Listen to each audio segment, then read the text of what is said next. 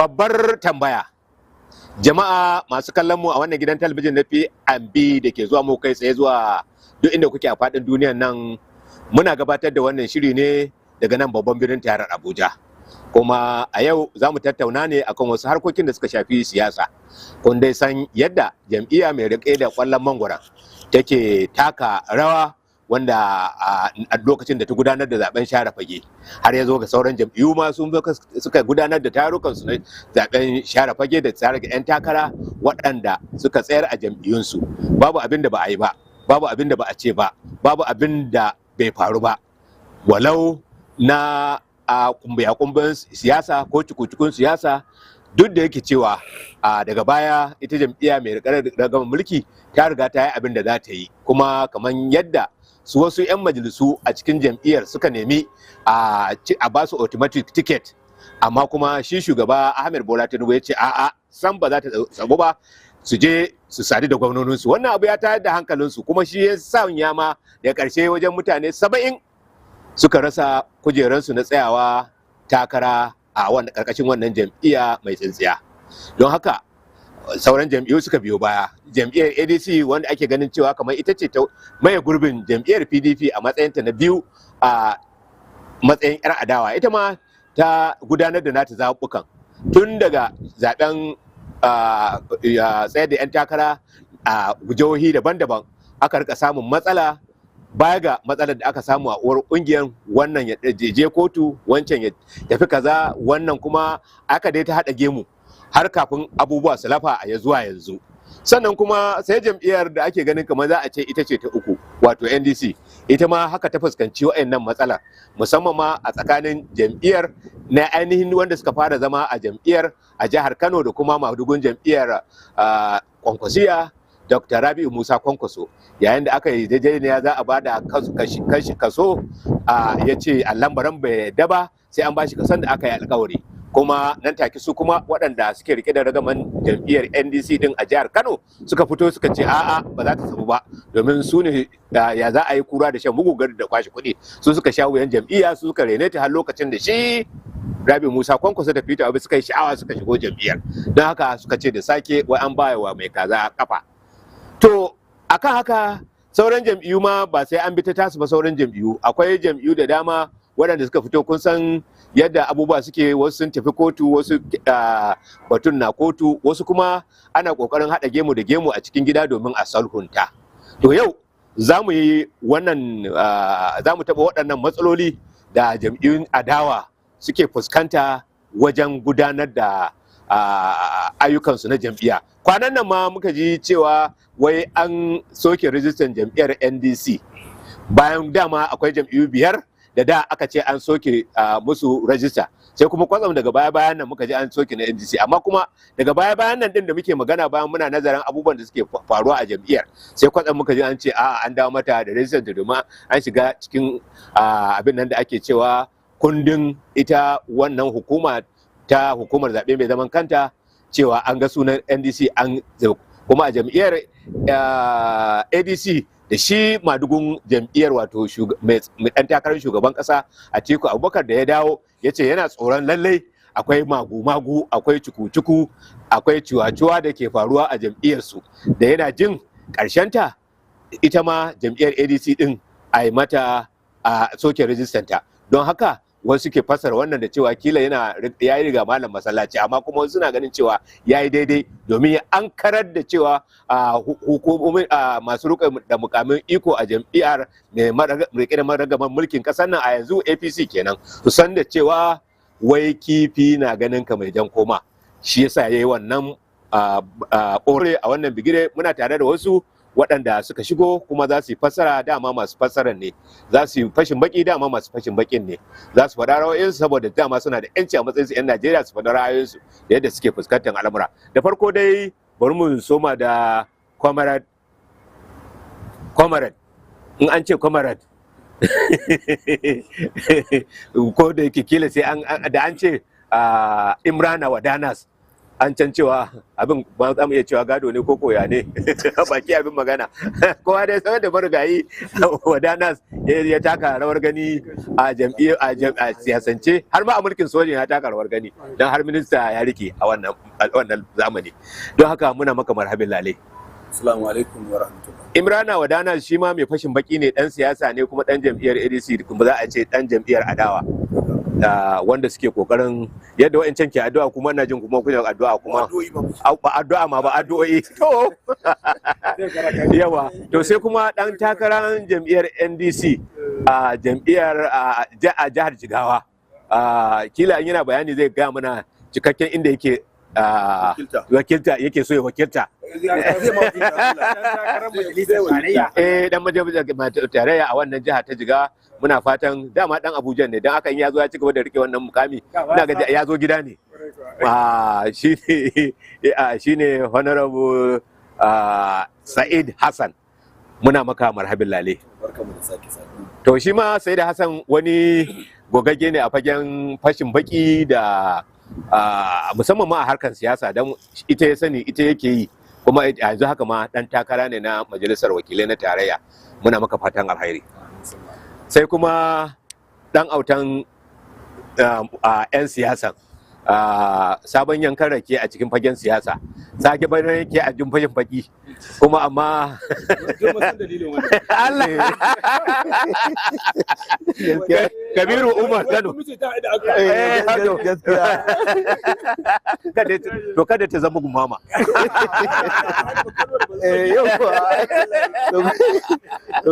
Malam Kabiru Umar Kano, muna maka marhabin lale a cikin wannan shiri.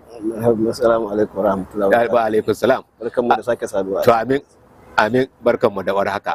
Sai kuma dan uwan ɗayan baki abin magana wannan na gida ne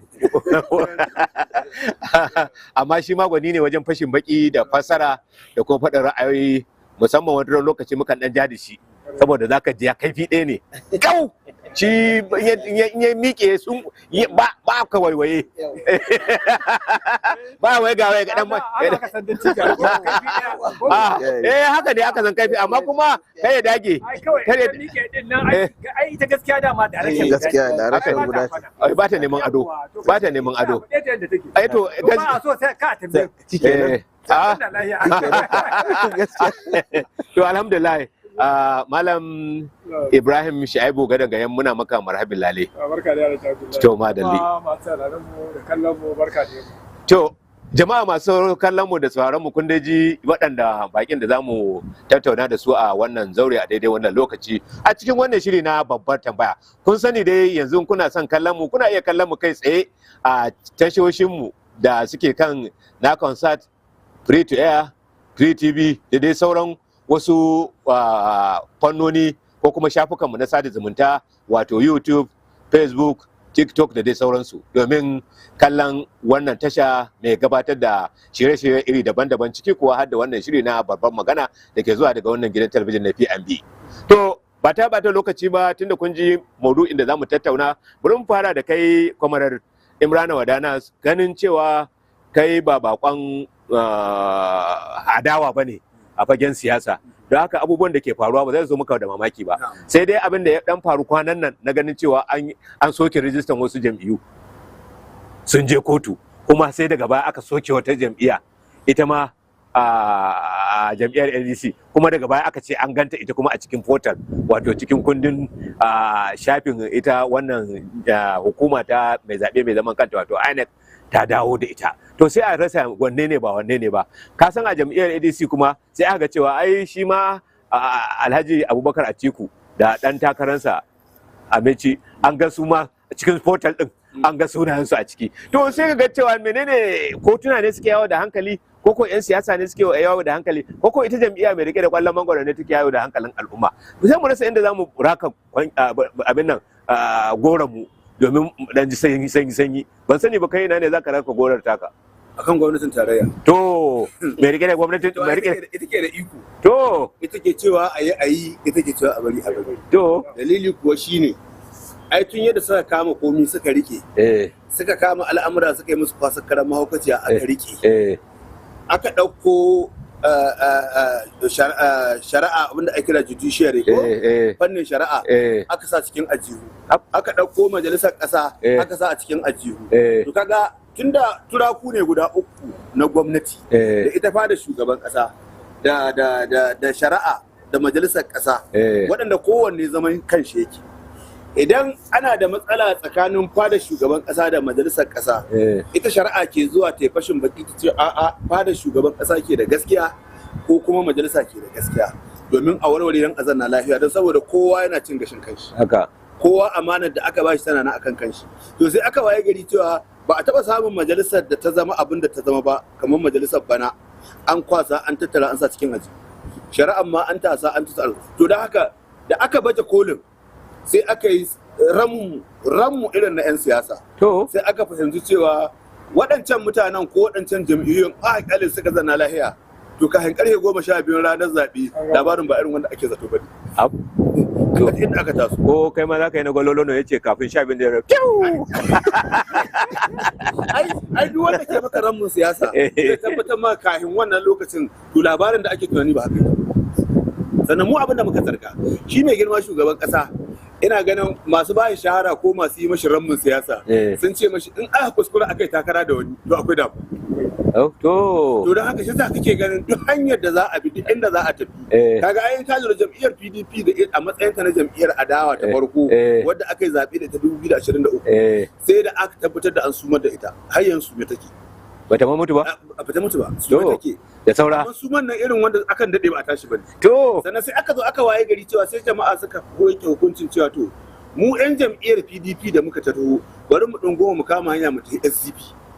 Sai aka je aka samu wani katako aka bugi ita ma SDP din. Ai da ta koma ta zanna. Gashi da idan ta gurum amma ba ta iya magana. Farin doki ne fa. Ai ba doki ba, ko raƙumi ne. A ba na ganin doki yana da ƙarfi. Alhaji Abdullahi an buga inda bai iya motsi ne. Shi wannan dokin ya bugu. Ka san ko mutum aka buga, za ga ba mutuwa ya bayyana kallon ka amma bai iya magana. Saboda ai wato an nemi makasanta. Kwalwar shi da tunanin shi an riga an juya shi ba san inda yake ba. Da haka in zai magana me zai ce. Sai muka yi shahara to bari mu ruwa da mu guru mu ci ADC. Da muka kamo hanya muka taho ADC. Wancan taro da muka yi na Ibadan, to shi ya tamu kowa da hankali. Sai waɗancan malamai na siyasar mai girma shugaban ƙasa suka ce har yanzu akwai sauran matsala. Kawai sai aka zo aka je aka ce ai amma ce mu ba mu da rajista, da mu da wance da wane rajista mu da ba ta da inganci. Sai aka ga wasu daga cikinmu ma'abuta hankali sai suka ce to bari ka gani ba za a yi wannan mutuwar kaskon da mu ba. Shine sai suka ruga da gudu suka ta NDC. To suka tafi NDC mu ana ganin cewa an buge mu amma mamaki muke ana ganin mun tafi ko bamu tafi ba sai ashe maciji ne ka kashe an baka cire kanshi ba sai aka ruga da gudu sai aka tafi aka fada kan jam'iyyar NDC an je a samo katakon bugun NDC sai aka da ba ku buge mu ba haka ne yadda da ku buge mu ba man ba mu san zalunci ya kuke so a yi kaji inda ake nan sai aka waye gari yanzu a tsaye wadda ake ita NDC za a buge ta ne ko kuma ba za a buge ta ba, amma mu dai an buge mu saboda kallon da ake an ba aka ba NDC to ko dai NDC su zo su haɗa mu ADC ko mu ADC mu ruga da gudu mu haɗa NDC. To kaji yanzu makamai aka ɗauka na fitar hankali waɗanda ake jira ko ADC ko NDC wasu ce wuf a musu abin da aka yi mu jam'iyyar PDP. To Malam Ibrahim bari mu dan dakatar da kai anan domin naga alam bakin akwai magana. Da yake muna ta son lokaci za ka baje kolin ka yau. Dan takarar jam'iyyar NDC. Tunamin da mazaɓanka? Ringin da taura. To kai a matsayinka na ɗan jam'iyyar NDC da aka ce ka je abin da dai comrade ya faɗa an mata ko ɗaya amma ta girgije ta wartsake yanzu ma har ta samu shiga portal na ANEC. Ban san ko za ka dan bamu me ya faru ne domin masu kallon mu a wannan gidan talabijin ya kamata su san ainihin gundarin abin da ya faru ba kawai ana ganin abin a sama don mu abin da muke karantawa ka shiga kundin hukumar zaɓe mai zaman kanta ina ake ne wanne ne ba me ya faru. To alhamdulillah barkamu da sake saduwa. Ita jam'iyyar NDC an mata rajista kamar za mu ce jam'iyya ce wadda take da gata. Mun gatar da take da shi kotu ce ta ba da damar cewa ma a yi mata registration. Da ɗaya kenan. Na biyu ta zo ta yi magana cewa ta cika ka'idarta da abin da ya kamata yi ta cika, amma sai logo, shi wannan logo is very very important a cikin political party. So sai zamanto cewa sai aka ce logonta ya yi kamanceceniya da wasu loguna na wasu jam'iyyu har ma jam'iyyu na Afirka. An yi wannan magana lokacin Professor Mahmud Yakub. Sai aka ce ta koma ta duba wani logo ta kawo. To tafiyar da ta yi INEC ba su sake mata magana ba. Sai ta kai kara kotu. Wannan kotun ta Lokoja. Da ta kai kara kotu sai shi alkali sai ya tura oda cewa a yi mata rajista da wannan logo da suka kawo. Amma shi alkalin ba a yi masa bayanin maganar logo ba. Kawai ta cancanta a yi mata rajista. Kuma ta ɗauko wannan logon na victory nasara ta kawo ta sa. Da ta sa wannan logo aka yi registration. Wannan fita da kullum kuma an san ba a so a zo filin wani abu da na kotu. A ka'ida ma idan aka ce jam'iyya ko wani mutumi yana kotu to bai kamata ma a ce ana tattauna maganarsa ba, wanda abin da ya kamata kenan. So amma muna ganin cewa kamar judiciary kamar bangaren shari'a a ƙasar Najeriya an riga an gurbata shi ya koma kuma abin da muke tsoro, muna tsoron cewa gaba muke tunani saboda ita gwamnati tana da kwarjini a gaban al'umma. So idan ya zamanto cewa waɗannan turaka da kwamar ya magana idan suka samu rauni to za ka ga kowa yana cin karansa babu baka. So abin da muke duba kenan wannan abu mu 'yan jam'iyyar NDC kuma 'yan takarkaru abin ya zo mana da bazata amma bai firgita mu ba, kasancewar abin da ya rinka faruwa tun daga kan a Labour Party, tun daga kan ita SDP kamar yadda kwamar da ya magana har zuwa kan ADC, har zuwa aka splitting aka dawo NDC da ADC su ne yanzu a jam'iyyu na adawa wanda ita gwamnati ke tsoro. In ma kamar yadda kwamar da ya magana, in ma haɗuwar ta zo aka haɗu to ya fi zama musu illa. Sai dai mu abin da muke hangowa akwai negotiating da za a yi kamar yadda kwamar da ya magana cewa mu ba mu da karfin da NDC take da shi. ADC menene ADC tana da karfi?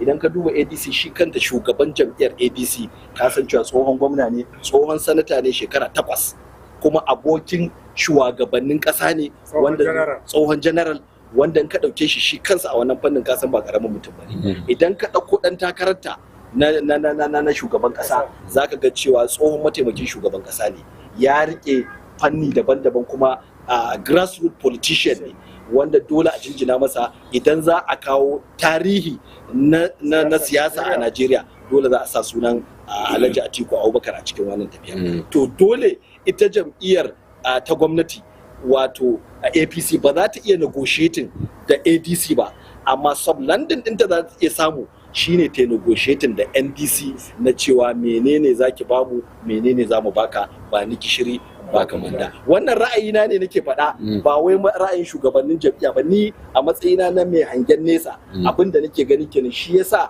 a satin da ya wuce sanata Saraki Dixon ya fito ya ce kofa a buɗe take, kowa da good da bad and ugly su shigo a yi tafiya tare da su.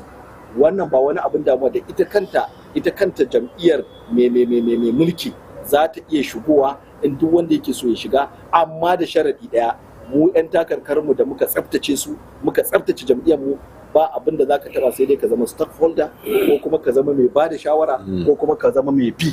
Wannan shine matsayar mu 'yan jam'iyyar APC. A yau ma na je a Federal High Court wanda na bada subcourt na jihata da kuma na karamar hukumata. Duk wannan gashi ne yanzu zai tafi cikin saba rumbu na INEC a sashi a ciki. To Malam Kabir Umar Kano, ka daji abinda 'yan uwanka suka faɗa a fassararsu ko a fashin bakin da suka yi. Ban sani ba, ka san kila kafin ka shigo zauren nan daga bayan za ka waye abinda aka ce adon tafiya, ka ji inda ake yawan zargi. Wasu suna zargin jam'iyya mai rike daga makaragaman mulki ita ke rura wutan fitina a cikin jam'iyyun adawan nan. Wasu suna ganin a'a, su 'yan jam'iyyun adawan ne ake amfani da su suke sayar da jam'iyyar arha a idan duniya, shi yasa ma ake musu wannan ake kokarin a shafa musu kashin kaji, ma'ana ana amfani da su domin cimma motora saboda kila kwaɗayi ko wani abu. Ban sani ba ka taɓa jin irin wannan labari, kuma ya kafa mici yadda tafiyan waɗannan jam'iyyu suke a matsayinka na mai hange daga nesa? Alhamdulillahi, abinda ni dai nake hange a irin wannan tafiyar, kamar yadda ake cewa ana guga zana ko? To, a cikin wannan abubuwan da mutane suke faɗa, kasan da abin da aka ce ana ɗan zargi, to maybe akwai alamun gaskiya a ciki. To tun da kaga in zargi ya zo kuma zargi ya yawa, kowa duk inda ka shiga zaka ji ana ta kai wannan jam'iyyar da mai ci a yanzu ta hana sauran fati gaba ɗaya zama lafiya, ba dan komai ba saboda su ne matsalarta. Menene matsalarta? Ita kanta bata iya gyara matsalar da take cikinta ba. To tunda bata iya gyara matsalar da take cikin gidanta ba, shine ya za a yi ta zo ta farraka kan sauran duka jam'iyyun saboda kar su zo su bata wahalar da ake ganin cewa nasarar da take kokarin ta ga ta samu ta kowace hanya. To kana ganin laifinta ne? A laifinta ne. A me laifinta? Dalili kuwa shine su suke rike da madafan iko, su suke da fada aji, su suke da sojoji, su suke da duk wani wanda zai iya karfafawa da hukumar da suka kafa abun nan su kafa gwamnati. To don haka wanda bai da karfin bashi da sandan duka ina zai samu abun nan, amma ga wanda yake da kokara zai rada kowa, kuma sannan in ya rada kowa sai a boye kokarar a ce bai fa da kowa ba. A tunaninka me yasa take tsoro? Tsoro saboda ba a yi wa al'umma ƙasa adalci ba, domin da an yi adalci, ai adalci shi ke kafa komai. Inda a ce ta yi adalci ba sai ta fito ta yi kamfen ba. Au, haka ne? Ai ba ta bukatar ta yi kamfen, mutane su za su yi mata kamfen. Amma tun da ba ta yi adalci ba, kaga dole ta fito. To yanzu da me ma za ta yi kamfen? Karfa. To kaga magana ta tazo, gara ta sa kokara ta rafi kan kowace jam'iyya. To alhamdulillah, bari mu dakatar da kai anan saboda na ga shi ba dan siyasa bane, amma mai fashin baki ne daga nesa. Don haka ban san shi yadda yake duban wannan takun tsaka tsakanin jam'iyya mai rike da mulki da kuma jam'iyyar adawa ba. Ita tana ganin za ka iya tambayan kamar yadda mashi tambaya, shin mai take tsoro kamar yadda ya ce rashin adalcinta. Su kuma jam'iyyar adawa me yasa suka kasa warware matsalar su na cikin gida? Wasu suka ce a'a ai jam'iyya mai rike da mulki ita ne ta haddasa rigima, saboda haka wanda ya daure kura shi ya san yadda zai kwance ta kuwa. Ma'ana kenan yana nufin cewa su tun da wani ne daura musu kura ba za su iya warware wannan igiya ba, ko kuma ya kafa fahimcin lamarin?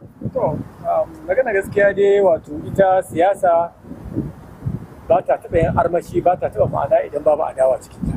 Haka ne? Kwarai kuwa, ai ba a siyasa ba adawa. Ai shi yasa ma ba inda za ka je ko a kasashen da suka ci gaba, kasashen da suke one party democracy ai ba su da yawa. Ka fahimta? Shi yasa ake multi party democracy. Don a ba kowa 'yanci. Wato jam'iyyu da ɗan dama, kuma duk inda aka ce multi-party kaga dole a yi adawa. To amma abinda gizo yake saka a Najeriya shine shi ɗan siyasar Najeriya duk abin da yake zai iya yi yana iya yi a domin ya samu nasara a siyasarsa. Gwamnati da take jam'iyyar da take da mulki tana iya yin komai domin ta tabbatar cewa ba a kwace mulki na hannunta ba. Gaskiya ne. Tana iya karya doka. Gaskiya ne. Duk da harancaccen al'amari ne wannan. Ban gane ba, ta karya doka kamar ya. Yanzu misali, yawa irin sabanin da ake samu yau gobe a ce a yi amfani da wani hukumar gwamnati misali.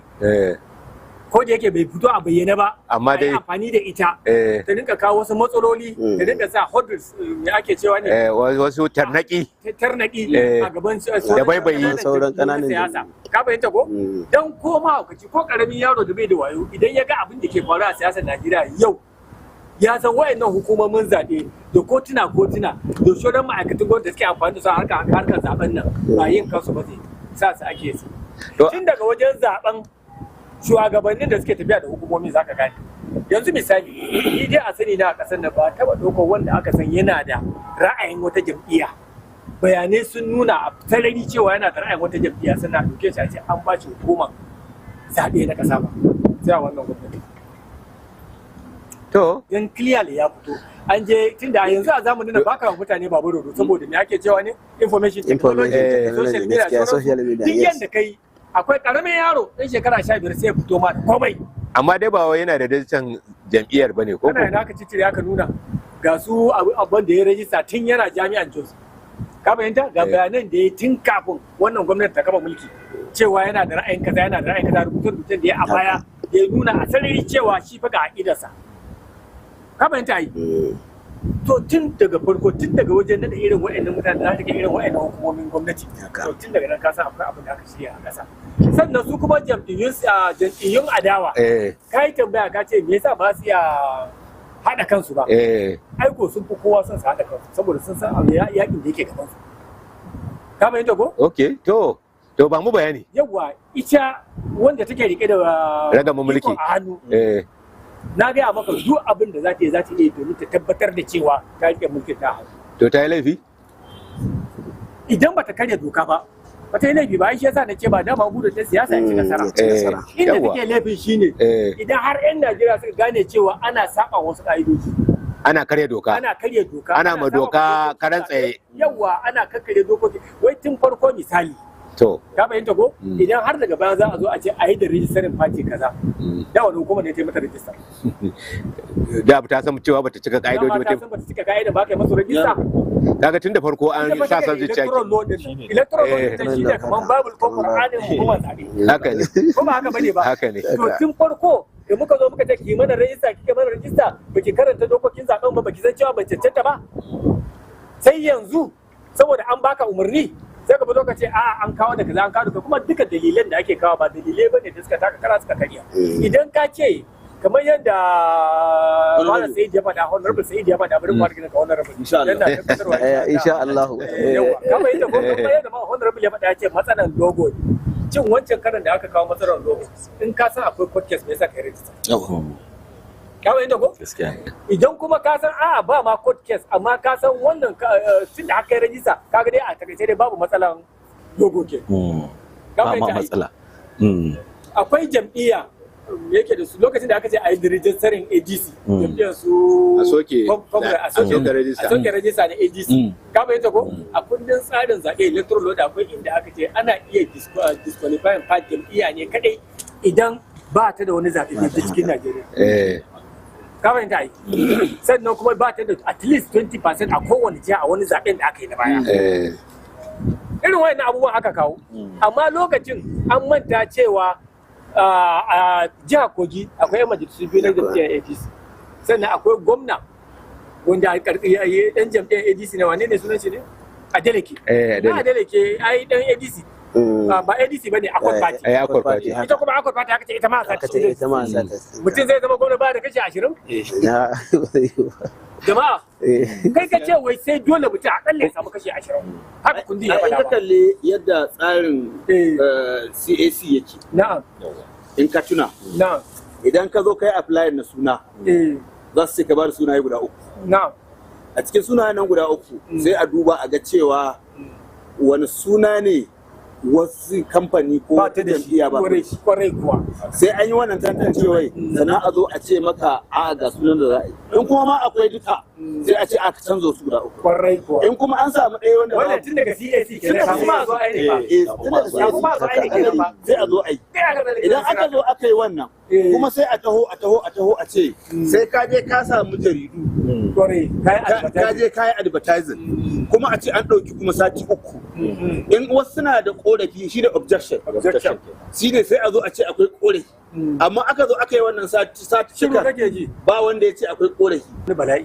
ba kowane jam'iyya na adawa ban damu ba nan ta da kamar yadda ga muku ba dan jam'iyya bane amma ni dan kasa ne abin da ya shafi kana da rai amma wani lokaci kafin da an adawa ni ra'ayi ai yana da ra'ayi a matsayin sa na dan kasa wannan zaben da ya wuce wannan zaben da ya wuce idan Najeriya ne ai bisi na zaba to yanzu ban jin dadin ta ba dole ya adawa da ita ba amma da yana da adawa da ita bai nuna cewa ni ina wata jam'iyyar daban ba ka bayanta ai a matsayina na dan kasa kuma ina da kati dole fitan je zaɓi wanda nake so idan zan mata wani jam'iyya na zaba ka bayanta ai so yanzu kuma abin da ka bi kai halacci ba bai da maka da halacci ba dan ba ka maka alƙawarin da kwarai kuwa so duk wayannan dalilan suna nan so yawa sai kaga na biyu kai bayan wayannan duk alamun da ake amfani da wasu da ake cewa ne agencies na government a sa su sai abin da hukumomin gwamnati su ba da san suke ba ka bayyana ko sai kuma ka duba wai ne yasa duk lokacin da aka ga an juna ma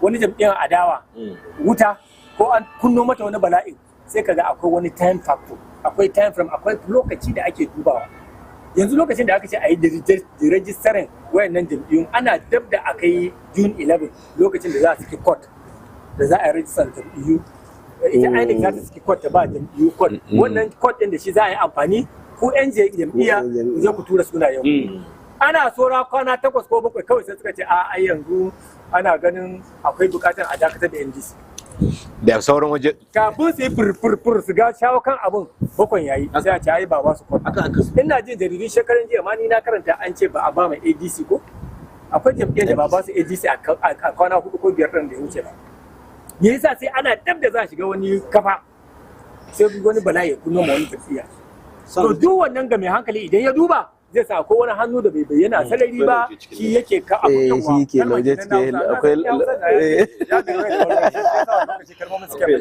akwai lauje gaskiya kake adawa gaskiya bar wannan ni dai dan kasa ne to duk wannan alamun ko karamin yaro in dai ya balaga ya kai shekara 18 ka fahimta ya san buriya ya kamata mutum ya so akwai abin da yake juya alaƙan yadda al'amura suke tafiya ba ma zargi wayannan hukumomin gwamnati ko da gangan suke yi ka fahimta ko ana fin karfin su ne amma dai mun tabbatar su da kansu sun sa kakkare dokoki sun sani da sanin su suke yi to ai ba abu mamaki bane tun da yanzu har ana samu a cikin wayanda su ya kamata suke tsara mana dokoki wani zai hau kan shugaban ma gaba ɗaya zai hau kan ya ce ai mu a gwamnatin mu ko gobe a kawai za mu sa hannu na neman cin bashi to tun daga nan ka san cewa doka bai aiki a nan gurin ko kuma a zuwa ce ai maganar insecurity ba zai kare ba sai ran da aka gama zaɓe ko daga nan ka san doka bai aiki a kasar kuma ana iya sa wayanda ya kamata su karanci dokan su ake da dokan ana iya hana su ake da dokan dama ila ai sai ka yadda kafin a baka mukamin za ce ga abin da za mu tura ka da je ka yi mana to shi yasa kaga duk abubuwan sun dagule sun rikice amma ni na tabbatar Najeriya ba sauran kasashen Afirka bane ba irin hayaniya na siyasa da ban gani ba kuma wannan ba zai hana jam'iyyu da suka kamata su yi takara su goga da jam'iyya mai mulki ba abin da zai hana su buga su koka in Allah ya ba su nasara su yi nasara. To bari mu dawo kan ga comrade. Ka ji a cikin bayaninsa yana ganin cewa akwai wasu abubuwa da suke faruwa a jam'iyya mai rike da ragaman mulki. Tana yin duk abin da za ta iya domin dakushewa ko kawo tarnaki ko kawo cikas ga san jam'iyyun adawa. Ni ko sai ga cewa ai bata laifa ba saboda ai ta koya ne wajen jam'iyyar ku ta da PDP. Wanda ma har waka wani mawaki mai shegewa mai kashe 'ya'yanta PDP ko a wancan lokaci ko da ke daga baya an zo an janya wakar an mai da cewa ai cikakkiyar uwa ne mai gyara 'ya'yanta mai kula da 'ya'yanta don tana sa musu laima ma kan ruwa da iska da rana ya buge su da kura amma wani abun mamaki shine duk abubuwan da ake faruwa na adawa wanda ake jin gwamnati ta yanzu biri ya yi kama da mutum domin ga ministan Abuja a yau sai abin da ya ga dama ake yi a jam'iyyar PDP don yana da nati function din har ma za ka ji an ce wike-led function yana fa ministan Abuja shi fa dama ba wai shugaban jam'iyya bane na ba wani abu amma ya riga ya yi uwa da menene ake cewa makarbiya ya karbe ragaman mulkin har ma ana tunanin kar ma a zo a yi zaɓe wasu takara abin tausayi irin su fantami har sun je sun yanki tiket a karkashin jam'iyyar da ba a san wane ne shugabanta na ainihi na zahiri ba har yanzu ana ta wasan kura da al'ummar Najeriya kai dan jam'iyyar ne a da kuma kana ganin cewa abubuwan da take APC take anya kuwa ba kamar yadda mutane zage ba wajen ku ta koya jam'iyyar PDP kai a matsayin kan dan jarida haka zaka faɗi kuma a matsayin na masu fashin baki da suke da muke kuma cikin hannu ai abu ne wanda yake zahiri to duk wani abin da jam'iyyar PDP ta yi mai kyau ne ko mara kyau ne yau ai gashi na kallon shi gashi ana yi mata to me zai hana ita jam'iyyar APC da take da dama yau sai ta ɗauki izina na cewa ya kamata ta yi adalci, ya kamata ta cika alkawari, ya kamata ta kyala mutane saboda wata rana ita ma tana yawa gari ba ita bace. Ai da jam'iyyar PDP ce ke da gwamnati. Sanda gwamnatin nan take wani abin da mai kira wai shi giyan mulki. Ta rika ja aka dinga abubuwan da aka ga dama, aka rika abubuwan da ake so. Yau gashi kai da kan kake cewa ana mai da raddi wurare daban-daban. Kuma yau gashi ni ina cewa mu irin mu da aka yi ta tare da mu, mun kwashi ina mun tahe mu. Yau ga ta a halin ko lahira take ko duniya take ba iya gane. Ba iya gane. So ya kamata ma jam'iyyar APC ta gane cewa komin tsawon daɗewa fa sai an waye gari cewa ba ita bace. Saboda ai haka kaddara Allah take. Da lokacin da PDP ta ai shekara 60 muka cewa za mu muna mulkin kasar nan. Sai Allah ya azurta mu da shekara 16 kawai. To yau abun mamaki. In ka kalli irin soyayya da aka yi ma jam'iyyar APC da irin yadda aka yi kumumuwa, mutane suka rabu da magana addininsu, mutane suka rabu da magana jam'iyyarsu, mutane suka rabu da wani bangarancinsu, mutane suka rabu da maganar yaransu, suka zo kawai tsarin mulkin kawai suke so a yi amfani da shi a kada jam'iyyar PDP domin a samu canji a kawo. Jihar umumu da aka yi, aka zo aka yi, amma abin mamaki, abin alajibi babu alkawari kwana ɗaya cikin alkawari da ya yi kwana 100 wanda jam'iyyar APC ta yi wanda fuska babu shi. To kako tun da bata cika alkawari ba, yau gashi duka shekara nawa ta yi, ita ta ba kasa yin 16. In kuma ba iko Allah ko ba ta yin 16. Da wahala gaske. To kaga kuma ba wani abu ya kawo ta haka ba, rashin cika alkawari. Rashin daukar abu ya zama mata izina, rashin kyala mutane sai abu. Sannan ita da ta ruɗe, Alhaji Abdullahi, ruɗewa da ta kai ruɗewa, sai aka waye gari ai da gwamnati in za ta yi son zuciya ko za ta yi zalunci, hikima take da dubarbaru. Ba zan manta ba jam'iyyar PDP duk watan duniya za ka iske ana kai tirela 100 kowace jihar ka muna da ita a Najeriya. Kalanzir din nan ne in aka saida ma Alhaji Abdullahi shine kaji ana wancan ya sunan wancan program din da ta yi na shofi shine aka rika bada shofi din nan mai 10,000 mai 20,000 mai 30,000 mai 50,000 da waɗancan kuɗaɗe wanda mutane da yawa ba sai da ake ana samun su kuma a wancan karnin in dan jam'iyyar PDP samu naira 10,000 ina tabbatar maka sai ya bada 3 ko 4 ko 5 tunanin cewa shi ma ba zai samma wancan da wancan domin gobe ma zai samu irin ya samu ruwan demokradiyya. Amma yanzu dan jam'iyyar APC na gidi zai tabbatar maka da cewa in ya samu naira 100,000 ba ka sani ya same ta. In ma kana da naira 2,000 da 2,000 ka za a je a ci abinci shi 100 shi na cikin ajibu kamar san ya samu ba. Haka ne abin yake. Ina ga maka. Sannan ka kalle amma wannan ai zargi kira kake. Ba magana zargi ba. To adawa ce kake? Mun hoi APC nan. Mu dai mun san lokacin muna gwamnatin PDP ko wani jiha sallah Kirsimeti ana abin da ake kira walbaya. Kuma shi ma ya da dawo a dujiyoyi aka rusa wannan abu. Shi ma ya sani. Kana ga kai kuna abokai kai za ku je gurin cin abinci lokacin PDP.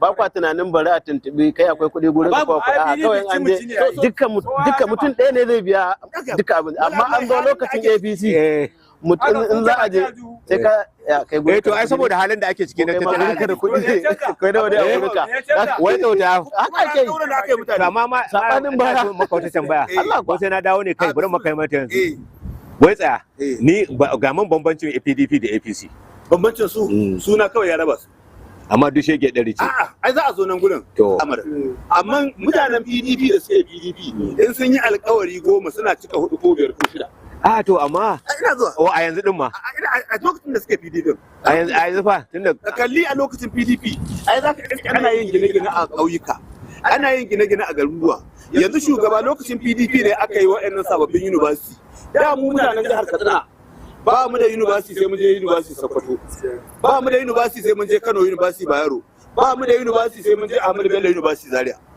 amma yanzu in ka je birnin Kebbi akwai university akwai ta jiha ba jihar da ta samu ba Najeriya in ka zo Sokoto akwai ta jiha akwai ta amma ba jami'ar PDP ba ta yi ba duk jami'ar PDP ta yi akwai wanda jami'ar APC ta yi don Allah ka bari ba abin da suka yi to ga mani guda ta dutsen ma yayi dutsen ma PDP ta yi ta duk mai girma Buhari ne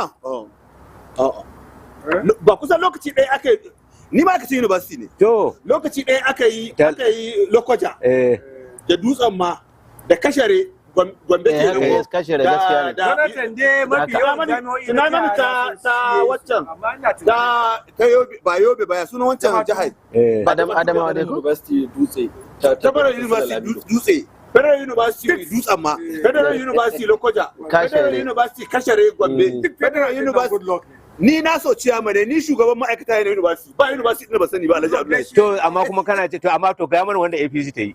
Ko guda.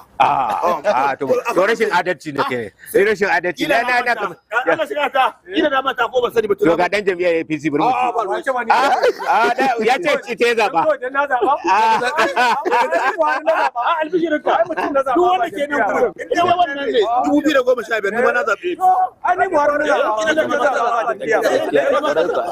Amma yanzu saboda Allah duk idan ku rufe. Ba ni ido bane. Ni ina cikin presidential campaign kansa. To yawa to kai ga mana wanda kuka yi. Ba abin da aka yi shi yasa muka fita daga jami'a.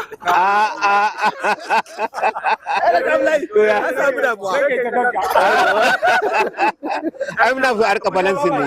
Ba mu so. In ka ta wada abin da ake so a wadi. Wallahi ya tambaye abin da ake so a babu.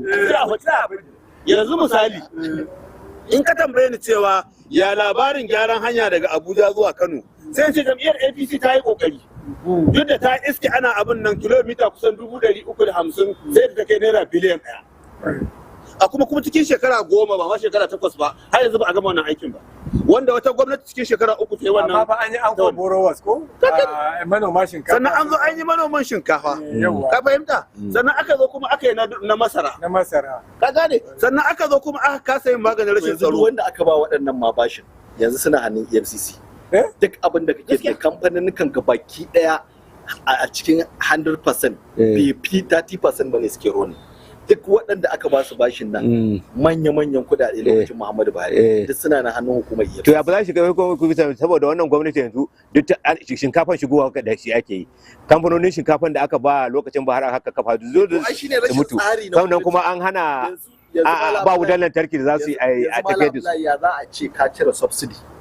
Menene ka kawo na subsidy din nan? Wanda ka cire za a zo a samu. Kai ka tabbata cewa da aka cire a wacce cire tallafi. Amma da ya cire tallafi ai PTF. Ko asibiti ka je leda da za a zuba maka magani sai ka ga an sa maka PTF. Haka maganin allo da za a je a yi sai ka ga PTF. To shin shi wannan shugaban kasa da ya janye tallafin nan ya cire tallafin nan a dandalin Eagle Square saboda yana ganin gogewa da izza da nuna cewa shi ya san demokaradiyya ko shi shugaba ne me ya kawo ya yi replacing din wannan subsidy din. Jama'a masu kallon mu a wannan gidan talabijin na PMB bari mu dan shakata mu dawo mu ci gaba amma masu iya magana suka ce a sha ruwa a koma wasa. Mu kuma muka dawo ba wasan za mu koma ba don muna da ma'aikata a wannan bige a wannan zaure da muke gabatar da wannan shiri na babban tambaya da yake zuwa mu kai tsaye daga wannan gidan talabijin na PMB daga nan babban birnin tarayyar Abuja zuwa duk inda kuke a fadin duniyar nan kada ku manta mana na concert da free to air da kuma free TV idan kun sauke manhaja na free TV lalle za ku gan mu ko kai tsaye ko kuma a lokacin da muke gabatar da sauran shirye-shiryen mu a wannan tasha ta PMB da ke zuwa mu kai tsaye daga nan babban birnin tarayyar Abuja bari mu dan shakata.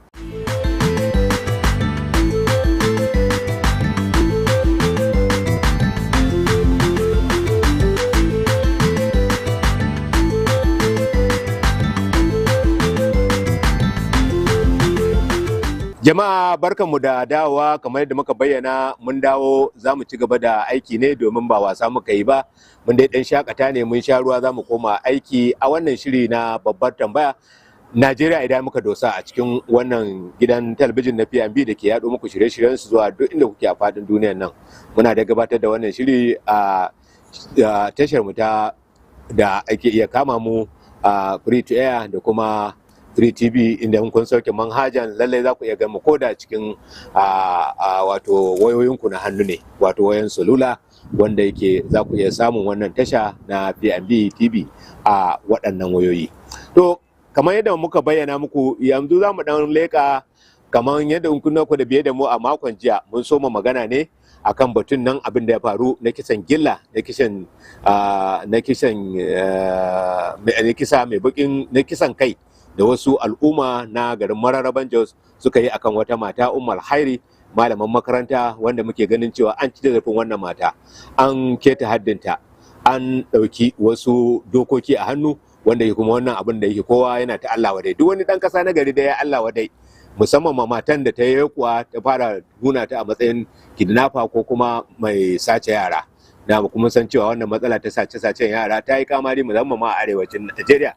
Ko don saboda muna da yaran ne kamar yadda matar shugaban kasa na da Jonathan ta ce muna haihuwa muna yarwa ba mu san darajar su ba, aka yi mata ca a wannan lokacin, sai kuma gashi abubuwan da take faɗi da yake Allah ba a zalibin kowa bane yana bayyana, domin babu inda ake sace yara a zo ta kanas daga wani a sace yara a tafi da su, wasu ma a canza musu addini, a canza musu suna, kuma muna gani wannan bai sa mun farka daga baccin da muke ba. To irin wannan yayi yawa, saboda haka shi ya sanya wannan mata da ta yi wannan yekuwa sai dai ita bata yi bincike ba, da kamata a kama wannan Umar Haire a kai ta menene wajen shari'a ko kuma ofishin 'yan sanda domin a bincike a kanta a tabbatar da, amma dabo da kila irin abin nan ne kai komai ba a komai, saboda halin da muka shiga yanzu ba doka ba oda, kowa na yin abin da ya ga dama.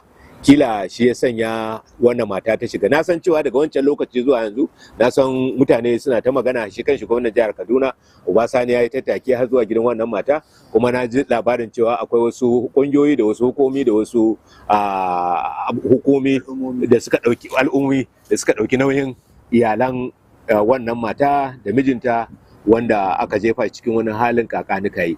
To kuma da menene banin so in tambayi shi ita gadan gayen makwabciya ne na Maraban Jos, don haka ina ganin cewa kuma bayan da abin da ya faru ka je gida ka ji labaran da suka faru ka san abin da ya auku, bari mu kai dan mana waiwaye a dan tafiya akan al'amarin nan domin sauran al'umma su ma su tafi albarkacin bakin su.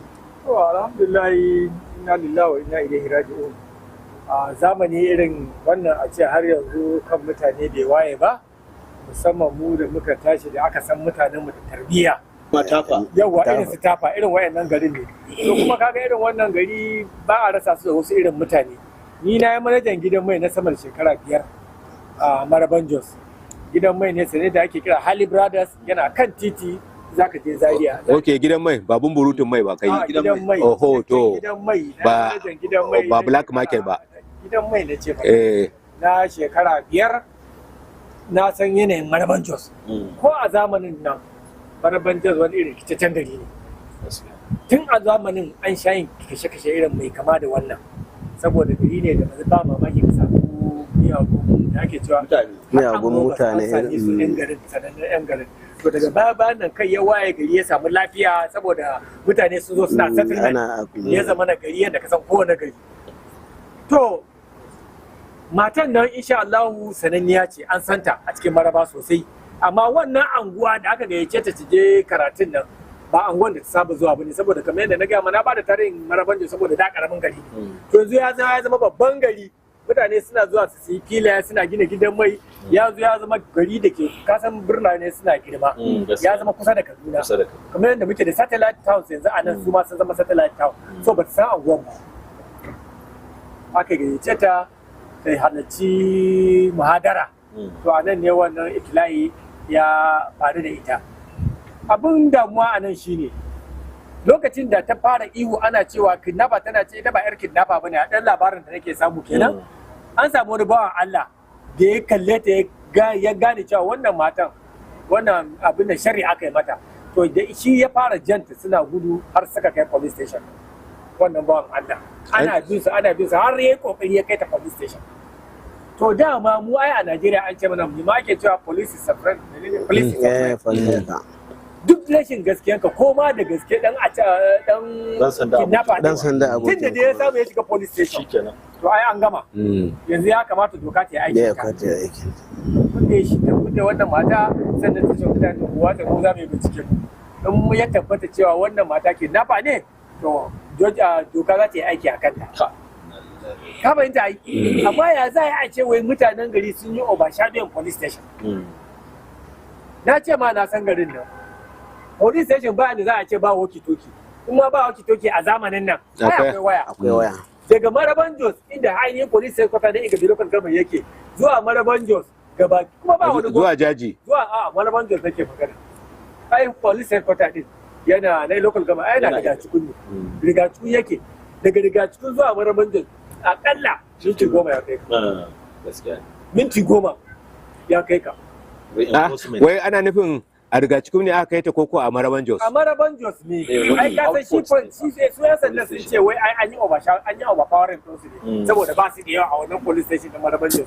Shi ne na ce lokacin da suka ga alamun ai an koyar da kai sun dai faɗi an yi maka training ai kana dan sanda shekara da shekaru kana dan sanda da minti 5 bayan an ba fara tarzoma za ka iya gane cewa za ka iya kotelin wannan tarzoman ko ba za ka iya ba a cikin minti 5 dole lissafin ka ya gama to a cikin minti 5 ka wannan abu ba zai fi karfin ba za a kira headquarter sai a kira daga kuma barkanun tsohuwa nan aka watsa mutane yawa duk ma dai kafin a kai kuma kai ka sani a yadda mutanen mu suke tsoron harbi da harbi aka yi zuwa sama fa guda gudu za su watsa ko ba ku da bindigar za ku yi harbi zuwa sama ne amma ta kai ma akwai state ma da za ka iya harbin kafa ma'aikacin da ya ce din ya bashi dama a zidda koda mutum a cikin yan sandan fa a cikin sanda ko da ya nemi permission ba ma zubarwa ba yan yi harbin mutane okay saboda ba da aka saka za su watse har a kawo musu gudunmuwa amma wai dan sanda da ka kai matsayin DPO tun daga police academy Kano da gama training ɗinka police academy Kano nan ka bayyana go degree zaka fita da shi kamar yanda haka bayan an baka training a harkar tsaro za a baka digiri a wani harka ɗaya na ilimin zamani kai za ka zaɓi wanda abin da za ka karanta ka gama wannan shekarun a police academy ka zo ka yi aiki na kusan shekara 10 har ka kai DPO dan Allah dan annabi jama'a in ba an mai da mu ba sakar ruba ba abin da muke ba baka iya aiki ba har za ka iya cire corporate ka babu al'umman gari sai mobil ɗinka wato kuma wanda bai taɓa karatun boko ba ne wannan warai domin dama kamar yadda ka faɗa caji office kuma komun kankantarsa idan mutum ya kai kansa yana tsammani ya je ya samu mafaka ne ya samu mafita yawa ko da criminal ne yawa to sai wannan ya nuna cewa ashe bai tsira ba kokarin ya kare abin da aka aikata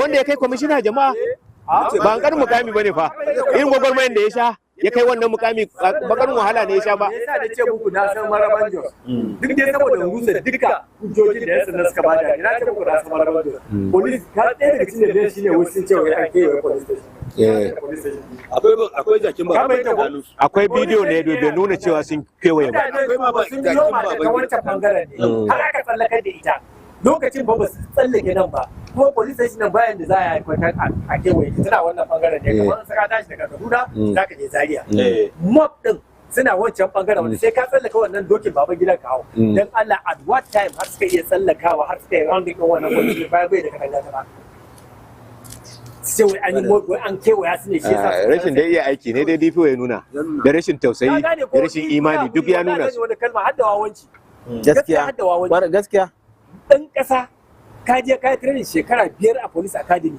kai training kai experience na shekaru kafin ka kai DPO akalla ba a kasar ba sai ka bata shekara 10 akalla ka kai divisional police officer za a baka police station ne guda ka rike akalla mafi karanci kana da ma'aikata daga tsakanin daga 5 zuwa 10 ne haka ka ko aika daidai aiki tare da aiki gaskiya ka bayyana ko wai ka gagara cewa bari in kira daga cikin 10 minutes daga riga cikin akalla a riga cikin za a samu za a iya baka mota guda na yan sanda da bindiga da roba da za a harba sama in ma kai ƙaryan kai baka da shi wai an ce ma wai commissioner wai ban ji shi ba wai shi ma ya ce yana kan hanya zai zo wai saboda crowd saboda mob ya kasa zuwa wurin kan express ne amma sai da aka samu ni din nan nayi wajen kusan minti 40 a Goslo ranar nan saboda protest kaga yanzu ba ma magana a bin ne response din shi bane detaining din shi ya kamata a yi an ce an kawo mutane 40 na dan karanta a Facebook to a cikin 40 din nan idan ba wannan matan da ta fara yarben nan ba DPO nan a ciki idan ba wannan DPO a ciki ba ya arrest ba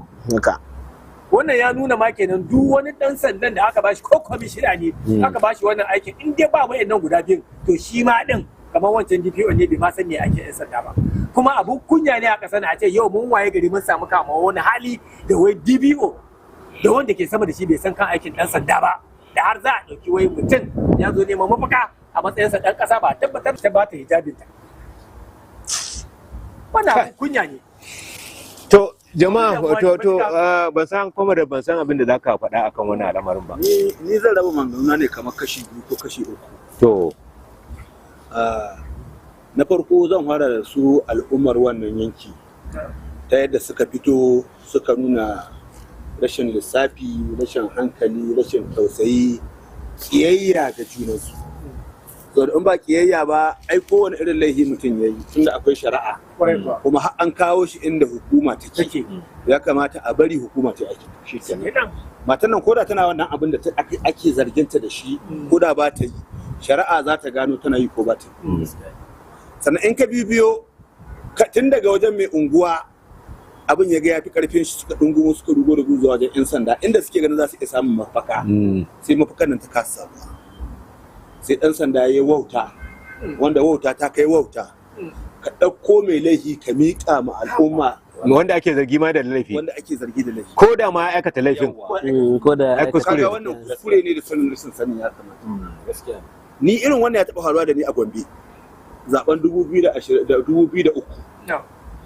akwai na faɗa wanda ya taɓa yin mataimakin speaker na ƙasa na je local government ɗin shi wajen ƙarfe 2 na bari don rana ta yi an gaci na je na fara yi mashi ɓannar siyasa aka je aka gari mashi da ya taho da shi da 'yan kalaran nan ina gaya maka da ƙawata na ruga da gudu da mota ta da kai na wajen 'yan sanda kanka a na faɗa ya fi ba sauki kaku daga na faɗa zuwa cikin garin Gombe ya kai kusan awa 2 amma bai ba na tafiya to amma ina gaya maka daga Gombe aka turo 'yan sanda motar 'yan sanda 3 ke gaba ina tsakiya sannan motar 'yan sanda 3 na bayana haka aka hidda ni Gombe mai gida na Alhaji Shehu Turaki bai rasu ba amma dai Allah shi kara mishi lafiya na zo na iske yana kuka da labarin da ya zo mishi cewa an kashe kamar ni ko haka ba wanda ya mani don gudu ne na kai ka kai kanka to kaga ma'anar dan sanda ka kawo kanka inda za a iya cetonka inda za a iya kare rayuwarka amma sai hakan ba ta faru ba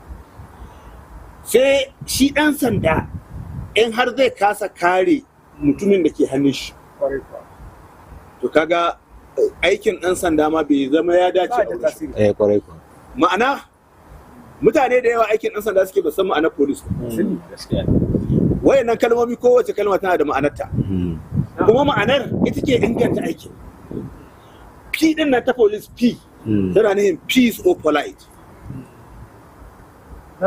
ka gane zaman lahiya ko kwanci hankali saboda duk sanda aka zo wurin ɗan sanda ai zaman lahiya aka zo nema da kwanci hankali da lumana da sanin ya kamata shine sai a zo da ɗan sanda o din nan tana nufin obedient kowane ɗan sanda ya kamata ya zama yana da biyayya da da'a da sanin ya kamata obedient kenan a matsayin shi na ma'aikaci L din nan tana nufin loyalty akwai biyayya da da'a da girmama I din nan tana nufin intelligent every officer ɗan sanda ya kamata ya zama intelligent ya san abin da yake to shi kaga bai amfani da intelligence intelligence na shi ne kake hudi ya nemo reinforcement ya yi harbi sama in ma ya kama harbi mutum ɗaya ko biyu mutane za su watsi domin a ce shi rayuwa wannan mutum amma yau amfani C din nan tana ne civilization dole ka zama civilized mai wayewan kai kana da wayewa ka san yadda za ka yi tunani ba gidaje ba ba gidaje to shi dai wannan ya zama ba gidaje wallahi cikakken ba gidaje ba kamar yadda ka waɗi daga hitowar shi daga academy zuwa lokacin da zai daura DPO nan DPO na yana yin director ke kwarai kuwa director ke to an kai mataki to in ka kai wannan matakin to ya ka kai munzulin da ake ganin cewa za ka iya riƙe wani gida wata ma'aikata babu division ɗin da bai da mutum fiye da 20 a nan gurin akwai mataimakin DPO a nan gudun akwai staff officer a nan gudun akwai crime officer in ka dinga lissafin mutanen da ke wurin ba division din da bai da karanci mutum 20 kaga wannan experience din bai da shi bai amfanin da ya kamata bai kamata ma zama dan sanda ba kaga dai ba police kenan ba P ba O ba L ba I ba E babu zero to kaga babu sun mun bukumun umuyo to kaga bai amfani ba kuma bai tasiri Allahu akbar to duka irin waɗannan abubuwan suka taru su ya kamata duniya ta gane cewa lallai ana samun akasi a kowane irin bangare amma in aka samu akasi a bangaren to ya kamata a kuma yi hukunci irin wanda ya dace da girma kwamishinan shi ya zo yana kokari ya kare shi wanda kare wannan ba za ta yi sannan kuma ɗauke shi daga marabajin a da shi riga cikin kurmin mashi kaskanci ne da tozarci da nuna rashin aiki da sanin ya kamata wannan gata da ake nema a nuna mishi bai tasiri mutum da gashi al'umma sun nuna ba su so so kaga inda ana so a more kuma mu shawara da muke bada a tabbatar da wannan mata kamar da gadan gayen waɗi da wannan DPO a ce an gurfanar da su gaban shari'a domin su fuskanci shari'a, domin an haɗa kai da su an kisan kai. Wannan kawai shine an haɗa kai da su an yi kisan kai. To alhamdulillah, to malam ban sani ba wani rabu. Akwai matsaloli da suke ta faruwa, na san cewa akwai ma batun mayar da 'yan sanda na jihohi wanda mutane suna ta yawan suka a kai saboda ganin yadda hukumar zaɓe ma mai zaman kanta a jihohi ta zama 'yar anshin shata. Akwai kuma sauran hukumi wanda suka zama to magen lami ba cizo ba kama bai sai abin da gwamna yake so za a yi. Dama tuni ake cewa 'yan majalisar jihohi gwamna ya sa su a jihu, ashe ba a sani ba akwai ma lokacin da za a zo har da dattawan da wakilan su ma za a sa su a jihu, duk abin da ake ce yawa domin kusan abin da suke aikatawa bai dace da mukamin su na tabbatar da doka da oda ba. Kana ganin a wani irin rawa kake ganin ya kamata a ce hukumar ko gwamnatin jihar Kaduna ko majalisar ƙasa sun taka akan wannan rashin cin mutunci da aka yi ma wannan mata da ke ta haddanta? Ba ganin cewa ya kamata a ce sun taka kyakkyawar rawa? Na ga gwamna ya je ya ziyarci iyalan wannan abu, to a iya cewa lallai shi ya taka rawan gani, amma fa ya ce za a yi bincike. Shin mun san abubuwan da ake cewa a ƙasar nan sai a ce za a yi bincike, amma a yi burin nan da wata ɗaya wata biyu an manta da wannan magana an kashe banza. Ya kake ganin cewa wannan za a iya tabbatar da hukunci duk wanda yake da laifi, ko DPO ko wannan mata ko waɗanda aka kama an same su da laifi a hukunta su? Ya kake ganin cewa za a yi domin a tabbatar da an yi hukuncin da ya dace a kansu? To alhamdulillah wannan dai abin takaici ne, kuma abu ya riga ya faru. Wannan mata a riga ya rasa ranta, kuma abin da za mu iya cewa shine yadda muka ga gwamna ya je wajen ya ɗauki akwai 'ya'yanta ina ganin ko guda 3 ne, ya ce zai ɗauke su nauyin karatunsu daga firamare zuwa jami'a. So wannan shine abin da za a iya yi nuna alheri. Kamar lokacin da baban gida ne zai kawo road safety, sai kaga an kalubalanci abin sosai na menene kuma road safety, ga BIO kuma a ce an kawo ga traffic police ma, yawa a ce an kawo road safety.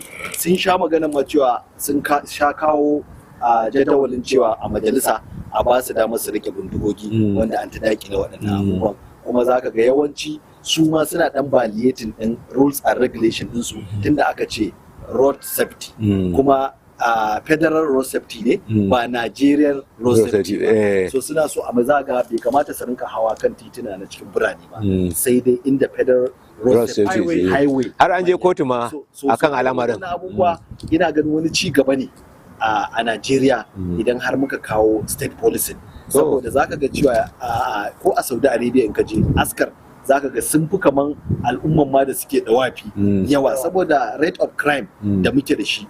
In ba a ce an samu ma'aikata ba, kuma an samu wata organization an buɗe, kuma sannan shugabannin mu gwamnoni ba za su zama masu dumama kujera ba, duk za su rinka buɗe ido, su zama mutane masu fikira, masu basira, yadda za su kawo kuɗi ya shigo cikin jihar har ku iya biyan waɗannan agency ta state policing da aka buɗe. So ni shi ne abin da nake duba, inda a ce akwai irin wannan. Sai mai unguwanku ya sa hannu, sai dagacinku ya sa hannu, sai hakiminku ya sa hannu, hawa dai duk suna wakiltar sarki ne, domin shi bai san kowa ba, ko kuka kusa da jama'a kuka sani. Amma yanzu kawai misali a Zaria za a ce ne ku haɗu a babban dodo da biri da doki da jaki, kowa ya je a ɗauke shi a gida, ko a ce busha huci a Kano, ko a ce kofar soro a Katsina. Haka za a ji wani filin sukuwa a ringin a ce a haɗu kawai a kwashi kowane ma ya zo kara za a ga akwai ɗan iska, akwai ɗan shalosho, akwai ɗan duka za a kwasa kamar yadda wasu jihohi ka iya tuna lokacin da aka yi Castelia a Kano, ko kuma menene Karota a Kano da Castelia a Kaduna. Ka iya duna ka yi ma ɗan Castelia turanci a Kano a ɗan traffic kayi laifi. Ka gane ba? Ɗan Karota. Ita fahimta yawa gare ta. Amma shi honorable na san akwai abin da ya fahimta wanda ya yi sha'awar a yi wannan 'yan sandan jihohi. wanda ka san ni mun sha haɗuwa da kai wurare da yawa wanda ni kalubalanta su nake abin da sa nake kalubalanta saboda abu ɗaya biyu zuwa uku kawai.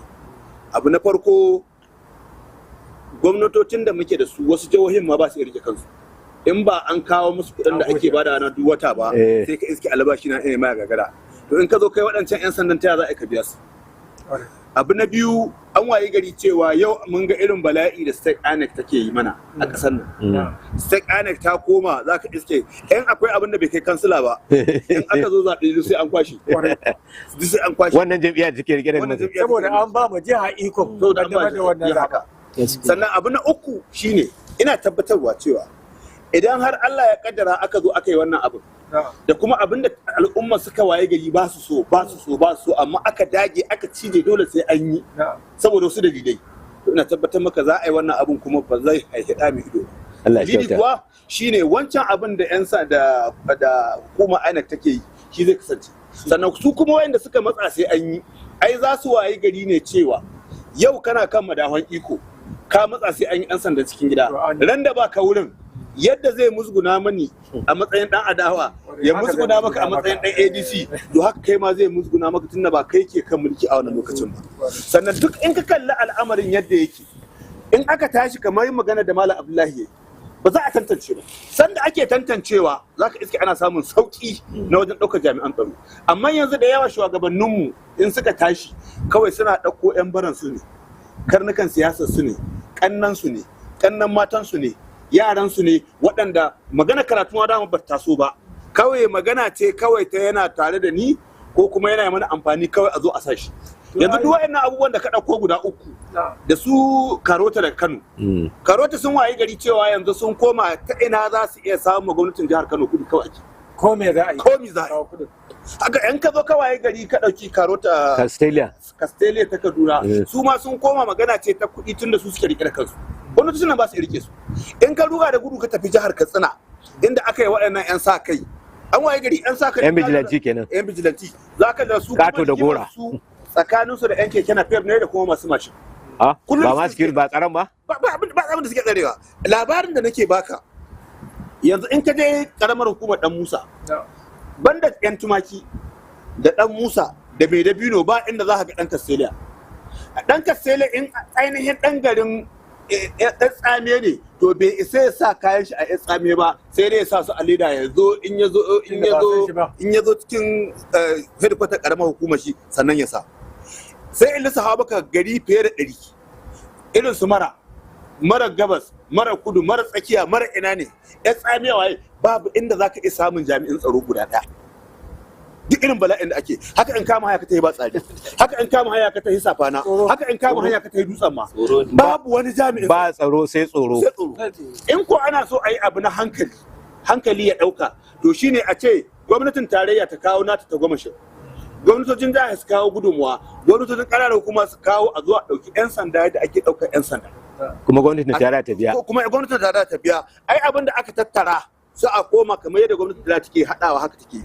Yanzu haka gani a yanzu gwamnatin tarayya ke tare da su, kwamishinoninsu ba su cika yin biyayya ga gwamnoninsu ba in ba an samu masu kwaɗai ba. In ba an samu masu kwaɗai ba su cika yin biyayya gare su ba. Wannan rashin biyayya 100% shi yasa gwamnonin suke kuka da cewa suna so a yi musu 'yan sandan jihohi inda za a yi musu biyayya 100%. So rashin wannan biyayya da suke musu shi ya kawo kake ganin har ma ana samun sauki. Domin dan sanda gwamna na iya cewa a je a kama ni, kwamishina ya aika in zo ya tambaya ya ce me ya faru in mashi bayani ya ce Allah ta hiyarka, ko kuma ya ce me yayi in a kasa ya mashi bayani ya ce ta hiyarka. To duk irin waɗannan abubuwa su ne 'yan siyasa musu ke samun tarnaki. Yanzu ka bani labari cewa lokacin da mai girma Kwanko sake kan mulki, ko kuma yanzu ai abba gida ke kan mulki, kaga ba shi ya suna waɗancan 'yan Karota ba, ya ce Karota su buge ni ko maballin riga ta ba gani. Gaskiya ya yi biji-biji da kai gaskiya. Haka in ka zo Castelia, wannan bawan Allah kaga ba shi yayi su ba, Obasani. To ya ce su yi biji-biji da ni. Ai na ga yadda 'yan ma'aikata aka rika yi ma 'yan adawa waɗanda suke damun gwamnati. To duk irin waɗannan abubuwa ƙasar mu ba bi wannan wayewa ba. dokar ƙasar mu ba za ta iya kare ka ta kare ni ta kare wancan ba. To al'adunmu sun koma kawai kowa me zai samu ne kawai me zai bashi. Inda muna da doka ingantata, inda al'adunmu da dokokinmu suna tafiya kan ka'ida da abin nan, in aka ce ɗan sandan local government ba na jiha ba, sai ka ce a yi domin za a samu mutane aiki, domin za a samu zaman lahiya, kuma karancin ma'aikatan tsaro da suka yi yawa in aka yi na local government aka yi na state kamar da sauran inda suka ci gaba suke yi ga na federal government, to za ka ga ma'aikatan sun yawa kuma marasa aikin yi kuma za su samu aiki da yawa. To amma irin ka'idojin da muke da su, irin dokokin da muke da su, irin son zuciya da yadda aka wulakanta doka ba ta da tasiri, ka zo ka ce za ka yi dan sandan jiha a Najeriya. Allah ya sauki. A wanda suka matsa a yi din na ai kawai su za ta yi amfani. Kuma a lokacin da suke. Saboda mai kawai da haka. To ai su yanzu da suke ta kokowar a yi wannan abin da kwamaran ne ya faɗa. Don ba da haka me zai sa gwamna ka zo ka matsa cewa dole sai an maka 'yan sandan jihohi saboda mai baka da iko da na federal government ka ce yi min kaza ya maka akan lokacin da kake so. Amma wannan dama sun zo su yi musu aiki ne akan hidimar siyasar su. To Allah kyauta. To jama'a a nan za mu sa aya a cikin wannan shiri na babbar tambaya Najeriya ina muka dosa. A cikin wannan shiri kun ji dai tattauna da muka yi, mun tauna abubuwa da yawa bayan wancan hatsaniya ko rashin fahimtar juna da ake samu da abubuwan da suke faruwa na bita da kulli a tsakanin jam'iyya mai mulki da jam'iyya 'yan adawa. Kun ji mu mun taɓo wasu batutuwa na ina shugaban ƙasar mu yake ne. Mun ga an bushe sati biyu ba mu san inda zake ba. Kun ji yadda mutane suka yi sharhi, kuma kun ji mun sake komawa mun ci gaba inda muka dora a makon da ya gabata akan matan nan Umma Hari da aka mata kisan gilla a Mararraban Jos. Kana kuma daga bisani kun ji inda muka kankare da 'yan sandan jihohi. To dukan dai muna fata dukkan abubuwan da muke tattaunawa ko kuma muka tattaunawa a wannan shiri namu na babbar tambaya muna yi ne tamkar gyara kayanka ba zai taba zama sauke maraba. Kuma idan za a gyara to a gyara domin amfanin kowa, domin idan abin ya yi daɗi da ɗan jam'iyya mai rike da mulki da ɗan adawa da ma wanda ba ruwan shi da siyasar kowa zai ji daɗi. Abin da kuma ya ɓaci to da ɗan siyasar da ɗan APC ɗin da ɗan ADC ɗin da ɗan NDC ɗin da Labour da ma kowanne da PRP da ma kowace irin jam'iyya babu wanda zai ji daɗin wannan abu. To Allah shi kyauta. Don haka muna fata za a ɗauki matakan gyara domin amfanin ƙasa da ci gaban ƙasa baki da. A madadin waɗanda muka tattauna da su, bari amfani da wannan dama domin mika godiya ta musamman ga Comrade Imrana Wada Nas. Muna godiya da wannan gudunmawa taka. To sai kuma Honorable Sa'id Hassan ɗan jam'iyyar NDC kuma ɗan takarar wakilan majalisar wakilai ta tarayya daga mazaɓar Ringim da Taura da ke jihar Jigawa. Honorable muna maka fatan alhairi. Sai kuma dan autan zauren a yau, wato wajen fashin baki nake nufi, kar ku ganshi da kasumba, ai karamin yaro ne kacal. Yamiru Umar Kano yaro da mai gida kaga ai yawa ashe ka gane. Ai ne mai gida. Au kai ne mai gida. Ai wanda za shi ba shi faɗi, ka ji abin da wani ne faɗa. In ka ji mutum ya cika baki to ba shi bane. A girma a shekaru kai ne har wajen naira. Amma har wajen naira ma ni ne gaba. Aka zo maganar tsakanin Kano da Zaria. Mu ai kyautar da ku muka yi ba. Kyautar da kai. Kyautar da wane? Kyautar da ma Kaduna. To jama'a salamu alaikum. Sai kuma Ibrahim Shaibu gadan gayan saboda yana kokarin yin sharri ba yin sharhi ba, ya sa ma na manta da shi. To amma dai muna mu godiya da na tuna. Ka san shi yana tsoron ya je Kano saboda ya taba cin kurasa ya manta da motarsa. To kaga dole na na ce an dauke ya ce a manta wayi da shi. Ta yake takatsa yawa. Muna maka godiya da gudunmuwa daga baya. Jama'a masu kallon mu a wannan gidan talabijin na PMB da ke zuwa mu kai tsaye daga nan babban birnin tarayyar Abuja zuwa duk inda kuke a faɗin duniya, muna ƙara tunatar da ku cewa muna iya zuwa free to air ko kuma ku sauke manhajar mu a free TV a cikin wayoyin hannunku domin ganin shirye-shiryen mu na yau da kullum. Don haka madadin hukumar gudanarwar gidan talabijin na PMB da ta bamu damar gabatar da wannan shiri, ni Abdullahi Murƙwarbai nake cewar babbar tambaya Najeriya ina muka dosa.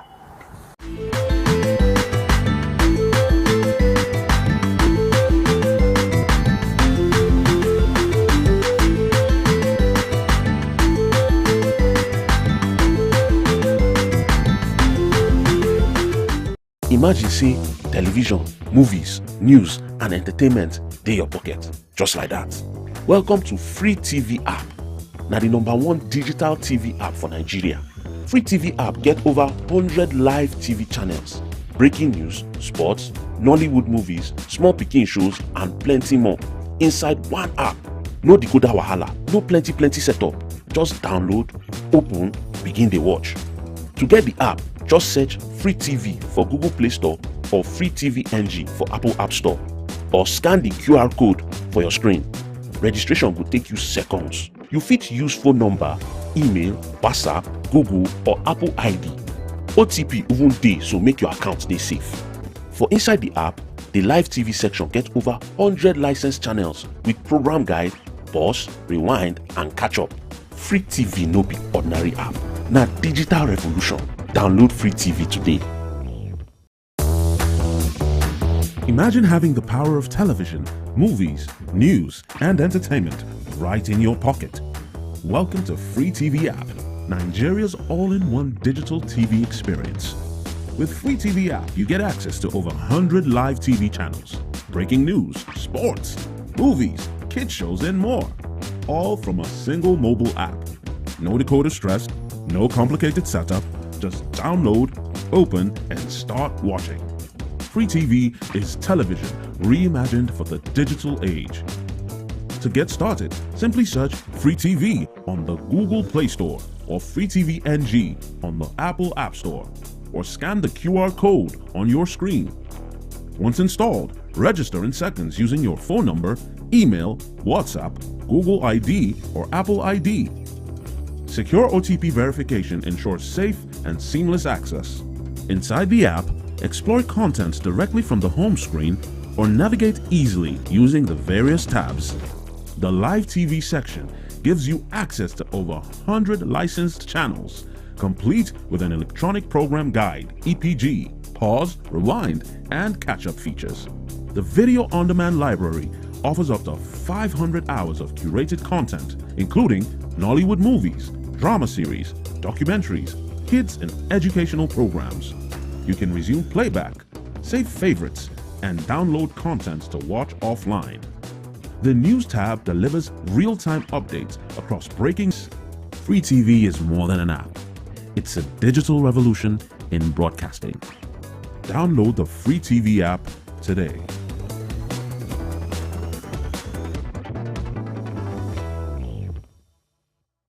Wannan shine Janar Sani Abacha, mai karfin iko, arziki, isa da izza, mai ceton talakawa kuma dan kama karya.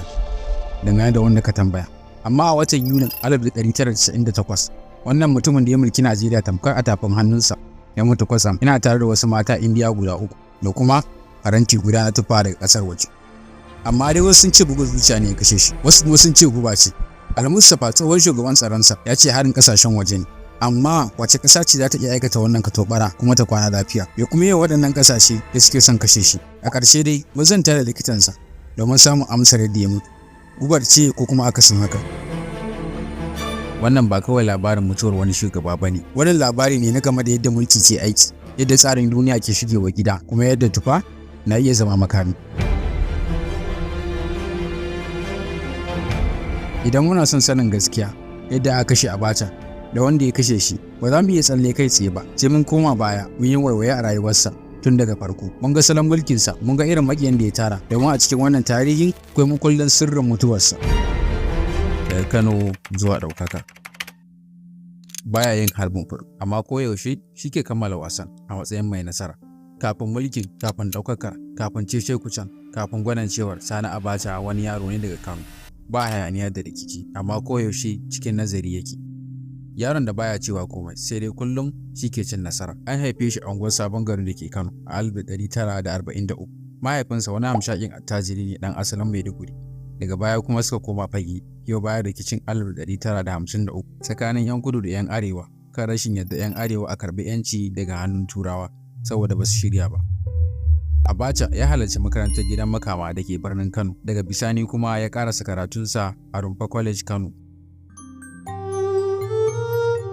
Abacha ya zama sharukan ɗin zamaninsu domin kuwa soyayya shi da wata ɗalibar GGC Dala wato Maryam Jidda ta shahara a birnin Kano. Labarin soyayyar tasu ya so ya yi kama da na Laila da Majnun, domin kuwa Maryam mahaifinta ya aurar da ita ga ministan jihar Arewa, Sarkin Maska Alhaji Shehu. Dalilin aurar da ita kuwa shine saboda Abacha ya shiga aikin soja a shekarar 1962. Ya fara samun horo a makarantar horas da sojoji da ke Kaduna da abokinsa Ibrahim Babangida. Daga bisani ya kammala karɓar horon a Mons Cadet School da ke Aldershot, Ingila a matakin laftanar na 2. Bayan shekaru 3 da hakan ya zama cikakken laftanar.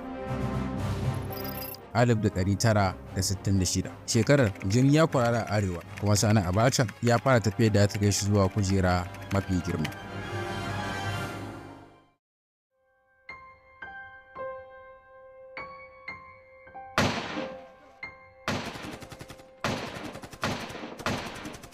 Ranar 'yan Arewa sun shiga matukar kaduwa da jimami.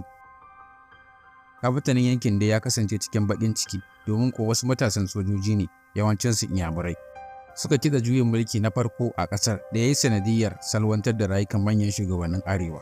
Su Ahmadu Bello, shugaban jihar Arewa, Sa Abubakar Tafawa Balewa, babban minista kuma shugaban gwamnati, Brigadier Zakariya Mai Malari, da ma wasu manyan sojoji daga Arewa.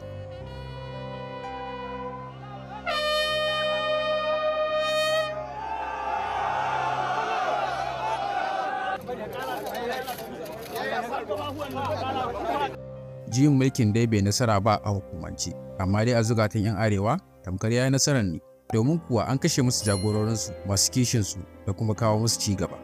Tuntube da jin goshi ma Inyamuri ne ɗare bisa kujerar shugabancin ƙasar, wato babban hafsan sojin Najeriya a lokacin, General Johnson Aguiyi Ironsi. Juyin mulki bai nasara ba gaba ɗaya, amma jini ya walala a ƙasa. Wannan ai su ne suka yi nasara kawai. Ku duba irin ta'asir da suka tafka mana. Shekara nawa zamu ba mu samu shugabanni irin waɗanda aka salwantar mana da rayuwarsu ba, in ji Lawan Garba, wanda tijo a lokacin. Kisan gillar da ta faru ta wazukatan manyan Arewa da tambayar, shin wannan mutanen me suke nufi? 'Yan watanni da yin hakan, salon mulkin Aguiyi Ironsi ya ba wa manyan Arewa amsar wannan tambaya, ya kuma tilasta musu ɗaukan mataki. Matakin da ya haddasa juyin mulkin da ba a taɓa ganin irinsa ba har yau a Afirka. Menene dalilin manyan Arewa na kisa wannan mummunan juyin mulki? Wace ta'asa suka ga Ironsi na shirin tafkawa yankin nasu har suka ɗauki wannan mummunan mataki? Ta yaya aka tsara wannan juyin mulki har ya kai ga nasara? Wane salo da tsari 'yan Arewa suka bi wajen tabbatar da ramuwar gayya da kuma tsawon yankin daga halin da ake kokarin afka shi? Domin samun amsar wannan tambaya da ma yadda Najeriya ta kusa rabewa biyu sanadiyar wannan juyin mulki, to ku tabbatar kun danna subscribe. Wasu yaran na mafarkin zama malam, wasu 'yan siyasa, amma Abacha shi yana mafarkin zama shugaba ne da ƙarfin tuwo ko da lalama. Wannan ba labarin yaron da ya gamdakatar da mulki bane, wannan labarin yaro ne da ya zaɓa mulki. Sannu a hankali, juyin mulki bayan juyin mulki, har sai babu wanda ya tsaye da shi. Wannan shine dabararsa, bai nemi mulki da hanzari ba, sai da ya tsaya, ya kalla, ya jira, ya lissafa, ya fahimci a siyasar Najeriya jira makami ne. Wani a juyin mulki. A mafi yawan kasashe, shiga juyin mulki sau ɗaya ya isa ka zama abin tunawa, sau biyu ka zama gwani, amma Sani Abacha ya taka rawa a duk wani juyin mulki da ya nasara a Najeriya. Ba ɗaya ba, ba biyu ba, duk juyin mulkin da ya nasara akwai sa hannunsa. Bari mu ga yadda ya haka. Yulin 1966. Juyin mulki na farko kuma mafi muni, matasan sojoji sun kifar da gwamnati. Juyin mulki ne na ramuwar gayya. A wannan shekarar da Inyamurai suka kitsa wannan juyin mulki, Abacha ya zama cikakken laftanar. Duk da Inyamuran ba su yi nasara ba, kamar yadda muka ba ku labari, dan uwansa ne ɗare bisa kujerar shugabancin ƙasar. Kasantuwarsa babban hafsan sojin ƙasar ko ba su hannunsa a juyin mulki, yasa aka ba shi kujerar. Da ganin kamun ludayinsa, manyan Arewa a rundunar sojin Najeriya suka lura cewa wannan kawai dukkan warja ce. Kawai so yake don kuma da yankin na Arewa. 'Yan uwansa da suka kashe manyan Arewa, ban tsare su da aka yi, bai wani yunkuri na yanke musu hukunci ba bisa ɗanyen aikin da suka tafka. Bugu da ƙari ma har albashinsu ake biyan su. Gwamnatin Ironsi ta buge da aiwatar da wasu manufofi da 'yan Arewa ke ganin za su ba da dama Inyamurai su danne su. Farar hular Arewa sun fito fili sun nuna wa manyan sojojin Arewa kan lalle su ɗau mataki akan halin da ake ciki. Ana cikin wannan hayaniya, akwai wani matashi da shekaru 23 kawai cikin rundunar sojin Najeriya, Sani Abacha. A lokacin da sauran manyan so mu gani, ciki har da samar da yanayi na aikin yi da har ta kai ga wasu 'yan kasashen na kwararowa Najeriya domin samun ayyukan yi. Hakan da wasu dalilai ya sa aka kori wasu 'yan kasashen musamman 'yan Ghana, tsarin da aka fi sani da Ghana masu. Amma dai I, Brigadier General Sani Abacha, Kafin mu ji sakon da zai bayyana, mun bar Abacha a matsayin Lieutenant din ajin farko a rundunar sojin Najeriya a 1969, amma yaushe ya kawo har matakin Brigadier General aji na kololuwa a rundunar. Sani Abacha dai ya fara ne tun daga ajin farko a runduna har kai ga aji na kololuwa a rundunar sojin cikin shekaru 24 kawai. Wace gudunmawa ya bayar da ya kawo shi wannan matakin? Ojukwu declares the independence of the Republic of Biafra. A 1967 yakin basasa ya barke a Najeriya. An tura rundunar Abacha zuwa Fatakwal a tsakiyar yankin na Inyamurai. Sani Abacha ya amfani da kwarewarsa da kuma horon da ya samu a wannan yaki.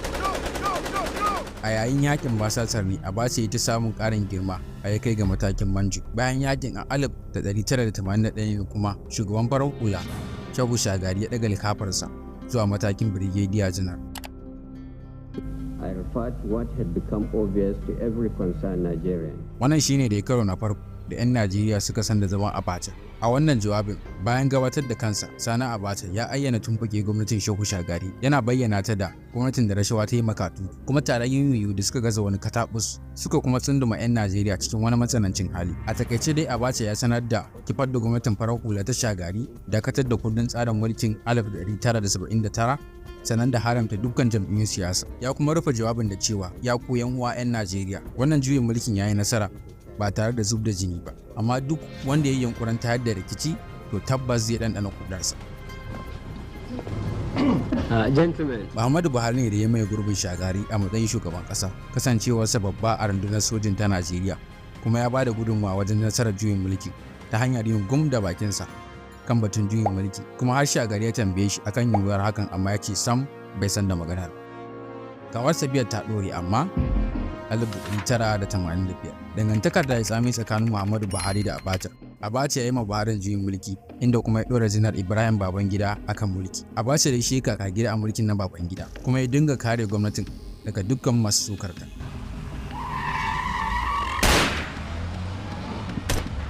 A 1990, a wani yunkuri na juyin mulki, wasu sojoji bisa jagorancin Manjo Gideon Oka suka mame barikin sojoji da ke Lagos, suke hadda fadar mulki kuma mazaunar shugaban kasa, wato barikin Dodo. Shugaban kasa Babangida ya tsallake rijiya da baya yayin wannan juyin mulki, inda ya tsire ta kofar baya. Wasu juyin mulkin kuma sun nufi Abacha domin su ga bayansa, amma shi ma ya tsira. Ba da daɗewa ba aka yi horon kusan mutum 400 da ake zargi da sa hannu a juyin mulki, inda aka samu mutum 40 da laifin cin amanar ƙasa, kuma nan take aka yanke musu hukuncin kisa. Da haka ne Babangida ya naɗa Abacha a matsayin babban hafsan sojin ƙasa kuma wakili a majalisar sojin Najeriya, sannan kuma ya ƙara da daga likafarsa zuwa Lieutenant General, kai a ƙarshe ma dai aka daga likafar tasa zuwa ministan tsaro kuma cikakken janar. Da haka ne Janar Abacha ya zama mutum na farko da ya kai matakin janar a sojin Najeriya ba tare da tsallake ko da mataki guda ɗaya ba. Babangida da kansa yake ma Abacha kirari da gwani a juyin mulki. A wani yunkuri ya cika alkawarin da ya ɗauka na koma tsarin demokuraɗiyya, gwamnatin soja ta Babangida ta shirya zaɓe a Yulin 1993. Kafin bayyana sakamakon zaben ne kuma gwamnatin ta soke zaben. Wannan ya ja barkewar zanga-zangar tashin hankali a yankin kudu maso yamma, domin suna ganin nasu ne ya ci zaben amma aka hana shi. Abubuwa da iri-iri sun ballo. Kasashe na kiraye-kirayen da lalle sai an bayyana sakamakon zaben. Abiola, ɗaya daga cikin 'yan takarar shugaban kasar, na ikirarin shi ne halattaccen shugaba har ma da neman goyon bayan kasashe. Lamuran gudanarwa dai sun rikice a ƙasa. Saboda haka ne Babangida ya yi murabus, sannan kuma aka kaddamar da gwamnatin riƙon ƙwarya ƙarƙashin jagorancin Chief Ernest Shonekan, wani ɗan kasuwa. Kafin samun mukamin, Shonekan ya kasance shugaban katafaren kamfanin nan na UAC, wanda shine kamfani mafi girma da 'yan Afirka ke gudanar da shi a yankin kudu da Sahara. Ƙwarewarsa a gudanar da wannan kamfani ake gani zai iya gudanar da Najeriya, amma masu wannan tunani sun yi wa Najeriya hangen da, domin kuma lamuran da shi ma Shonekan sun sha kansa, lamuran ƙasar ma ƙara taɓarɓarewa suke. Kai a ƙarshe ma wata kotu ta ayyana cewa dokar ma da ta kafa gwamnatin bata da cikakken sa hannu, don haka gwamnatin ta zama ba bisa doka ba. Gwamnatin wucin gadon ta fuskanci matsalar tattalin arziki, bashi ya mata katu, hauhawar farashi kuwa ba a magana. Darajar kuɗin ƙasa ta rawana matuƙa. Bankin Duniya ya jefa ƙasa cikin ƙasashe mafi talauci a duniya a wancan lokaci. Shonekan ya ɗauki shawarar asusun bada lamuni na IMF da Bankin Duniya na cire tallafin mai, matakin da ya fusata al'umma don ya jawo hauhawar farashin da kusan kaso 700. 'Yan ƙasa fa sun shiga wani matsanancin hali da ba su taɓa ganin irinsa ba. Yadda za a gane mawuyacin halin da ake ciki shine ta wannan misalin. idan kana sayan biredin da za ka yi karin kumallo da shi akan naira 500 to fa ya koma naira 4000 a abin da bai wuce kwana 80 ba kawai. Shi ma da Shonikan kasar ta gagari rikewa a hannunsa. Don haka ne a ranar 17 ga watan Nuwamba 1993 Abacha ya kifar da gwamnatin wucin gadin a wani juyin mulki a fadar shugaban kasar. Me ceton talakawa? Dukkan waɗancan matsaloli da suka gagari Shonikan Abacha ya magance su cikin ƙanƙanin lokaci. Ƙasa ta dawo siti kuma kowa ya shiga taitayinsa. Farashin kayayyaki ya sauko sannan aka samu zaman lafiya mai ɗorewa. A farkon gwamnatin ƙasashen waje sun yaba da kamun ludayin gwamnatin ta Abacha inda suka yi ta yi masa tayin bashi mai sauƙin kuɗin ruwa amma ya ce sam ba zai karɓa ba. To amma ta yaya Abacha ya samar da wannan ci gaba? Me yasa ake masa kallon kwaɗayayye kuma nagartaccen shugaba? Abacha ya rushe majalisa, ya rushe hukumomin jihohi da na ƙananan hukumomi, ya maye gurbin gwamnonin farar hula da manyan sojoji ko 'yan sanda, ya haramta dukkan ayyukan siyasa. A cikin jawabin ya kuma ƙara da cewa nan gaba kaɗan za mu tsara yadda za a yi zaɓe domin mai da mulki ga farar hula. Cikin shekara guda ya dinga tabbatar da dokoki bayan dokoki har ta kai ga ya fi kowa ƙarfin ikon zartarwa a ƙasa, kai hatta kotuna, har ma ya samarwa kansa da dokar da ta ba shi damar garkame kowa ba tare da shari'a ba har na tsawon watanni 3. Amma fa hakan ya tabbatarwa da gwamnatin nasara ta hanyar nuna ba sani ba sabo. Gwamnatin ta cimma abin da take gani shine daidai. Idan wanda ya yunkurin takata, gwamnatin balla shi take yi. Hakan ce ta faru akan Bashir Abiola, ɗan takarar nan da muka baku labari a baya. Yana mai bayyana kanshi a matsayin shugaban Najeriya. Abiola ya goyi bayan juyin mulkin na Abacha tun farko, kuma ya tallafa a wajen tabbatuwar Abacha akan mulkin ƙasar. A zatonsa Abacha zai bashi kujerar da yake ikirari tasa ce ta shugaban ƙasa. Ga yadda abin ya faru. Wata rana a watan Yunin 1994. A can wani ɗan ƙaramin yanki na Yarabawa mai suna Epedet a wani kwarekwarar biki, Abiola ya rantsar da kansa a matsayin halastaccen shugaban Najeriya. Nan take ko aka yi carab da Abiola aka kuma garkame shi. Zazzafar zanga-zanga ce ta biyo bayan hakan tare da yaje-yajen aiki da ƙungiyoyin kwadago na ɓangaren mai, ilimi har ma da bankuna. Abacha ya mayar da martani ta hanyar tsige shugabannin kwadagon da kuma kulle gidajen jaridu har ma da korar ministocin da Abiola ya ba da sunansu aka naɗa su. Shekaru 7 da gargame Abiola ya ci gagarin kuna, kwana ɗaya kenan bayan mutuwar Abacha, jim kaɗan bayan kurɓar wani shayi a yayin ganawa da jakadun Amurka. Anya kuwa shi ma ba gubar aka zuba masa ba? Akwai alaka tsakanin mutuwar Abacha da Abiola? Ku dai ku ci gaba da kasancewa da mu. A kuma wani yunkuri na samar da ci gaba, Abacha ya kafa asusun ranar man fetur na PTF kuma ya ɗora tsohon shugaban ƙasa Muhammadu Buhari akan shugabancin hukumar. Daga nan kuma fa aka shiga aiki da samar da ayyuka na gani na faɗa a fannuka da dama a ƙasar, kamar tafiye-tafiye, ilimi da uwa lafiya. A cikin 1995, gwamnati ta bayyana wani yunkurin juyin mulki da aka ce an shirya. An kama tsofaffin manyan hafsoshin soji ciki har da Olusegun Obasanjo da Shehu Musa Yar'adua. An gurfanar da su a gaban kotun soji wadda ba ta yi wata ba ta yanke musu hukuncin kisa. 'Yan watanni bayan haka Abacha ya sassauta musu hukuncin zuwa ɗauri bayan fuskantar matsin lamba daga kasashen waje. Salon mulkin Abacha ya kama da hankaka, wata ranka ga fari in ka rashin sa'a kuma ka ga baki. Ko kuma sai an yi hakan za a iya mulkan Najeriya. A kokarin inganta tsaro ya samar da dakaru na musamman irin dakarun nan na 'yan kama karya irin su Kim na Koriya ta Arewa. Wannan dakaru 3,000 a can Koriya ma suka samu horo. Wannan dakaru dai suna da cikakken karfi da kwarjini. Babban jami'in tsaronsa Hamza Al-Mustapha shi ke tafiyar da wannan tsarin, kuma dakarun duk suna a tafin hannunsa. Amma abin mamaki a nan shine duk da ya rike ƙasa da hannun ƙarfi ya kuma lissafa tattalin arziki. Lamura sun koma cikin tsari. Daga 1993 zuwa tsakiyar 1997 ajiyar kasashen waje na Najeriya ya tashi daga dala miliyan 494 zuwa dala biliyan 9.6. Bashi na waje ya ragu daga dala biliyan 36 zuwa dala biliyan 27.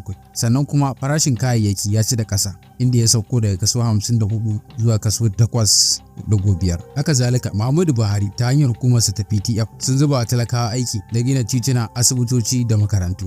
Amma da 'yan adawa ba su rasa motsi ba, domin kuwa cewa suka yi wannan hanya ce kawai ta zurarewar kudaden gwamnati. Sannan kuma ya girgiro sabbin jihohi 6: Ebonyi, Bayelsa, Nasarawa, Zamfara, Gombe, Ekiti, kuma ya gudanar da zaɓe a ƙananan hukumomi, amma dai ƙarƙashin kulawar gwamnonin sojoji. A 1998, yayin da duniya ke bata sunan Abacha, wasu talakawa sun shirya tattaki domin goyon bayansa. Tattakin na mutane miliyan 2 wata ƙungiya ce ta 'yan kishin ƙasa ta shirya domin nuna goyon bayansu ga Abacha. Ga duniya, Abacha ɗan kama karya ne. amma ga waɗannan talakawa shine gwarzon da ya kawo daidaito da kwanciyar hankali. To me muke da shi anan?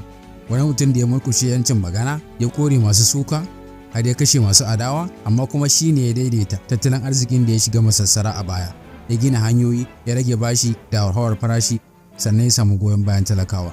Abacha bai mulki Najeriya da tsoro ko firgici ba, ya mulke ta ne da ayyuka da kuma ceton talakawa. Ɓarawan dukiyar al'umma daga 1993 zuwa 1998, Janar Abacha ya sarrafa Najeriya tamkar a tafin hannunsa, tare da tituna, asibitoci da gyaran tattalin arziki. Amma akwai wata jita-jita a ƙasa. An kiyasta cewa ya saci kimanin dala biliyan 3 zuwa dala biliyan 5. Idan ta tabbata, wannan ita ce sata mafi girma a tarihin Afirka ta zamaninmu. To ta yaya wannan gagarumar sata? Ta yaya aka ba shi goyon baya?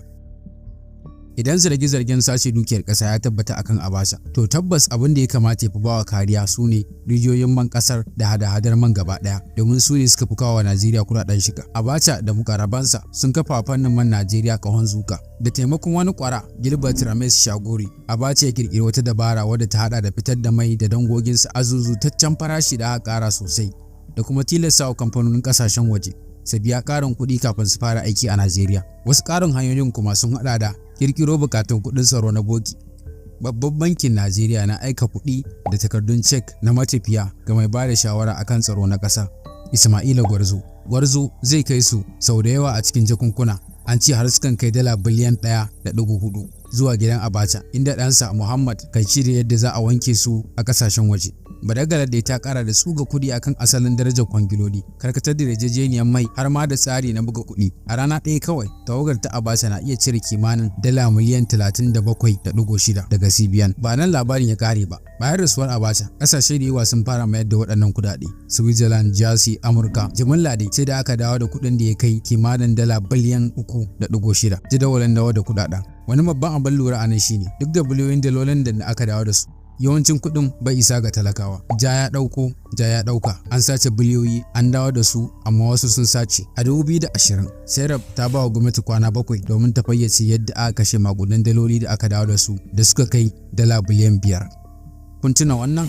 Shine da wanda ya taimaka wa Abacha wajen karkatar da waɗancan magudan kuɗaɗe da ya sata. Gashi kuma yau ya samu kungilar dala miliyan 700 daga Tinubu. Bayan rasuwar Abacha, an damƙe Shaguri, inda ya biya tarar sama da dala miliyan 1, sannan kuma ya dawo da Najeriya dala miliyan 66 domin kaucewa magarkama. Kuma ya ci gaba da dawo da wasu kuɗaɗen da adadinsu ya kai dala miliyan 300 duk da don kar a garkame shi.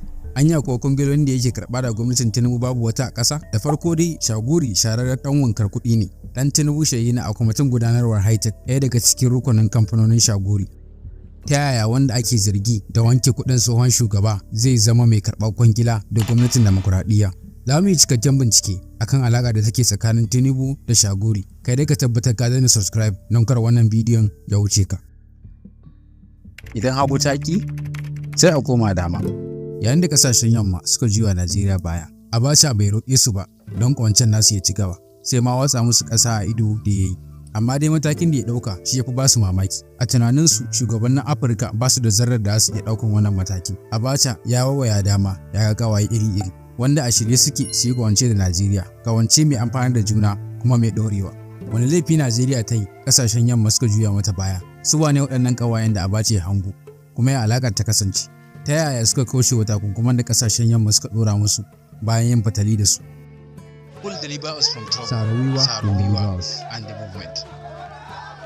Sarawiwa wani malami ne ko marubuci da rajin kare muhalli, musamman a yankinsa na Ogoni. Shi ne shugaban wata ƙungiyar kare rayukan mutanen Ogoni, wato Masu. Ƙungiyar ta tashi tsaye don kare haƙƙin 'yan Ogoni, musamman daga kamfanonuwan mai masu gurbata muhalli. Sun shirya zanga-zangar lumana, sun toshe famfunan rijiyoyin mai, amma wasu shugabannin gargajiya na Ogoni sun fito fili sun yi adawa da hanyoyin fito na fito da wannan kungiya ke amfani da su. A yayin wata ganawa tsakanin sarakunan gargajiya guda 4, wasu fusatattun matasa masu goyon bayan Sarawiwa suka yi wa wannan ganawar yankan hanzari tare da raba waɗannan sarakunan da duniya. Kisan ya kasance na rashin imani, kuma ya jawo firgici da tsoro a cikin al'umma. Gwamnati ta bazama domin samo masu hannu a wannan ɗanyen aiki, domin girbi abin da suka shuka. An kama mutuna. Wata kotu da aka fata musamman ta samu Sarawiwa da wasu 8 da laifin, kuma nan take aka tabbatar da hukuncin kisa a kansu. Aka kuma gaggauta lamura domin zartar musu da hukunci. guilty as charged.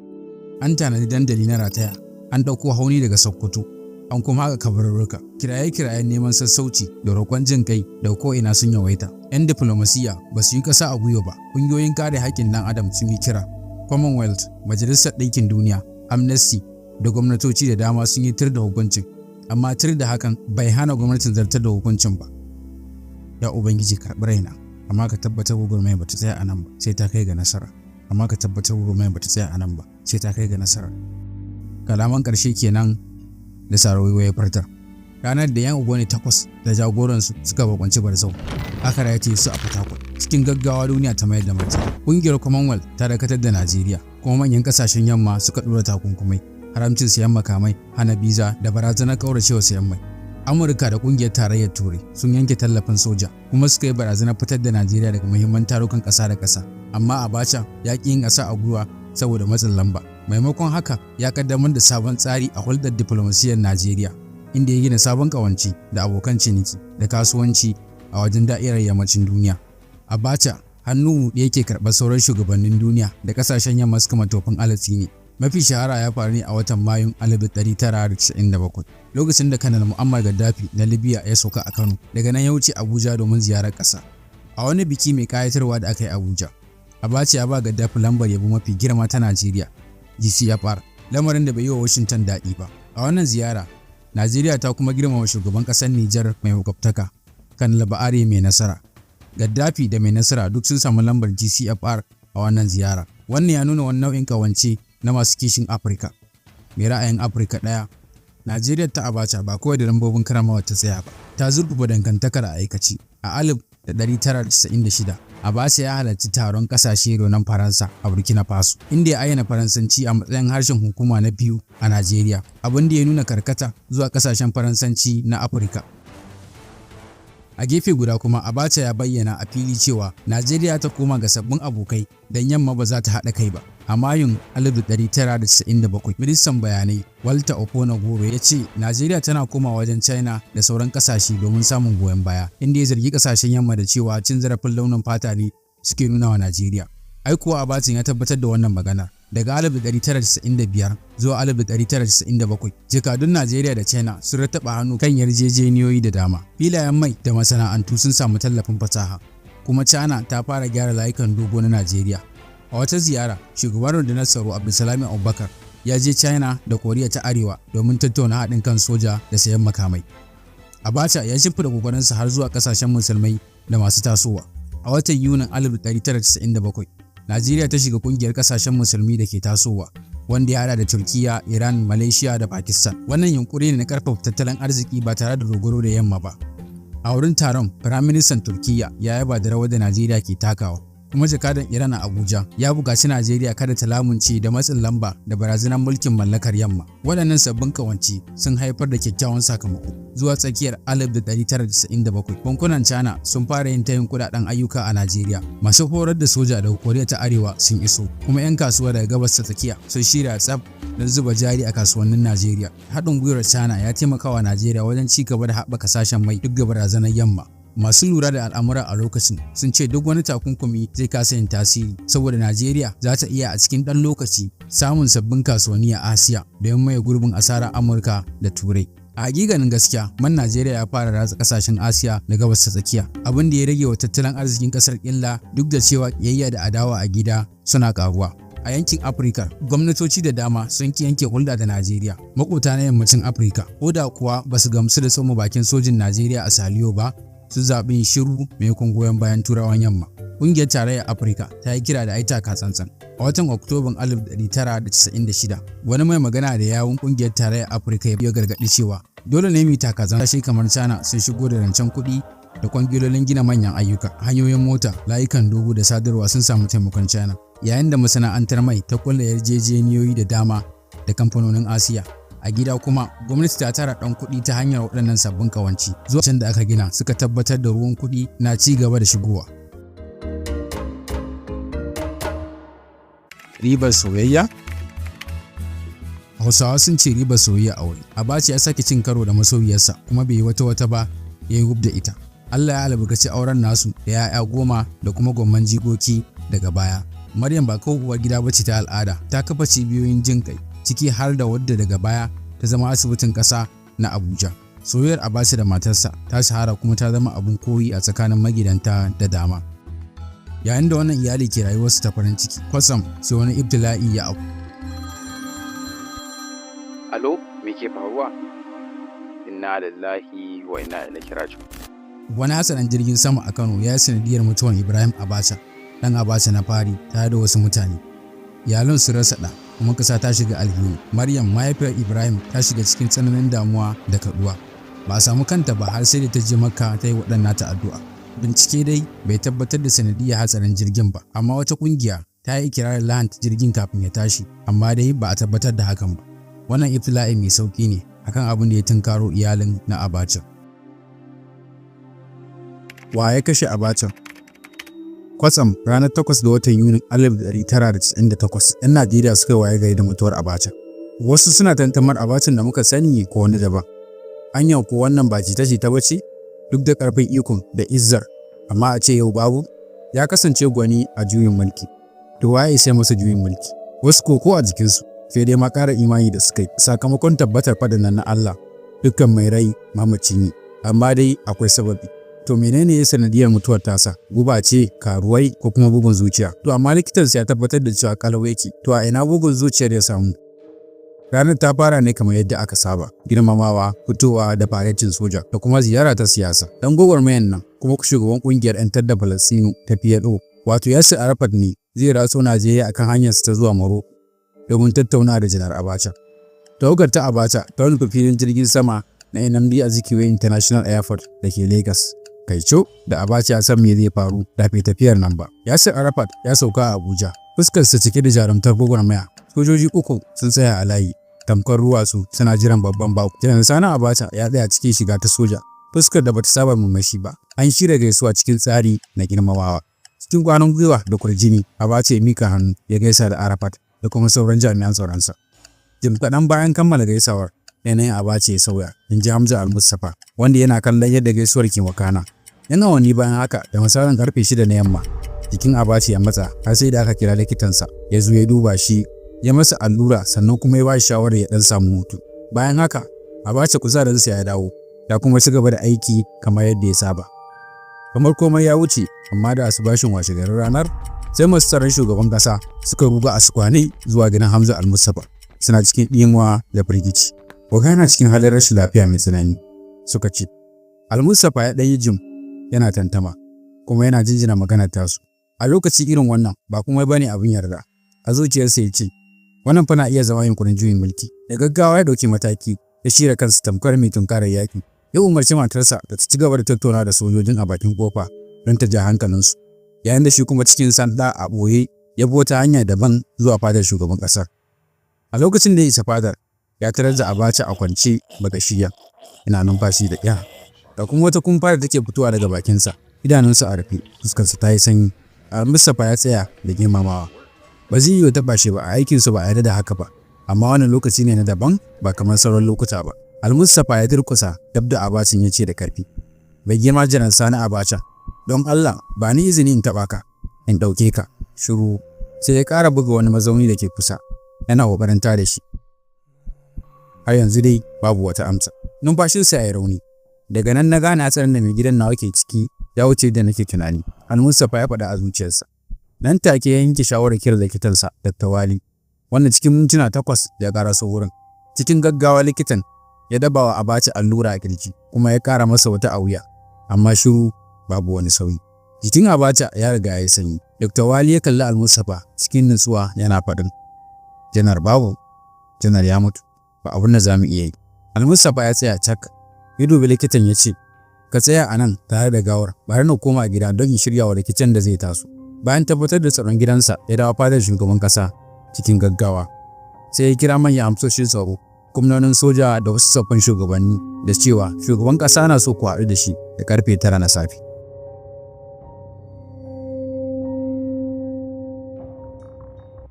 Hasken rana ya shigo Aso Rock, amma wannan rana ba ta da haske. Wannan rana ce da ta canza tarihin Najeriya har abada. Fadar Aso Rock ta yi tsit. Annuri ya gushe a fuskar kowa. Babu wani hargitsi, babu harbin bindiga, wasu ma na kokwanton anya ko shi ne ya mutu. An tabbatar kuwa ba da jimawa ba gwamnati tabbatar musu da haka, inda ta ce bugun zuciya ne ya sanadiyar mutuwar shugaban. Amma dai abin ya yi sauki a ce bugun zuciya kawai, da ya jawo bugun zuciyar da likitan sai ya tabbatar cewa kalau yake. Bari mu ga da yan mutuwar ta Abacha ɗaya bayan ɗaya. A hukumance hujjar da gwamnati ta fitar kenan bugun zuciya. To amma me ya jawo bugun zuciya? Domin kuwa lafiyarsa kalau kafin abin ya faru. Bari mu ji ta bakin likitansa Farfesa Sadiq Wali akan haka. Farfesa, ya lafiyar Abacha take? Has been generally healthy, but cikin harshen Nasara, Wali ya ce yana cikin ƙoshin lafiya amma ya taɓa samun wasu matsalolin lafiya kuma mun gano menene. Aka ba shi magani ya kuma samu sauki. Yanayin aiki ba zai bari na gaya muku matsalolin ba, amma a wannan lokaci ba su shafi zuciya ba.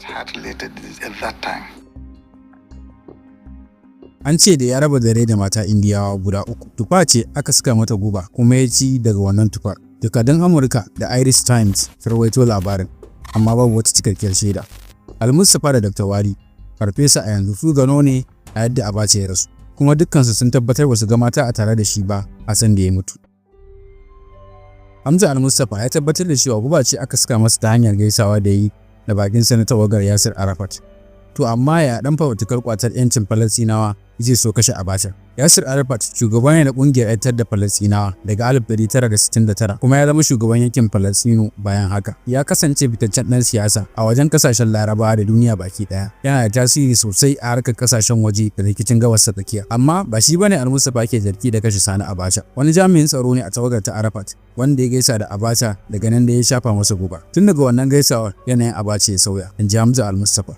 Wasu rahotanni sun kara da cewa jami'in tsaron da Al-Mustapha ya ambata wani jami'in leƙen asiri ne na Isra'ila a tsakiyar tawagar Arafat. Jami'in na da boyayyar alaka da Mossad, hukumar leƙen asiri ta Isra'ila. Duk da haka babu wata shaida mai tushe daga manyan jaridu ko kuma bincike da ke tabbatar da wannan zargi. Kwana 30 da mutuwar Abacha, Abiola ya rasu a yanayi mai kama da na Abacha. Yana fitar da kumfa daga baki jim kaɗan bayan kurɓar wani shayi a yayin gana da tawagar jakadun Amurka. A gefe guda manyan hukumomin kasashen waje sun ce akwai tuhumar guba amma ba su da cikakkiyar hujjar tabbatarwa. Hukumar lafiya ta Najeriya ta bayyana cewa Abacha ya mutu ne saboda bugun zuciya kuma ba a yi binciken gawa ba. Wannan rashin bincike ya bar kofofi ga ruwayoyi da jita-jita su yawa. Wasu rahotanni sun kara da cewa yayin da likitan Abacha ya kokarin sa domin ceto Abacha har abin ya gagara, ya dauki jininsa, fitsari har ma da gashinsa domin tabbatar da abin da ya kashe shi. Ba rami mai kawo maganar rami. Rahoton ya kara da hakan na nuna cewa mutuwar ta Abacha akwai lauje cikin nadi. Bisa Wali, ka yarda cewa ba guba Abacha ya ci ba? Da hakan ba abu ne mai sauki, amma abin da zan iya cewa shine gwaje-gwajen da muka yi wa jininsa ya nuna wasu sinadarai masu dawa da bugun zuciya ke kara yawansu. To muna iya cewa watakila bugun zuciyar ne ya yi ajalinsa. Ya yi abokan gaba cikin gida da waje, ya taka yan adawa, ya faranta wa talakawa, ya fusata jakadu, ya mulki ƙasa da hannun ƙarfi. Kuma da aka labarin jinin Sani Abacha gari ko kuwa bai gare ba, to wane ne ya kashe shi? Bugun zuciya da hukuma ta faɗa, 'yan mata Indiyawa ko kuma guba daga Isra'ila. Dukan labaran sun dace, amma ba guda ɗaya na tabbatarwa. Amma gaskiya ɗaya ce, akwai abubuwan da ba lallai su taɓa bayyana ba, abubuwan da har yau suke ɓoye cikin duhun tarihi. Kufa, da kuke tunani, shin Abacha an kashe shi ne ko dai Allah ne ya kira shi? Ku bar mana ra'ayoyinku a ƙasa, kuma kar ku manta ku danna subscribe domin a gaba za mu tona sirrin da duniya ta kasa faɗa.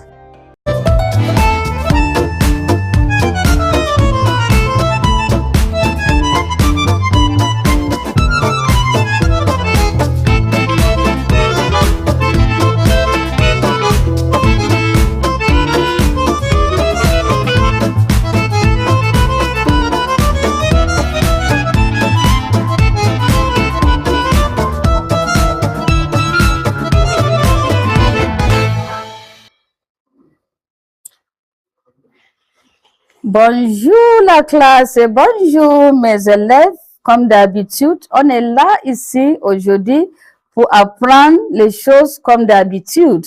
Good morning my students, good morning. Once again, we are here to learn a new thing as usual.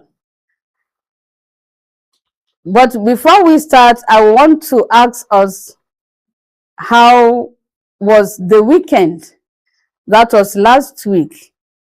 I hope you were able to find time to do all your revision of the previous class that we had, and you have been able to ask your questions. Of course, I'm only saying that because I know some of you only listen, but you don't ask us questions. As I used to tell you, we are always there to answer some of your questions, to attend to some of your questions. Donc, ce que je viens de dire, ça veut dire que j'espère que vous déjà fait votre les choses de l'homme qu'on a envoyé, ou bien poser quelques questions de vous-même. Comme ça, on est toujours là pour vous attendre. So I encourage you to please always ask questions, because when you ask, you understand. Je dis que si on pose des questions, on va vite apprendre ce que on a enseigné ici dans la classe. Donc, cela, comme je veux dire ça, je veux commencer la classe d'aujourd'hui. Today, we are going to begin the proper class for the day. And normally we start with la date.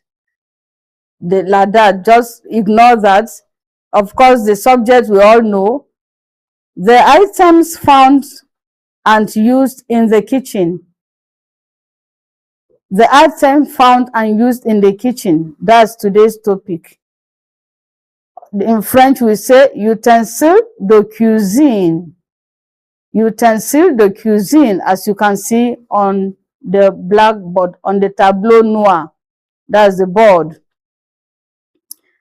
Le tableau noir, you can see we have a version in English and a version in French to make learning easy.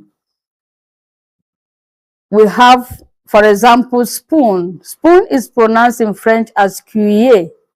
Cuillère, that's spoon that we use in eating.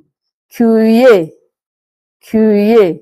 I'm going to lay more emphasis on the French pronunciation, since I want to believe that most of our learners are English-speaking group, the Anglophone. And since we are trying to adapt the language of the Francophone, so my emphasis will be more on the pronunciation in French. Again, I'm taking cuillère means spoon. Cuillère means spoon. Then we have wooden spoon, of course, found in the kitchen. Is cuillère en bois. Cuillère en bois. Forget about the spelling. Some of the spellings in French, when you spell them, you don't pronounce them exactly the way they are being spelled. We have cuillère en bois. Then we have spatula. Spatula, you can see in French is spatule. Spatule. We have ladle. Ladle. Of course, if you know what these utensils are in the kitchen and what they are being used for, you should be able to know them too in English, exactly the way they are being used to in kitchen. Large. Ladle, use large. Then we have whisk. Whisk is fouiller. Fouiller, that's the whisk you use in whisking egg before frying it in your saucepan. Then we have tongs. Tongs in English. In French is pinch de cuisine. Pinch de cuisine. I wouldn't want to translate that literally because it may confuse you. So just take it as pinch de cuisine. Then we have piler. Piler is what most women use in the kitchen to peel either carrots, Irish potatoes, and all whatnot. In French, we call it épluchot. Épluchot. Again, épluchot. Then we have grater. Grater. Grater is rab. Rab. Let's go back again to the cooking utensils found in the kitchen. On va encore prendre tous les ustensiles qu'on trouve au cuisine, dans la cuisine. We have spoon, cuillère, wooden spoon, cuillère en bois. We have spatula, is spatule, spatule. Then we have ladle. ladle in English. In French is loge, loge. Then we have whisk. Whisk is fouiller, fouiller. Then we have tongs, tongs. Tongs is pains de cuisine, pains de cuisine. We have piler in English. In French is éplucheur, éplucheur. Then we have grater. Grater is wrap. Grater is what? Wrap. So having learned all this and their pronunciations, that is, of the cooking utensils we have in the kitchen, let's move on to the other parts of what we have. As you can see on the board, we have cutting tools. Cutting tools. Those are the tools you use in cutting your some of the foodstuff that you have, like yam, onions, of course, again, potatoes, and other food items. We have kitchen knife.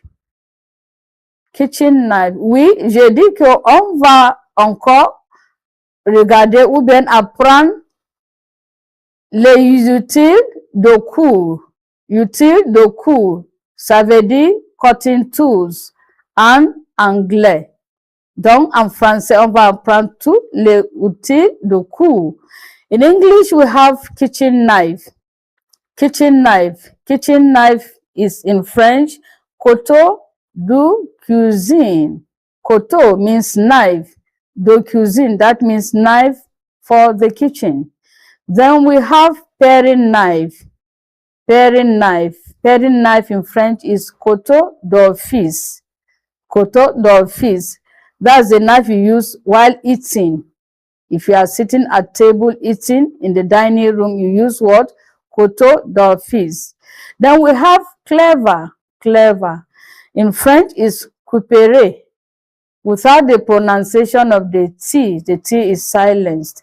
Couperet. Couperet. Then we have scissors. Scissors. Scissors. That's in English. In French, we pronounce it as ciseaux. Ciseaux. Again, scissors, as in English, in French is what? Ciseaux. Ciseaux. Then we have cutting board. Cutting board. In French, cutting board is pronounced or is called as plan à découper. Plan à découper. Again, cutting board is what? Plan à découper. We go back to those utensils again. In the kitchen, used in cutting things, we have kitchen knife, which is pronounced as couteau de cuisine. Then we have paring knife, couteau d'office. Clever. Clever is couperet. Couperet. We have scissors. Scissors in French is ciseaux. Again, ciseaux. We have cutting board. Cutting board is plan à découper. Plan à découper. Well, I want to believe that you have learned all this.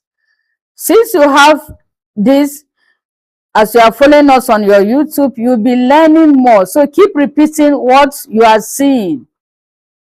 What am I saying? I'm encouraging you to keep repeating what you are seeing. Then let's move to the other parts of what we have for the day. We have tableware. Tableware. That's in English. In French is vaisselle.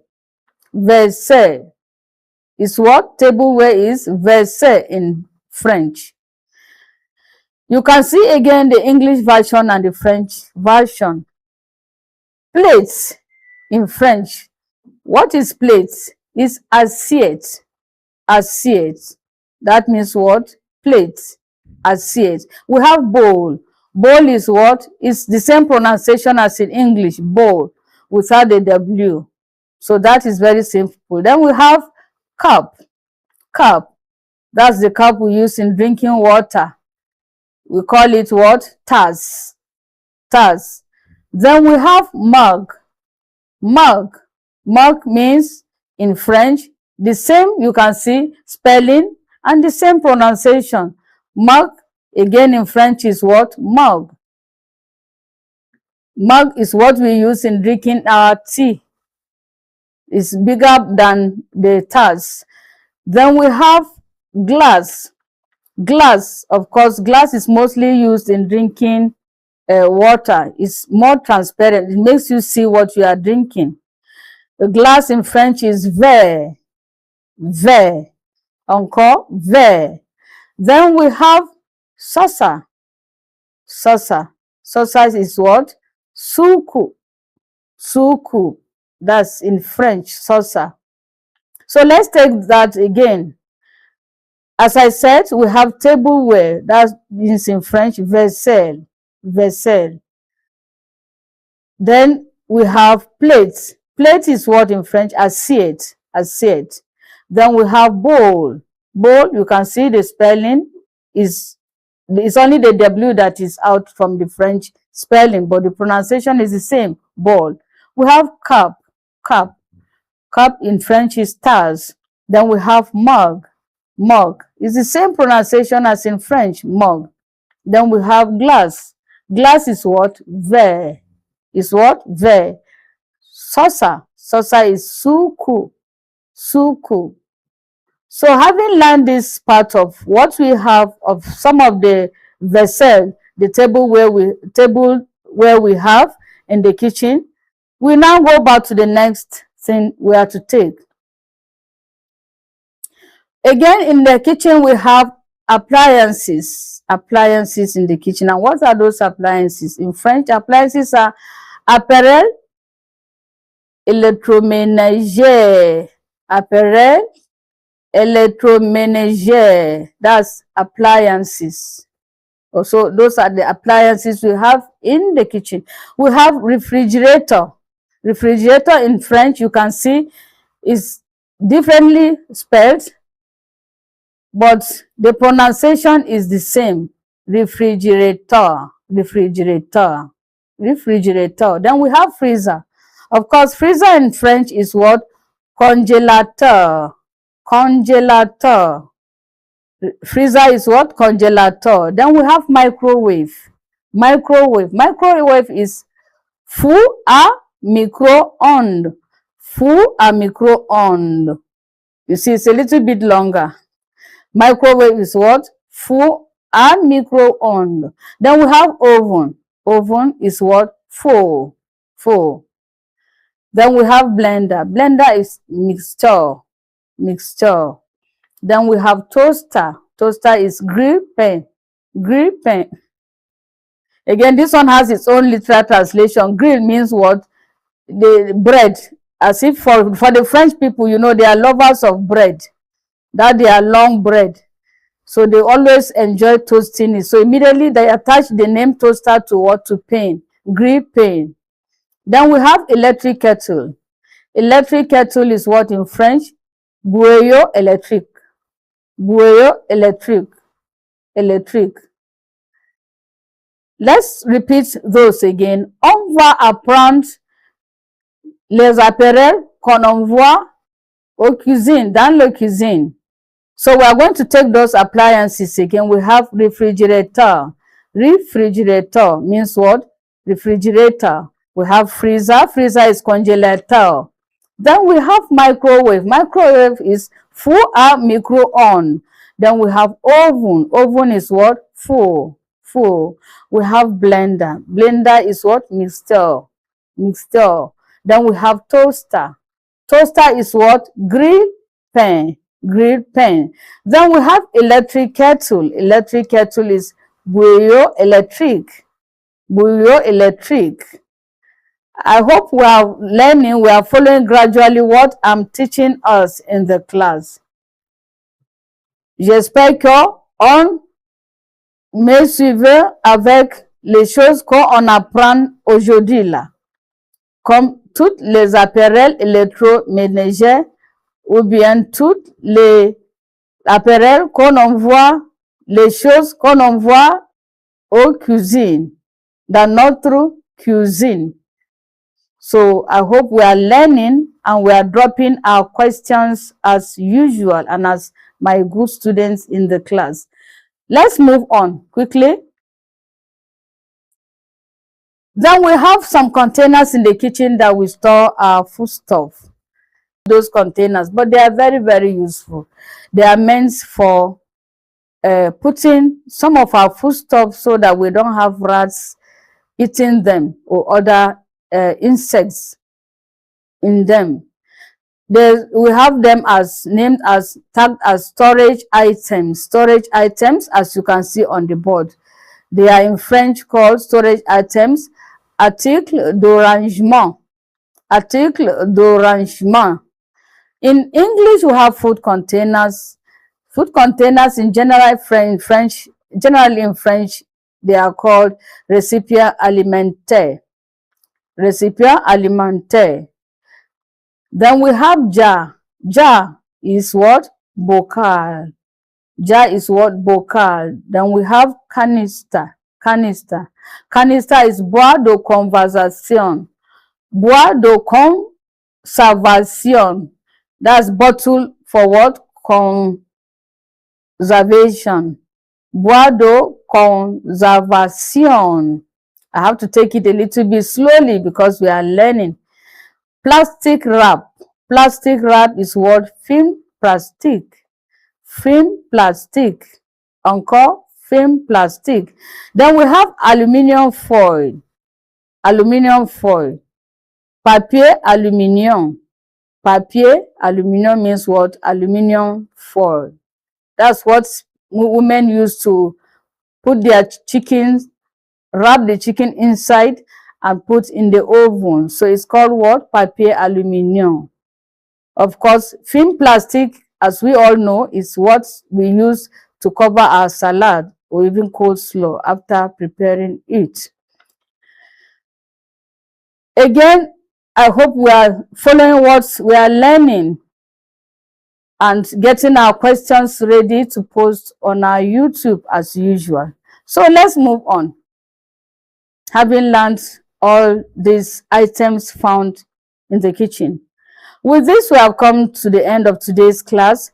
Thank you for the time well spent and for having given me your attention in learning all these kitchen items found and used. As usual, don't forget to follow us on our YouTube channels and drop your questions. See you next time. Avec cela, nous sommes arrivés à la fin du cours d'aujourd'hui. Merci pour le temps que vous avez consacré et pour l'attention que vous m'avez accordée dans l'apprentissage d'objets que l'on trouve à utiliser dans la cuisine. Comme d'habitude, n'oubliez pas de nous suivre sur nos chaînes YouTube et de nous laisser vos questions dans les commentaires. À la prochaine fois. Merci et au revoir.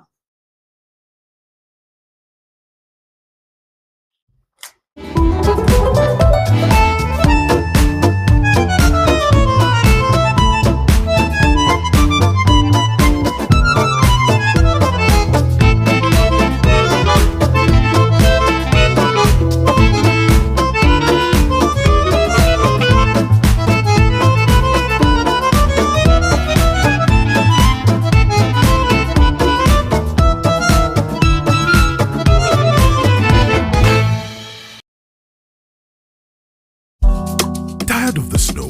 Tired of the bad TV signals? Nigeria has gone digital. Introducing Free TV, the national platform for every Nigerian. Get 100 plus channels immediately. Sports, news, and entertainment in your native language with clear picture quality. Whether you're in the city or the village, our satellite signal reaches every corner of 36 states from day one. No monthly subscription, just a compatible decoder and you are set. It's a national asset built for you. Take the show on the road, download the Free TV app and stream your favorite channels anywhere. Starting this May, scan to download the app or call 0700 388 7277. Free TV, digital TV for free. Brought to you by NBC.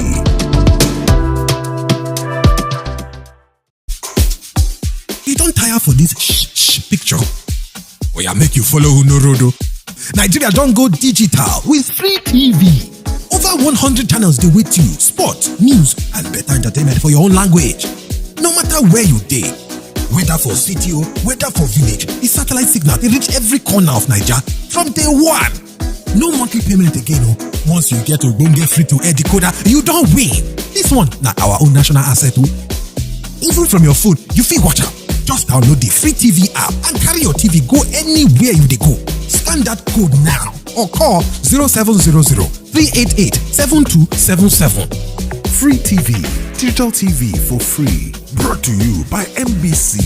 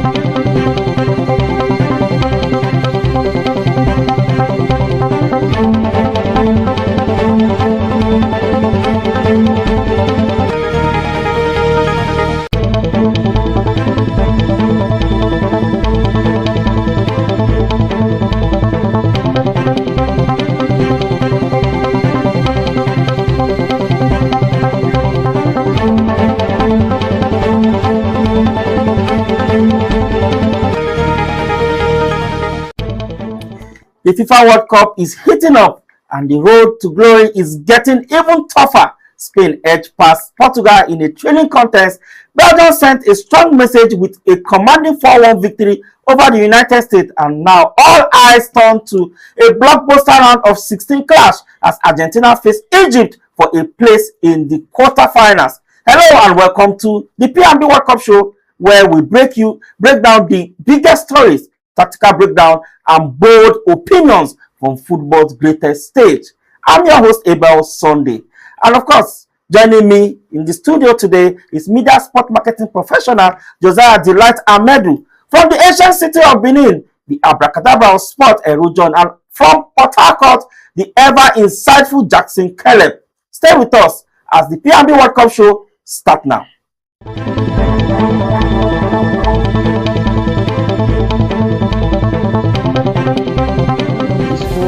The world is ready. From June 11th to July 19th, football takes center stage as the biggest FIFA World Cup in history unfolds across the United States, Canada, and Mexico.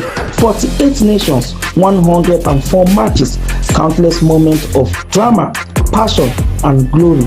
Join Abel Sunday and the P&B TV Sports team as we bring you exclusive preview, expert analysis, match review, breaking stories, and everything you need to know from the FIFA World Cup 2026. Who will rise? Who will fall? Which nation will lift football's most coveted trophy?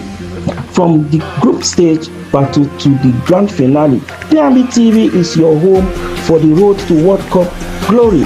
Don't miss a moment of the action. Tune in daily from June 11, 4 p.m. to 5 p.m. through July 19th with comprehensive World Cup coverage. FIFA World Cup 2026 on P&B TV. One word, one game, one champion. P&B TV bringing the beautiful game closer to you. For sponsorship, contact Abel Sunday on 081 499 15988. Welcome back. It's the P&B World Cup show reaching live from the nation's capital. And I have Josiah Delight Amedu here in the studio with you. Delight, good evening. And what a match we had yesterday. How are the mighty falling in the midst of the battle? 3 hosting teams are gone. All out. I know you were saying this thing yesterday. You said it will be bad if 3 of them go out. At least let's see how one of them to the quarterfinals. But unfortunately, they are gone. That tells you that it is not good enough. They've tried their best to reach the best of 16. And if FIFA is going to be grading them, they should get them amongst one of the top 16 teams. If there's going to be a kind of what they call preliminary rounds to see who actually is the best, they'll do that by the statistics of your win and loss, and then they'll grade you accordingly. And now Canada gone, Mexico gone, and the United States of America follow suit. I think early this morning, and the non-dignities of these wonderful teams have gone. However, I like to give kudos to these three countries. They've actually hosted with pride. They've hosted with less friction, apart from those early incidents of rats stealing, and in Mexico in particular, Canada had less issue. The United States was the only stealing that is stole, I think, from the Norwegians, who actually had a very rough time with the heat. However, the World Cup actually has been an exciting one so far, but hasn't been as exciting as the previous World Cup that we have ever watched. Because of the controversies surrounding too much controversies that surround this, and more controversies are still appearing, and more decisions are being influenced that has never been before in world football. That an independent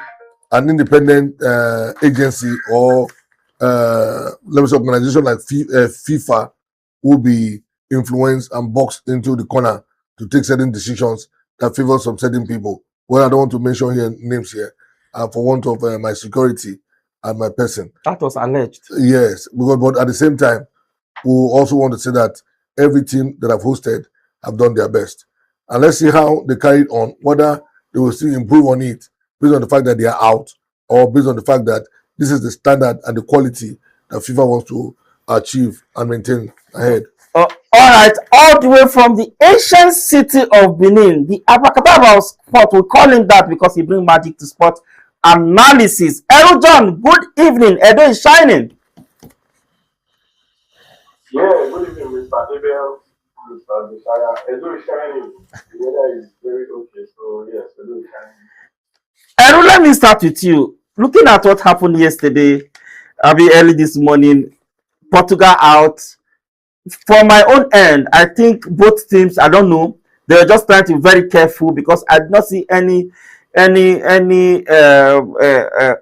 entertaining football yesterday. I think they were trying to be cautious behind there, but nevertheless, Spain had to get the better of Portugal yesterday. But looking at them, we see that the Portuguese defense was so sloppy, and of course, looking at what happened at 9 minute 90, I think it's 91st minute when he scored that goal. But looking at Portugal and the history of Ronaldo going out of the game without nothing, and this is his last World Cup, and the tears he was shedding yesterday, even the Messi fans, they were all nobody bantered yesterday. You could see the emotions. They felt for him actually. But let me get your take on that. But first of all, I don't want to think that nobody bantered him. Go to Twitter.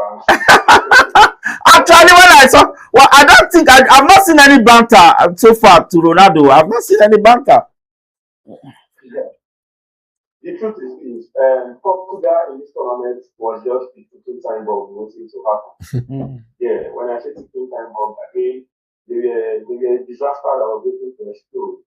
They've been very unimpressive throughout this tournament. I think I've had a conversation with you about them in regards to this tournament. The expectations that we had for Portugal prior to the World Cup was way up there. Because as a matter of fact, so many of us, I'm not a Ronaldo fan, by the way, so many of us, we already concluded in one part of our hearts that Portugal is in the final. We are waiting for who will play Portugal. Maybe this will be Ronaldo's time to eventually get the World Cup trophy and that cabinets of trophies that he has won. And why did he come to this result? Because of the players that he paraded, because of the kind of players that he had in the team. So watching their performances in both the group stage, the round of 22 and eventually the group stage, it was abysmal, anything to use that word. It was a disaster. It was complete trash. I'm being very angry here because you can't parade it. I want to first credit my blame to the coach of Portugal. I think I told you on this show, I think 2 days ago, if I'm not mistaken. I said I don't understand the pattern that Roberto Martinez uses Portugal. How can you go and have such players in your team, some caliber players, and Mendes is the one to start the attack. The attack starts with your left back. You saw what happened the moment that completely. So it's just a time of moving to happen. They managed to go past things. So tell you what happened here. If they managed to go past things, I could have bet my entire life that they will be doing so. That's how bad they play. That's how bad they are. And let me show you. Joan Evans and Vitinha combined did not create a single chance in this World Cup tournament in 5 matches. A single chance was not created from the both of them. These are arguably two of the present best players in the world. It's a problem because we fielded players who at their club levels they were on their A game. The likes of Bruno Fernandes, that guy finished at Premier League top assist with 21. On course to win the PFA player of the season. He's already won the Premier League player of the season. Yes, he registered just one assist in the whole of this tournament. With not up to 3 chances created. You begin to wonder, look at the game yesterday. Rodri burst the youth to the entire league. Look at the game against Croatia. I think we had a conversation. A 40-year-old Lukaku burst the midfield that had Bruno Fernandes, that had Vitinha, that had Joan Evans. This is a team that has Bernardo Silva with them, that has Rafaelino, that has Rafaelis. You begin to ask yourself, what then is the problem? I see people pointing fingers at Cristiano Ronaldo, oh, he should have been best, oh, this is that. It's all his fault. The truth is this. Is it what? Yes. It's fault, yes. Age is no longer on his side. But the truth is there a better goal scorer than Cristiano Ronaldo? Yes. The answer remains no. In my opinion, the answer remains no. Yes. Portugal's all-time leading goal scorer. Why I do not subscribe to the fact that he should be playing 2 times because he's no longer in his A game? Because I understand maybe because in his last World Cup tournament, he got to try to pacify him and all of that. But the truth remains that there were far more problems than Cristiano Ronaldo in that team. You see a Vitinha and like they were playing side passing. Robin Neves yesterday, he played more balls to the back than to the front. Gets the ball, he was playing like the Mikel Obi that we used to have at Messi. Gets the ball, plays safe, pass to the back. No line breaking passes, no forward runs. No, they were just there. Like I said, once they've been teaching time what wants to happen. If they had managed to go past them, they would have not gone past the quarter finals. Because even against Croatia, they just had that piece of luck. Croatia had 3 goals that they crossed for outside the German. So they were a disaster throughout the tournament, and I think coach has the larger share to blame. That's my opinion. Indeed, and of course, after the game yesterday, I think he resigned immediately from his role as the head coach of the Portuguese team. But Delight, let me come to you with this. How will history judge Cristiano Ronaldo's final World Cup campaign? Looking at when he started playing the first 20 years ago, that is when he played the first World Cup for his country, Portugal, which is 2006, Germany 2006, and they finished 4th. If you go to 2010, South Africa, they finished on the round of 16. That is where they went out. Then you can go to Brazil 2014. They finished at the group stage. Then 2018 in Russia, they finished. They dropped out at the round of 16. 2022 in Qatar, they got to the quarterfinals. And now 2026, which is 20 years later, they are out again at round of 16. With Ronaldo all through. But since he came in, but before Ronaldo started, that's what I wanted you to even look at. The first World Cup that they appeared was 1986, which is England. They finished 3rd. The second one was 1986 year, which is Mexico. They finished at the group stage before 2002 Korea, Japan 2022. That is 3 before he came in. But when he came in successfully, I think he has got to 1, 2, 3, 4, 5, 6 consecutive. He has led the team to 6 consecutive World Cup. But with this kind of, I think what the problem is, like he said, can Ronaldo, is he the best striker in the Portuguese team? No. What I saw or what I'm seeing here, there is a big problem, is the big responsibility that they have on his shoulder. And no such person can carry such magnitude of weight and be able to survive. So coming in at his own prime when he was young, he had the energy to bank some of those goals that took them up to this time. Now, age is not on his side. It will be foolhardy for any coach to be thinking the likes of Ronaldo still have that strength in his foot and still has that skills in his mind, and his mind right now is getting weak, and he's no more in that kind of enterprising mood that he was before as a young lad when he came to limelight. So I will not. History will judge him in a most honorable and respectable light, in the sense that he has taken his country to he came to receive 0 trophy and is living with a 0 trophy. You cannot blame him, but you blame, like he said, the pattern with which the Portuguese are playing, and most of this pattern is surrounded towards this issue. Is not today.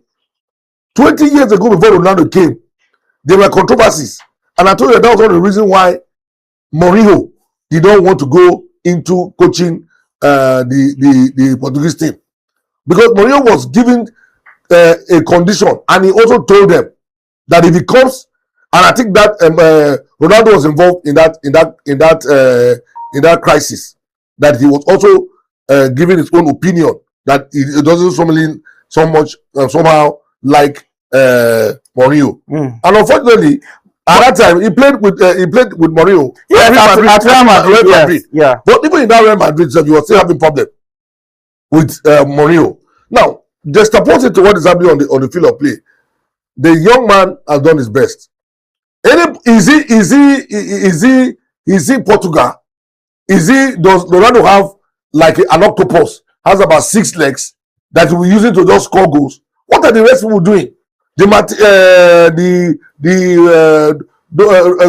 Gomez, or what is his name? All those guys are there. They paraded beautiful stars to prepare to this World Cup, and even in the World Cup. But they were not playing football like if they are pregnant women. Your general manager was not telling me behind scene right now that they were playing so sluggishly that even a pregnant woman can even play more better football than them. And it's true.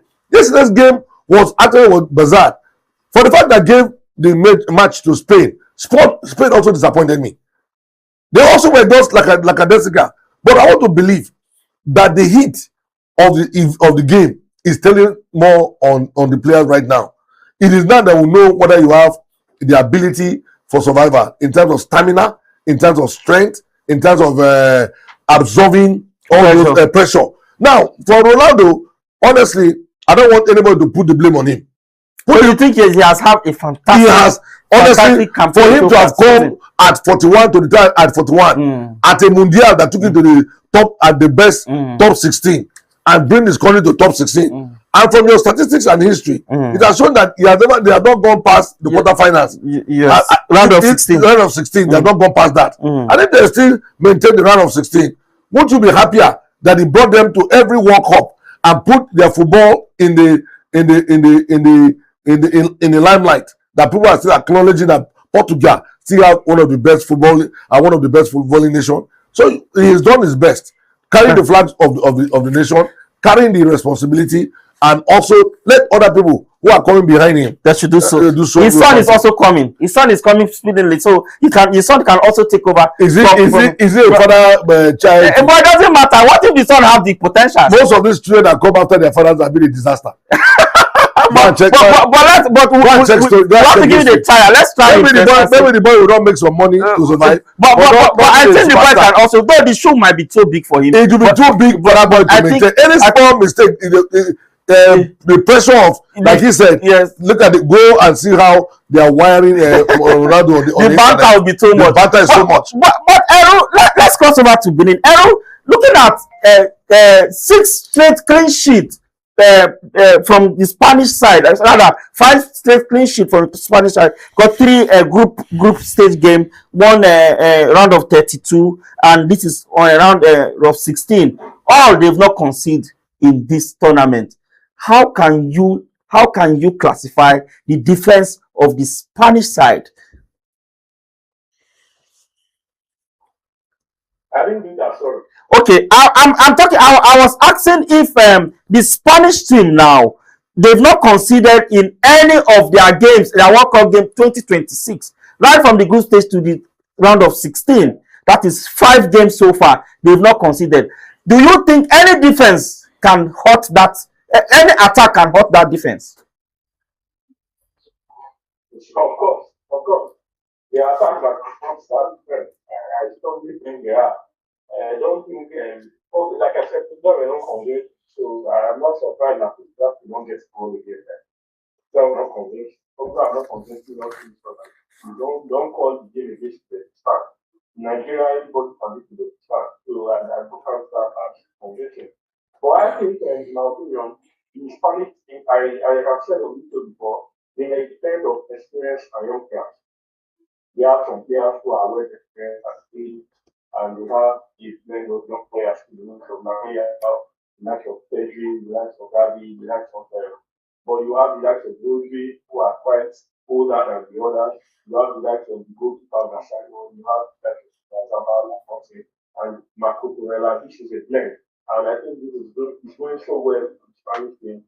It's doing well. It's a good one that up to this point they don't consider the goal. It's a very good one. And don't forget that one of the most characteristics is Mexico, they were on the same pedestal up until the round of 16 fixture against Argentina. Mexico had not considered a single goal in the tournament.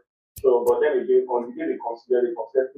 So this will happen. But I don't think Spain can go all the way without considering a goal in the tournament.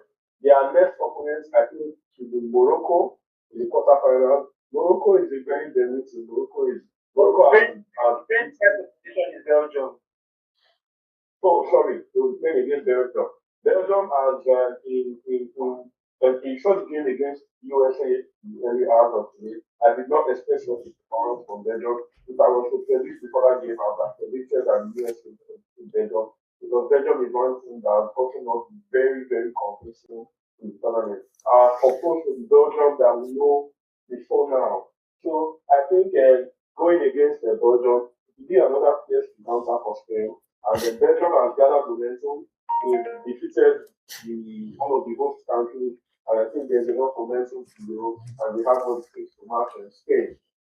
And to give Spain their own for their money. So I don't think Spain can go all the way without considering a goal in the tournament. I think now the tournament is getting, like Josiah said, the tournament is gradually getting more interesting. I'll put it like that, getting more interesting. We have successfully separated men from boys. So the men are now meeting men.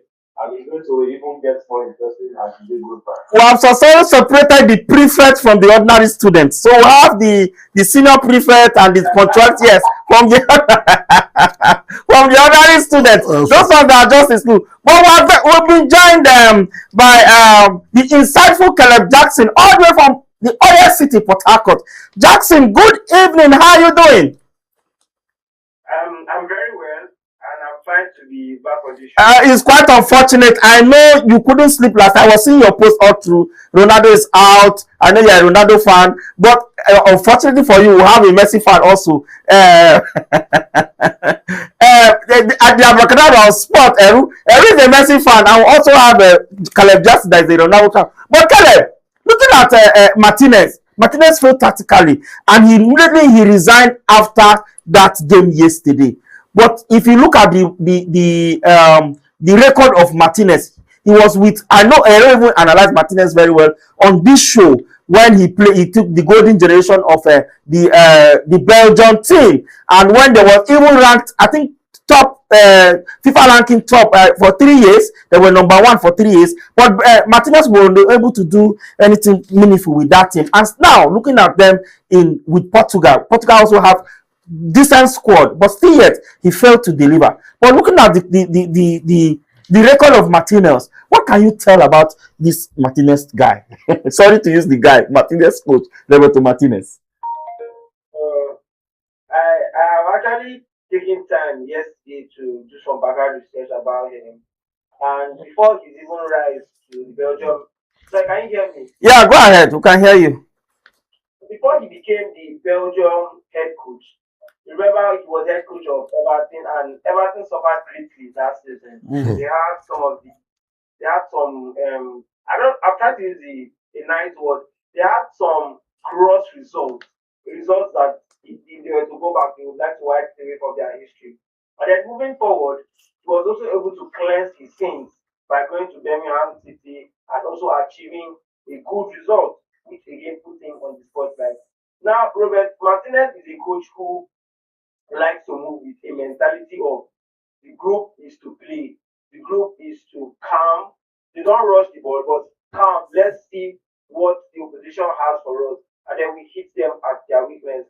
And I similarly saw that the only difference was that at Belgium, Hazard was not that player who was always willing to play according to tactics. Hazard was the player that you get the ball and he gets the job done for you. That was the difference at Belgium. Now looking at his selection yesterday, for me, I had some eyebrows to the selection yesterday because the game against Croatia, Rafael Leao was fantastic. And we said on this show that Rafael Leao is that one winger that is direct. Like, he doesn't get the ball and he's looking for where to go back. However, João Felix was impressive a bit in the first half, having completed 4 successful dribbles, and then he was showing some spotlight in the game in the first half. In the second half, at the beginning of the second half, his light was beginning to diminish. And I thought to myself, where is it written that as a ball coach, you have to wait in like 70-something minutes before you change a player?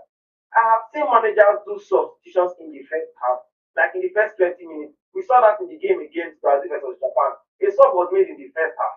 We saw that in one of Cape Verde's games. Sub was made in the first half.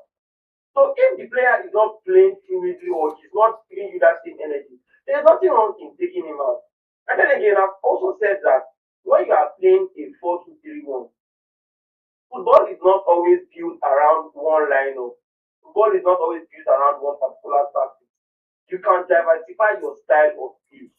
At the time you see that, okay, your 4-2-3-1 is not working, why not similarly change your approach to a 4-3-3 flat? At least so that you compact the space between the players. Don't talk, coach. Or furthermore, you switch it to a 4-4-2 and then making an extra substitution for a striker who will also compensate the pressure on the front and bring in a winger in place of a midfielder so that they can play from the flank and then the front two can be aggressive if you intend keeping Ronaldo. These are some tricks that as a coach, you don't need to wait for anybody to tell you what to do. Even looking at some of the substitutions you did yesterday, I was actually marveled by the substitutions you did. You decided to take off Inya. You did not even bring in Ruben Neves to continue the low block for you or to trans the game into extra time. You decided to bring in Bernardo Silva. And you know that Bernardo Silva is one of those great players who know how to cover the areas when it comes to defending.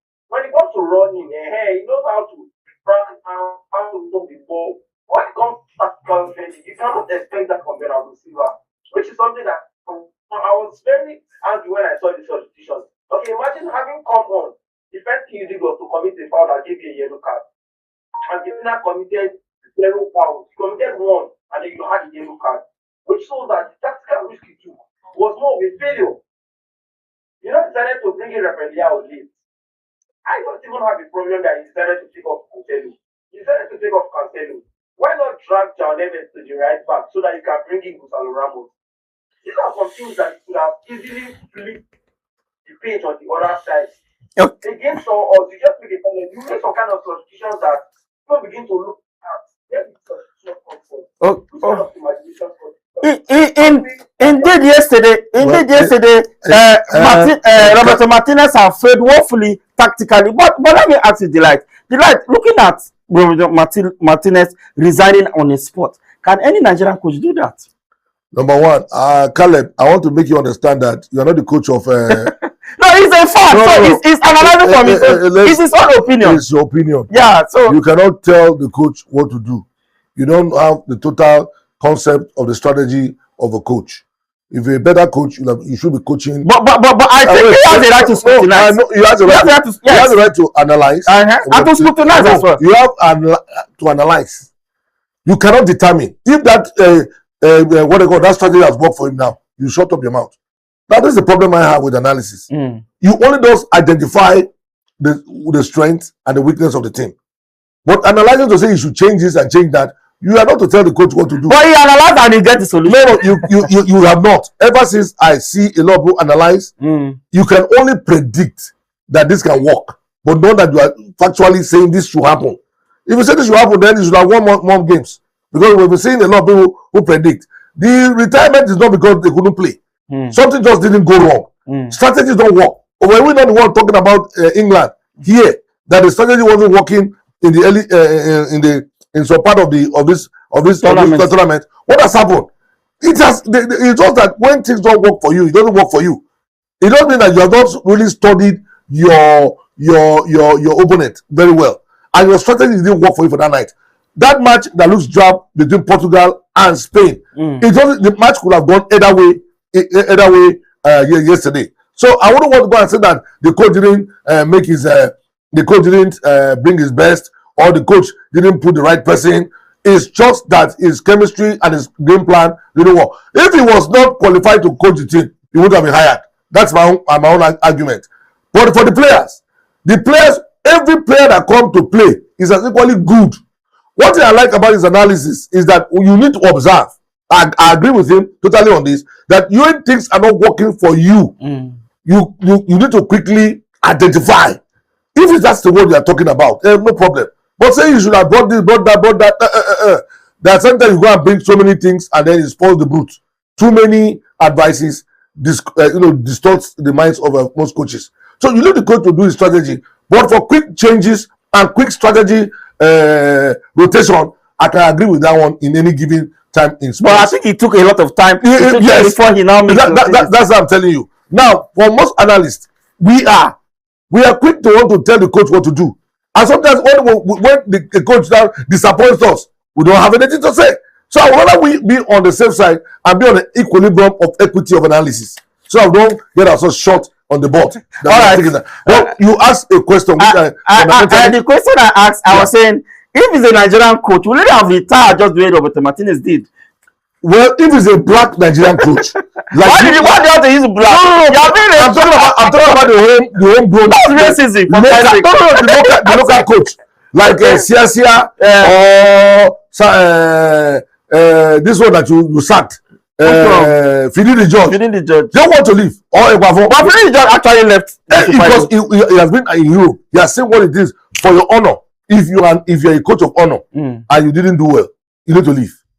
I believe what happened he did was that I haven't looked at what he paraded and what the effect of the team he paraded, and with the kind of expectation the world had placed on him, he has seen that he has failed.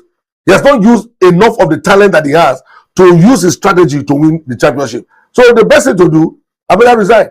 And when we shock you now, you'll be shocked. Another country will pick him, because that is strategy that looks like sport is good for somebody else. True, you are correct. All right, let's go to Benin. If I talk about sport, I want you to let's talk about the USA Belgium game. I know there's a lot of controversies yesterday, even with Donald Trump saying that he called 1, 2, or 3 for this guy to come back, Balogu, to come back to the squad. But looking at what happened yesterday, US was totally out of the way, and with the blunder that the United States goalkeeper made to clear that ball, did not even clear it well, and that one gave them another lifeline. Well, let me get your thought on that. How was what really happened to United States, even with the fans that were backing them up? You see, this is football. Anything can happen. Anything can happen. I agree with you. I told you earlier that if I was to predict the game before that match, I would say I would be myself to say that the US will do Belgium. Going by their performances that have worked so far in the tournament. Well, I for one was completely blown up. I think one of the things that really helped Belgium yesterday, they corrected one error that they've been making in their previous match. And you know what that error is? Conversion of chances. They converted their chances well. They scored 10, and I've said it repeatedly on this show that when it comes to the psychological aspect of football, you see early goals, late goals, and probably errors leading to goal. They have a very strong psychological effect on the rhythm of the game. It takes a team that has a strong mentality. It takes a team that has strong resilience, that has a strong determination to bounce back from such defeat. Imagine playing a match and in the first 5-10 minutes you've already considered a goal. A match that you need to win on home shore. They consider a goal in the first 10 minutes of the guy to the 90 minutes of their house. They consider a goal. And I'm sure the Belgian team was very clinical. They're very clinical in the game. They controlled the use speed. You saw what the coach did. He dropped Lukaku. He dropped Kevin De Bruyne. He didn't use them. He didn't start them. Lukaku came on later in the second half. He played players that were younger and players that were hungry. That is football. I always say that football is a game of who wants it more. Who wants it more? Yeah. Out of pro dangerous relax of Kevin De Bruyne, but so far in this tournament, he has not been very, very impressive. He has had series of injuries. He has had age is no longer on his side. And then they got nothing. He didn't start the game.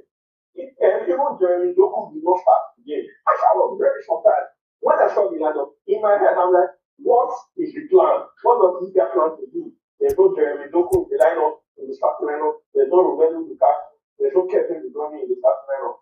Who then wants to play the game? Because when the game started, I said to myself, indeed, the coach knows better than us. All we do is watch. And so the players were impressive. I think one thing that really also helped them, they made good use of the wings. They were very, very efficient within the wing. And just to say, I think that, you know, they wrote an appeal to FIFA after FIFA overturned Balogun's red card and gave Balogun the way that he played the game. And I know Benjamin wrote an appeal that FIFA dismissed. I think that anger also, I'm not saying, they have to be ruthless. That also contributed and to the game. I think another thing that really affected the Americans was that the Americans, they started the game very, very well. They were very intense and aggressive at the beginning stages of the game, but they struggled to maintain that intensity. They really struggled to maintain that intensity. And then some defensive problems, some defensive errors that led to goals. Like I said before, these things are psychological factors when you play the game of football. I think that also affected it. But kudos to the United States team for a country that before now they were not really heavy for football. I think they've done well for themselves. They've announced themselves to the world that yes, as it stands, we are ready, we are in, and I give them kudos at the end of the day. I give them kudos. And kudos to them. And then I think lastly, in my own opinion, one thing that I presented in the game, the Belgian coach was very, very tactical. He was very tactical. He started the game with a 4-2-3-1 formation. At some point in the match, he took the formation to a 3-4-3 formation. And so what he managed to do was, whenever the Americans were pressing hard, he took the formation to a 3-4-3. That would help him manage his potential, and you have 5 years defending. But we are not coaches. We are not doing the proper tactical analysis of that. But kudos to Belgium. That was a very wonderful outfit. Exactly. Kudos to Belgium. But Caleb, looking at the Belgium team, from the group stage to before now, they don't look convincing at all. I don't even think they are going to cross this stage, to be honest. I never thought that they're going to cross this stage. But now, looking at the blowout, can we now say that these guys have not really tested a stronger and elite European team so far, and that's why they fought flat 4-1? I think that's a devastating blow for them. I think this game for me is another game that has convinced my mentality about the Belgian side. Just like Mr. Denai said, sometimes when coaches start to play against the analysis, they are now they do something different. Just like John also said, one of the problems, so growing in the game, I think Belgium identified that something that, again, that also clarified was that the team that Belgium played in group stage have this low block mentality. Sorry to say, both of them like they didn't go all attack. It looked more like keeping it safe while trying to counter the team. So it made it harder for the Belgian side to bring down. But this USA side, on the other hand, is a team that always wants to attack you. and you cannot always be in between. Most times you always have to prioritize one than the other. And from the beginning of this tournament, USA has been very much involved in attacking and creating chances. Now that leaves room for some leverage. Looking at the first goal, we saw a very, sorry to use the word, but a very lousy defense between the two centre backs. Now that again shows something. Just as this that side were all eyes on the centre back, so they always tried getting in behind. They tried to be getting in behind passes. Those kind of passes that if the striker is not there should be someone to get in at the far post to convert, or there should be a loose ball somewhere just to bounce on. So that again shows that this Belgian side are away, and then they are, should I say, it is not an excuse of they have not faced a better side, because this USA has been an incredibly strong team to watch. They have been convincing in all the games they have played. So this game shows that, okay, Belgium as a team on their own can go far in this tournament if they continue at the pace they are. All right, if they continue as the pace they are, delight. Lukaku came up from the bench and scored. That's another good one for Lukaku. And again, losing at home, how does it feel? I know you're into sports, and of course, you even follow the. I know this is not basketball. You followed the Tiger for a very long time, and you see when you lose at home, how do you feel in the front of your crowd? Well, if you look at the ratio or the game that was played, the two teams are equally at par in terms of expectations. I think you can give them 50-50 expectations that the game can go any which way. But I think yesterday in the analysis I gave, I even outrightly gave the game to the United States. One, I haven't looked at the performance ratio in terms of how they started the World Cup from the beginning. They seem to have much strength for strategy and also taking the advantage of their home court or home pitch advantage of the crowd, and that they are hosting to win. But from the expectations, unfortunately, we have been kind of our mouths are sealed right now. Pundits who have said America will win are right now not understanding how it turned out. But the reason why they are saying so is because of the quality of the coach that they're able to and the quality and the players' response and their performance ratio has been wonderful.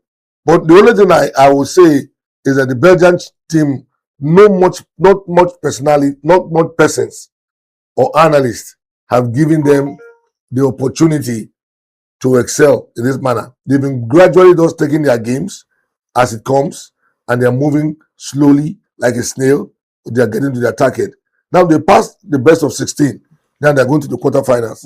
I don't know who their opposition is, but whoever they're going to meet will now determine whether that strategy that the coach is using will now work out. Benja is playing Spain now. I think it's Spain next. And then that's too great. That's going to be a wow game. And Spain and Belgium, Lukaku is at his best form right now. And so because he scored one. No, it's at his best form. It's at his best form. Not even here. From the club stage in PSG, he's been doing wonderfully well. No, yes, Lukaku plays for. No, he's Adeko. Oh, yes. This is Osimhen's former team. What is the name again? Is it no, where you say? Napoli. Yes, Napoli. Is he still there? Yeah. Sorry. Yeah. Permit me to correct myself. Yes. Sorry. I'm looking at this other guy in PSG. Yeah, go ahead. But what I'm saying in essence is that there is going to be a no holds bar attack, because from the quarterfinals, nobody wants to hold behind again. I'll give on my Arsenal, and from there I'll take it up. Well, this match honestly is very tough to predict between Spain but the Belgians actually have done well, and I give them kudos, and I also appreciate the kind of football they've played. They've done Messi versus Salah. Whose iconic handle? I don't even know how to put it. This knockout pressure better tonight. Who can handle the knockout pressure better tonight? Is it Messi or the iconic Mo Salah? Okay, these are players that are well experienced. I'm not comparing them, please. I'm not comparing them. But these are two players that are well experienced. These are two aged players, I'll call it that. And these are two players who, in one way or the other, their teams are built around them. The Argentine team, we can't take the fact that it's built around Lionel Messi. And also the Egyptian team built around the likes of Bushala.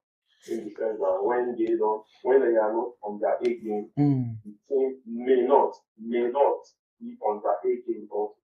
So it's going to be a first encounter because I'm saying this because I see so many people are trying to probably they're trying to wave out Egypt, they're trying to underrate Egypt. You need to understand first that being here is not a joke, not a coincidence. They've gone far. There were 10 African teams that started this competition. They are just two left. Morocco and Egypt. Both of them are from the northern part of Africa. You understand? The Egyptian team, this Mr. I don't know his name that spoke earlier, I think that's who is the name I'm saying there. He said something, they play in low block. And that's one dangerous style of play that is hard to beat. Especially when you play a team that it took France, they cannot. All the attacking talent that they have, with all the attacking talent they have. Yes, exactly. With the dangerous Michael Olise, Dembele, Mbappe, and all of them, Due and all, he took a penalty. That's to say the dangerous nature of playing low block, and that's one thing the Egyptians do. The Egyptians, they don't attack you. They leave you to play the ball. Let's stay with the ball. And I fear because apart from Lionel Messi, you see, I want to say something here that some people may not agree. Apart from Lionel Messi, the Argentine team, especially the starting lineup, there is no other crazy playmaker who can do dangerous creation there. And no Fernandez, for example, I don't know what he's doing in this tournament. I'm a Chelsea fan, he's a Chelsea player. I don't know what he's doing. He said, McAllister is not, I think McAllister has the defensive prowess over his attacking prowess. In my book, I'm speaking now, I'll put that. Then, the likes of Rodrigo before, a monster when it comes to covering spaces. So, it will take something exceptional for Argentina to be able to break through the Egyptian wall, as I'll call it, in the game today. Because the Egyptians, they play very defensive and they are quick on the counters. Mohamed Salah is one of the fastest players in the world. He's very fast. So, it will take a whole lot for both teams today. But as a loyal Messi fan, I am rooting for Argentina and for Messi to win the game. No, me, I'm rooting for Egypt because Egypt is Africa, so it's United for Africa. So Egypt, I hope Egypt survive today. I will support Argentina over Nigeria. No, God forbid. No, not my darling Super Eagle. But Caleb, can Egypt defense survive Argentina's world-class attacking depth? I don't know. Do you think Egypt can survive that? Just before I move that, I would like to say something. You asked Erogen about Messi or Salah. Now, remember that Messi already has a World Cup, and the tournament, if you watch Messi, he's playing without pressure. Yeah. Because he looks like he has nothing left to prove. So he's just like, let's go with the game, let's show as it goes on. And to correspond with what he's saying, Messi has scored, I think, 7 of the 9 goals that has been scored for the Argentine team, which is worrisome. Lautaro Martinez has one, Lo Celso has one. So you now begin to question the prowess of the other players, most especially the attackers. In the game against Cape Verde, we had Lautaro Martinez for over 90 minutes, and his rating reflected his performance on the pitch. We barely even remember that Lautaro Martinez started the game, and he played an entire 90 minutes without having a shot on target. So that begins to bring to another question. If Egypt decides to man-mark Messi, what next?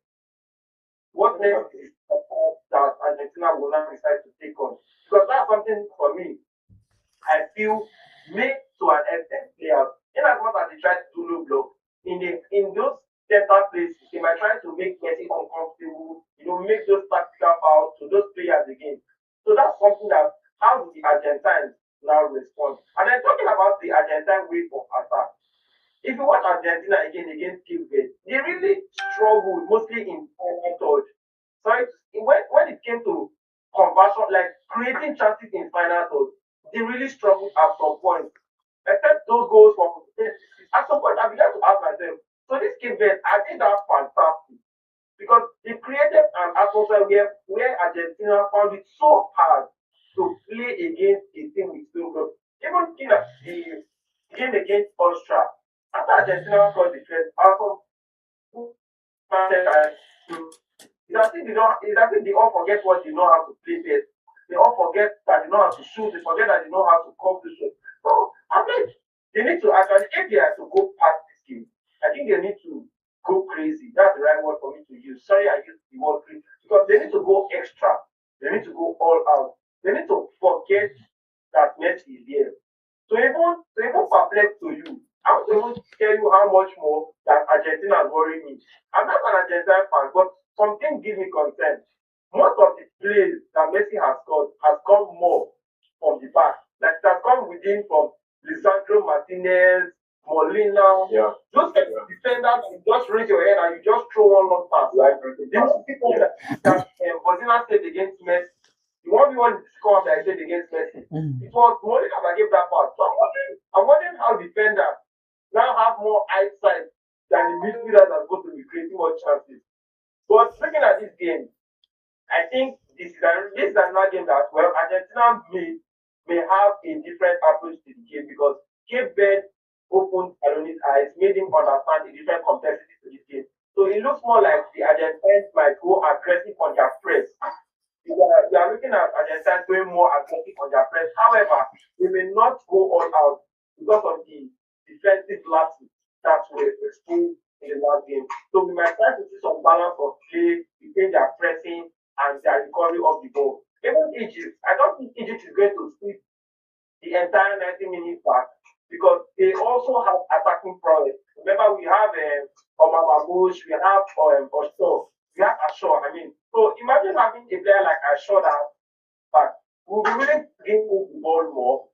Salah will be looking to create more chances. And then again, if you take the ball away from him, it might not be so important to the game. I suppose the game might get to flow in the sense that Egypt might decide to come out at some point. But I don't completely think for a 90 minutes that Egypt can survive Argentina's before attack.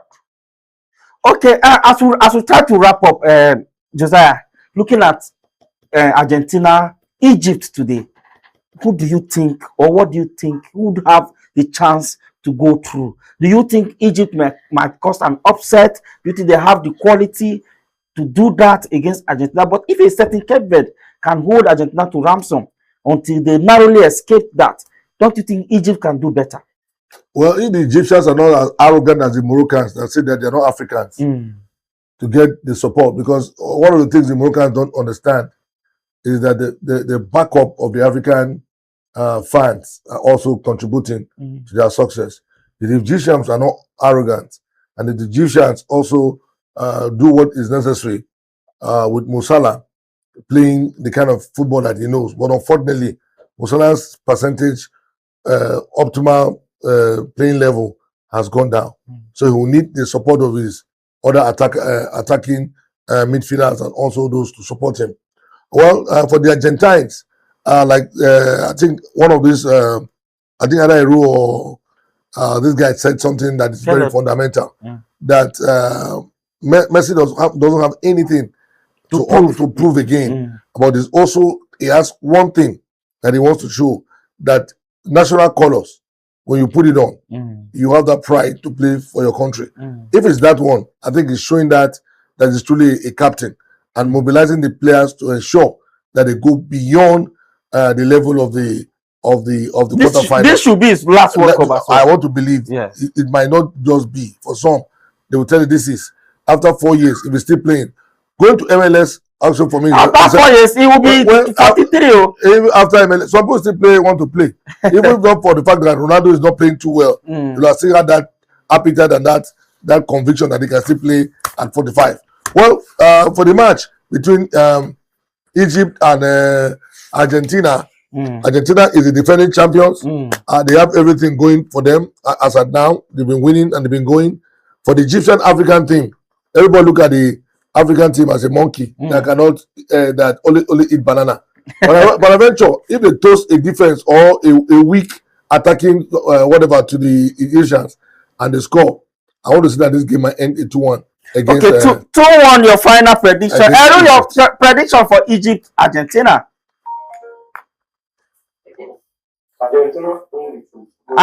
I know you are going to go for Argentina, but no problem. Caleb, Egypt, Argentina, who do you? Caleb, your prediction, Egypt, Argentina. I think 3-1. I think 3-1. Argentina to win. Argentina to win 3-1. Me, I go for Egypt. Egypt to win 1-0. I go for Egypt. Egypt going to win 1-0. I predict Egypt.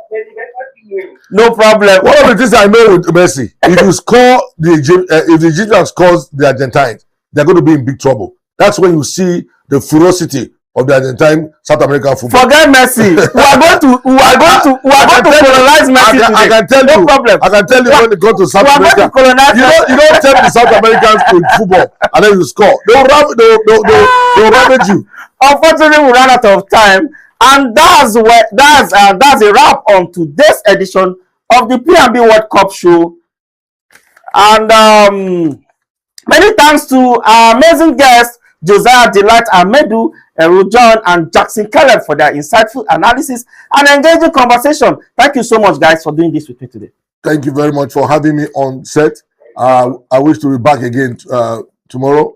Of course, as usual. And let's talk football and let's take the people. I will talk about this Messi game because I know Egypt will go to qualify. To everyone who stayed with us, thank you for making us part of your World Cup experience. Don't forget to follow us on all our social media platforms for more football update, expert analysis, and exclusive content on YouTube and Facebook at politicsandbusinesstv.english, on IG at PNBTV_English, on X at PNBTV_ENG. You can also watch us on Free TV. Simply download the app from the Google Play Store on your device and stay connected everywhere you go. I'm Abel Sunday. Remember, the World Cup drama is far from over. Until next time, it's bye for now.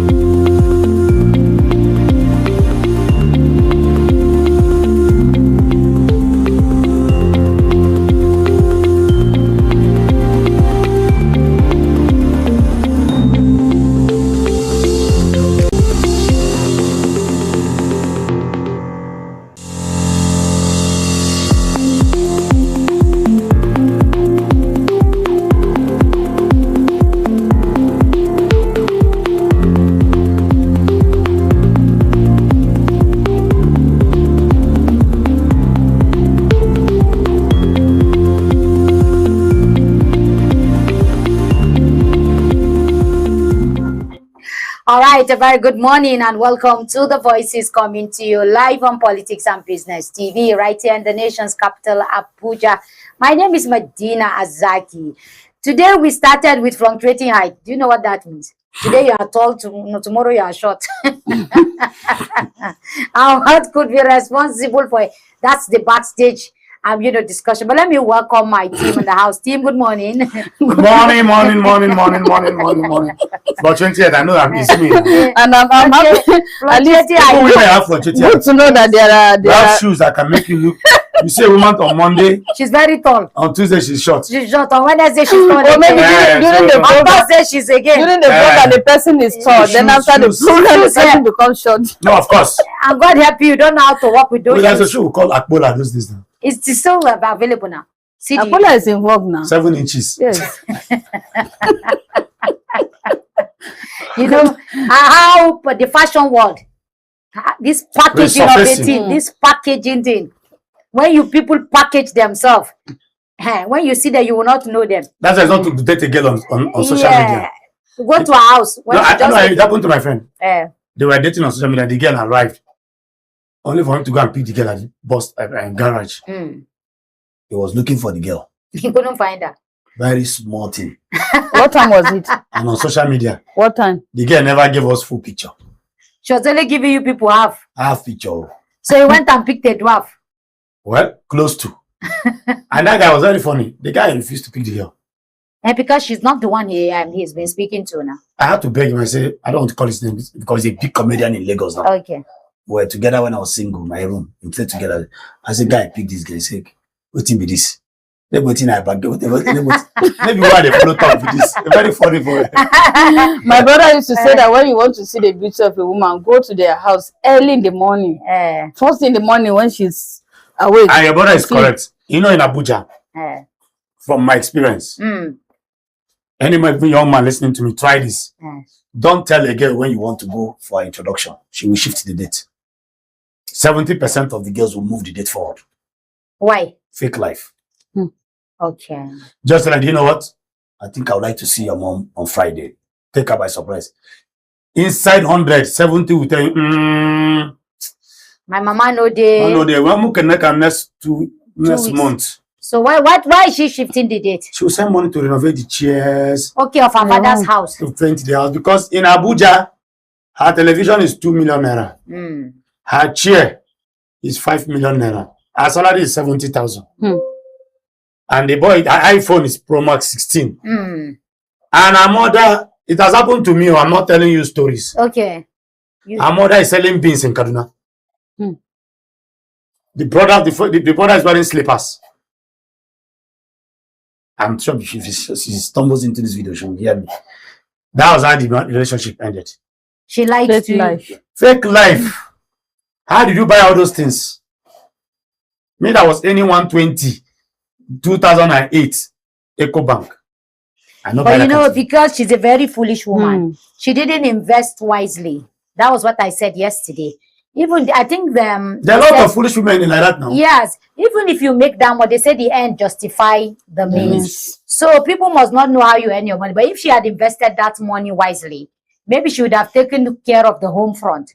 And somebody like you wouldn't have suspected what is even going on. And that is why you said people should always take care of their family members, especially at the home front. So when people see your younger ones, they can determine the kind of family structure you are. Are you a greedy person?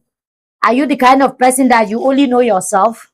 You don't know any other person? Some people cannot introduce their younger sister and younger brother to you. Even their parents. They are ashamed. They're because of how shabby, tattered they are. And you are here in Abuja glowing with pride. Glowing with pride. When your home front is zero. When they ask them, can I see your mom? When you see the mother, your mom is roasting in a charcoal kitchen, dirty wrapper, not looking good. And you are here glowing. You cannot send money to your mom, take care of your mom. I can show you my mom any day. Yeah. Anytime. In fact, she's in Abuja, I can show you.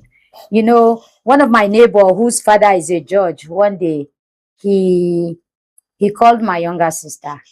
And he was praying for my younger sister. And my younger sister was like, oh, girl, Chidi, what is the problem? He said, I want to thank you people for the way you take care of your dad. He said, I see a man that is shining every day. What kind of food do you people give him at this age of 80 years? What kind of food do you give him? Because he sees him going to prayer and coming back. And then he will see him neatly shaved all the time. His fingers are very clean. He will see his clothes. He will see his sandal that he used to go to prayer. I started praying for her. I said, oh, it's our responsibility. You can't run away from it. He said, how many people will do that? I said, well, it's our responsibility. And this is a man that had prostate cancer. He had stroke in 2022. I can never forget the World Cup of 2022 when Argentina played France. That final match, that was the day. And he couldn't wake up. Yes. By 11, he was telling me, I can't move anything. We rushed him to the hospital. In fact, Christmas Day and every day we're in the hospital. But you know, this man came out of the stroke in less than 1 month. He started working because it was partial. Thank God it was partial stroke. He started working. And then he was now diagnosed with prostate cancer. It was already level 4 of the prostate cancer. And he's still strong and kicking. And we started that treatment bumper to bumper. You know, I can't thank my brother enough. I cannot. I cannot. In National Hospital today, when they see my younger brother, everybody greets him with respect. Because of how he takes care of my...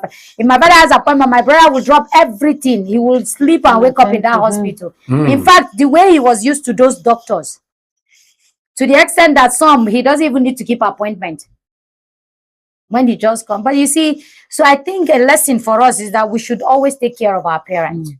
We should. And our family front, very important. But let's move forward to a very troubling matter again. Is it troubling or a sign of relief? Now, let us just correct something yesterday. While we were here debating who inserted 1.4 billion for projects in the Almajiri Commission outside the mandate, it was a full report on our sister media, Daily Trust, that 8.4 billion was actually allocated for roads, ambulances, and of course 1 or 2 schools. In a refugee commission, Almajiri Commission, whose mandate is to take care of, you know, the out-of-school children, especially the ones in the north, and to also train their teachers and to provide scholarship, now building road. We reached out to the executive secretary, you know, to react to the report, but he didn't pick his calls because maybe he would have told us what is the priority here. How can you be allocating out of your 21 billion capital budget? You're allocating 8.4 for roads. We'll find out in the coming weeks and days who exactly is inserting this project. But let's go now. The US is saying they will monitor the 2027 elections. And this is coming from, you know, their House of Representative member who said it's a responsibility of the US, you know, to monitor the 2027 election. But let me ask, what's difference?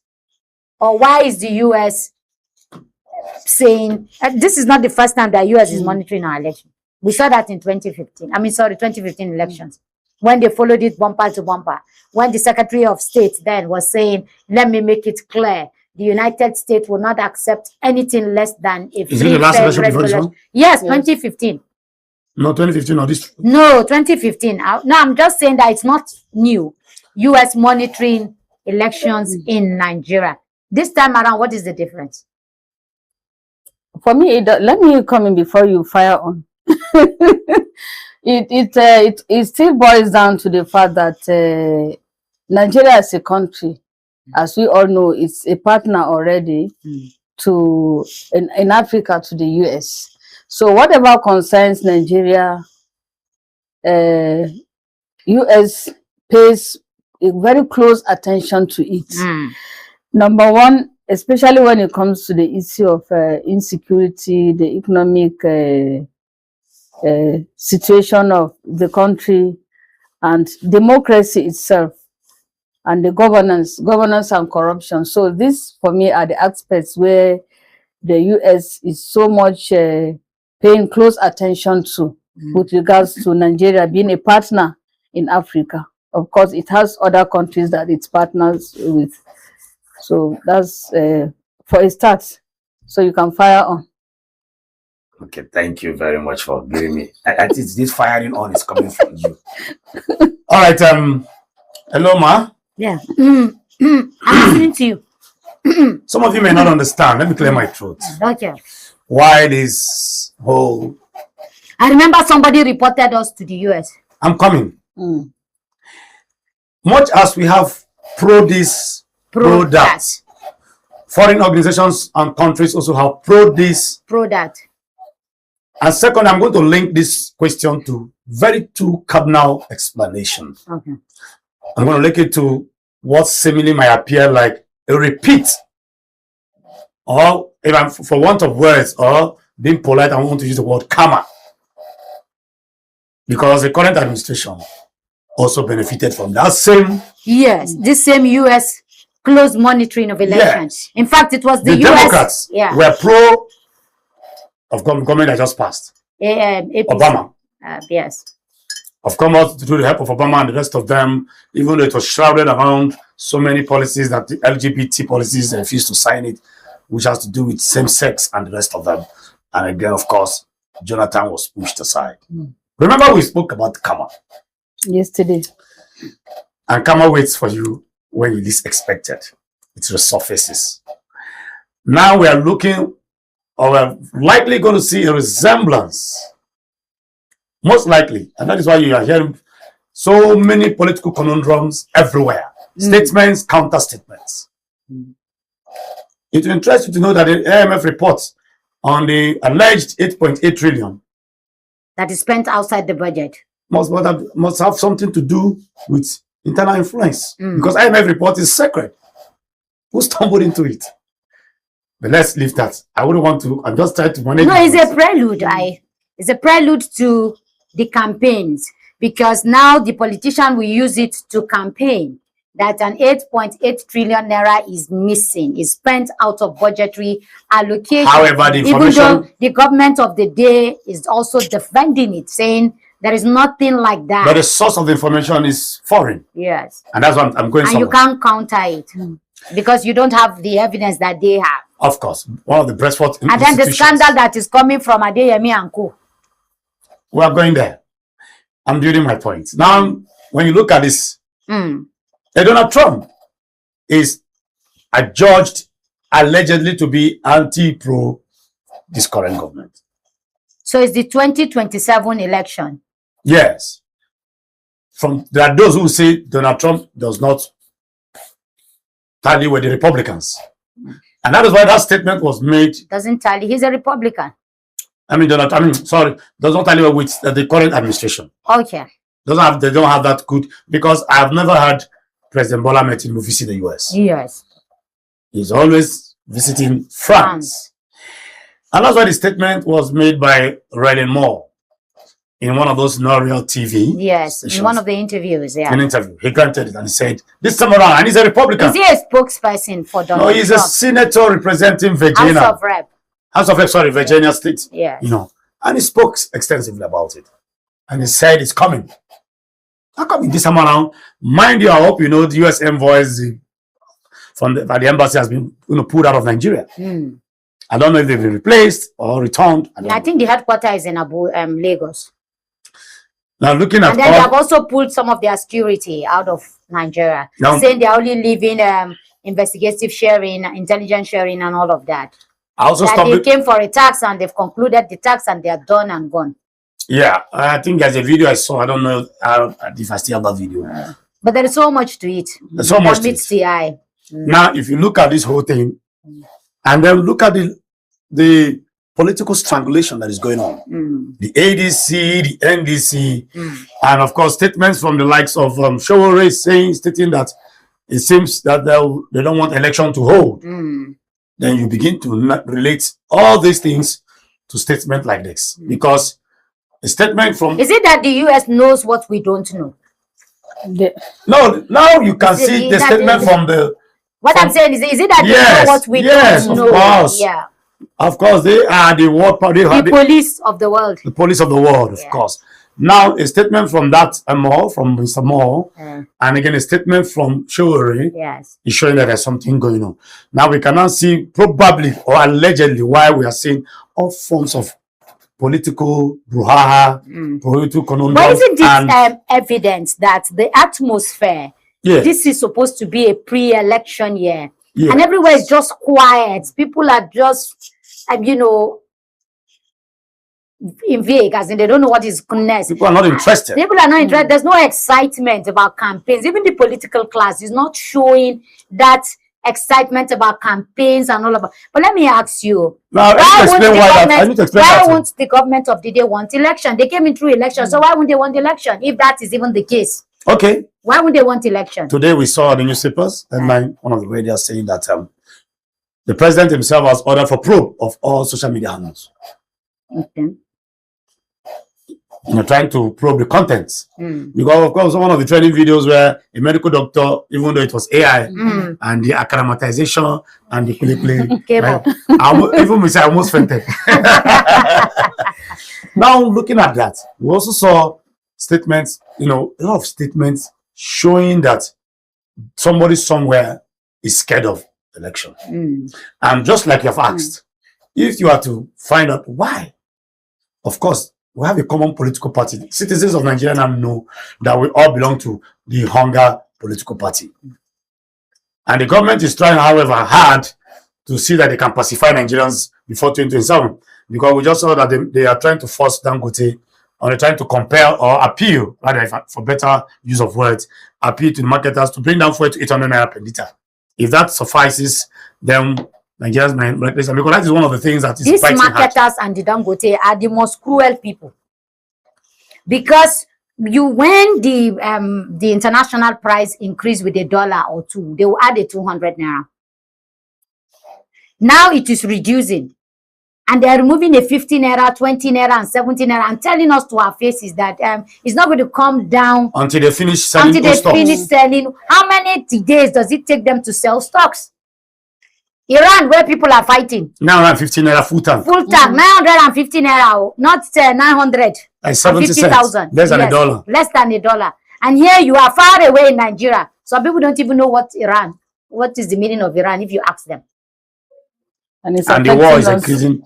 A war that doesn't concern us. We are now suffering. We are the ones suffering. And we are an exporter of crude oil. It's still on the matter of why would they want election? And again, from all indications, OPEC is saying they are going to increase production. So it means the prices of fuel will come down. From $75 per barrel. Yes, because there's a midterm election in the US in November, and Donald Trump wants to control the House of Representatives and the Senate. And now what will he use as a campaign card? He has to use lower fuel prices. That is just the ticket to go.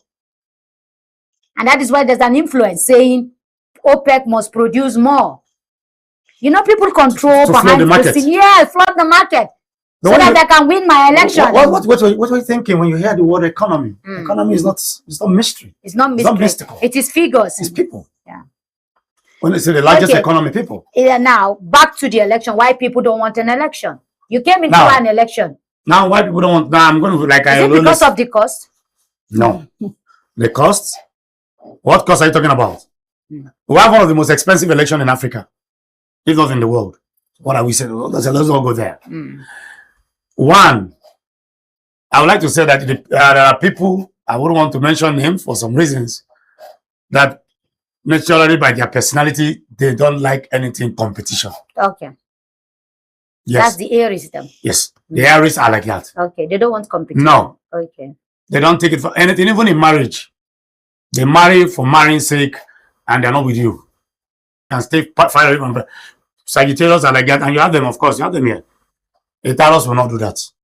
No matter the job you're offering me to go to Lagos and my family will be here, it will be very difficult, except you are paying, unless you give me the opportunity to come back most every 3 days. There are people who cannot stay. A Scorpio cannot do that. The Pisces will do it comfortably, a Sagittarius will do it without shaking, and an Aries, of course, okay for him. Or her. Or her. So that's why if you want to marry and you're a soldier, you're the type that has a job that takes you around the world. Marry an Aries. If you look for any of these personalities, they're good to go. You won't have headache. You have headache. If you go and marry a Scorpio, you have headache. You will resign from that job. Because he wants to be seeing you, prefers to be seeing you. Or a Leo. Now, back to the issue. Now there are personalities who don't like competition. So why did you get into the competition? People don't know these things. They manipulate you to vote them. And when they go, they shut the door. They are like that, they are territorial. Anything competition. In fact, one of them met me in my estate and said, Ken, if I don't want to compete with anybody, do everything to make sure nobody competes with me. It's April 6th. So, when I see these things, how do I get to know? I relate this to real life situation now. And I knew his birthday. And I know his birthday. I said, this guy is April 6th. So you can see it's adding up. Okay, let me come to Madam Felicia. To Nigerian citizens who are watching and waiting for the election to come, and those who have grievances and those who want to vote, when it comes to election, people want to vote who they like. Whatever we say here is our problem. We can only try and, you know, tell people to vote for what is right, but we can't force people to vote for a particular candidate, and just like any other person else. Now, for Nigerians who will be listening to the US saying they'll come out, does this statement make any difference to them? Will they be excited? How will they feel? Will they even feel anything?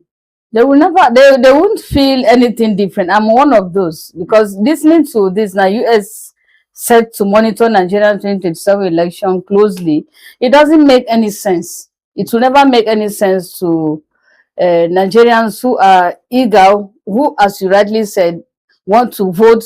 They have the right to vote whoever they want to be there.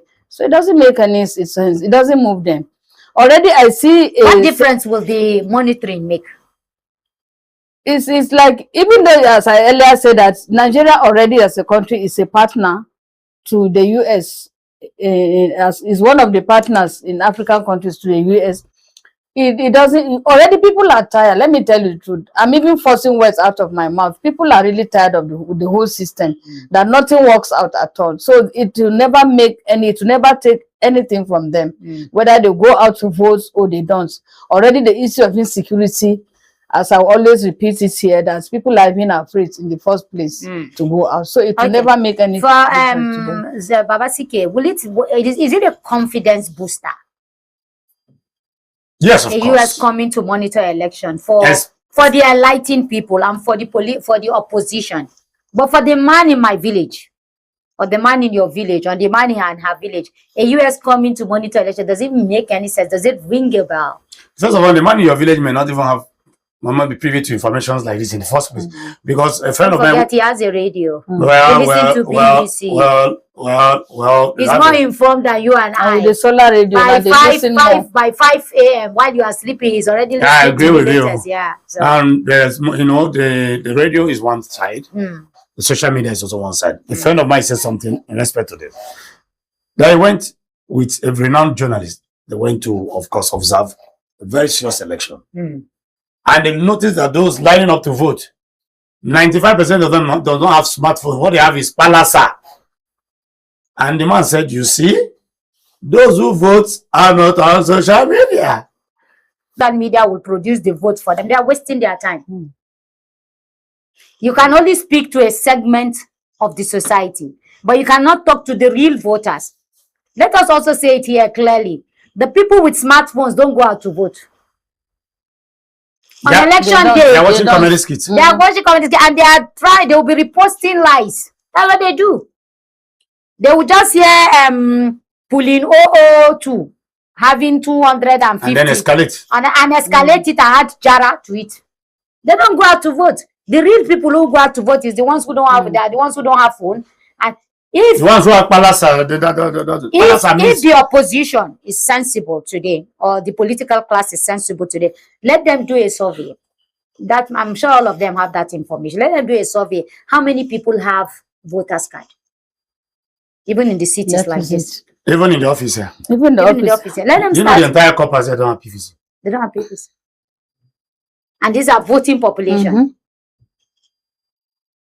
So the man in my village will be very informed, because he would have heard on BBC of Voice of America and Dacewa and Radio France that America is coming to monitor election. And perhaps he will also have analysis as to what this coming will take and what is involved. The only people who will not be too, will be those who are cut off from radio, who don't have radio set. But let us come back to the political class themselves, the opposition who is eager for these elections to come and go, so that they can also, get power at the end of the day. Will they now be laughing behind the scene and celebrating that somebody is coming to do a check and balance? Of course. Of course, the idea of the US coming to look and investigate or further supervise this election, it's not just providing check and balances. There will be caution. Mind you, of course, Anatiku was advised to go and report, and he went. Probably, let's believe, this is one of the outcome of the report. The meetings that he had. Yes. Because now everybody is saying, we don't have any problem. Let's just have a level playing ground. For everybody. Go to the streets and test your performance and popularity. Whoever wins, we cheer up with him. But this whole, of course, even though I don't want to believe hook, line, and sinker that something somewhere is happening, looking at the political confusion and everywhere, we know that, of course, somebody somewhere is masterminding it. The body language of the polity has shown. Is this another kind of script? Another series thrown to us? The US. But yes, by the opposition. Thrown to us. A US coming to monitor our election. But beyond monitoring, are they going to do some kind of, what do you call it, policing of our electoral empire?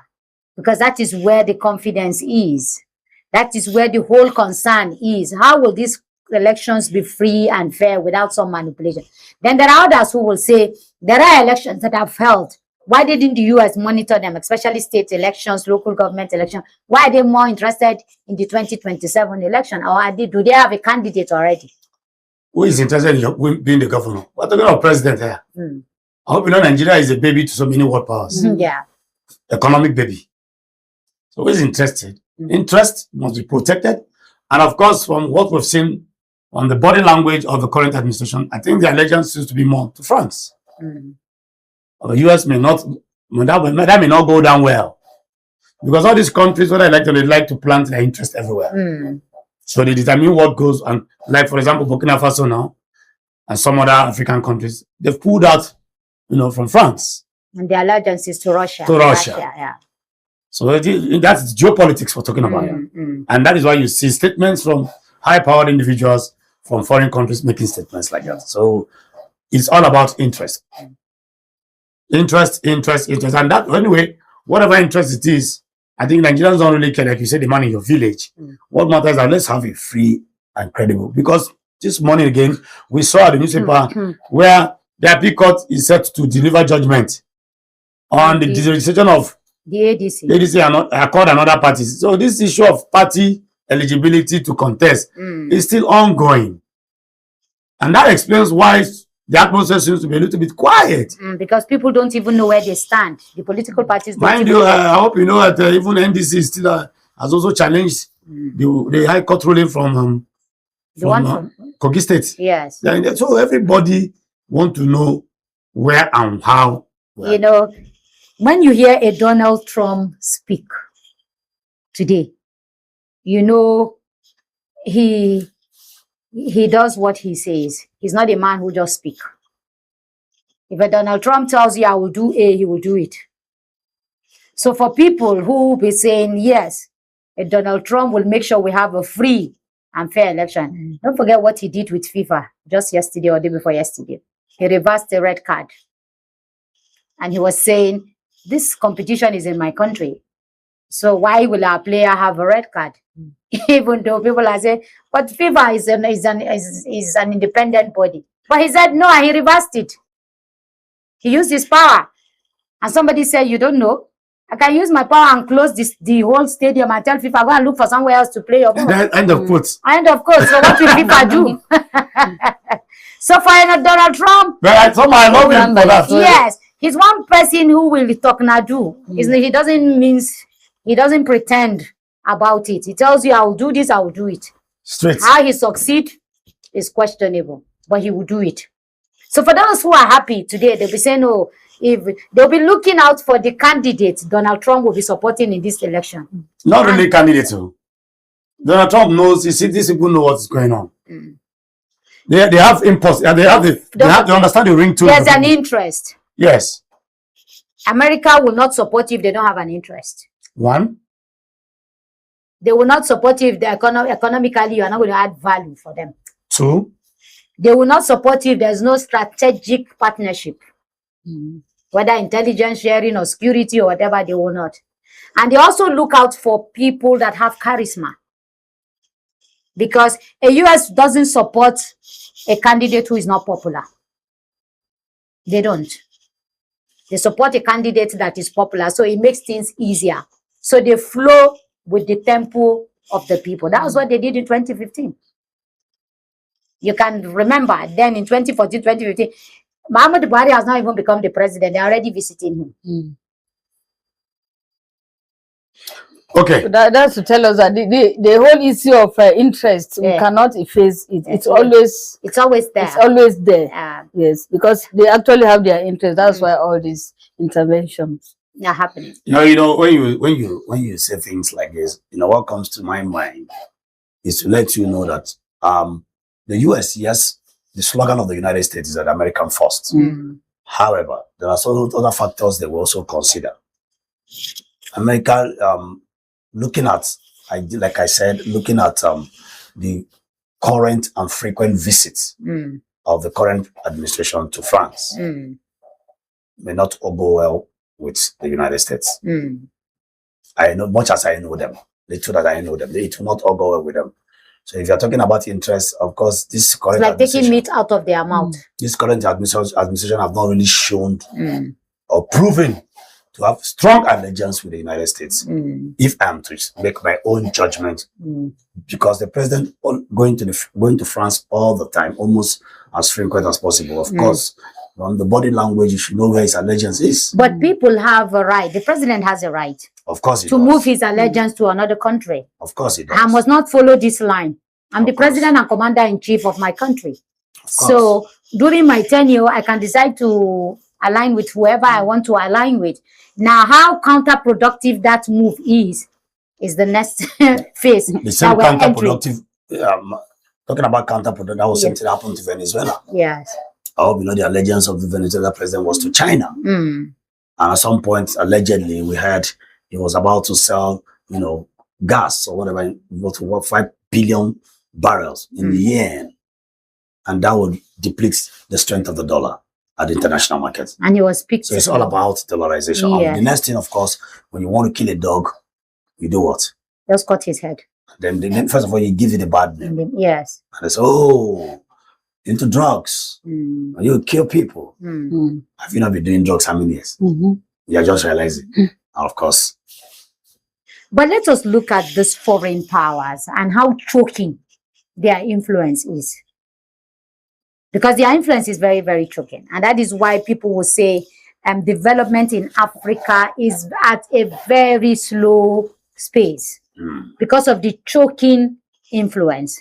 You don't do this, you don't do that, you don't do this. While the people are excited about a popular candidate becoming their next president, the choking influence will leave them more hopeless. Isn't it? Well, why wouldn't they choke you? You have what you need. And of course, you've also exposed foolishness to the highest level. So why wouldn't they choke you? You don't have self-discipline. If you are disciplined as a country, or anybody or any country whatsoever, people will not choke you. Abraham Traore showed that. You understand? So it is the way the goat lies down in the market that they are going to price that goat. Okay. If the goat lies well. But as we round up, now that a US has said they will come and monitor the election closely, and then this government in power knows how the US monitors election closely. They worked with the US in 2014 to 2015. They know the kind of closeness the US will do. Will there be changes as far as the Electoral Commission is concerned in terms of putting the necessary equipment, the necessary strategy, the necessary steps that will guarantee a free and fair election? Credible election. Yes. Will there be anything that will change? Will the government go out of its way to ensure that INEC has all that it requires to conduct a free and fair, credible election? Don't forget, the same INEC is saying even our money for the 2027 election has not been given to us. And here we are, 8.8 trillion naira gone this way, 8.4 gone to another place. Yes. There's nothing already we have shown as a government that we are handicapped in so many places. So for me, I don't see any changes at all. Already all these diversions of money we are having, we have shown to the world let me say to the US, that's our flaw. It's one of the flaws we have, one of the weaknesses we have. So there's nothing, it will always be as usual. I don't foresee any changes. If INEC has not been paid, number one, INEC has worked for years. All the staffing and all, nothing has been done. So if one is not being paid, you cannot leave a hungry dog to keep moving around your compound. If that dog sees anything available, any live animal, or It's even gone. a live, yes, that person would be gone. The animal would be gone, or the human person would be gone. So that's exactly what I'm seeing here. If nothing is being done to the payment of INEC before that the 2027 election, then of course I see a very huge disaster coming up, and nothing, no changes. It will always be as usual. Yes, your rounding thoughts on this before we move to the next topic. Well, there's so much coming from the UN and the United States today. It's a welcome development first and foremost. It is expected because right now in our national life, we need things like this because the voter confidence is fast eroding, and The of course, apathy is there. it's dying. So somebody needs to build up the morale. Yeah, so much so that some people are already saying, "Don't bother to vote." It's the same story. The same story. We also saw issues in the last election, even though INEC has not come out clearly to say to debunk it. Where we saw a video trending where the PVCs were being shared. And up to today, I've not heard or seen any substantial statement from the umpire himself. Having said that, I want to say that the US should please come and monitor. United Nations, everybody should And come. again, Nigeria is the giant of Africa Of with a course. population of over 200 million. Yes. Nobody can afford to have a war Of or a course. civil war or whatever crisis because it will swallow the whole of Obasanjo, of West course, Africa. Obasanjo made his It will comment. swallow everybody. Last week, Obasanjo said it. We cannot afford another civil war. So he knows why he's saying that. He knows he's seeing the handwriting on the wall. He's studying the polity, and he understands where the direction. Okay, we hope that the US comment will change things, and the people who are in charge of the elections will do the needful. The needful start with having in place what will guarantee a free, fair, and credible elections. We'll take a break, and when we come back, another matter from the United Nations. This time around, it has to do with the vote of no confidence. When we come back after the break, stay with us.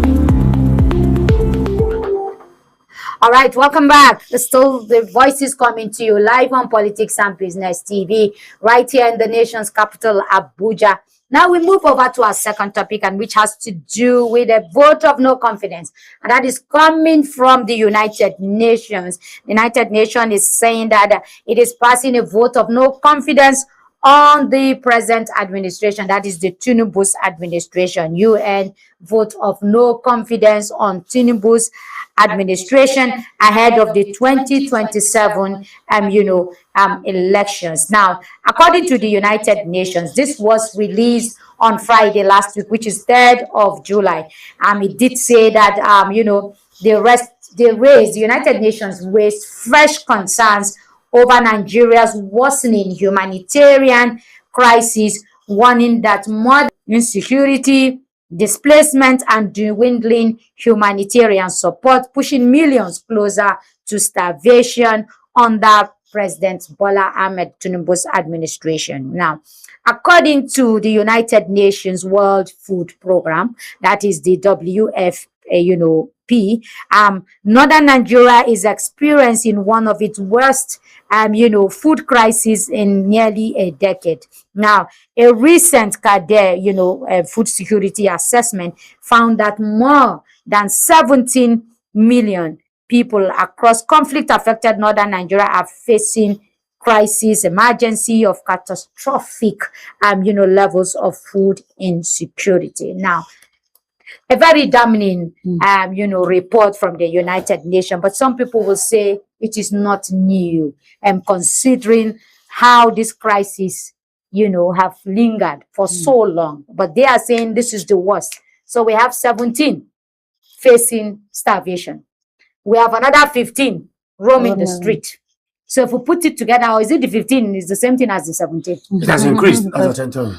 So 17 plus 15, so we have 32 people, 32 million in Northern Nigeria facing acute hunger and starvation. No, I think it's 17 is an increase from 15 to 17. Maybe no, 15 is out of school children. I'm only making a case. I'm only making a case that our situation is worse than the US is even reporting it. If the US is saying 17 million are faced with hunger displacement, yes, then we have 15 million out of school children roaming the streets. So similar circumstances. So those, they too will be facing, they're already facing hunger. Of course. Yes. If you're out of school, you're out of school because of hunger. Yes. Poverty. You're not out of school. You don't even have a place to put your head. Of course, you are out. It's like saying it's the same 10 and 10 pests. It's like neck and the throat. You say, no, you held my neck. Now I say, no, it's my throat. The throat is inside the neck. Having said that, excuse me, it is important to know that the United Nations and international communities are now wading into our problems. However, they are not unaware of this whole situation. And that is why they can give statistics to this extent. Having said that, this poses a lot of danger. I think the question will be, can we trust the statistics? Of course, the statistics are not far-fetched. You don't need anybody to tell you. Is it because we don't go to do research on our own? Go everywhere, even the Glocoboma here, you see what about 60 Alamangeries sleeping on the block industry site where they road block. So what are we saying? You don't need to bother. This is if you're in tune with the current realities in Nigeria, you will understand the ringtone of the people. There is hunger everywhere, real-time, non-pretentious hunger. Dealing with people are begging every day. Every day, just strike, go on the street and enter the car. Somebody will boldly enter taxi and tap you and say, help me with 200 naira. Where they go, mama, no complaint. I am telling you because some of us are even managing to, to stabilize, stay afloat. We know what we are getting. I don't know when last, I am an MC. I don't know when last I got huge MC job. Unlike before, back to back. You can't grab me on my weekends for what? I'm booked throughout the whole weekend. I'm talking of huge money. And I don't need anybody to come and pay my medicine. Everybody now knows how to handle a microphone. Everybody has an MC in his family. No, even just say rubbish. Yes, everybody has a cook. Photography is gone. Use your phone. My elder brother, my foster elder brother that celebrated 50th birthday. I went there. I'm the MC. Free of charge. The wife organized cooks from church. Free of charge. The son brought jam box. Free of charge. The sister is the decorator. Free of charge. So everybody's looking inward. Nothing came in. In fact, when I took the mic, that was the first thing I said. Everywhere busted laughter for like 3 minutes. Yes. People were laughing. Looking inward. I said, you see this? And taking food out of our mouth. Right, and you know, guess what? Everything he did is in line with his personality because he's a very prudent person. Okay. And I said, He's an Obi in the I said, this is your prudency and frugal nature of spending. You don't carry and call your 50th birthday. Having said that, even though we are trying to laugh on a lighter note, it is worrisome because that 17 million plus 15, 32 million, that is like free country. How many is Luxembourg? How many is Capo Verde? How many is Ghana? That's about 3 nations put together moving on the streets. That spells a lot of doom because these are vulnerable people. Of course, their stomach is empty, and that will direct their sense of reasoning. It's dangerous.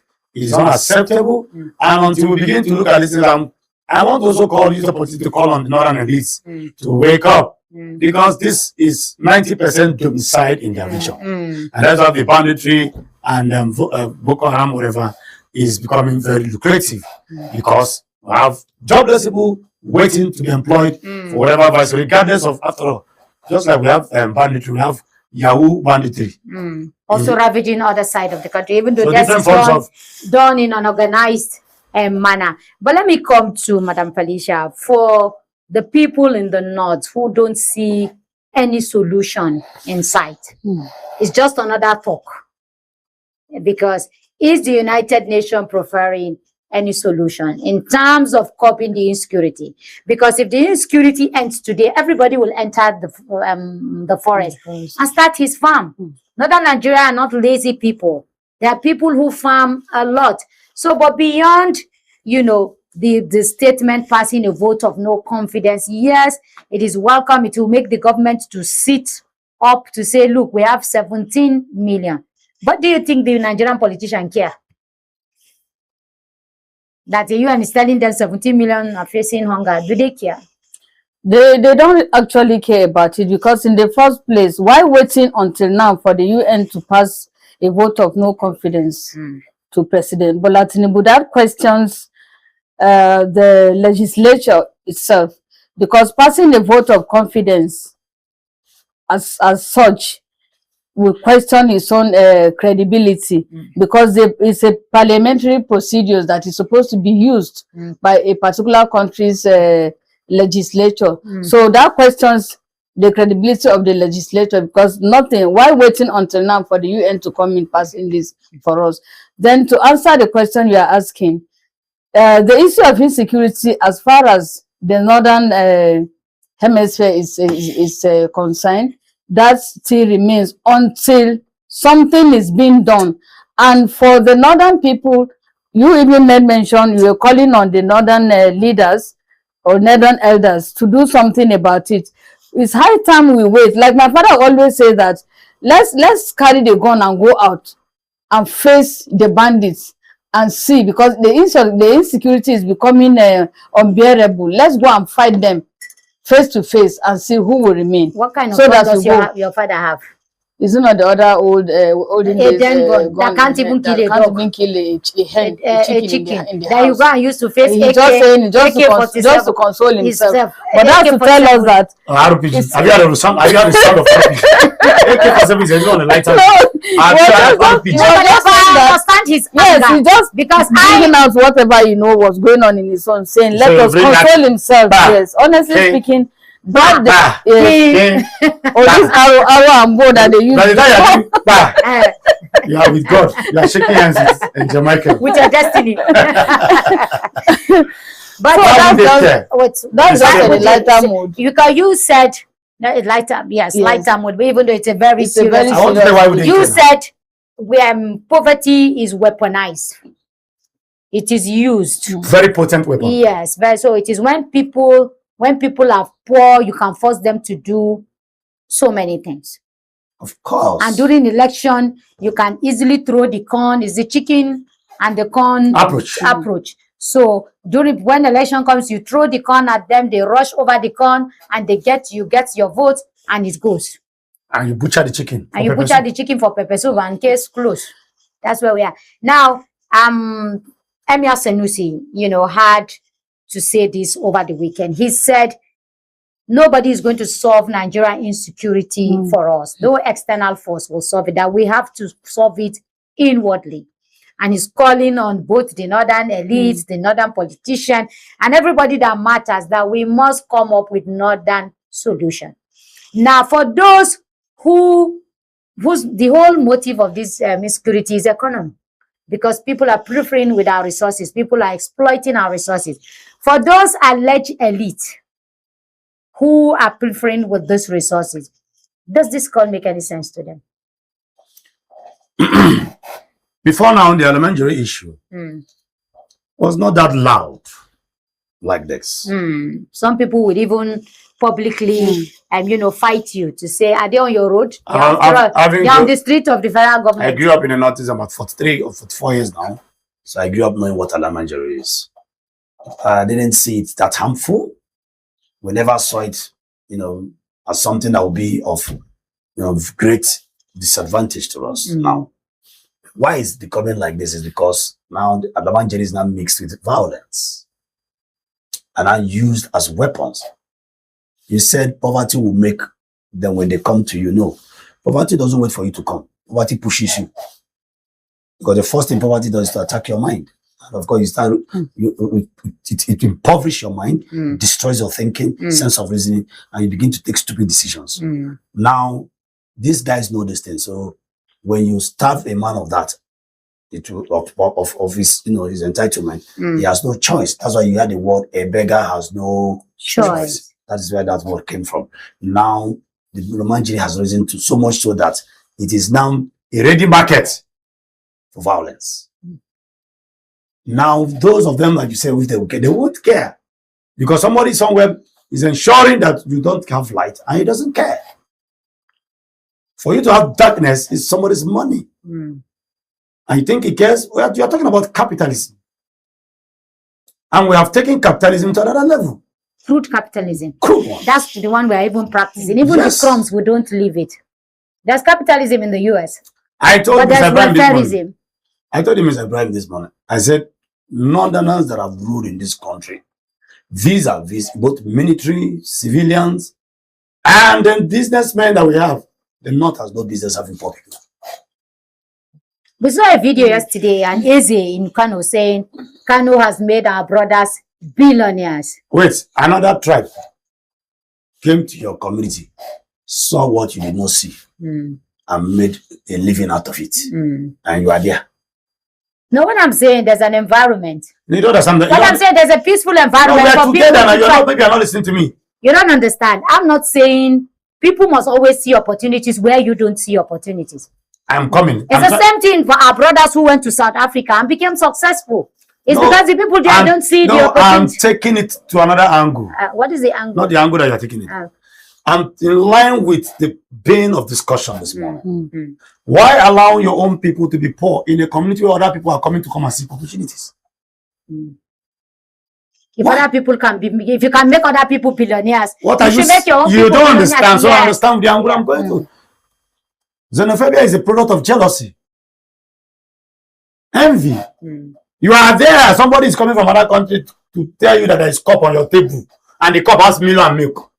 And you didn't see it. But one thing is that if you're in a particular place and you get so used to it, you may not see what's not to this extent. And after that may easily see not to this extent. Do you know how many elementaries in Kano? Do you know how many people start from Kano, yes. Do you know how many billionaires are in Kano? Because there's no excuse. And Dangote said there are people that are richer than him in Kano. My friend served as a copper, one of the banks in Kano. Yeah. He said that was the first time he saw in a shop 200 million naira cash stock standing. Nobody will go and steal it. He didn't see 1 billion naira. It's only 100 million he saw. Then I'm talking of 2006. Oh, okay. Now I'm telling you that the Igbos that went to Kano and built a fortune, and according to the man, that Sabongeri was created 1917. Wow.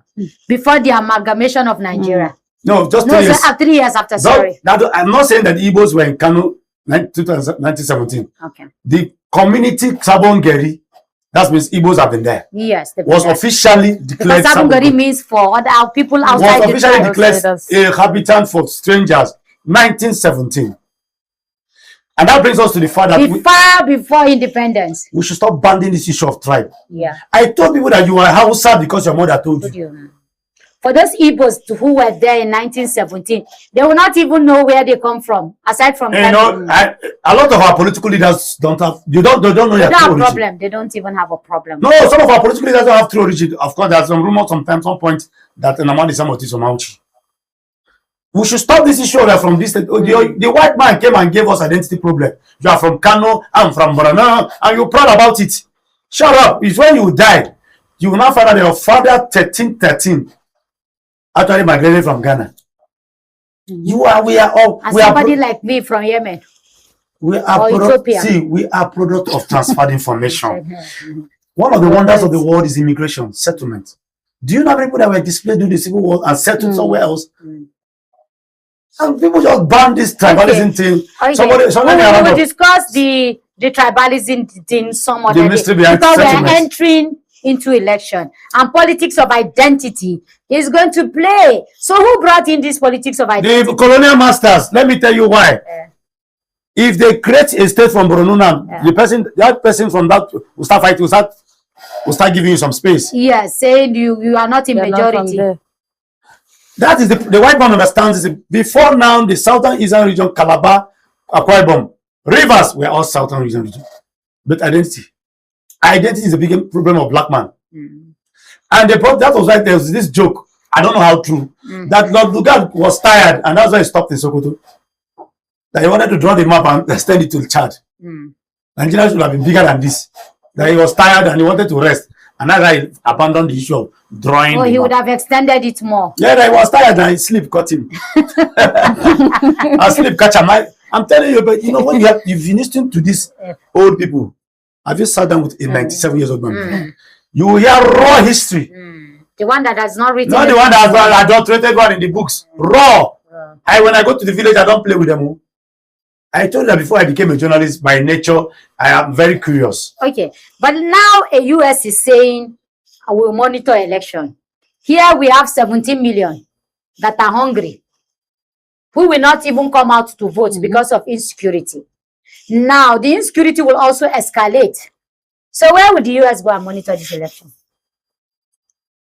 How easy will it be for them, or how difficult will it be for them? Yes. Either ways. It can go both ways, because hunger can also lead to provocation. There are people, it all takes 1 or 2 persons to incite the public to say, look, if you're not tired of where you are is tired of you.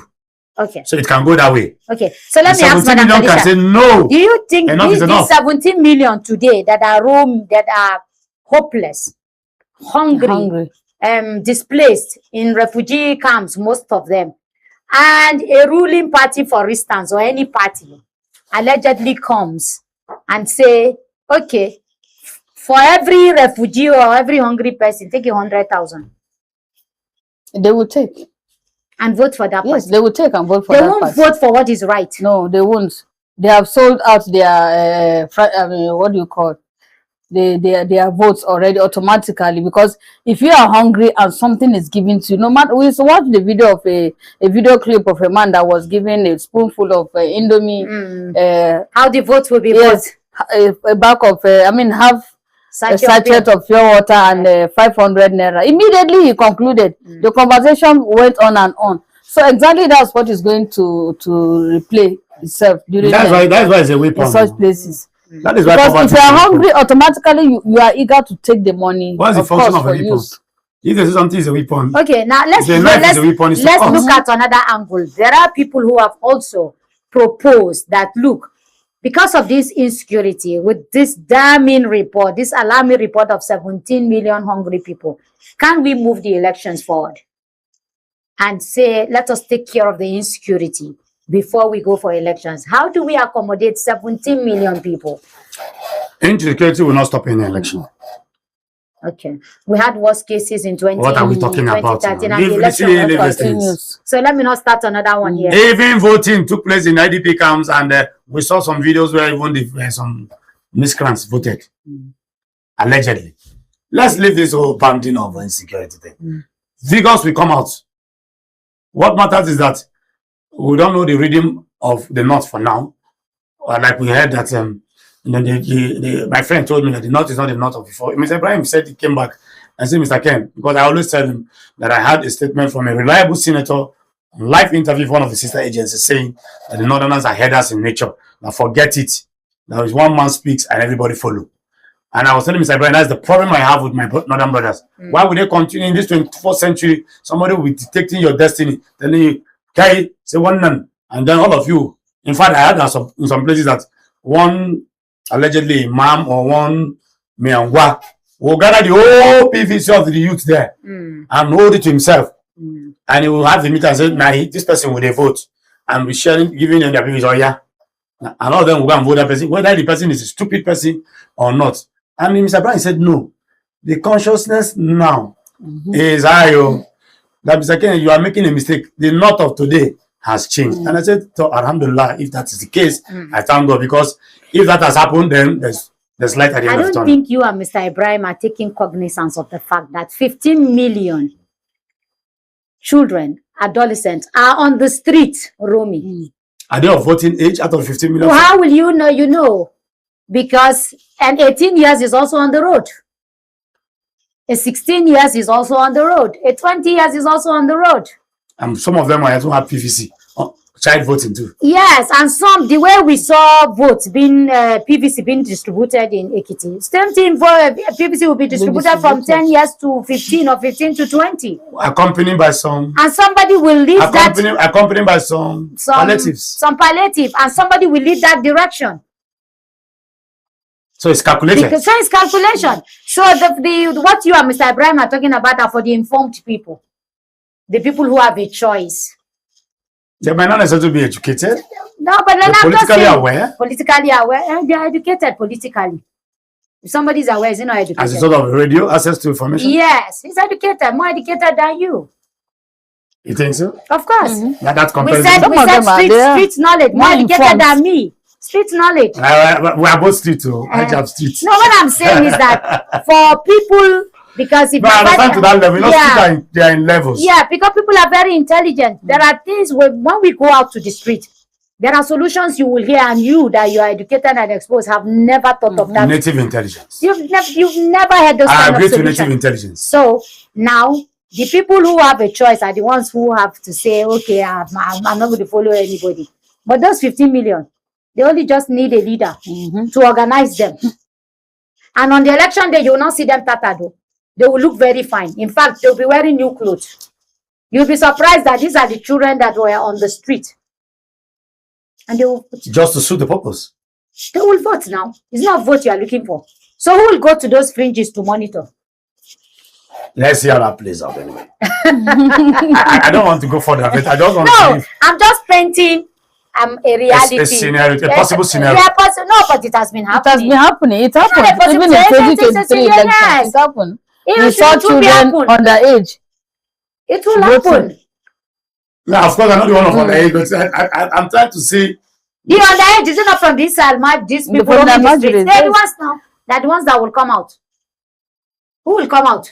And fingers will be burned everywhere. Add to the people. No, the thing is that they are Nigerians. The only question is, are they of age to vote?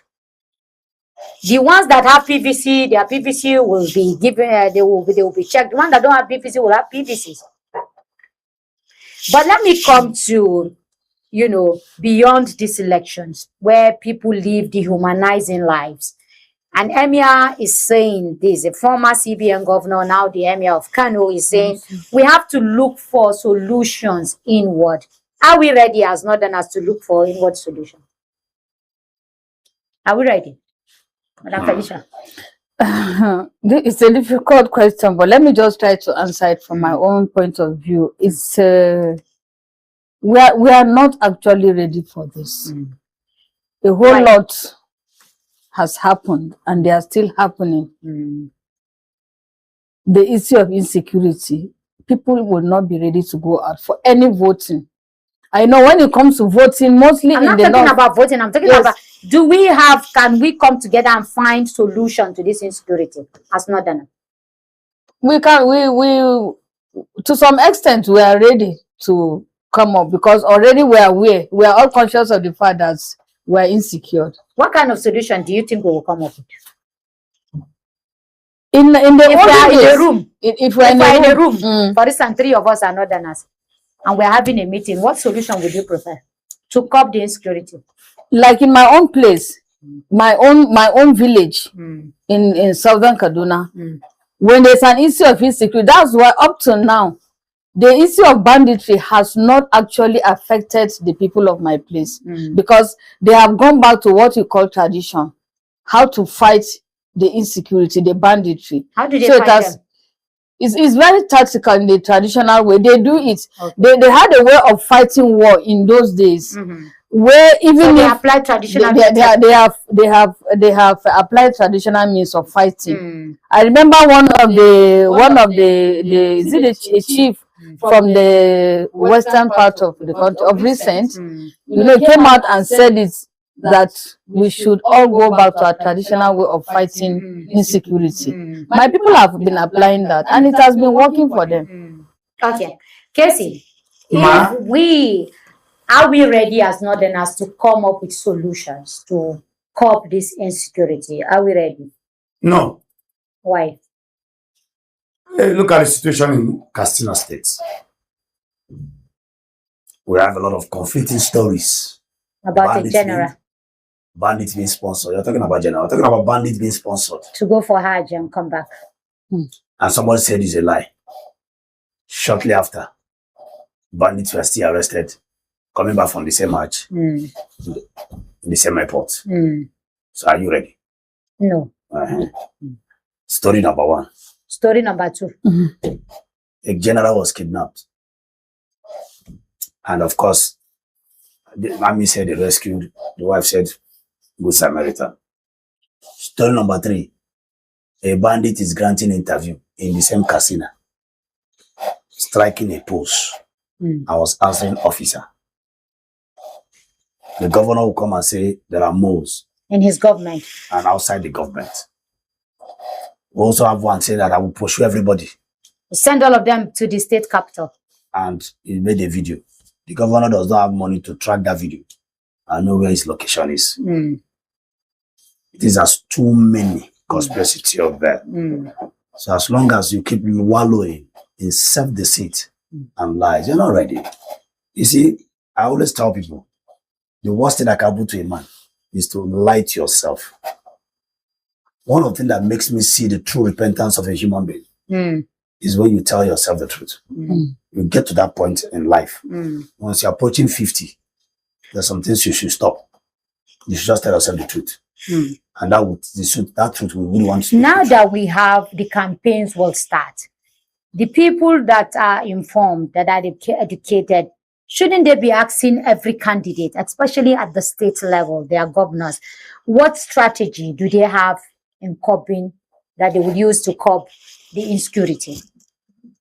The strategy to curb insecurity? Yes, because when these governors will go around campaigning local government, from one local government to another, for those that are informed, those that are educated, shouldn't they be asking for the strategy every governor is coming up with as far as this insecurity is concerned? Well, they should be asking, and probably the quest for a model to curb this must have given rise to state police. Even though there are those who will say the state police is another disaster waiting to happen. And of course, alleged ulterior motive in respect to the forthcoming general elections. Like I said, allegedly. So the governors, it's all about, secondly, it's not about the governors coming out with strategy. The governors are not the commanders of the armed forces. The armed forces is controlled by one man. The GCFR, who is the current president.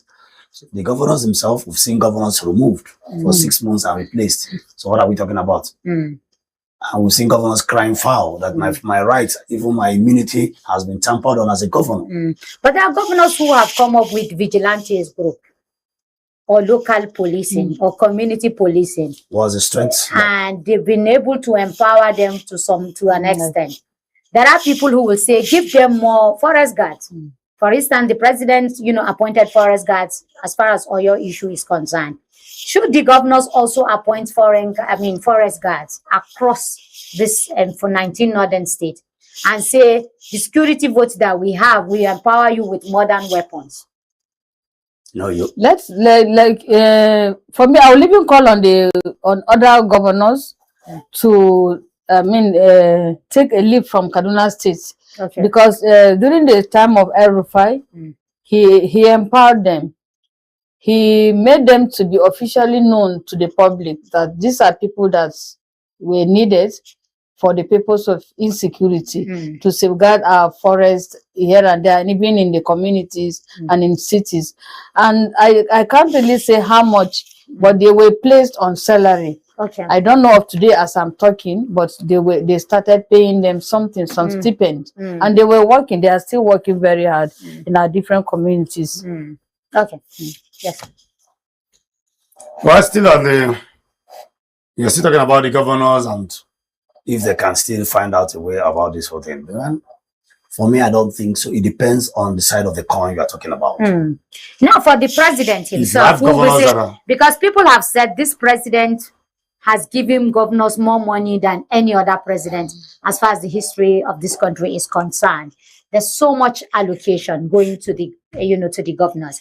For this kind of reports coming now, are we going to blame the president? Are we not going to blame the governors who have so much money due to allocation, and yet they have people who have been displaced and people who are hungry? Can't they even subsidize for these 17 million people? What was the money given for? That's another question, because we saw governors raising 800 billion for campaign. That's contribution now. Do you know what it is? Divided 26 billion per state. Do you know what that money is? That is 26 billion naira per state. What are we saying? No, but the allocation comes every month, isn't it? For a governor to pull up, do you know what a governor pays? Salaries of different workers, chiefs, different organizations under the state, and you have enough money to save to raise 26 billion. So it means the money is coming back. I'm not saying, I'm just trying to put logic here. Yeah. I give you money, you bring it back. I'm trying to put in 2 plus 2 to arrive at 6.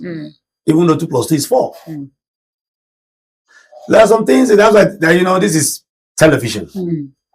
There are some things when you see, I have told you, Madam Medina, do not interpret political issues from the surface. It is deeper than the blue sea.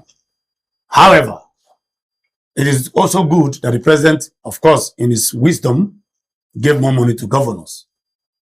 And for those, it's one thing to give me money, it's one thing for me to decide what to do with the money. Because I've not seen any states, civil service or labor leader coming out to say, Governor, where did you get money to donate for campaign? I've not seen. So, and these are legitimate questions. I know. I should be asked. So you see, Nigeria is like somebody saying that there's a wizardry kind of power on this country, allegedly, that nobody's talking. It has never been this bad. That people are so mute. Because people are too hungry to talk. They are battling with their own. Shouldn't that hunger be translated into strength? The hungry man is there. Hungry man is not an angry man. So where is the angry man now? Where is the angry man? During Buhari time, when people were saying, "Oh, Buhari time is difficult," people went to clamp mast, and they have to beg him come down. He said, "No, I will not come down till they promise me so and so." We are not seeing people. Now people are quiet everywhere. Some form of wizardry powers, allegedly anyway. Do you believe in wizardry power? Oh, of course, people can't. I do doctor. Let me tell you, just this one when I was coming to work. So there is no wizardry power on us. That is why we are praying to reduce the volume. What you saying that people are fire it. Anyway, allegedly, but now we are laughing at it, but looking at it.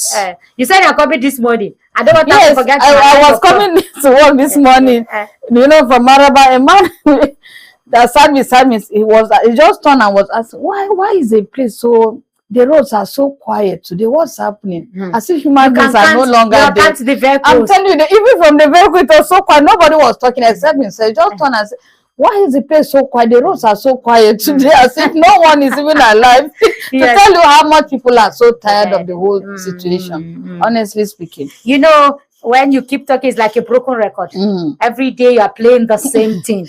But anyway, I think I hope that we will wake up from our slumber and do the needful and ask the legitimate question. No politician will do what you want except you hold him accountable. And why we found ourselves where we are today is because we forgot to hold our leaders accountable. Sentiment of different type has held us back. And I hope we will do the needful as far as this election is concerned. We'll see you tomorrow bright and early. From all of us here, it's bye for now. And please don't forget to join Josephine at 11 a.m. to understand what exactly is happening in the capital market as well as the economy. Josephine will be here by 11 a.m. Stay with us.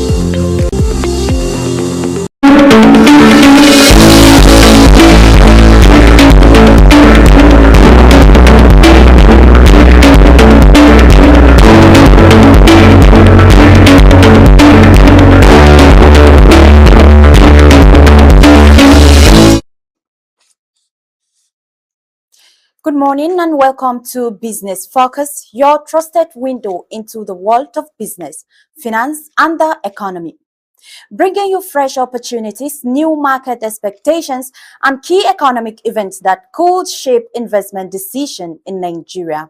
We track development in the financial market, monitor movements in the naira, oil, and commodity prices, review activity on the Nigerian exchange, and examine the major policy decisions and business stories driving the economy. I am Fari Josephine, and this is Politics and Business TV, Abuja. Into the focus of the day. FG omitted 8.8 trillion naira spending worth 2% of GDP from recent budget. And this statement was made by the International Monetary Fund.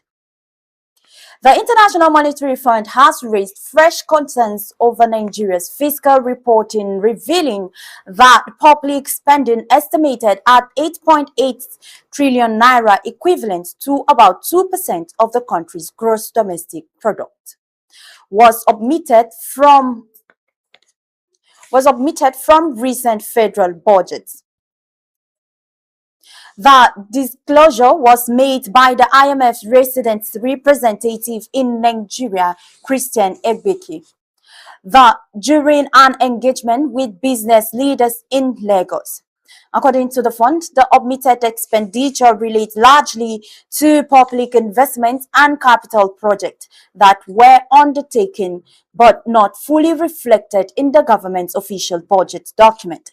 The IMF says the omission means Nigeria's actual fiscal deficit may be higher than what has been officially reported.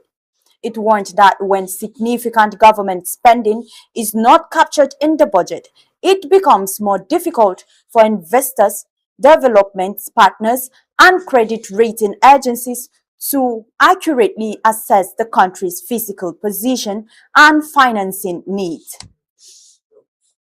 The fund stressed that transparent and comprehensive budget reporting is essential for sound economic management. It noted that off-budget or incompletely reported spending can weaken public financial management, reduce accountability, and complicate efforts to monitor public debt and government borrowing. The revelation comes at a time when Nigeria is implementing major economic reforms aimed at stabilizing the economy. Those include the removal of petrol subsidies, foreign exchange market reforms, and measures to improve government revenues and reduce fiscal pressures. While the IMF has commended those reforms, it continues to urge the government to strengthen fiscal discipline and improve transparency in public finance. Reacting to the report, the federal government dismissed claims that it operates a shadow of budget spending system. Officials maintain that all public expenditure is carried out within the framework of the Constitution and the Appropriation Act. The government argued that the IMF's comment has been misunderstood and insisted that the issue concerns accounting and statistical reporting rather than unauthorized or hidden spending. The development has sparked fresh debates among economists and fiscal policy experts over the need for stronger budget oversight, improved public expenditure reporting, and greater transparency in the management of Nigerians' public finances. Analyst says how the issue is addressed could have significant implications for investor confidence, Nigeria's credit profile, future borrowing plans, and the country's broader economic reform agenda. And that is it on the inside. But we go on a short break, and when we return, we see what the equity market is saying this morning. Please stay with us.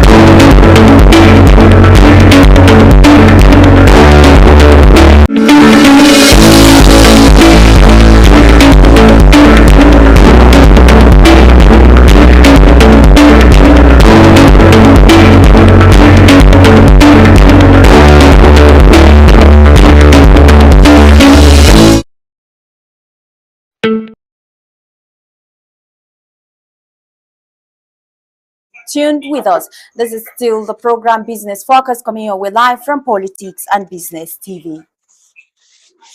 And to the Nigerian equity, where we saw that the all share index stands at 224,173.23 points, having gained approximately 4,938 points or 2.15%, while market capitalization has climbed to 150.22 trillion naira.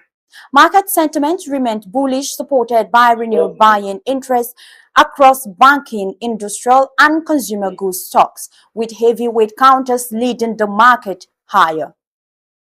And to the top gainers leading the chart this morning is First Holdco PLC. Is First Holdco PLC, which advanced by plus 10%. Wema Bank PLC also recorded the maximum daily gain of plus 10%, while Aradel Holding PLC appreciated by plus 9.99%. Also among the top performers is Nigerian Exchange Group PLC, which gained plus 9.96%, and Veritas Capital Assurance PLC, which rose plus 9.92%, as strong buying interest across banking, industrial, and insurance stocks extended the market's bullish momentum. And to the top losers leading the chart is the Nigerian Aviation Handling Company PLC, also known as the NACO, and Vitaform Nigerian PLC led the decline, with each shading a minus 10%. Chemical and Allied Products PLC followed with a loss of minus 9.99%, while FTG Insurance PLC fell minus 9.94%. Thomas Wath Nigeria PLC complicated the list of the day's biggest decliners, closing minus 9.45% as profit taking in selected stock weighed on market performance. And to the Nigerian commodity, a 50-kilogram bag of locally produced rice is selling for between 57 and 62,000 naira, while imported rice is retailing for 70 to 85,000 naira. A 50-kilogram bag of beans is currently selling for 69 to 95,000 naira, and while a 25-liter container of vegetable oil is priced between 80 and 95,000 naira, while palm oil is selling for 60 to 70,000 naira for the same quantity.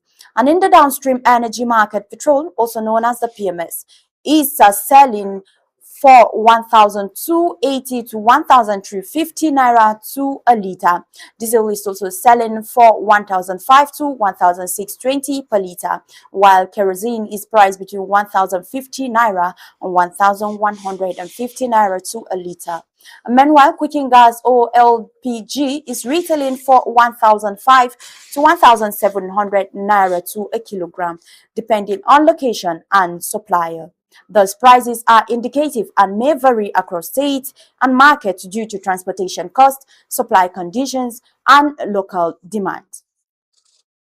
And to the Nigerian foreign exchange, to the Nigerian currency market, at the official Nigerian foreign exchange market, the Naira exchanged at approximately 1,367.29 to $1. Meanwhile, in the parallel market, also known as the black market, the Naira traded at around 1,395 to the dollar for buying and 1,004 for selling.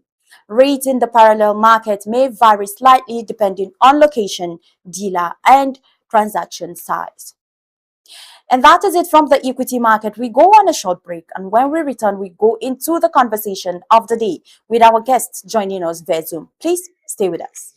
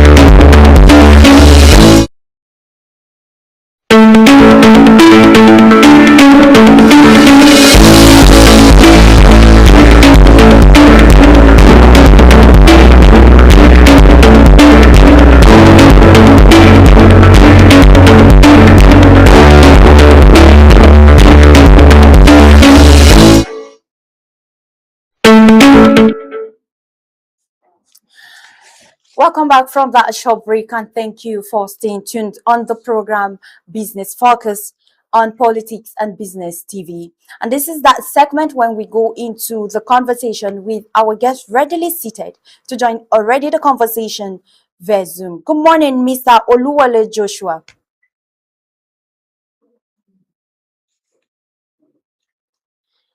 I don't know if you're with us. Can you hear me? Good morning, sir.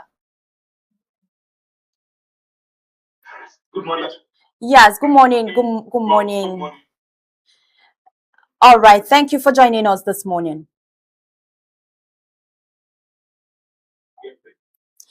All right.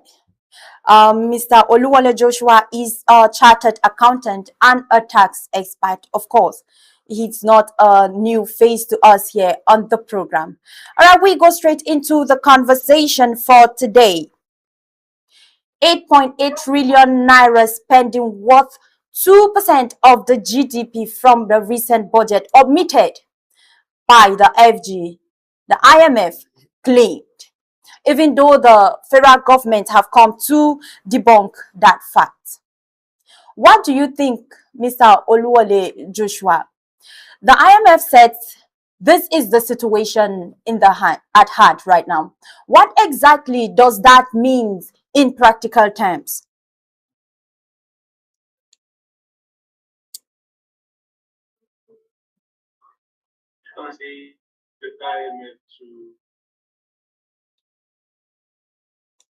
I don't know if you can hear me, Mr. Oluwole.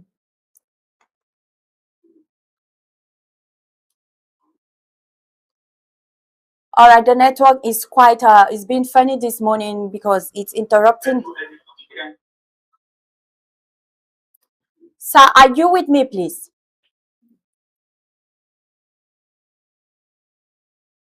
Hello. Yes, I'm trying to hear you. The network is not too good this morning. It's not in our favor, but I hope it comes on clean because we really need to get this conversation out clearly. I don't know if you can hear me right now.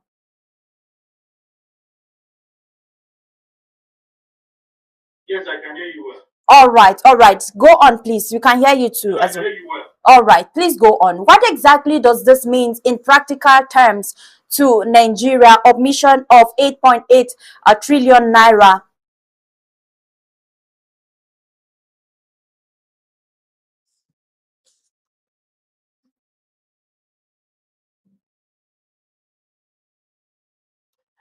Hello, Mr. Oluwale. I don't know if you're still with me.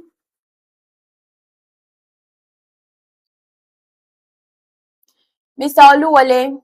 All right.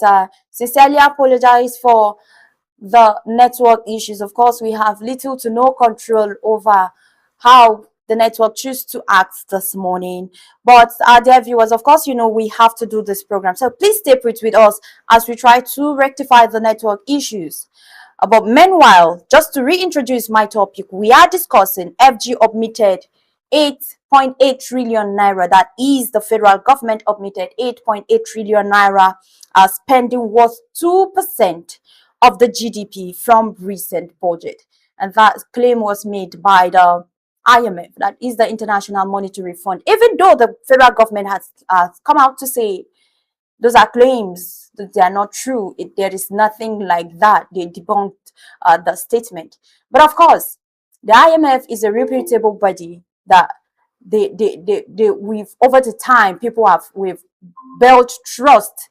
There are people that they are one body that people believe so much, not to just come up with sayings like this. So for a body like that to put out a statement in that direction, there is every possibility that we tend to believe them. Quite a number of Nigerians believe them, and it's quite a number of worries. There are worries out there. Why will that monies? Why were they omitted? Where are the monies? Were there projects that were carried out with those funds? I don't know if right now I have my guests joining me again.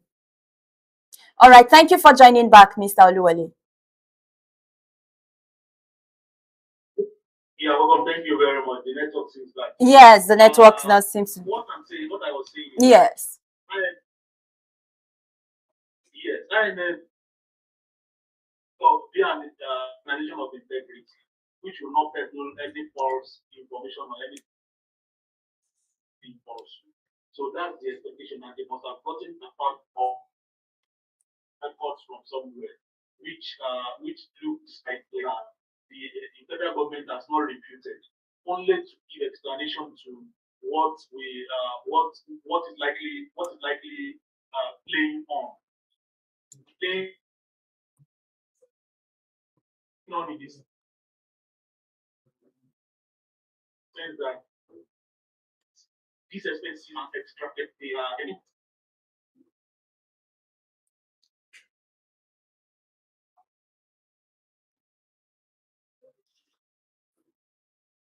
Oh no, that's sad. The network is really not allowing us to have a clear communications here.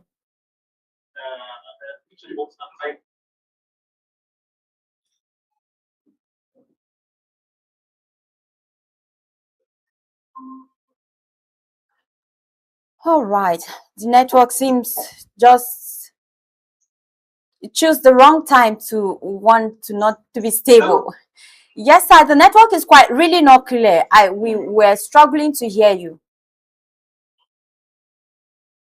Yes, I was saying that IMF is expected to have gotten their facts from a source, which has not been repeated by the federal government. That has made expressed a kind of fear, and the fear has to do with unmonitored expenditure. The purpose of budgets in any society or in any nation is to monitor what is coming in or what would come in, and as against what the government wants to spend. You agree with me that Nigeria is currently running 3 levels of budget, which includes the 2025 budget, 2024 budget, 2026 budget, 2025 budget, and 2024 budget. So those 3 budgets were running concurrently until March. So after March, it's expected that 2023 budget will be throughout, and the performance will be determined. That as it may, we only have supplementary budgets, and we have other types of budgets. Any loan that federal government is to present, whether multilateral or bilateral organizations, will budget. That aside, we have the oil windfall. When US, Israel, and Iraq, we put that the food went up, and we're not subsidizing at that particular time. So we may have a kind of windfall which the federal government might be spending on. The concern of IMF is price and whether it will fall under the supervisory monitoring of National Assembly, oversight monitoring of the National Assembly. So that is their own concern. And I will tell you that IMF has a cogent reason to be concerned about what happens if what happens about their revenue, because they're part of our credit, and therefore they are stakeholders. So if stakeholders, they have the right to protect what is their own stake in Nigeria, which is their credit. Apart from that, they only have the responsibility to the whole world and to the credit to the global credit bureau to tell them what they observed.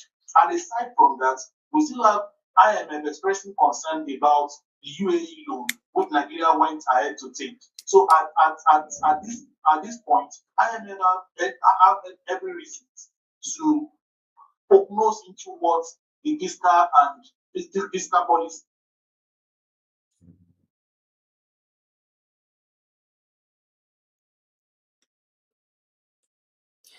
I don't know if you're so all right. We have that as their. So we have that as their duty. So that duty exercised and likely exercised as presented to them. So FDRs came.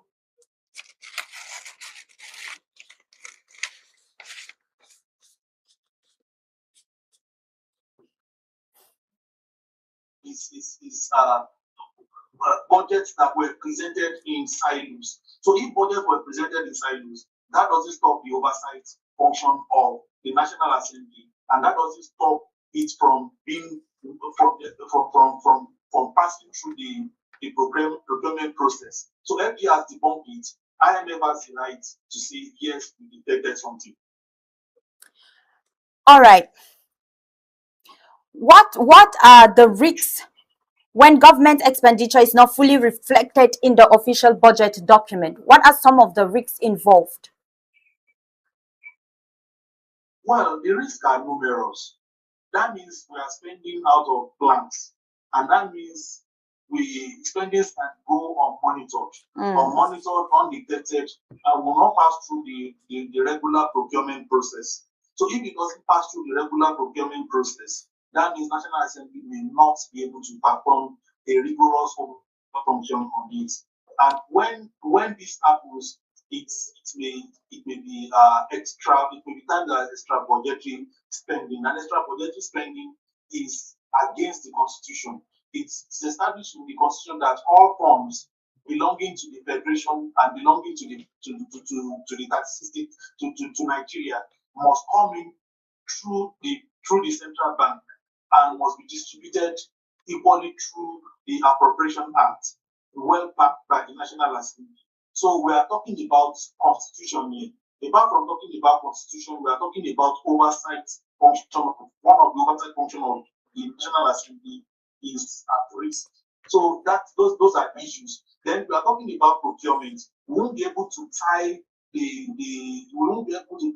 misappropriation or anything that are not any improprieties won't be able to tie it down agent. So it just like this well things, and nobody is there to monitor it. So those are the concerns of the IMF, and that means IMF will not be able to recoup their funds when as and when to if the funds were not properly monitored.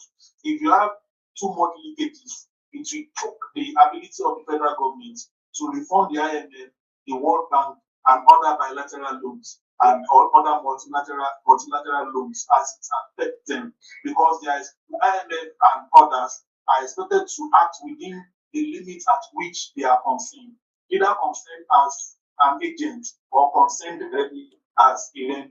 This time around, they are concerned directly as a lender, and they are concerned directly as an agent to many other organizations within the Nigerian ecosystem. So if they are concerned, and if they are concerned on behalf of some certain organizations, they have the right to poke their nose, and that right speaks to the fact that will Nigeria be able to refund its loan as and when due? Unfortunately, many countries or most countries are debtors.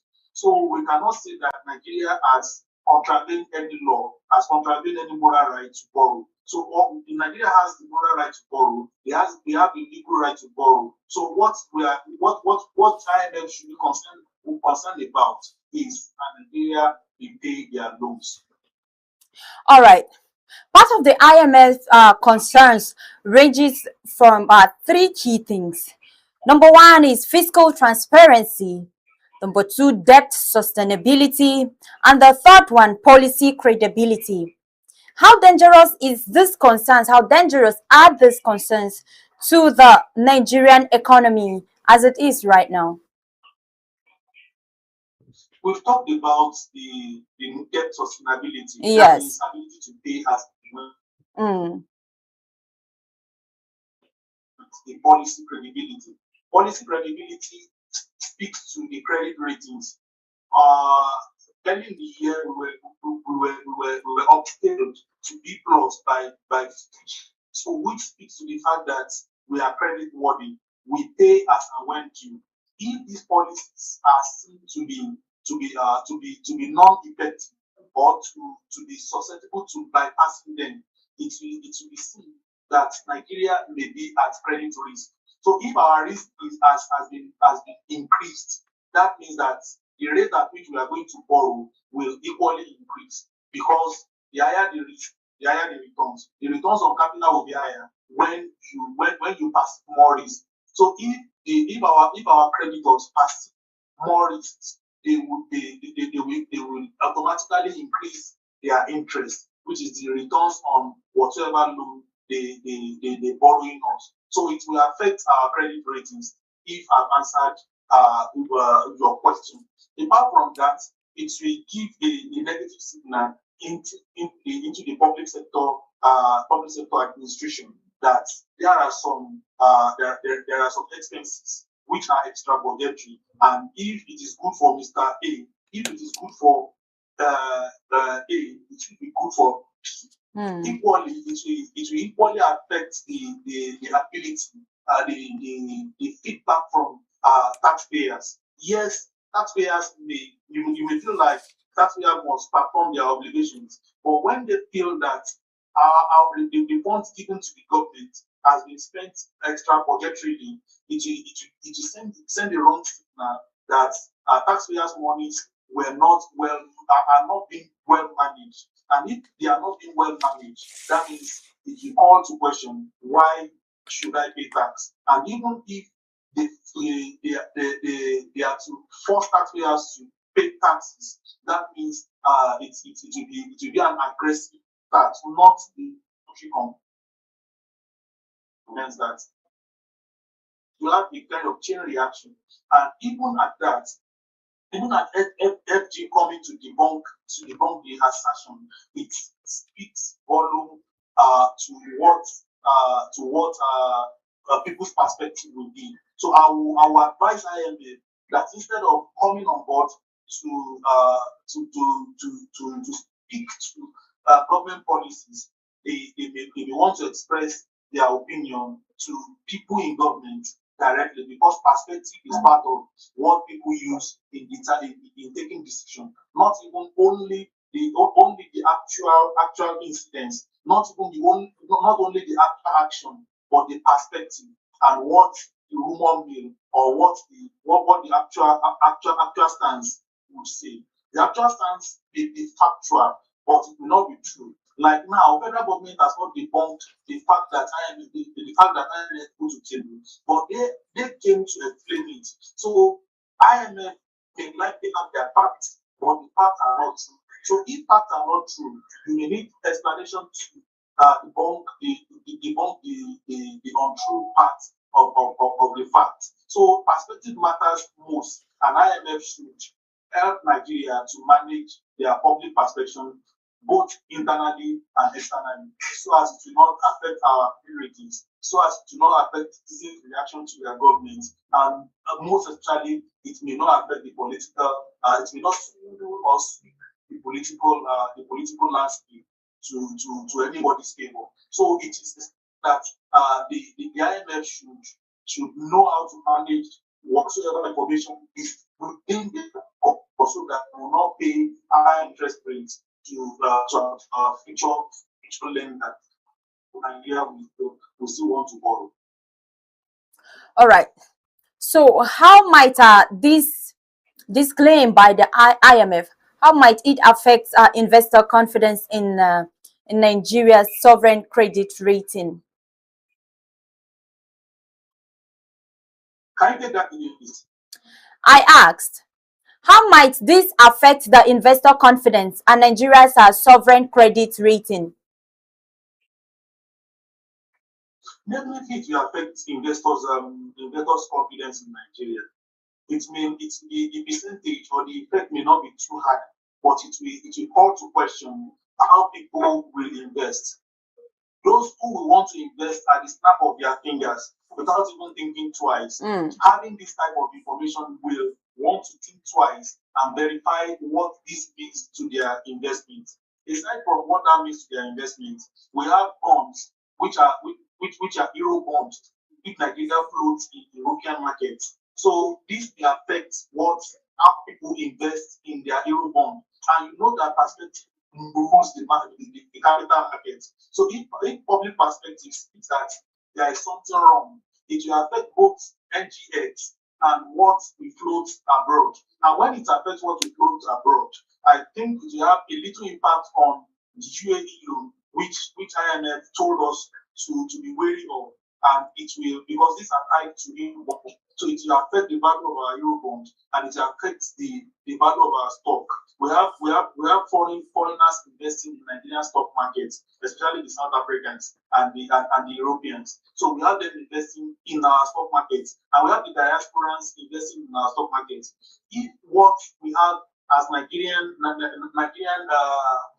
budgetary management is poor, people will think twice before investing. I'm not saying that people will not invest in Nigerian stock, but they will think twice, get expert opinion on what IMF relate to bear before they will invest, knowing fully well that IMF is one of the credible organizations that we have in the global space, and they have a good say about economy of the world, and to give them their bumping that fact. They said no, it didn't exist. They only said that yes, we may have supplementary budgets, we may have budget tied to many other things. So it's not like the extra budgetary spending was. It's not like the extra budgetary spendings were spent out of budget. FD said that they were spent actually, but they were well budgeted for. So perspective matters most, and it affects the capital market, whether we like it or yes. All right. So as the case may be right now, the federal government have debunked these whole claims by the IMF. They've said there is nothing like that. Now, how can we reconcile the federal government's position on this issue and what the IMF has come to say? Before you started, you made mention that the IMF is is a reputable body.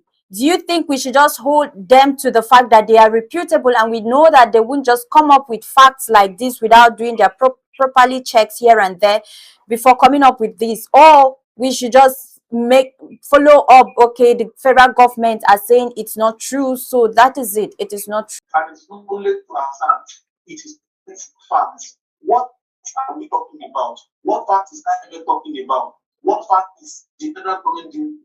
Let Nigeria have a clear picture of what is actually the transaction, what makes up the transaction, what constitutes the transaction, and what are the build up. So if you can get the build up, get the budget to be crystal clear to whoever can read into financial records that this occur or this doesn't occur. So it is easier to do. All right. So what reforms do you think are needed to improve fiscal transparency and public financial management in Nigeria? Nigeria is not a country of no laws. We have laws guiding our fiscal responsibilities. We have laws guiding our financial regulations. We have laws guiding many other things. I will not subscribe to the fact that we should design another law to manage our fiscal responsibility.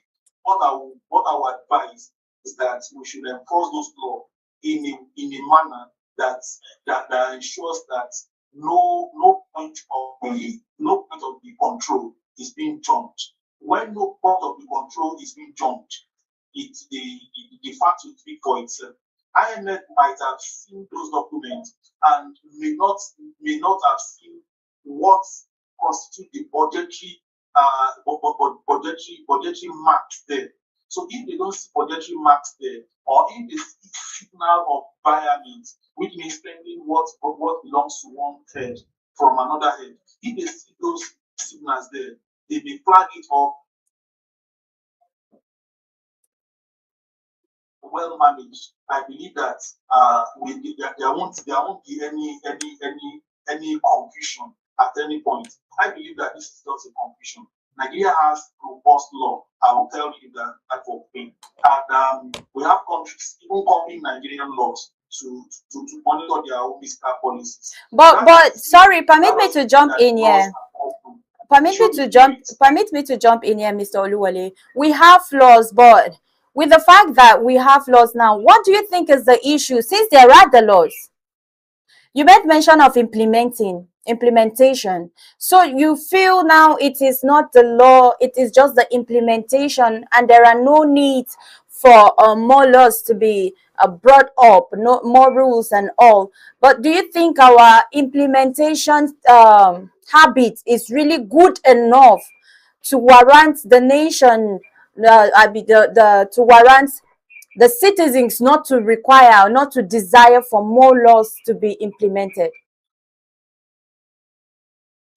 Well, I made mention of the fact that the laws are there. Yes. And the laws are not. They are not just Nigerians thinking. They are products of many events all over the world.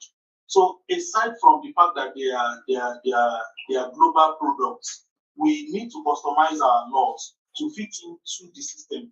Apart from fitting into the system, we have changes over the years. So when there are changes, when there are smartness from users of the laws, we should block the loopholes, build laws that fit into the system, build laws that fit into whatever we have created, and make sure that the laws are well managed and monitored.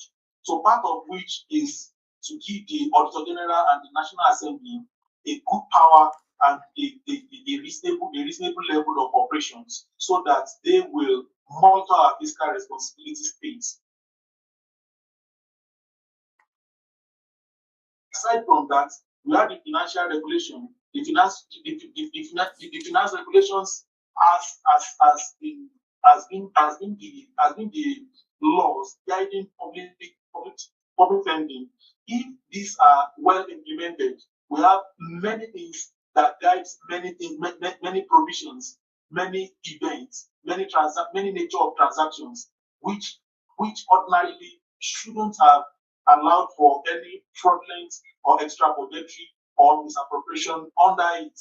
But people and human beings have their own weaknesses, which includes bypass of the law, which includes bypass of the control. So if we have a good system that throws off this bypass, that throws off this bypass of control, bypass of budgetary issues, we should be able to curb this to a great extent. So I believe that Nigerian law is 80% robust Okay. and 20% left for change management. All right.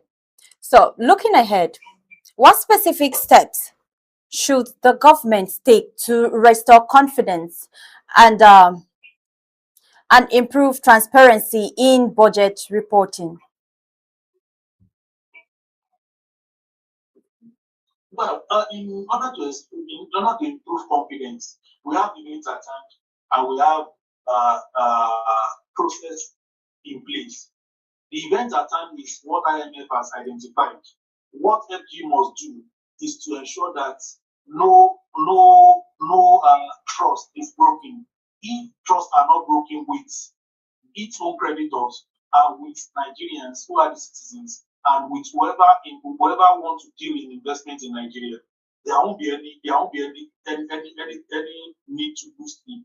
But if it is not, that means Nigeria needs some like public relations, PR, to manage the image of the government and to ensure that this has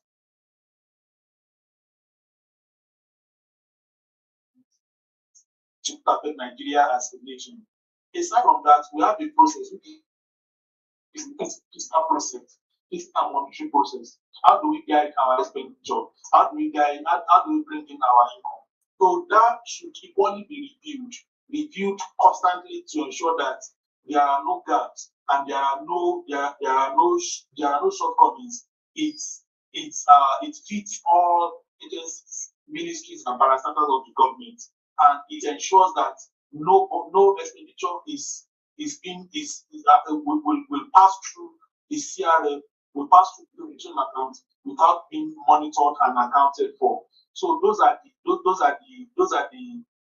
issues. And aside from that, I think the federal government has gotten to a point where we should put good reference to technological advancement. Budgets should not be paper driven again, should not be Excel driven again, should be automated. If it's automated, you can easily search for it and get your information from there. And if it is not budgeted, it should not be spent. Aside from that, have the Freedom of Information Act. We don't need to even ask who is presenting the account of the federal government to the citizens. So the account of the federal government, the account of the agencies should well published so that there won't be any deficiency in perspective in case of the Nigerian and of the global space. There shouldn't be any deficiency in that perspective. So if we can do that, I believe that the people's perspective and investors' confidence will be lifted.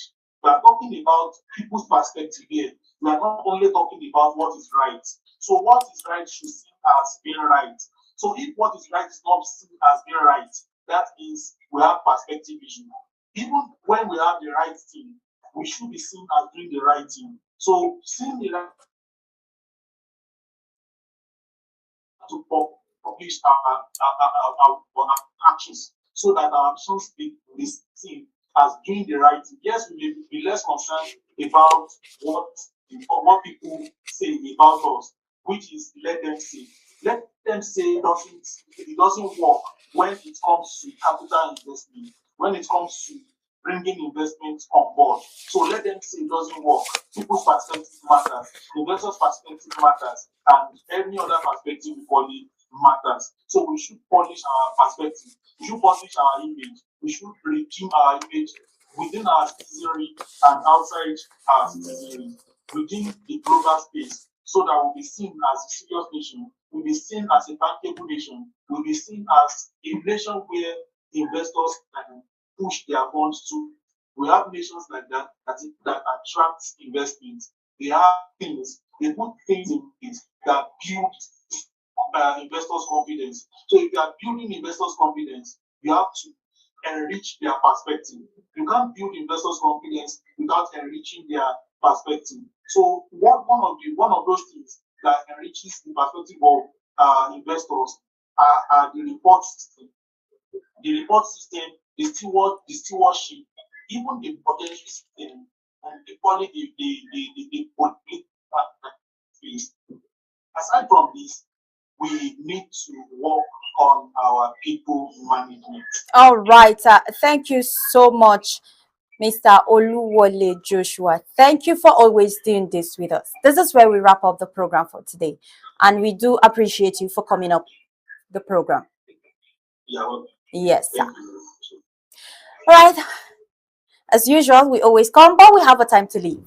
Not leaving forever, because we are going to come back tomorrow again with a different episode of the program Business Focus Live on Politics and Business TV. And on behalf of the production team, thank you for staying with us through the program, and do have yourself a lovely day ahead. And remember to please follow us on all our social media handles, and of course you can watch us on free to air cables on Free TV, I beg your pardon, at channel 92. And I remain Fari Josephine.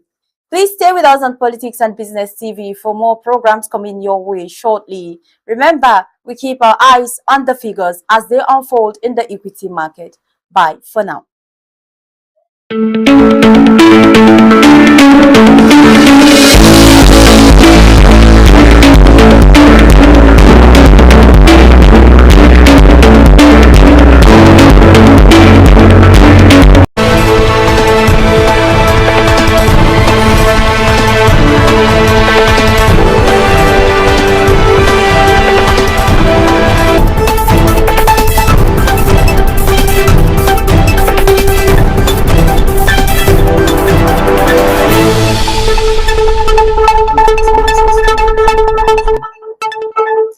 You are on to news analysis, coming to you live on Politics and Business Television, Abuja. Good afternoon. Many thanks for joining us. I'm Mickey Atta. The headlines: State Police Independent Candidacy top agenda as reps reconvene Tuesday. 3 years of the 10th Assembly, Speaker Abbas announces third NAS open week. Presidential election, Atiku should wait till 2031. Ali Modu Sharif. Togo, others owe Nigeria $12.6 million for electricity. Explosions injure 18 in Damascus during Macron's visit. Details of these and more right after this break. Stay with us.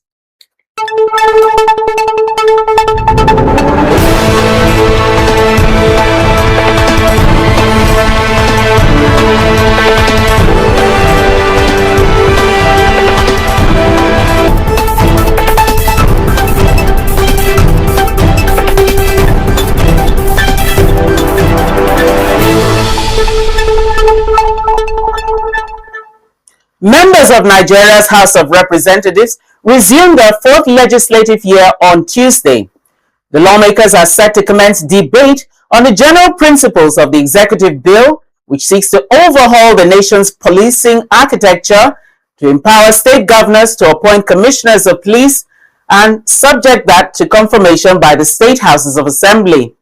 Other priority bills to be considered during the fourth legislative year, which marks the end of the 10th Assembly, include the Electoral Act Amendment Bill with specific reference to independent candidacy, the Special Reserved Seats for Women Bill, and over 40 other Constitution Amendment-related bills. The proposed State Police Bill, which was passed by the Senate penultimate week, further seeks to establish a dual policing structure, allowing states to run their own police services concurrently with the federal police. Still staying with the National Assembly, the Speaker of the House of Representatives, Right Honorable Abbas Tajuddin, has announced that the National Assembly will hold its third open week from July 14th to 16th, 2026. A press statement by the Special Advisor on Media and Publicity to the Speaker, Musa Krishi, said that the theme for this year's Open Week, which is 3 years of the 10th Assembly, advancing transparency, inclusion, and reform, is to commemorate the third year anniversary of this Assembly. The 2026 edition of the Open Week will host the National Security Roundtable, bringing together critical stakeholders to exchange ideas and chart practical legislative pathways for addressing the nation's evolving security challenges. Political news now, and the former governor of Borno State, Ali Modu Sharif, says that the African Democratic Congress ADC presidential candidate, Atiku Abubakar, should wait till 2031 to become Nigeria's president. He said this is because President Bola Tinubu will complete his 8-year term. Amodu maintained that for Atiku, this is not the North's turn. He said that Atiku is well qualified, but he has to wait until 2031. Amodu further stated that President Buhari had finished 8 years of being in charge, so now it is the South's turn. The Atiku camp is yet to respond to Amodu Sharif. And you're still watching news analysis right here on Politics and Business Television. Still to come, the Nigeria Electricity Regulatory Commission, NEC, says 3 African countries owe the commission. Details of these and other stories right after the break.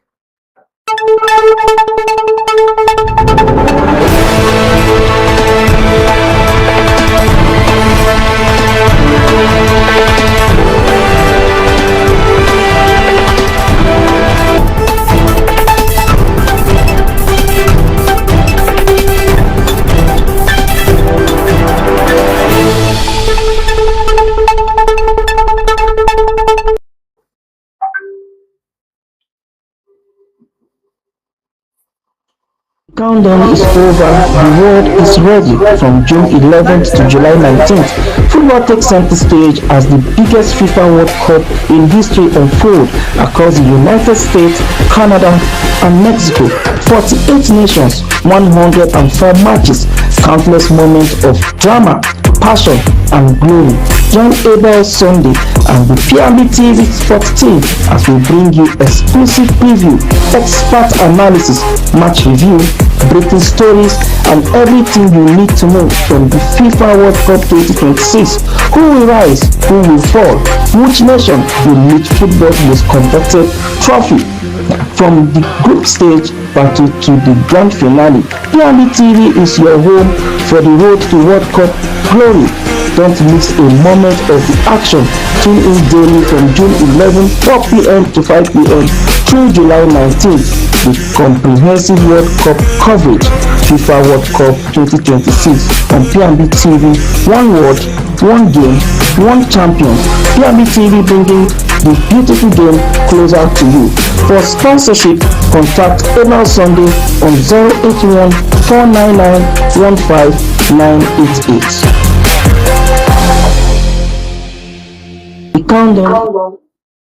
Welcome back. And on to business now. The Nigeria Electricity Regulatory Commission says Togo, the Republic of Benin, and Niger Republic owe Nigeria $12.66 million for electricity supplied in the first quarter of 2026. According to the Commission's first quarter 2026 report, the 3 countries paid only $4.82 million out of the $17.48 million invoiced. That represents a remittance performance of only 27.57%.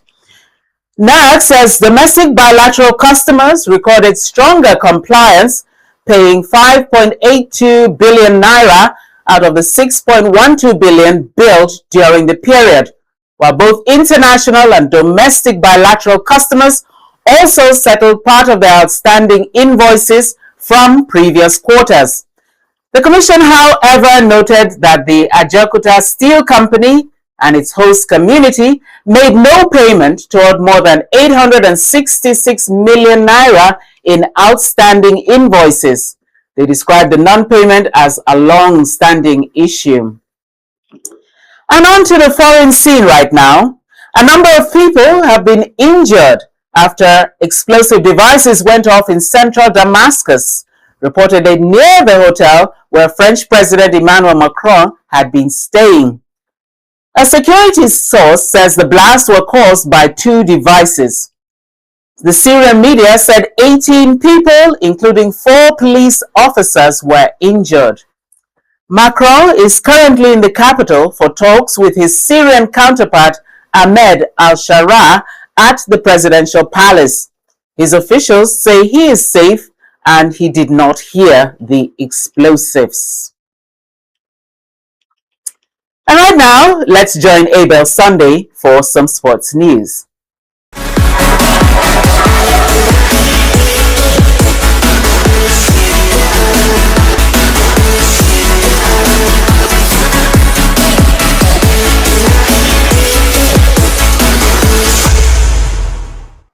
Hello, welcome to PNB Sport News Update. I'm Abel Sunday. We start with absolute heartbreak at the FIFA World Cup, where Cristiano Ronaldo's international career has come to a tearful end. Spain dumped Portugal out in the round of 16, thanks to a dramatic 90th first-minute stoppage time winner from Mikel Moreno. A devastating Ronaldo confirmed this was his final World Cup, while manager Roberto Martinez resigned on the spot. The drama wasn't just on the pitch. Co-host USA are also out after a heavy 4-1 defeat to Belgium. The build-up was chaotic after Donald Trump claimed credit for pressuring FIFA to overturn striker Falarin Balogun red card ban, a political intervention that Belgian players openly mocked after the final whistle. Meanwhile, Erling Haaland has done the unthinkable, carrying Norway to a historic upset over tournament favorite Brazil, switching to tennis. History has just been made at Wimbledon. Great Britain's Arthur Ferry has turned Gregor Dimitrov to become the first ever British wildcard in the professional era to reach the quarter-finals. And finally, in club football, Tottenham Hotspur shattered the transfer market, completing a massive £100 million deal for Newcastle midfielder Sandro Tonali. That's your PNB Sport News Update. I'm Abel Sunday. Over to you, Mickey, to wrap up the rest of today's news analysis.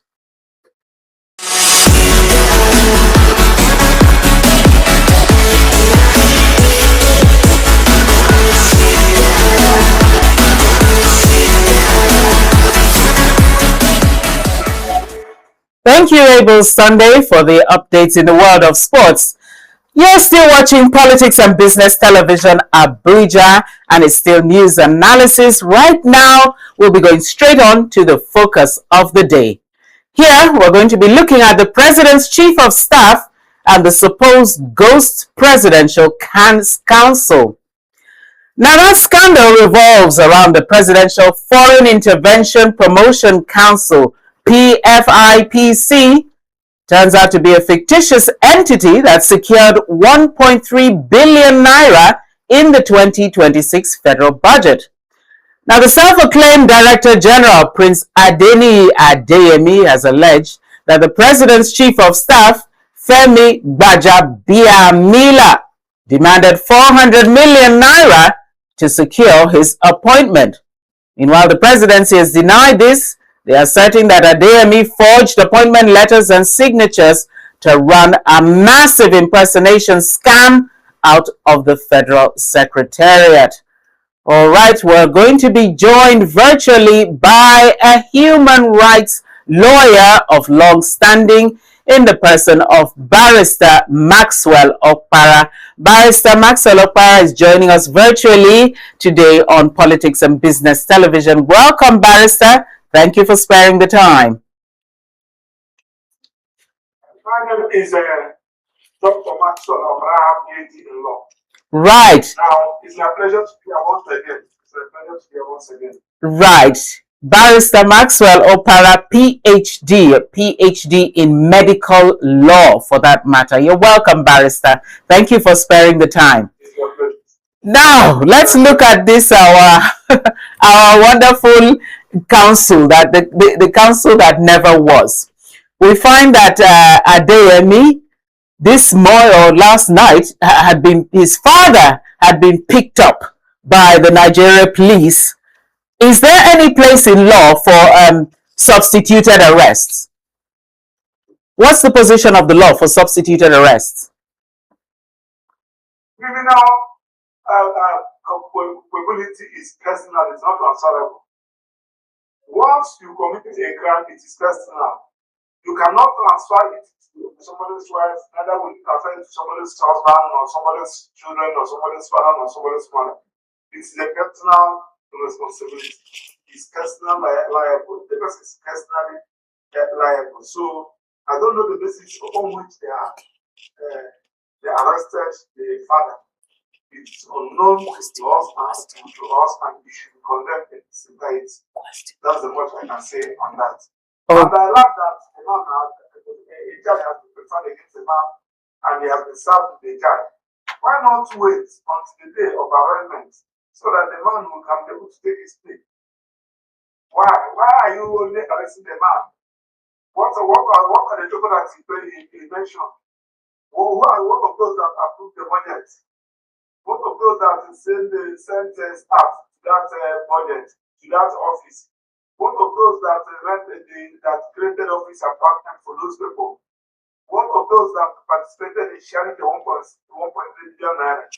What happened to the chief of staff whom the man said that we agree on 600 million and I'm paying 400 million?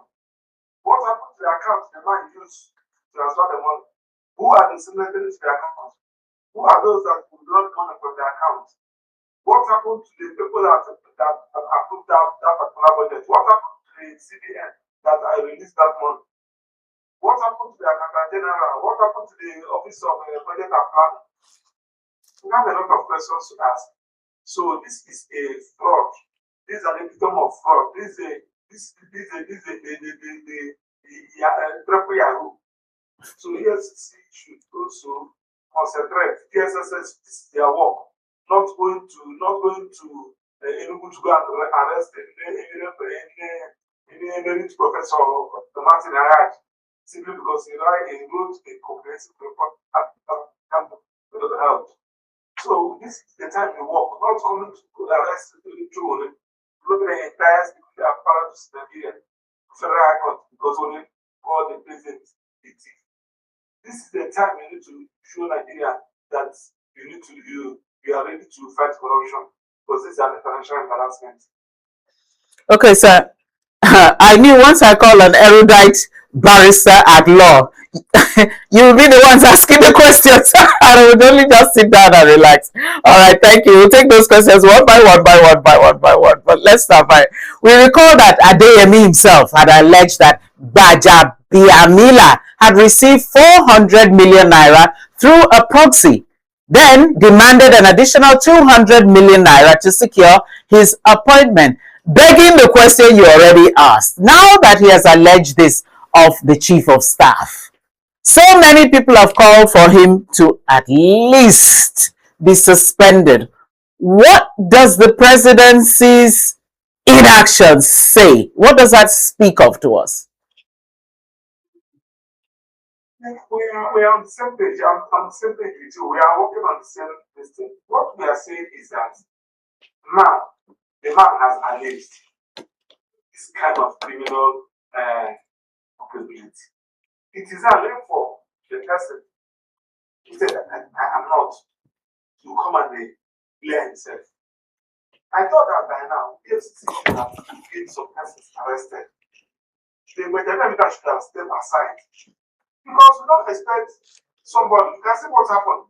Because the presidency is under him. Office of the presidency is the person because the chief of staff. So, and they have directed them that they quickly issue a press statement clearing from that decision. The principle of Nemo Judicial should apply. You can never be a judge in your own case. You are expected to step aside and stop going to the dealer. You are on trial so that you submit yourself under investigation. We saw it in one professor was accused when he was Minister of Education. We saw it during the time of night that just left. Once you are accused of a crime, you step aside. What happened to Betty, the Minister for Humanitarian Affairs? Yes. Who was accused? They step aside. But again, what I still did in that ASO villa as a chief of staff, don't you have shame? But consider about the state president to approve this budget. Can you, as a matter of budget, step aside? And that today, Abbas, the speaker, can you please step aside so that the investigation can progress?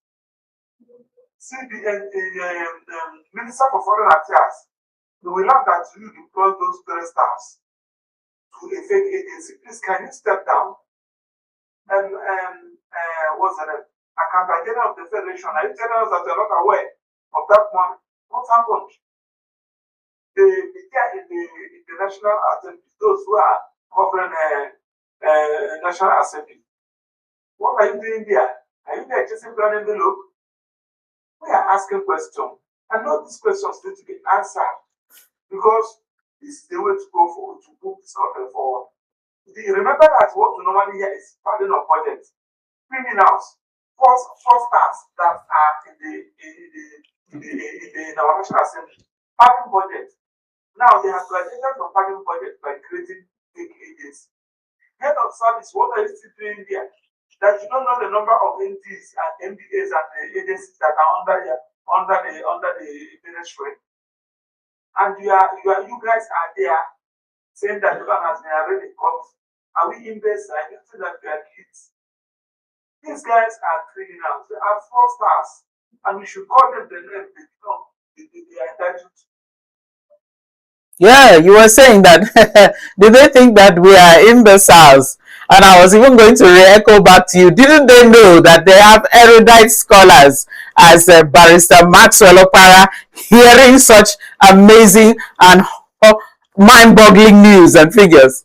Anyway, that's on the lighter note. But what is even more baffling is the claim that the same agency was able to open and operate an account with the Central Bank of Nigeria.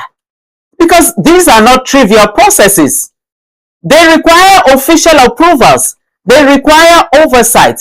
Where is the central bank governor in all of this? Because how can such an account be opened and monies are being paid in and monies are being withdrawn? If it were something as ordinary as some other account, you would have seen them flagging the account, closing they would run after it. Then how can something as big as this be going on and we don't have PIN coming out from the central bank governor? Is the rest of our federal allocation even still safe if this is happening? What do you say to that? I'm saying the same thing. They were all aware. This is a conspiracy against Nigerian government. They were all aware. They put the CBN, Accountant General, the Senate President, the Speaker, the Chief of Staff, the Senate Committee members on Foreign Affairs, the House Committee members on Foreign Affairs, the Minister for Foreign Affairs, the Director of Budget and Planning, the Minister for Budget and Planning. These guys are fraudsters. I am saying it. If they say that they are not fraudsters, let them subject themselves to investigation. Let them clear themselves. Let the investigation be done openly. Let them organize a press conference so that the press and journalists and society can ask them questions. Their character is an issue. Their character is an issue. They need to clear themselves. The way to clear themselves is to get them under investigation. Let them tell us the road they play. Let them tell us that they don't know that this thing exists. Let them tell us that they don't know how that 1.3 billion naira has gone to in a fake office. Let them come and tell us so that they will go out, they will expose their ignorance the more. That's why we are begging Nigerians, please elect people that understand what representation is all about, people that have seen it all, people that are ready to work. Not somebody. You are a senator, you are a member of House of Representatives. You don't even know that the agency that came to the defend the project if actually the budget was defended is a fake agency. And we are keeping quiet. Are we keeping quiet? Everybody's keeping quiet. Don't talk, they'll come for you. In your own country, they are chasing us back from South Africa. They are chasing us back from all these Muslim African countries. And our own, we are see our country going into extinction in our own eye. And we are keeping quiet. If everybody's keeping quiet, function of I will not keep quiet, we continue to speak. Let them use their AK-47 and come and kill everybody in Nigeria so that we know that Nigeria is only for them. Barrister, a former lawmaker who represented Ogun Central 1999 to 2003, Senator Femi Okorounmu, has asked President Bola Tinubu to relieve his chief of staff, Femi Gbajabiamila, of his appointment outrightly over the controversy surrounding this alleged Presidential Foreign Intervention Promotion Council stroke Presidential Economic Advisory Council scandal. Now, you are suggesting that he should just step aside, as in he should just go like on suspension for the meantime. But others are asking for him to be outrightly dismissed. Do you think that's a hardline position, bearing in mind the wide allegations that are on ground now? If you say that he should be dismissed, that means that you have passed judgment on him. You will say that he was not given a fair hearing. That has been on in investigation. That's the even the president that you are asking that should remove him is a president. Is a president not guilty of this? If the president said that he's not guilty of this, then he's not qualified to be our president. Because by now, upon hearing it, the house would have been rolling by now. The house would have been rolling. Some ministers would have been sacked. Some directors would have been sacked.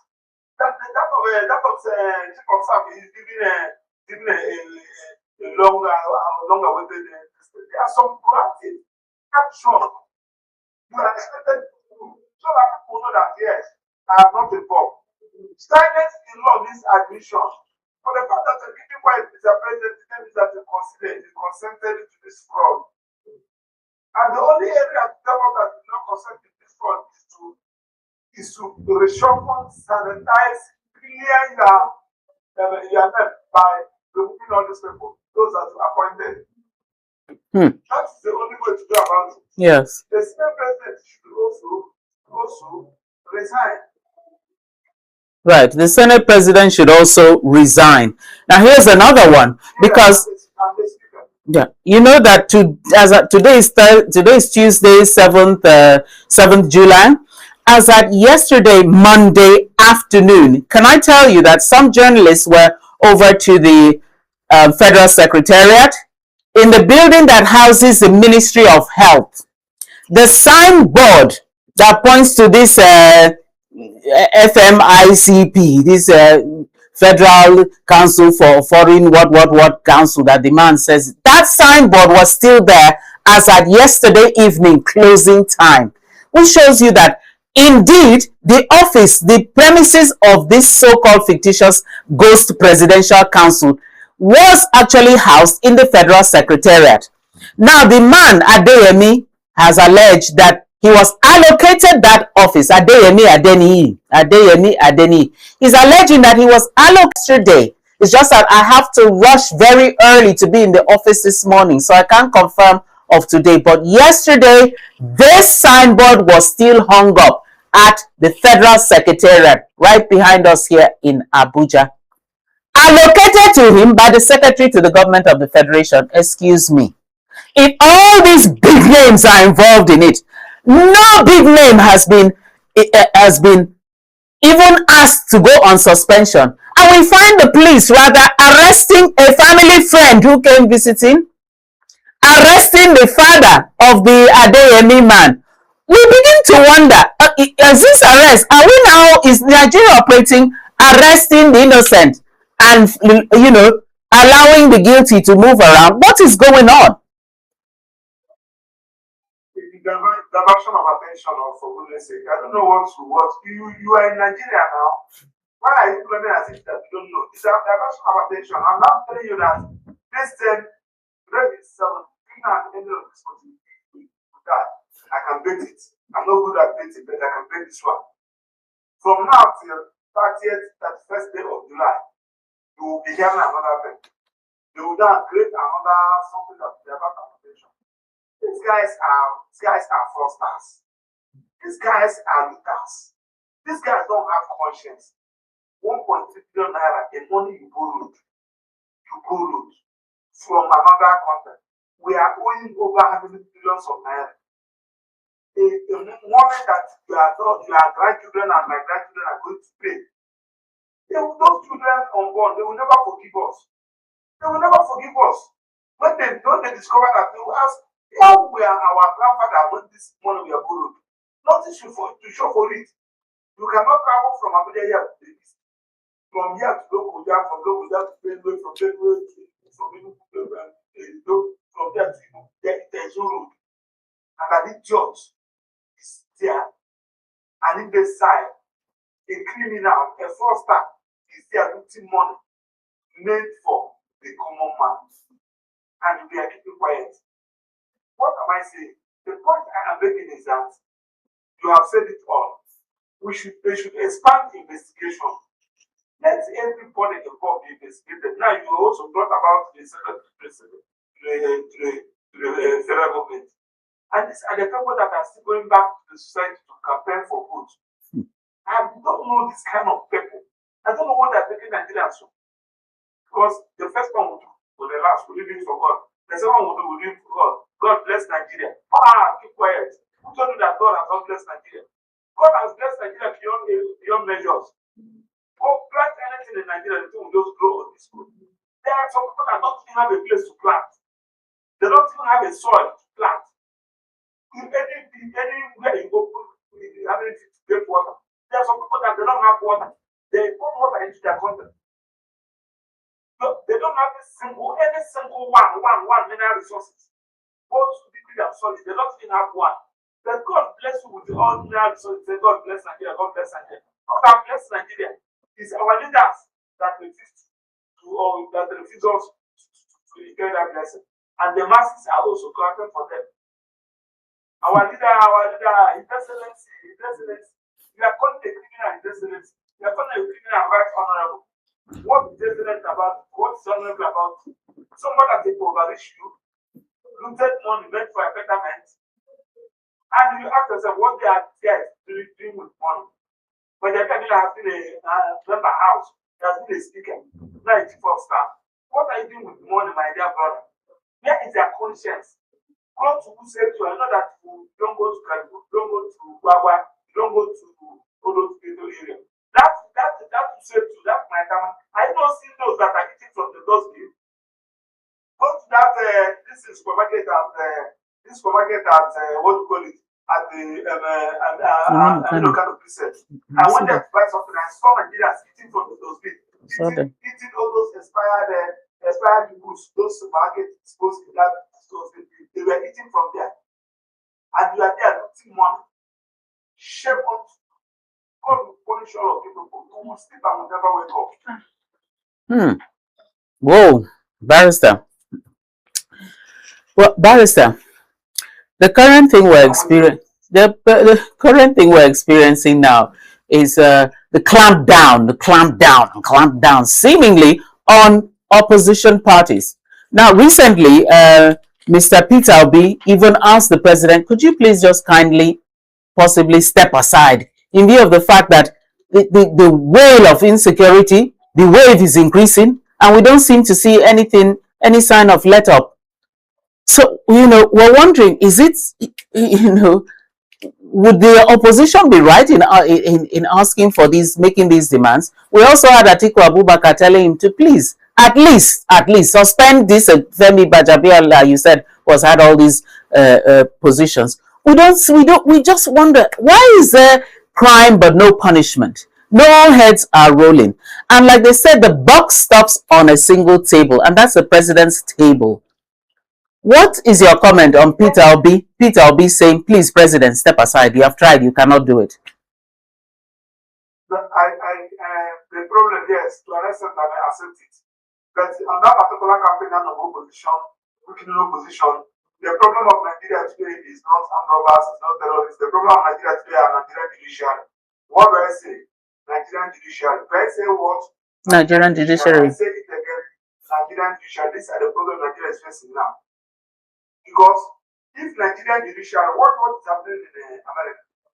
Trump will come up, we woke up in the morning and the issue is, but what will the court do what?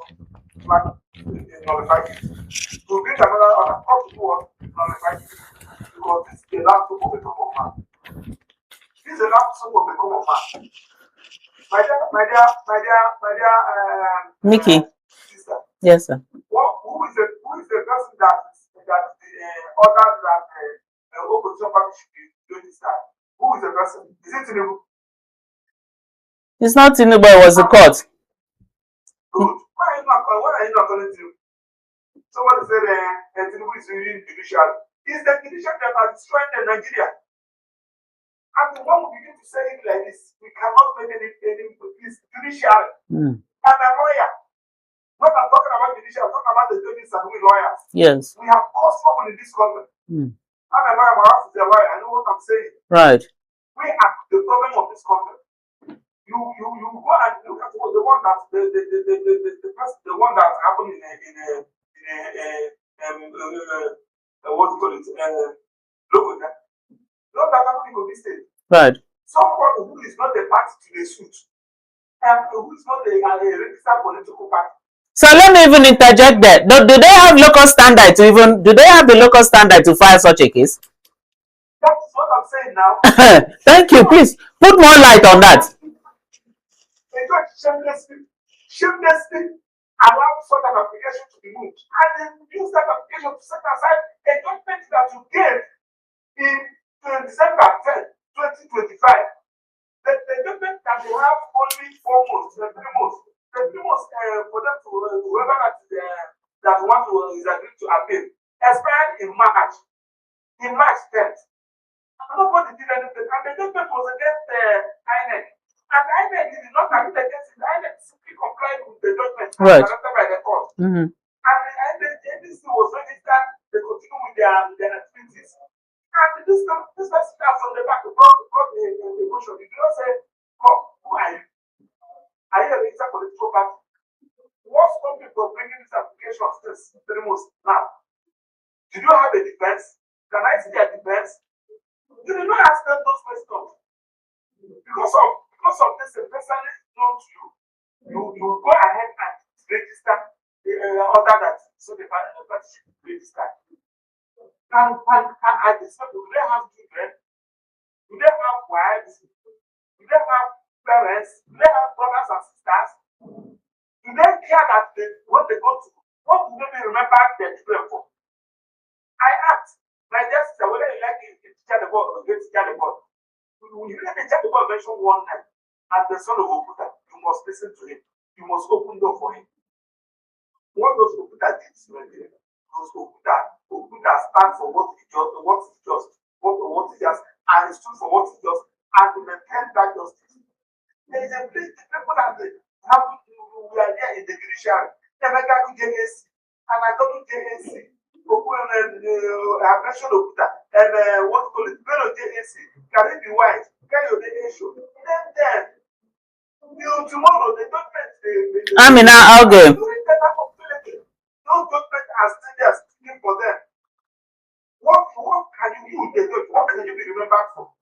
When some people say, look at the one judge, you know the same way with those things. I'm sure that none of the children will be forced to change the name. They don't like them to know that they are children of Ebo. As a judge, what will you be remembered for? Why should you be doing this thing? When they get an opposition, they get them arrested, they arrest them in their court. You get them seated condition for bail and dump them in the place. Simply because you want to be somebody to be happy. When somebody contested, you get them arrested. They get them arrested and they add the terrorism charges against them and got them before you. And you remand the person to prison and you go to your house and they are sleeping, you are eating. These guys are demons. I don't know their heart. what is going on. The other ones that call themselves what we call it in the military. Somebody wipe out an entire community, the name of the terrorism. Wipe out an entire community. The military now, they have it now, their life, get them arrested. Even some of them lost their life, some of them got injured, some of them were permanently disabled. They arrested them, they was and handed over. Within the space of 6 months, you organize of this thing, to watch them, and the parents say that they have been better, and they are now incorporated them back to the society. I guess it's are these people human beings at all? I don't know. Please, can one call on this particular thing? Because this is getting me pissed off. Some people are in the bush. A 2-year-old child, 6-month-old child is in the bush.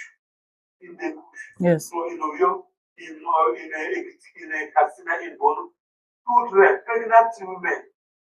And our president is riding private jet. They are eating. The wife is telling us how to fry akara. Hi. They are there looting money. No, my sister, have you seen this village that are kidnapping these people? I don't know whether you have this village. Here they are kidnapping these people, these villagers. This is the village that no motor. They are these people normally go and carry out 6 hours operation, 8 hours operation, sometimes the whole day operation. Killing, raping children because no light, no communication, no road. And there are senators and House of Rep members in Abuja here, lodging in transport, carrying women. Shame on them. Shame on all of them. It's heartbreaking sometimes to even conceive of it. But the thing is, now for us Nigerians, every time we go out, we always sometimes take our civil responsibility on the part of vote for, and we don't even embrace the part of be voted for. See, Nigerians don't come out to take hold of some ticket for elective positions.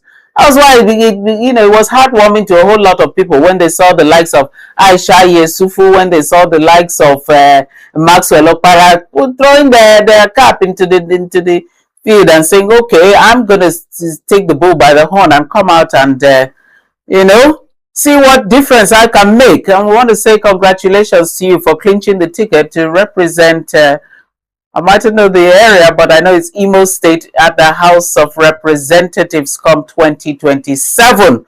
And I must tell you, we wish you all the very best on that score.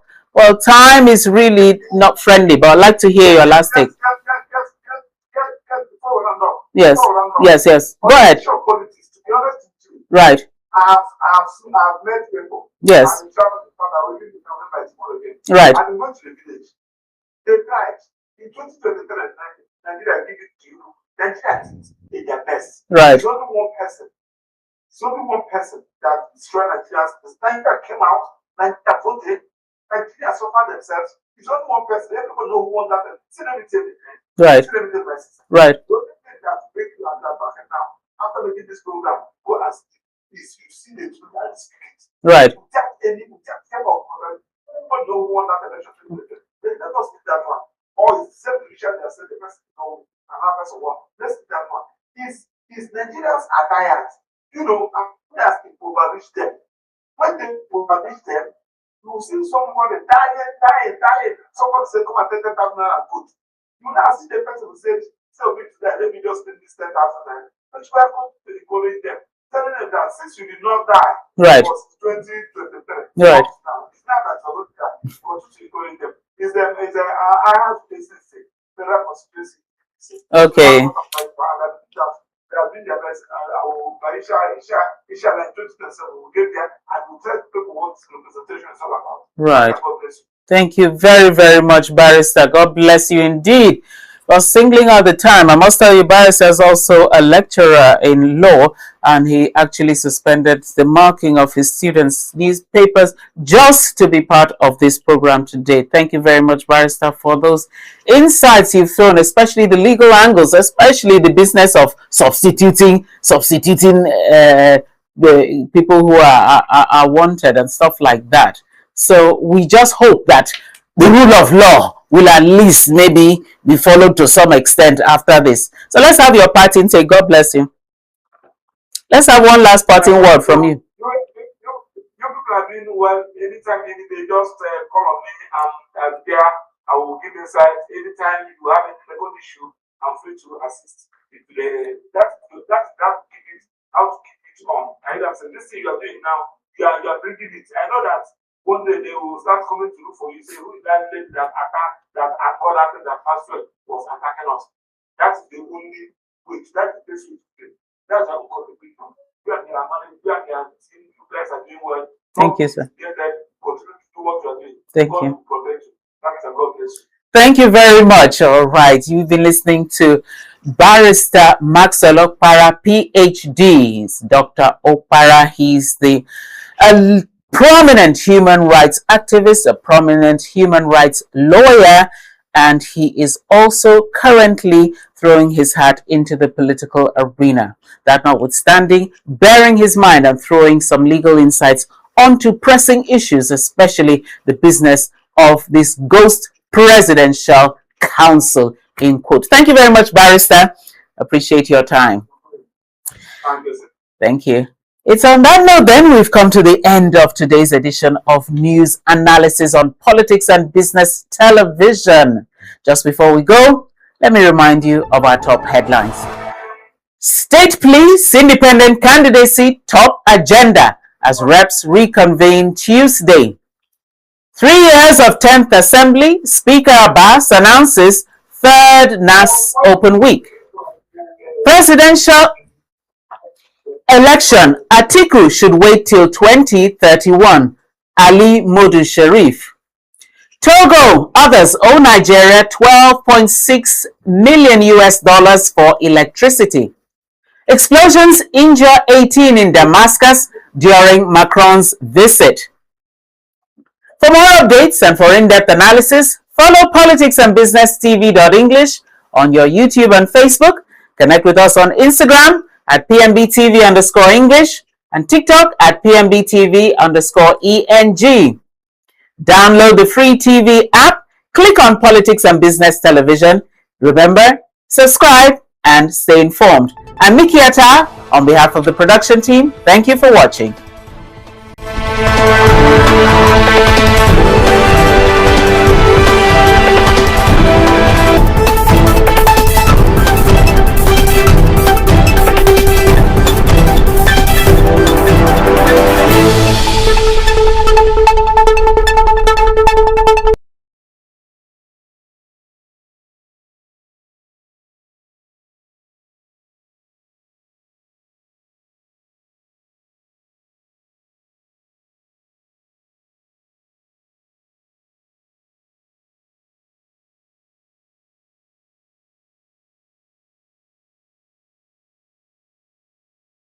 Imagine say television, movies, news and entertainment dey your pocket just like that. Welcome to Free TV app. Now the #1 digital TV app for Nigeria. Free TV app get over 100 live TV channels, breaking news, sports, Nollywood movies, small pikin shows and plenty more inside one app. No decoder wahala, no plenty setup. Just download, open, begin the watch. To get the app, just search Free TV for Google Play Store or Free TV NG for Apple App Store, or scan the QR code for your screen.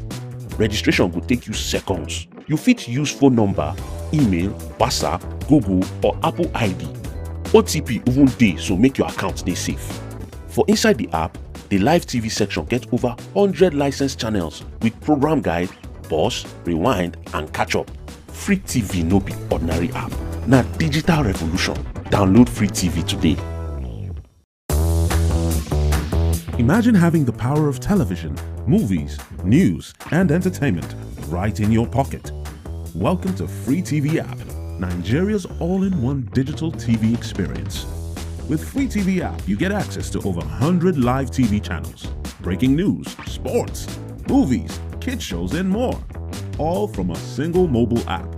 No decoder stress, no complicated setup, just download, open, and start watching. Free TV is television reimagined for the digital age. To get started, simply search Free TV on the Google Play Store or Free TV NG on the Apple App Store, or scan the QR code on your screen. Once installed, register in seconds using your phone number, email, WhatsApp, Google ID, or Apple ID. Secure OTP verification ensures safe and seamless access.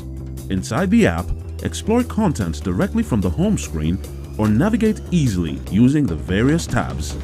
The Live TV section gives you access to over 100 licensed channels, complete with an electronic program guide, EPG, pause, rewind, and catch-up features. The Video On Demand library offers up to 500 hours of curated content, including Nollywood movies, drama series, documentaries, kids and educational programs. You can resume playback, save favorites, and download content to watch offline.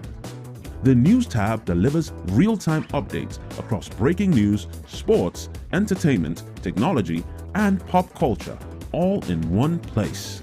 Free TV is more than an app. It's a digital revolution in broadcasting. Download the Free TV app today.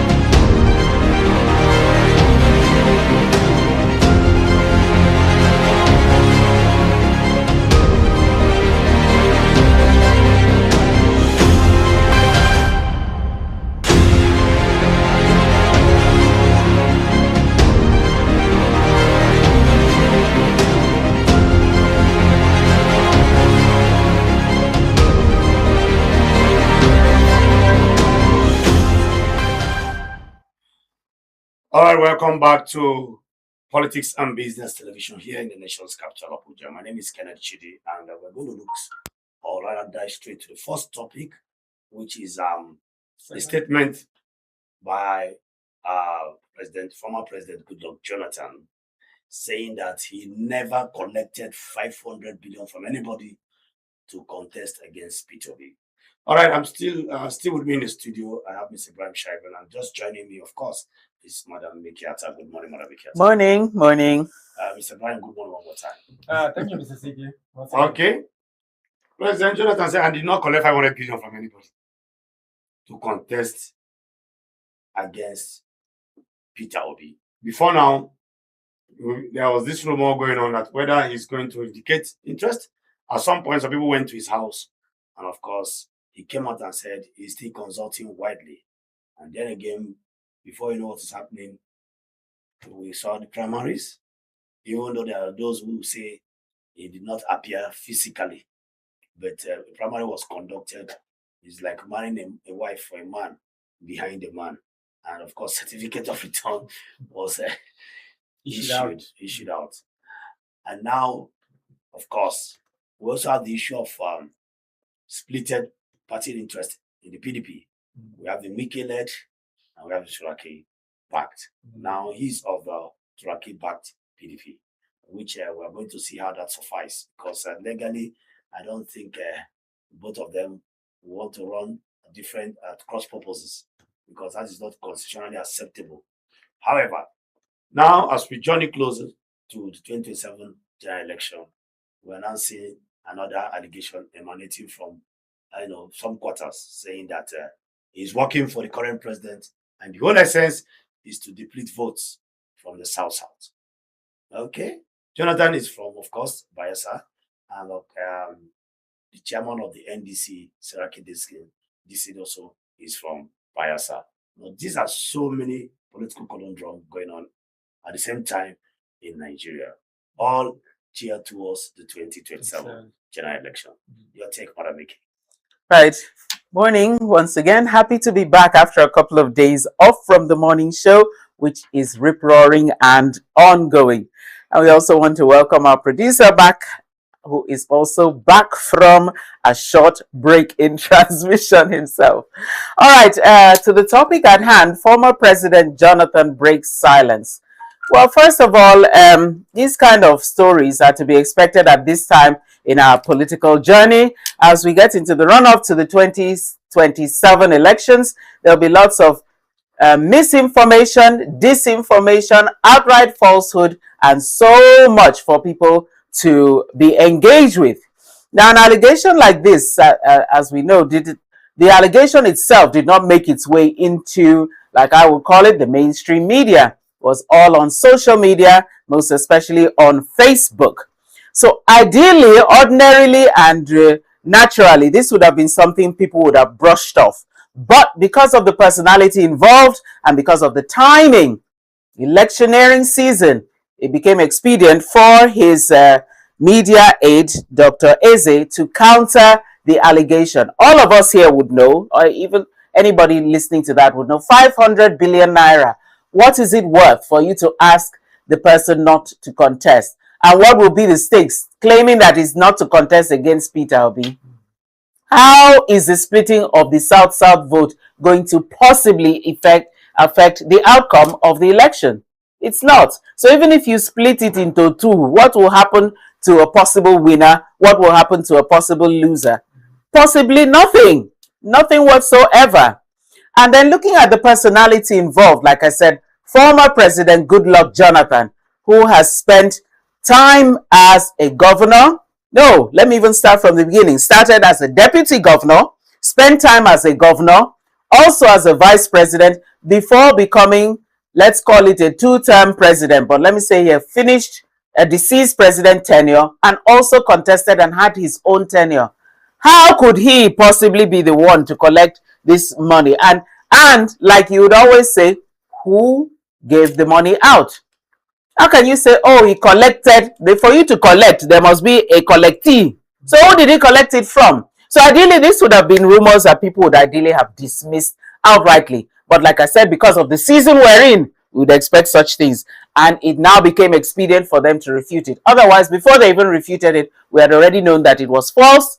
We'd have also seen that it's malicious, it's misleading, and finally, it is distracting. All right, misleading, distracting, not true, true, whatever it is. And Mr. Brian. Yes, just like my colleague has clearly stated here, for me, it's a direct insult on the personality of a highly respected Nigerian like former President Goodluck Jonathan. Why do you think it's an insult? Exactly. The amount of money involved. For It's bigger than it? No, not that. His integrity is at stake. You cannot expect somebody like Goodluck Jonathan to just push his hand through and then take 500 billion naira and decide to contest against Peter Obi. This will be, he is a smart gentleman. He cannot tarnish his image to that extent. You understand? There are people who, if their name is involved in such mess, I would have said, okay, maybe there's reason for me to somehow attach a certain level of credibility to the whole statement, but certainly not for Goodluck Jonathan. Not for Goodluck Jonathan. And just like Nikki said, even if this allegation turns out to be true, how much is the vote of the Southwest can translate to winning an election? Remember that Atiku also has a stake in the South-South. Exactly. Don't expect that Atiku doesn't have a lot of followership in the South-South. So even if Jonathan accepts to split the vote, there's also the Atiku factor that will come into play. I don't know whether you understand what I'm saying. All right. So for me, this is only intended to tarnish the image of His Excellency former President Goodluck Jonathan, nothing else. Yeah, but then again, we must expect to see, like I told you in our earlier discussion, that you will begin to see much of similar allegations coming up as we even draw closer to 2027 election. See, just recently, the issue about the forgery of the certificate of His Excellency, alleged forgery of certificate belonging to the president, has been brought up to the show. That is an issue that started right when he was governor. Gani Fawahimi was the first that brought about that issue. But as you draw closer to the 2027 election, the opposition party are now asking the court to look into the issue again. Somebody will begin to bring to open a can of worms against either Atiku or Obi himself as we draw closer. So you should expect all these kind of things to start coming up as we draw closer to the election period. It's normal. It's just election frenzy. Do you understand? Is it election frenzy or because they are public figures? Of course, all of them are public figures now. Of course, okay. Because now, what we'll begin to see is attack more on the candidacy rather than on the political parties. All the nonsense about the parties has already taken place. They registered this party. Do you understand? No, the register such candidates is not supposed to be contesting. All this has happened to the parties now. The next attack will be between the contestants themselves now. We will see less attack on the parties. We'll see more attack on the candidates themselves as we progress towards 2027 election. Attack on candidates. Is that democracy? Yeah, I think it's part of democracy. It's part of democracy. Even in developed countries, you see candidates attacking one another. I remember during Bill Clinton period, there was some drama that happened between Clinton and one of the presidential candidates. I forgot his name that particular time. Even Trump and Exactly. Towards election time, you will see candidates begin to attack themselves, or their loyalists will begin to dig depths around the candidates and to be hauled at once again or one another. Anything that will tarnish the image of a candidate. Yeah. Anything that will give advantage to the opposition candidate, they will do that. All right. And for me, this shows that at least there is a certain level of strength seen in the Juna generation toward this election. All right, the spokesperson or rather the essay to media and publicity of Goodluck Jonathan, Ikechukwu Eze, has come out to say that it's a deliberate attempt to discredit his principle. And of course, he has also come to deny. But there are those who will say, why is the former president Goodluck Jonathan himself, being an outspoken man, why is he not talking himself? People like that don't talk. They have their media aides now. They have their aides to talk. The aide said everything. Exactly. And the aide could not say one word without him. The person like Goodluck to come and talk. No, the others are looking to become president. This one was already a president. He has aides to do all this just for him. Even people that have not become president, sometimes it's their aide that speaks for them. Even Atiku Abubakar, sometimes it's his aide that speaks on his behalf. But sometimes Atiku speaks for himself too. Sometimes, yes. Most times. That was before he appointed his new media aide. He now has a media aide. And like you said, like you rightly pointed out, there's nothing that the media aide will put out that is not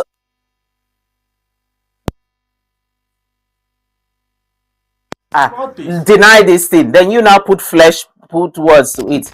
For instance, there's no way in hell that a media aide to so person will come out to say something contrary to what the person himself is saying. So it's just the same as him himself speaking. There's no difference. We had the presidency denied. They didn't say President Tinubu denied. They say the presidency denied. And this is media aide will sign. Exactly. So that's the normal procedure. So it is not really necessary that former President Jonathan has to come out to the public and say no. No, we've seen him do that. If he saws the day, he can do it. But he has his aide to do this responsibility for him. If he comes out denying every single room, he will now look less busy and very childish. No, that's not true. That every day that you see you coming out on the telly or on the radio to no. For me, let me just point it here clearly. For me, such as Jonathan is too big to come out and make that statement by himself. Right. Because, like I said, ideally, such an allegation would ordinarily have brushed it aside. Exactly. But because of the period we're in, that's why we're expecting such. Ideally, 500 billion is not even more. So who would now come and give you that? And then you say you're alleging it to split South votes. How many votes are South? What do you mean 500 billion is not more? What do you mean? What I mean is that's a huge sum of money. It's not a little sum of money. So for you to say, oh, I'm giving you all this money to split this small thing, is that possible? Ideally, I'll give you this huge sum of money. Go and split these few votes. For What me, for me, it's not even about the amount of money involved. For me, it's the personality. Yes, like I said, I mentioned the personality in my opening. Even the personality. So you now say it's former president. Good luck being paid. Imagine to contest against former governor Peter Obi. In fact, it's laughable for me. It's a laughable allegation. Like I said, it's something we would have brushed aside as unimportant. It's a laughable allegation. But because of the times we're in, because of the people involved, that's why they probably had to like refute it and tell you that, listen, this is so untrue. It's just like you said, a calculated attempt to tarnish his image. And there are those who say they just mere attention seekers. And distractions. Distractions. Is it one of those distractions? Oh, here we come. Yeah, talk about this one when there are issues on ground. So it's a mere distraction. Because before now, all the wahalas are against the ADC. Who will believe this? Who will believe this? No, even up to now, ADC and other party and others. Exactly. We saw it at one of the radios of the newspaper that the appeal court will decide shortly. So this is new approach to distracting the PDP also, so that they will waste a lot of time spending themselves. But please, PDP, please, His Excellency former President, after this statement, don't even come out to respond to any other allegations like that. Honestly speaking, we Nigerians are not for. We know who Jonathan is. Whatever they say like that against you, so many Nigerians will even laugh at such statements. Laughable. Okay, there are also... He's one person highly respected across. Well, there's those who say Jonathan is of the Turaki-led faction. You still have to bring that. And we have... I knew you said... Who is of the wiki? Is it Jonah Duke? I don't know. Who is there? You know, when you cut the... Onu? Senator Waneno. Yes, Onu. Yeah. He's of the wiki. Now we have two different presidential candidates on our platform. Well, the good part is that INEC took both. So both of them are on the platform. Both of them on the platform? Yes! Don't even ask me that one because I can't. Yeah, there. So I cannot explain that one. That one remains in the purview of INEC, not us. Okay. It has already become integral calculus. Well, so at that point, I told you that I failed calculus. A torn umbrella is going to prevent somebody from being beaten. So don't even ask me. Are you saying that a torn umbrella is going to prevent somebody from being beaten by rain? I'm wondering how a torn umbrella is even going to cover those that are inside. Talk much more of covering the rest of the Nigerians. But like we said, we have to wait. Exactly. Because there's a window after which, when that deadline comes, this is the final date for INEC to approve submissions of names. So we're still within July 11th. We're still within. Let's see how the torn umbrella. July 11th. The torn umbrella is going to protect Mr. Ibrahim and Nikki. Are we contesting? President and Vice President. Because we are saying that is what both people are too big actually. Former president is too big. Peter big. Okay. Peter B may not believe that Jonathan will go out. Ike Chukwueze has said these are just some kind of fictitious manipulations from mischief makers. But let me ask you, even as a moderator, let me ask you a question. Yes. Has His Excellency Peter Obi came out to respond to this statement? No. Has any of his aide came out to respond to this statement? No. Even Obi and his team do not. They are just laughing at people that hold those statements out. So the distraction is from another quarter. Exactly, it's from another quarter entirely. Just like you said, why didn't Jonathan respond by himself? That's why I asked you. Has Obi, the person allegedly that I'm trying to speak the minds of non-Nigerians. Okay. You have to Obi wouldn't even waste his time to consider such allegations. So which quarter are you suspecting? We have so many unseen hands. So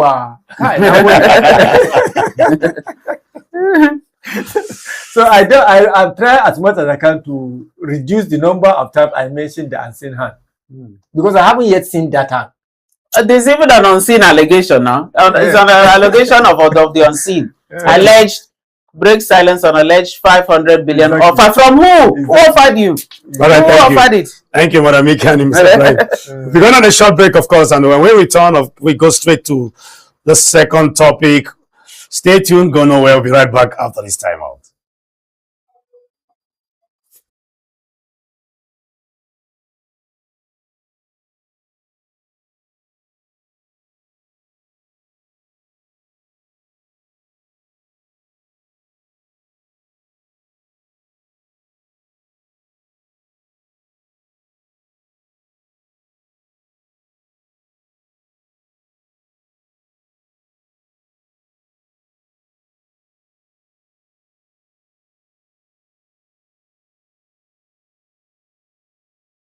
I thought you said you talked about it. Welcome back to PMB Morning Show, live here in the city of Abuja. We are going to go straight to the second topic, which is the Alamanjiri Commission to spend 8.4 billion naira on roads, mostly in the southwest. This is another very troubling and disturbing situation we find ourselves. And we're going to look at it. I still have with me Mr. Ibrahim and, of course, Madam Mickey in the studio. Mr. Ibrahim, we tried to rub off on this matter, and, of course, we're at it again. Just recently, we saw 1.4 billion allegedly marked out for road construction at somewhere, as it is at Abiyokuta. And some people are asking, what is the relation between Alamanjiri Commission and road construction? Is Alamanjiri Commission an agency under the Ministry of Works? No. So why are we seeing all this? What's going on? Well, I think the Alamanjiri Commission was established around May 27, I think 2023. And it was established with the following mandate as follows. 1, to tackle challenges of out-of-school children. 2, to reduce illiteracy by integrating formal and chronic education, and then to give skills acquisition to its pupils. Then this clearly shows that these are the only mandates mentioned at the time of establishing that agency. Yes. So it is essentially, and you see that almost 99.9% of the region that has this problem is the northern region, because obviously you don't have any single Amadiri from the northeast, from the southeast, except if it is the person from the north that migrated there due to one reason or the other. Do you understand? He might have been an Almadiri. In search of greener pasture. Exactly. He may be an Almadiri in the east, but he migrated from the north to the east. Do you understand? And the very few of them you find in the southwest are also in origin from the north. So it's essentially a northern affair. Do you understand? And then for quite a number of, for quite a number of years, we have not had any activity coming from that coming from that agency. For me, especially, I've already forgotten about that such an agency has existed for that long time. Then recently, we begin to hear information begin to go around that about 8.4 billion of money is allocated. Actually, under the 2026 Appropriation Act, 2.2 billion naira was allocated by the National Commission for Almadiri and Out-of-School Children. Of this 22.8 billion, 21.6 billion was for capital expenditure, while only 1.14 billion for recurrent expenditure.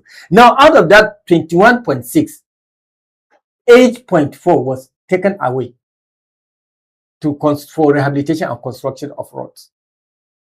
That is the concern now. Exactly. What is the relationship between road construction and Alamanjiri Commission? This responsibility for rehabilitation of road is essentially the responsibility of an agency under the Federal Ministry of Works, which is called FAMA.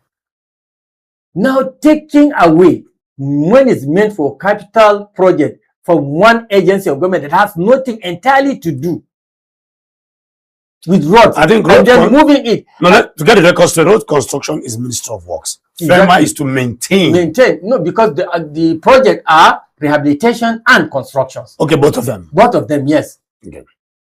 Mostly the construction, but there are quite a lot of rehabilitations to be carried out, road rehabilitation to be carried out. Okay, so let's assume, sorry to cut you. Exactly. Let's assume Alamanjiri Commission is to construct roads. Why most of the roads are in the southwest? Because we have more Alamanjiris, over 15 million of them in the north. So we are hearing allegedly that most of the roads that have been penciled out for construction are in the southwest. Exactly. That's another confusion. Before we even answer this, it is very, very important for Nigerians to understand that road construction is not only road construction. They have also included the provision of solar energy equipment in the south, particularly in Ekiti State, and then the procurement of ambulances and equipping a dental hospital across southwest state, particularly also in Ekiti State, which is completely out of the mandate of the Almadiri Commission. You understand? And then what is actually disturbing, pretty disturbing, is the fact that let's just listen. Of this 1.8 billion, of this 8.4 billion, 1.4 billion naira was taken up for rehabilitation and construction of a high school road in Abeokuta. A whooping 1.4 billion for road construction in a school. Then another 1.05 billion was taken for rehabilitation and construction of road in Ogun, another area in Ogun State beside that. Then there's also another 1.4 billion for rehabilitation and construction of Obasanjo to Italy Road, again in Ogun State.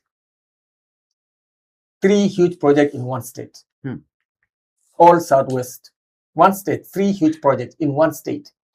Then again, another 1.4 billion for the construction of internal road within government secondary school, and another 700 million naira for the provision of ambulances and procurement of hospital equipment for a Dontes hospital in Ekiti.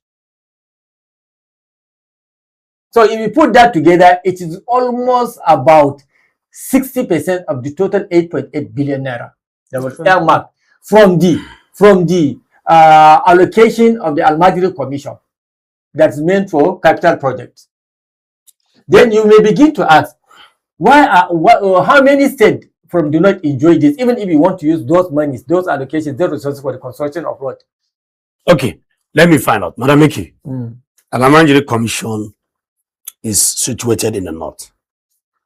And the same commission is being used allegedly to finance projects in the southwest. Project in the southwest. Could this be seen as misplaced priority, or what's your take? What do you think? Okay, first of all, I don't really understand.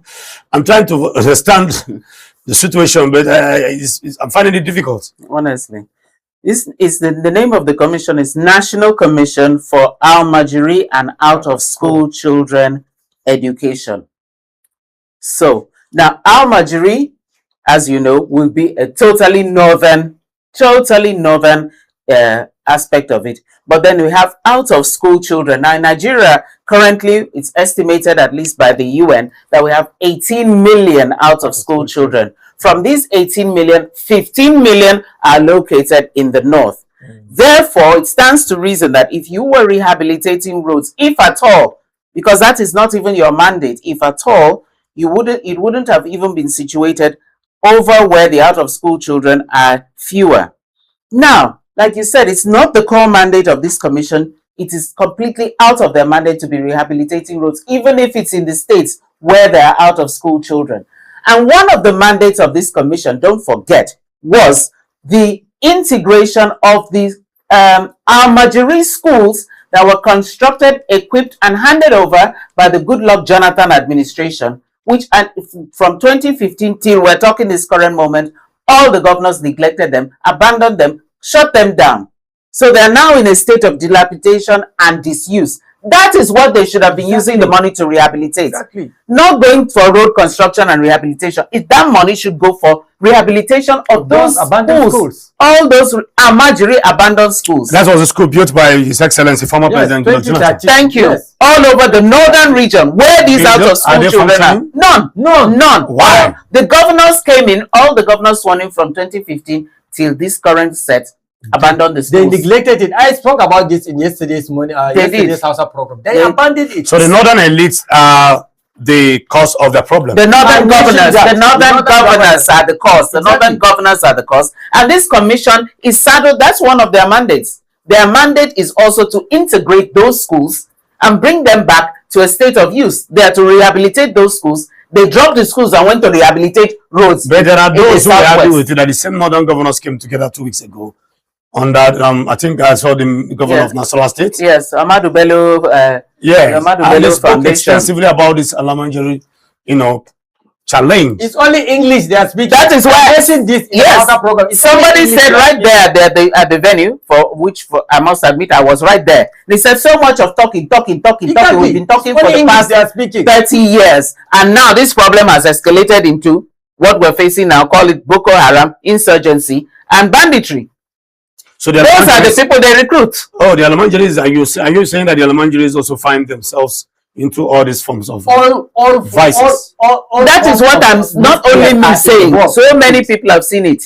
They are the ones now. 18 million children all over out of school children. 15. You keep saying 18. 18 is the general number of. I said in the whole country. Maybe you need to listen to me before you respond, sir.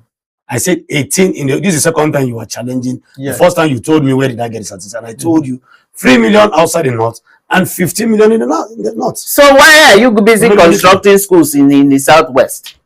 I mean, constructing roads. If you're even constructing schools, it would be bad enough because the place you need to construct the schools is already, you know, glaring before your eyes. And you didn't even construct schools, you went to construct roads.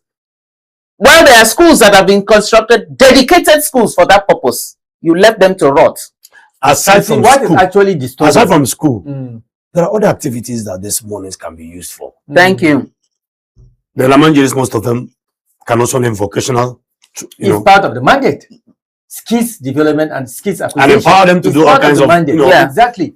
And what business. What is disheartening? What is hurting me even more is the fact that after the establishment of those schools in 2013 by good administration, all the northern governors, all the northern elders, including the emirs, all the scholars, they knew that there's such an agency, and there's a yearly allocation of funds that's made into those agencies, but they deliberately kept quiet.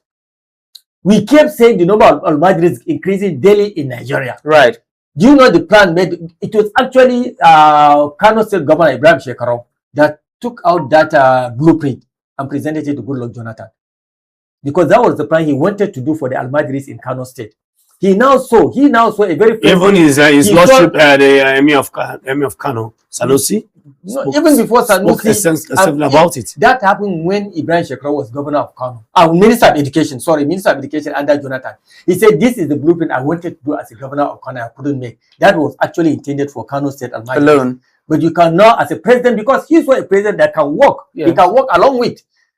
So escalated to the entire north. Jonathan said, yes, this is beautiful. I'm looking for something I can do for the north. He did not waste time. He implemented it.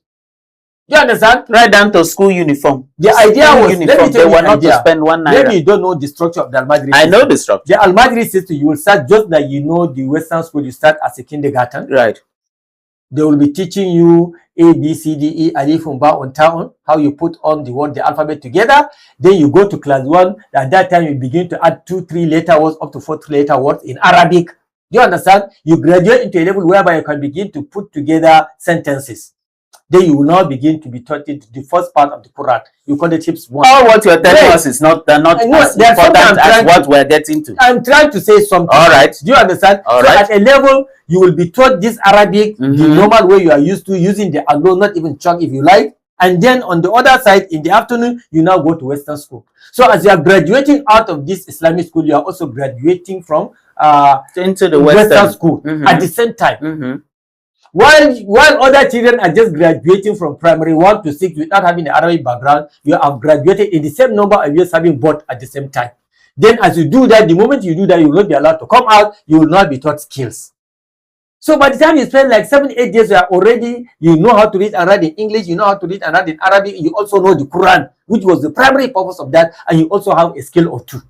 Please let me just chip in here because time is really against us. My own take now for me is that the head of the commission, I don't know whether he's a DG or chairman, he needs to be called into question or fired. When we have things like this happening, why does it end in us talking? 8.4 billion misappropriated to construction of roads out of an al-Majri commission. Who were the people that accepted when the budget was being defended? Was that budget defended? So House of Reps, Senator, and the chairman of that commission should roll for it. All right, thank you. The Senate will be having emergency plenary today, and probably these are one of the issues, too many, that they will be discussing. There are those who will say, if you call the DG of the Elementary Commission to come out and begin to talk, probably another person will come out and say it's a fake agency. So let's. No, I read. I'm just doing that. On the lighter side. On the lighter note, anyway, we have an existing fake agency allegedly. So let's not push forward. Let's not and it's fake. Wonderful. This one we know since 2013. I just forgot about it because my brother. Oh no, activity. Finally, the activity they brought up is road construction. Don't press further. We may. Somebody will come out and tell you it's fake again. Oh God! Now, the more you press now, the more you see chaffs and fake everywhere. That's the best place to rest it. Mr. Brian and Madam Mickey, thank you very much. We'll be going on a short break. Of course, when we return, we'll go straight to the last segment of the morning show, which is What is Trending by Ferry Josephine. Go nowhere. We'll be right back after this time out.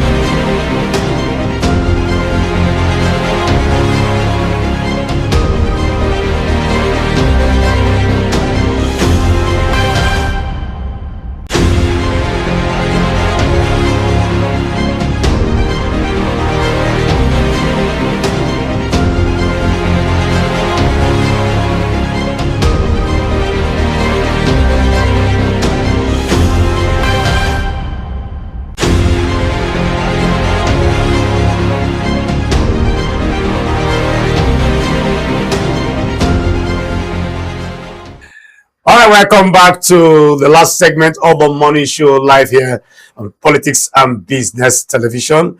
What is trending? Ferry Josephine is in the building. Of course. Looking fly. Good morning, Ferry Josephine. Good morning, Mr. CK. You look sharp. Good morning, Mickey. I'm learning from Mickey and Brian. Can you imagine? Uncle, take your glory. What's that? Receive it. You're looking fly. Amen. I receive it. Good morning, Mr. Ibrahim. Good morning. So our dear viewers, good morning. It is a beautiful Tuesday morning. And straight to what's trending now, all the way from Kano State, talking about peaceful coexistence and not what we're experiencing from far South Africa that we must leave their country. Go back. Go back to your country. And they're back. No. They are back from the World Cup. Talking about this set of people settling and doing really very well in another man's town. When I saw that video yesterday, it really gladdens my heart. Why? Because this is a time where we're experiencing insecurity, talking about religious uprising, chaos here and there. But I hope I get this name well now. The Indiebo is the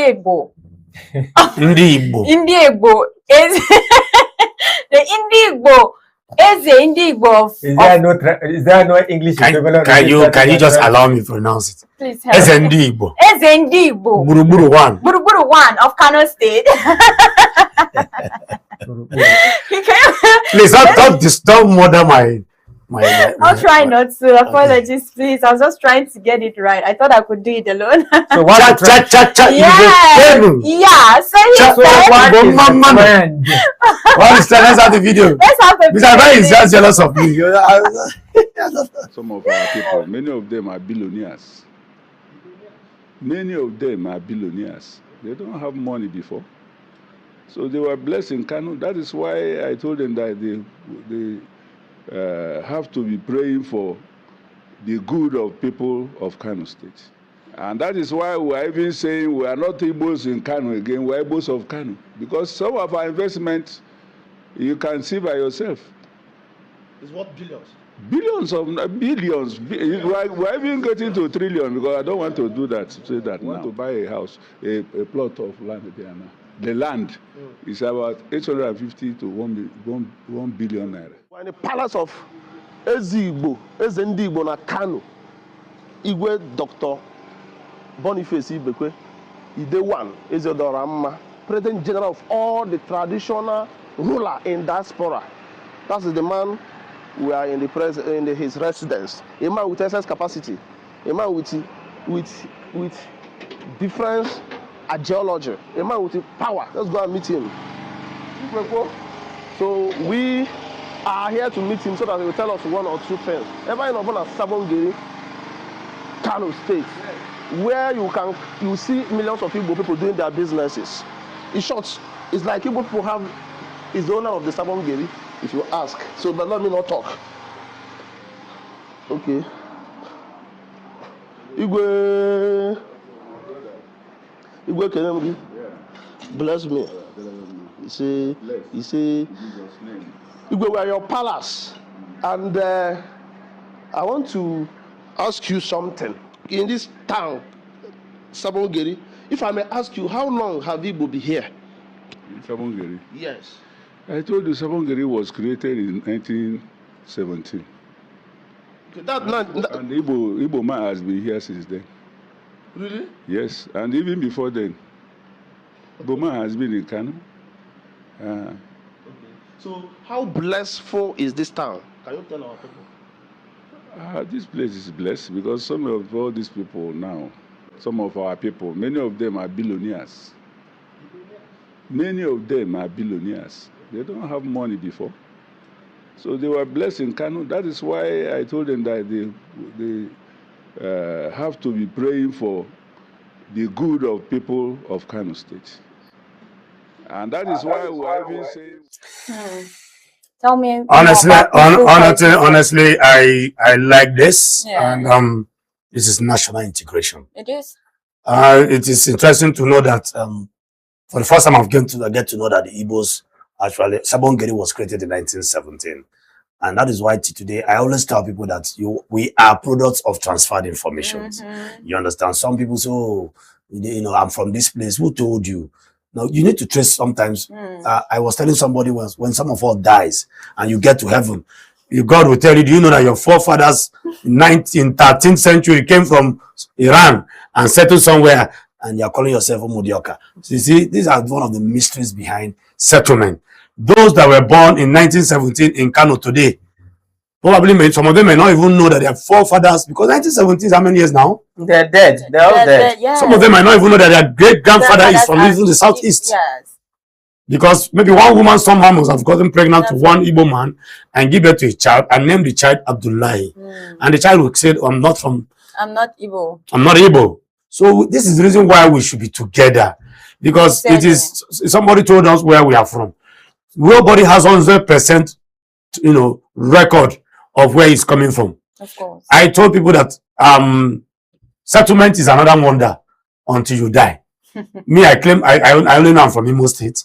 Maybe by the time I'm dead, and I'm discovering in heaven that I'm from Togo. South Africa. Or South Africa. Nikki, please let's have you on this one. Yeah, that was a very cheering and a nice video to watch for a change from all the horrors that have been besieging us in Nigeria so far.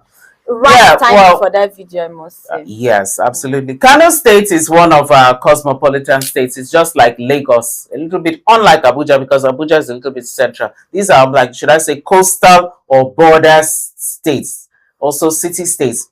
An interesting part of them is that naturally, they're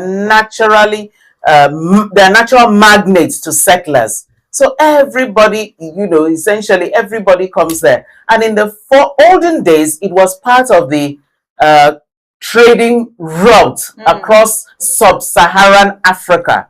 So somebody would definitely come from a place like, then you would call it Dahomey, then turn it to, I think, to Togo, then to Senegal. All of them were all passing through the same Kano. So it's not only Igbos, it's not only Yoruba people.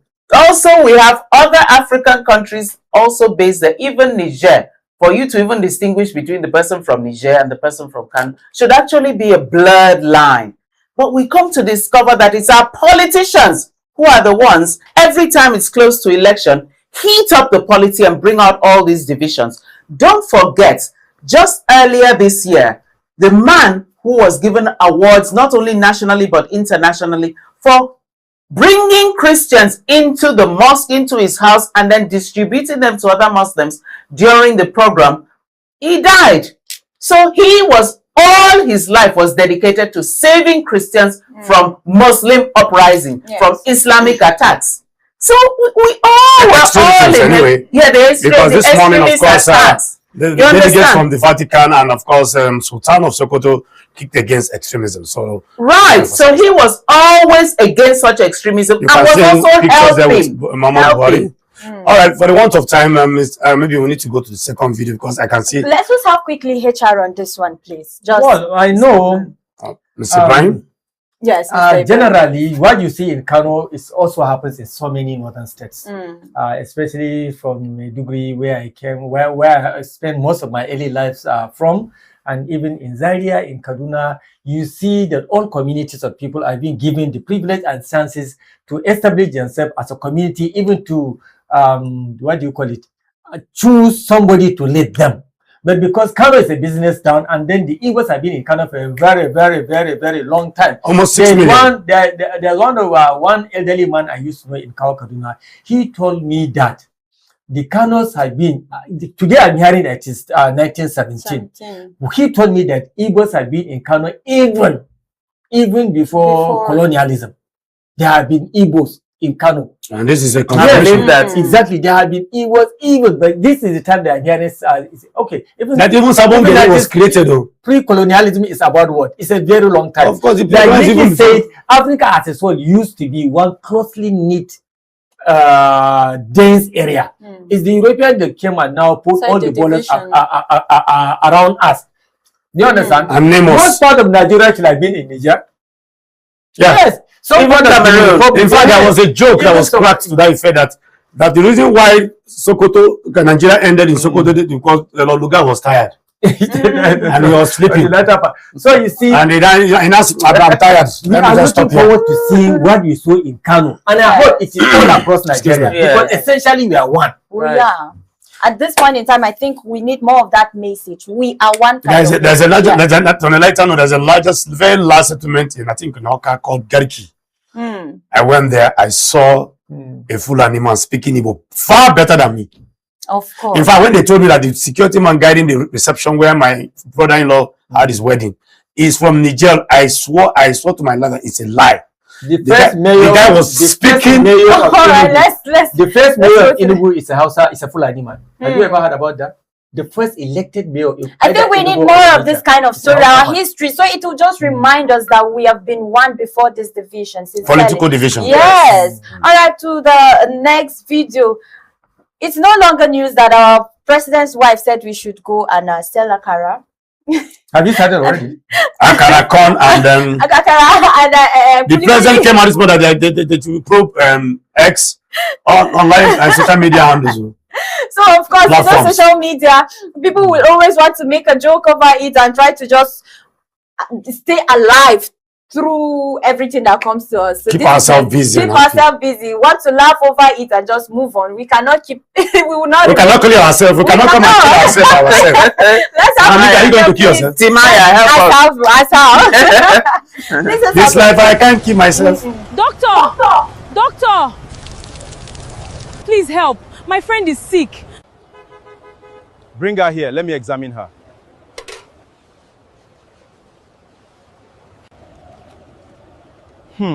Acute hypergastrocardioneurometaphysicopolitan syndrome.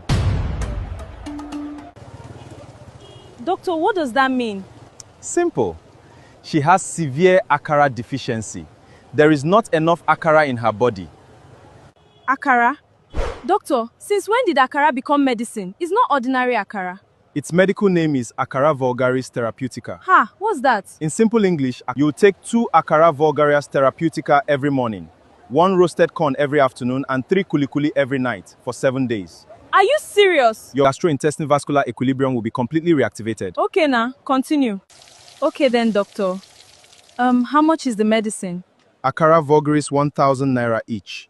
Zea mace therapeutica 1,500 naira each. Kulikuliosis medicata 500 naira each. What? Doctor, not be this same akara we dey buy 100 naira for streets? Which one can be 1,000 and 1,500 naira? No. This is not ordinary akara. This Akara vulgaris therapeutic biochemical optimization, molecular nutritional calibration, quantum gastroneurologic enhancement, and hypercellular nutritional activation. My head. Ah! Doctor, you don't faint my sister. The one that got my attention is kulikuli. Chemistry for September, I can relate. Well, Nigeria, we always joke about that. But probably that's what the president wife means. we should all go into the business of selling akara to Mm. sustain to help See, us. if they can increase the kuli akara grant up to like say maybe 1 million naira for a young person, at least I think they can. All those young people that read medicine and biochemistry can actually replicate. I was expecting you to learn like that. What's the is there molecularization? Yes, everything. What did you say just now? Oh God! In fact, we created more problems for the sick person. It ended up people doing more harm than good. Thank you.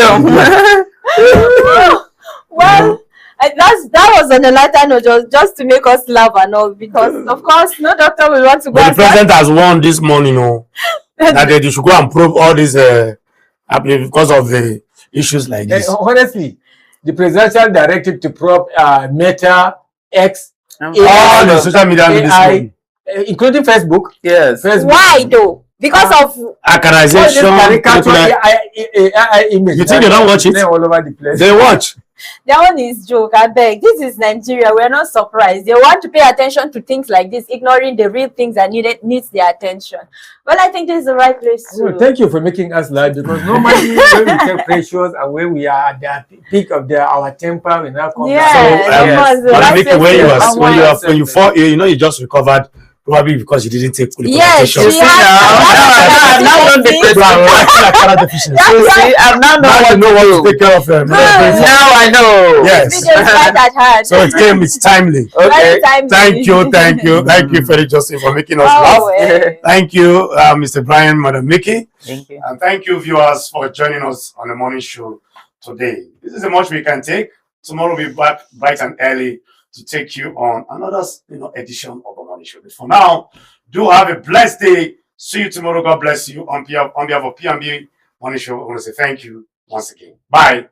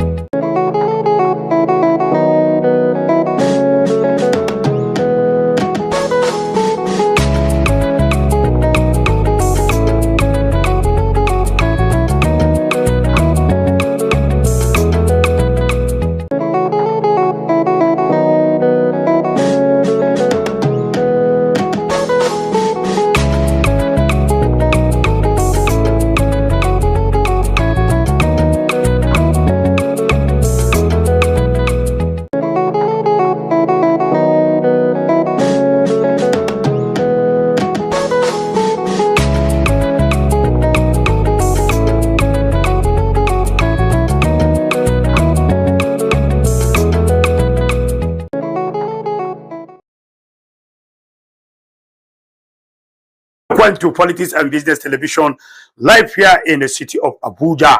My name is always constant, no change, no leave, no transfer.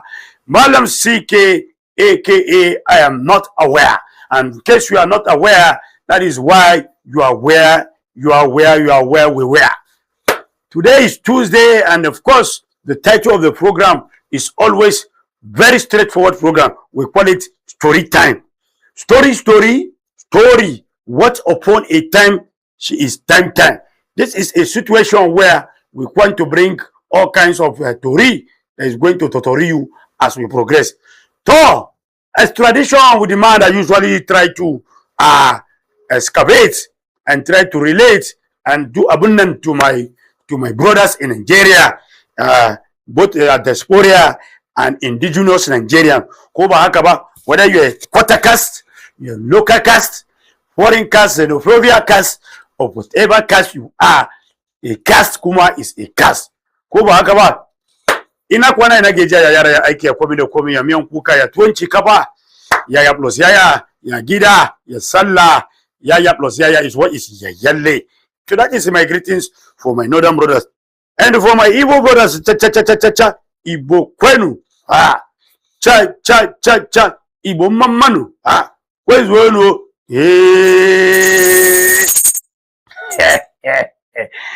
You know the way some people are looking at me and say, you don't know, you try to find out where I'm from. Don't worry about my identification.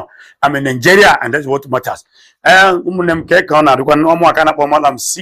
one of Igbo land. Every I never now when I never know, you never know, Nigeria. Cause I got Yeninaga, sir,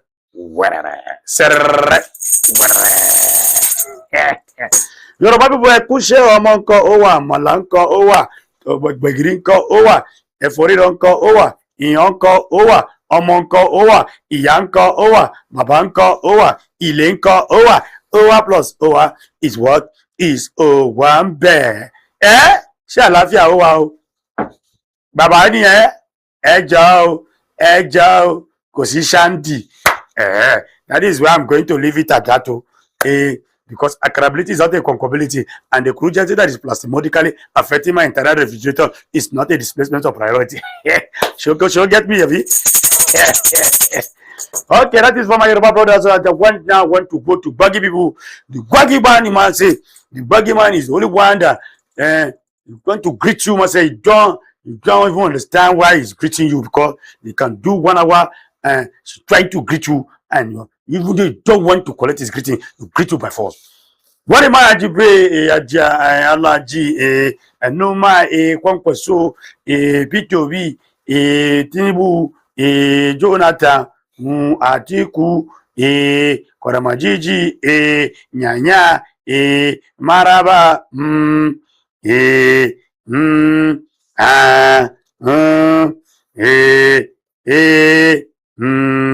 to kaja wana magana kuma ya ishe ni ewe wachakatanu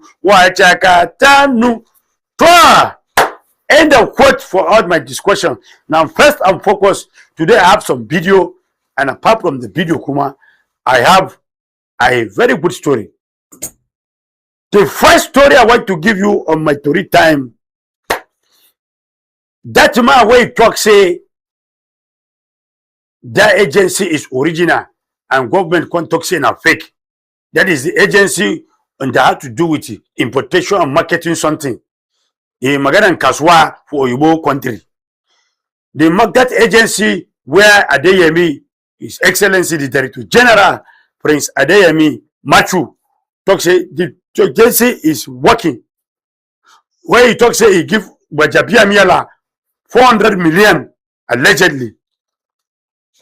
They don't arrest him father. Wallahi, they have arrested his father. His father is under arrest as I'm talking to you. That is how we heard it today. So Falana Kuma, he don't want to say, in Rwanda de Baba, the Yara, the son in Pekin, in Tokam. In Pekin, talk say the agency is not fake. Government contact say is fake. Today, Kuma, Accountant General don't talk say nothing concern them. National Assembly don't talk say nothing concern them. Government Kuma don't say nothing concern them is fake. So what they come carry the agency Kuma, the government office, what they carry and come federal secretariat, and what they carry and come central bank, because it get account of central bank. So the matama it don't tie rapa, ralla the matako it don't tie rapa. That is why as they know see Pekin Kuma they don't catch father. So the father Adeyemi Prince, the prince as the king himself. The king is the boy, Papa. That the man, Papa, they don't catch him. You don't arrest him. And that is why we are where we were. So, that is the first story now. The second story I want to give to you people is the story Jonathan don't want to say, all of you that is doing cho. that I collect 500 billion to contest against Peter Obi. Well, that's my topic. I know collect 500 billion to contest against Peter Obi. You will come put dash Jonathan, former President Goodluck Jonathan. I know collect 500 billion. That is the major topic of today. Goodluck Jonathan, His Excellency, before night they contest and say me contest. He say, Kai Shuru, you have your PVC, and say no. You have your PVC. How many of you get PVC and you want me to contest? Don't worry, I'm consulting widely. Now is a flag bearer of a PDP, that is Turaki-led PDP. And according to the story that we're hearing, some people were doing cho that Jonathan decision to contest, he collect 500 billion to contest against Peter Obi. That is the rumor. But Jonathan don't want to come out, according to his spokesman Ike Chukwu Eze. He don't want to say Kai Keriani is a lie. It's a very big bombastical lie. My oga Jonathan no collect shishi. Kobo he no collect to contest against Peter Obi. I know the people where talk this thing, the way you do this army, they say Jonathan he want to contest me so that he will scatter vote for Peter Obi. We thank God he don't come clear them. So are you clear now? For those of you that is doing cho, I hope you are clear. So on this note, I'm going to go on break. When I come back, I'm going to continue and show you a video where some Igbo people, you don't stay for Kanu. And they don't stay sote. They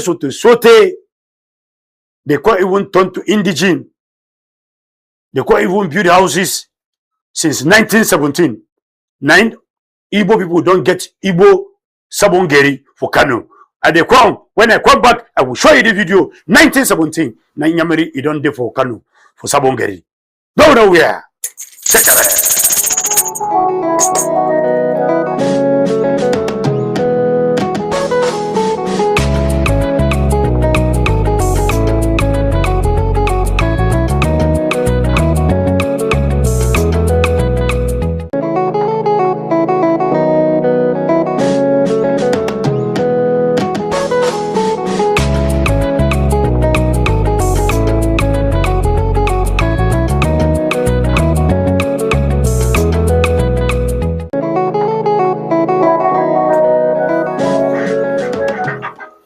In case you are just joining me, you're welcome back to Politics and Business Television.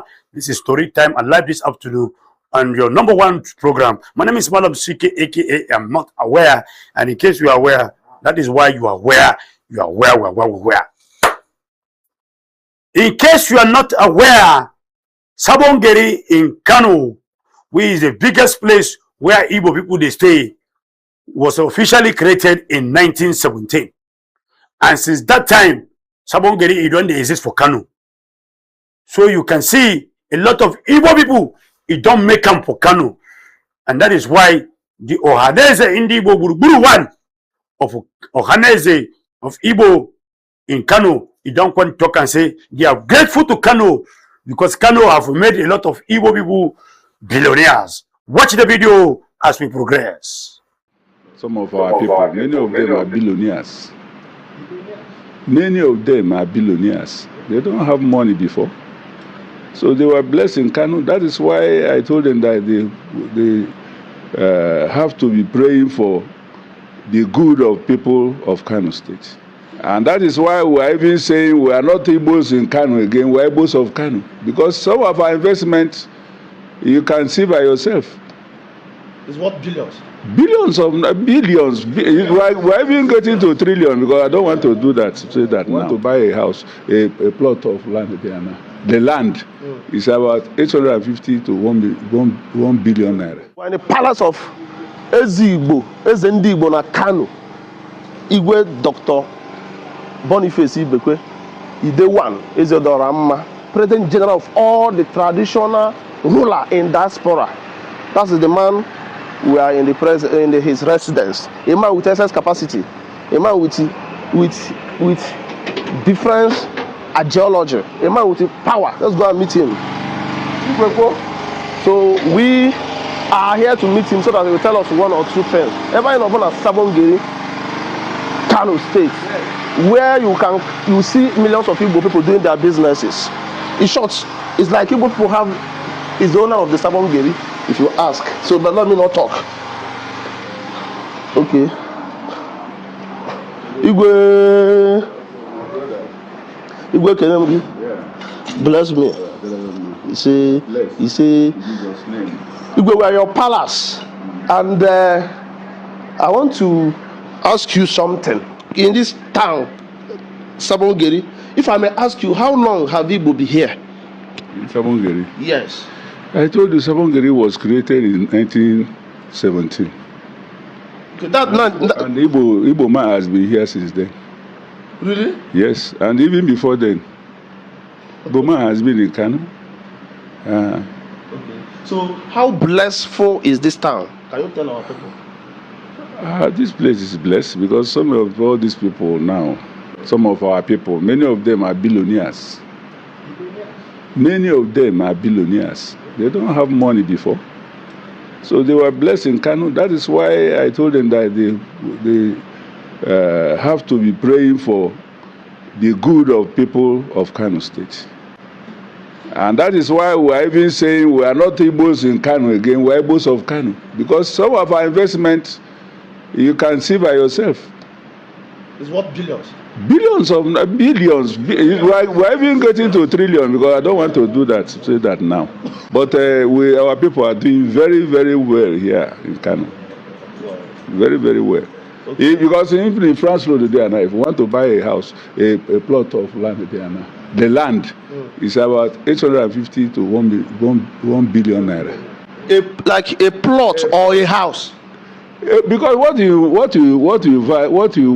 value is the land, not the plot. Because many of them are buying and demolishing. Many of our people are buying and demolishing this thing there. So it's the land you value, not the plot, not the house there. Wow! Thank you very much. So you will just see the brief. Okay. Igwe with the dignitaries. Many people have visited this palace. Almost all the presidents of country have visited this palace forever now. In Afia, Norojuku, Mandela Masarafia, Okanko, Mapitobi, Masariki, Sanusi. You see, almost all the governors, many governors have visited this palace. When the cook with the phone name, is the one. In Afia.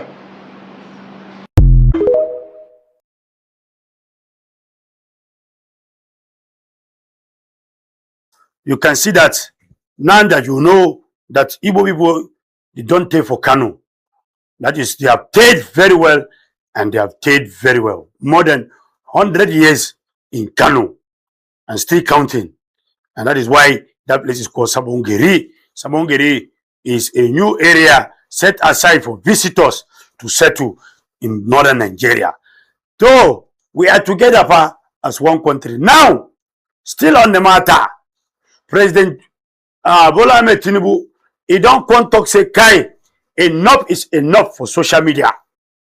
As a matter of fact, he don't call the organization where they're in charge of social media for Nigeria, make them probe all the social media people because of the nonsense when they talk on social media. According to him, the nonsense is have come out for nonsense now. It don't become nonsensical. So that is why he want to probe it. On that note, I want to show you a video of another nonsensical some social media people have done again on the Kulikuli, Granot, and Kwanmata. So you're going to see where somebody is using IO. Is it IO or AI? To whatever. Watch another IO video on what somebody used to do another nonsensical something. Play the video. Doctor! Doctor! Please help. My friend is sick. Bring her here. Let me examine her.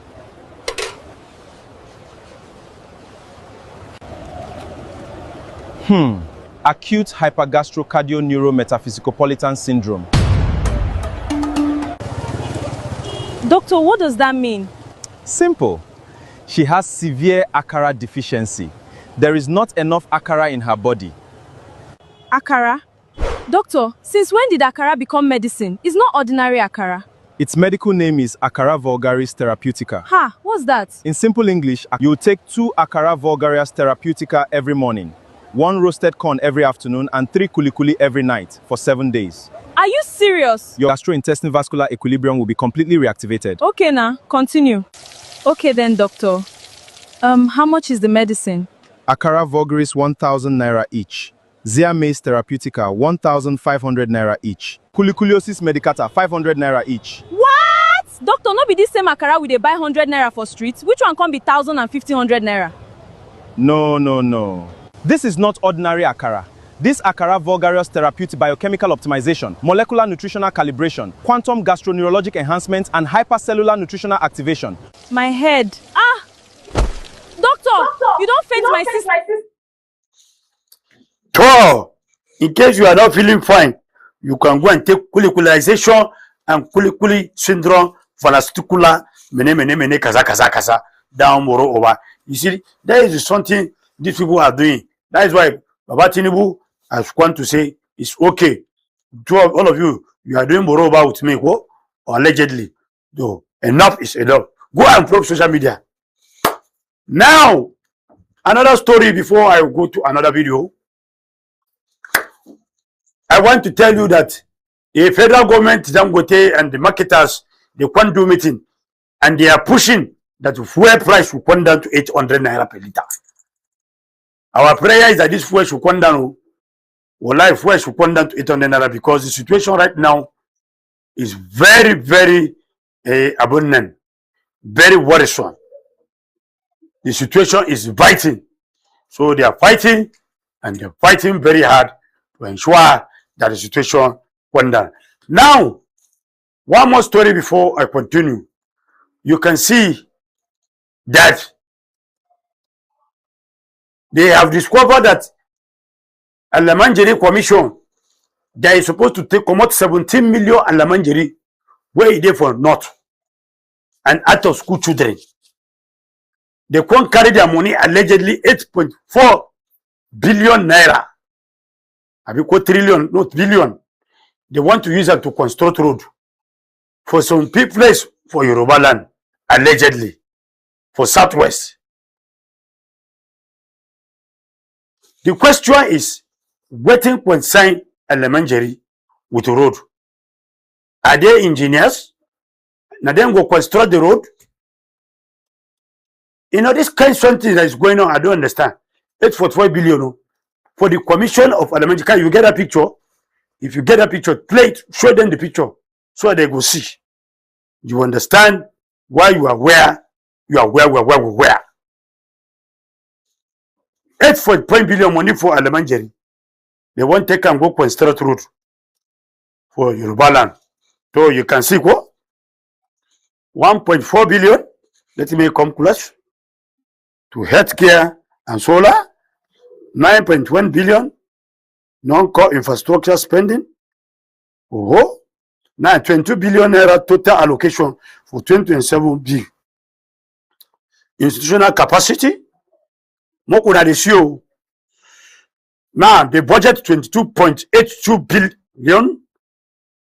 Or that be the allocation where they give Alamanjeri, the Alamanjeri Commission for 2026 budget.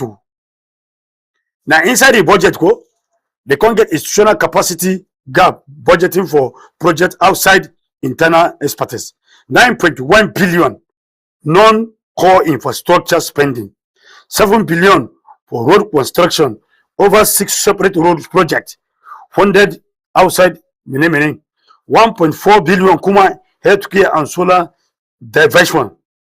1.4 billion again for healthcare and solar. And then kaza like that. Kaza down over. So with this one you are seeing is allegedly, but that is where we were. Over Akaba, you have seen the situation go. So Nigerians, this is where we find ourselves. So last story I have, please, if you are driving and you are traveling, be careful, because 32 people will die for accident on Kogi, Ogun State, and Ibadan Express. You know that Kogi road where they travel. Accident, it killed 32 people. Please drive safely and drive carefully. I'm trying to beg you, please and please. And again, South Africa, you don't kill 2 Nigerians. Again, with xenophobia. National Association of Nigerian Students, you don't come with South Africa. Say, let me, South Africa, wallahi, if you touch any Nigerians, we are going to pursue all the South Africans come up on Nigeria. Nigerian student leader, and you don't want to talk like that. With this 3 point of mind, distinguished ladies and gentlemen, I want to say that I hope I've not confused you. Just to manage this one, go and get your PPC and get ready for 2027 election, because US don't want to talk and say, then go shine their eye for our election. Now, one of the US leader, what do they call really more for House of Representatives for Virginia State? He talk for one TV what they call Noiri television for US. He say this time around, Americans is going to monitor the election of 2027. So go and get your PVC, because next year election is not going to be business as usual. This is the much I can give you on Tori Time. My name is Malam CK. Tomorrow, Wednesday, I'm going to come back bright and early to bring you another edition, an episode of the Tori Time. But for now, manages 2 Kobo 1 I bring for you. And God bless you. Bye-bye for now. Bye. Check it out.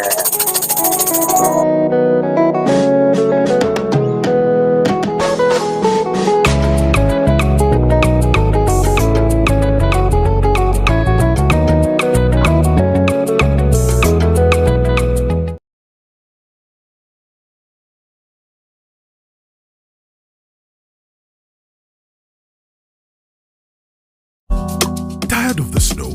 Tired of the bad TV signals? Nigeria has gone digital. Introducing Free TV, the national platform for every Nigerian.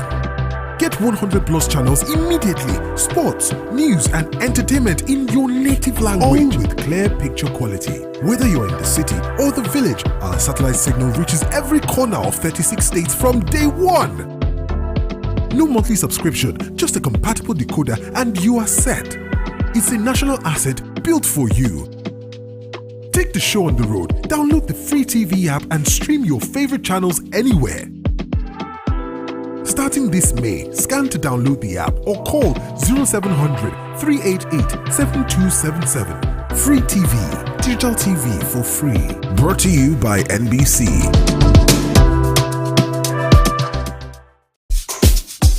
You don't tire for this picture? Oh yeah, make you follow Unorodo. Nigeria don't go digital with Free TV. Over 100 channels they with you. Sport, news, and better entertainment for your own language. No matter where you dey, whether for city or whether for village, the satellite signal they reach every corner of Nigeria from day one. No monthly payment again. Once you get Ogbonge free to air decoder, you don't win. This one na our own national asset. Even from your phone, you feel watch out.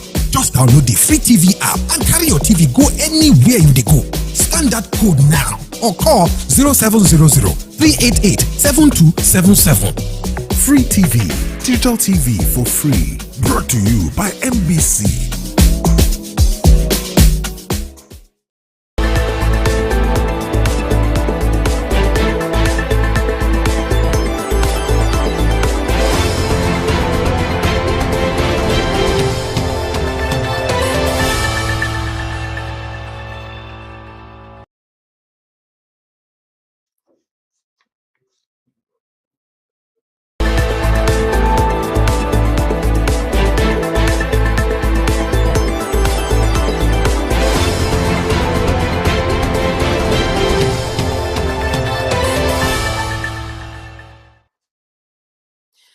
Investors are keeping a close watch on development across major financial markets.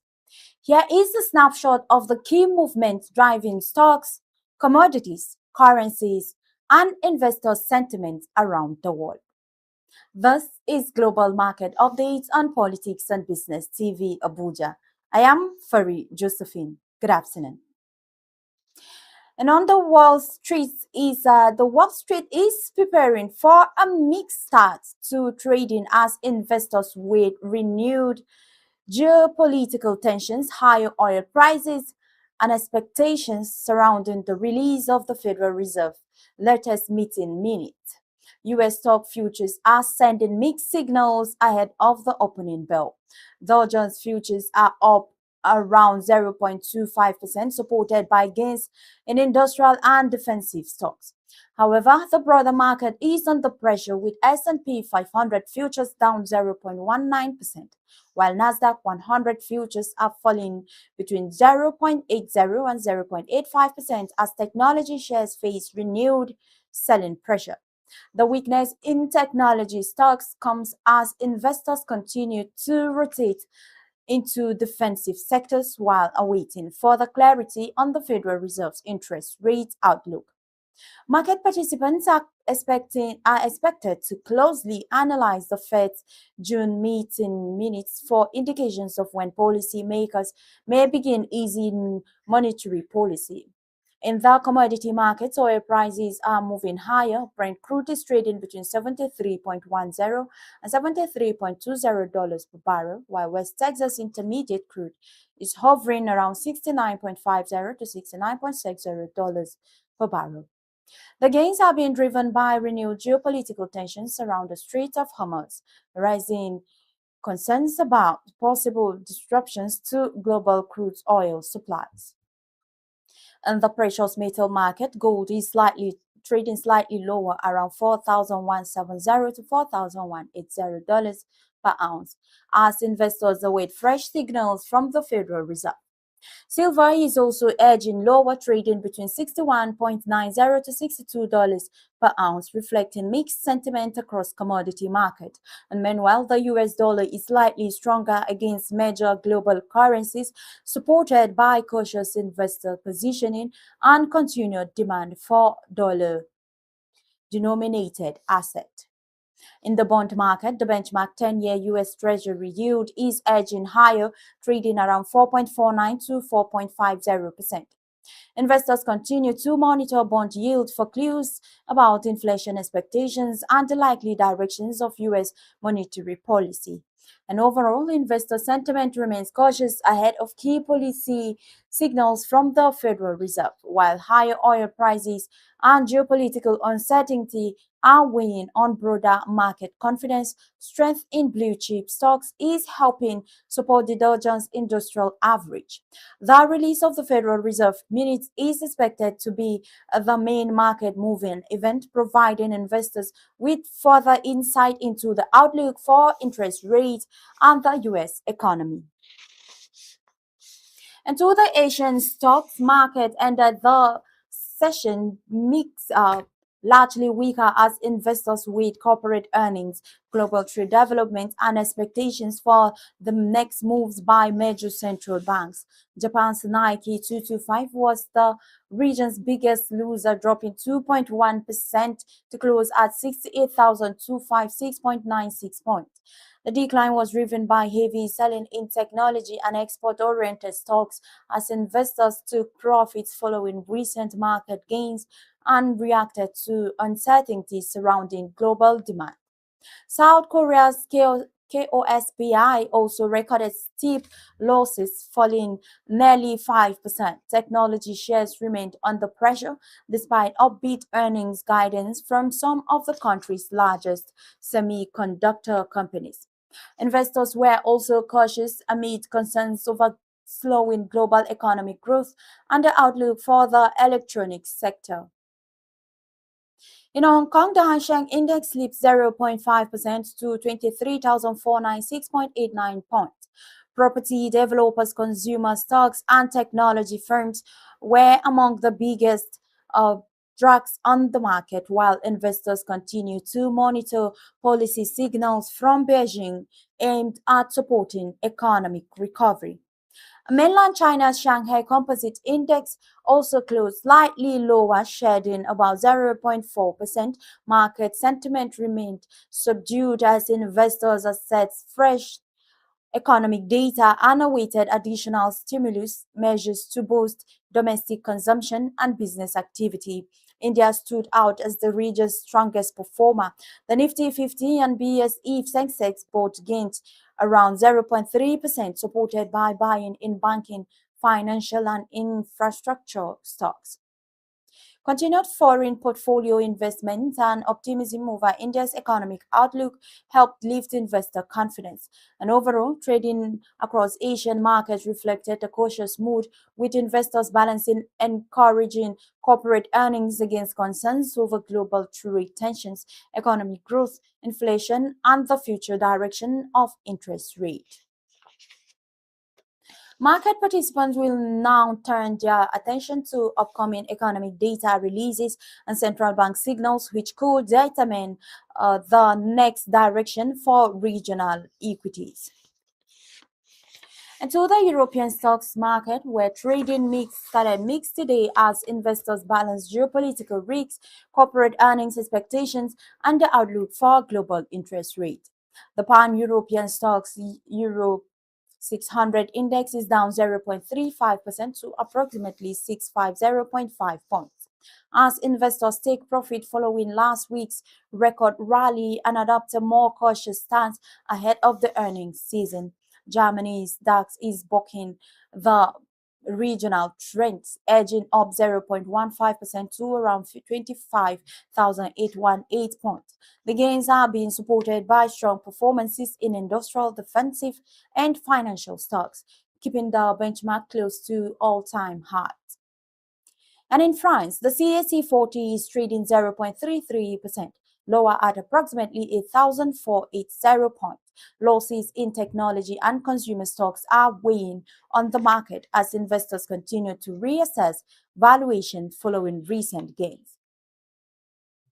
The United Kingdom's FTSE 100 has slipped 0.26% to around 10,650 points. Weakness in consumer and financial stocks is offsetting gains in energy companies, which are benefiting from higher crude oil prices.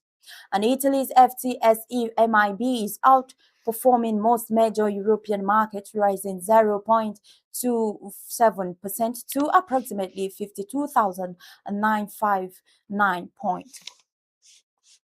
Banking and industrial stocks continue to attract investor demand, reflecting confidence in the country's corporate earnings outlook. Meanwhile, Spain IBEX 35 is the weakest performer among the region's major indices, falling 0.85% to around 19,685 points, with banking and infrastructure stocks leading the decline. And overall, investor sentiment across Europe remains cautious. Market participants are closely monitoring geopolitical developments, movement in oil prices, and the start of the second quarter earnings season for fresh direction. Attention is also focused on upcoming economic data and central bank signals, which could provide further clues on the path of interest rates in the second half of the year. And to the African market, where the equity market started today broadly higher, extending the positive sentiment seen across several emerging and frontier markets as investors responded to improving global risk appetite, stronger commodity prices, and expectations of resilient corporate earnings. Across the continent, market participants remain focused on inflation trends, monetary policy decisions, exchange rate stability, and economic reforms, while also taking cues from developments in the United States, Europe, and Asia. The renewed optimism encouraged investors to increase exposure to fundamentally strong stocks, particularly in the banking, industrial, mining, and consumer stocks sectors. And in Nigeria, the Nigerian exchange delivered one of the strongest performances amongst Africa's major bourses.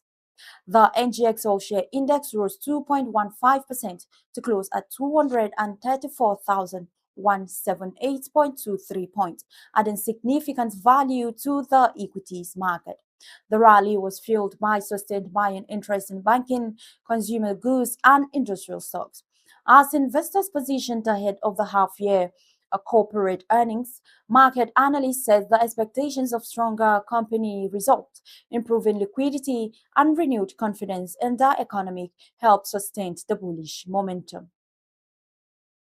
The sharp gain also pushed the market capitalization higher, reinforcing investor confidence after recent bouts of profit-taking. South Africa's FTSE/JSE All-Share Index also ended the session stronger, advancing 0.96% to 110,901 points. The gains were led by mining companies, financial institutions, and industrial firms, with investor sentiment boosted by firmer prices for precious metals and improved expectations for global economic growth. Analysts note that South Africa's resource-heavy markets continues to benefit whenever commodity prices strengthen, while expectations of a more accommodative global interest rate environment have also encouraged foreign portfolio inflows. In East Africa, Kenya maintains its steady upward trajectory. The NSE All-Share Index held firm at 22,200.42 points, reflecting continued investor sentiment in the country's banking, manufacturing, and telecommunications sector. Kenya has remained one of the region's more resilient markets this year, supported by easing inflation, improving business activity, and expectations of stronger economic expansion. Investors also remain optimistic about ongoing infrastructure investment and reform aimed at enhancing economic productivity.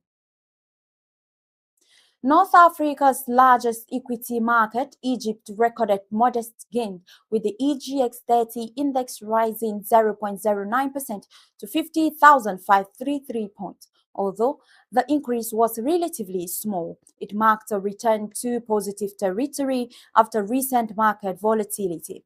Investors continue to monitor inflation, exchange rates movement, and the pace of economic reforms, while expectations of improved corporate earnings have provided some support for equities. And meanwhile, Ghana's GSE Composite Index gained 0.77% to close at 14,693 points. The market benefited from renewed buying across financial and consumer-related stocks as investors responded positively to signs of improving macroeconomic stability. Analysts believed ongoing fiscal reforms and effort to strengthen economic fundamentals are gradually restoring investors' confidence in Ghana's capital market.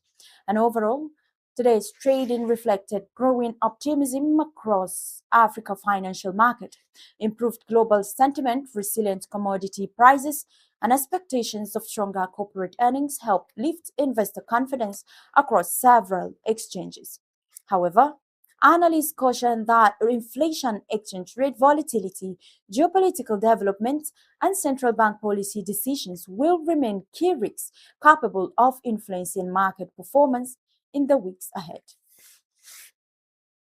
And looking ahead, investors will continue to watch second quarter corporate earnings, inflation data, interest rate decisions, foreign investment flows, and movements in global oil and commodity prices. Those factors are expected to remain the primary drivers of Africa equity market as the third quarter gathers momentum.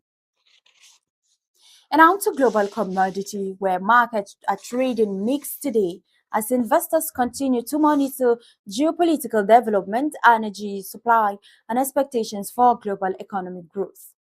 In the energy market, Brent crude is trading at $72.29 per barrel, while U.S. West Texas Intermediate crude stands at $68.84 per barrel.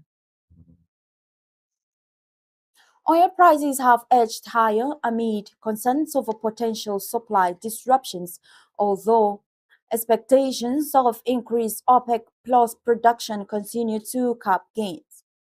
In the precious metals market, spot gold has slipped to around $4,129 per ounce, while silver is trading lower at approximately $60.99 per ounce, as investors await further signals on global interest rate policy. Among industrial metals, copper is trading at about $6.16 per pound, easing slightly on cautious demand expectations, and in agricultural commodities, wheat is trading around 549 cents per bushel, while corn is at 445 cents per bushel and soybeans at approximately 1,050 cents per bushel, with all three posting modest gains as investors monitor weather conditions and crop outlooks. An overall commodity market remained driven by development in the energy sector, central bank policy expectations, and the global demand outlook, with investors watching closely for fresh economic data in the days ahead. We go on a short break now, and when we return, we see in general what the dynamics of the markets are today. Stay with us.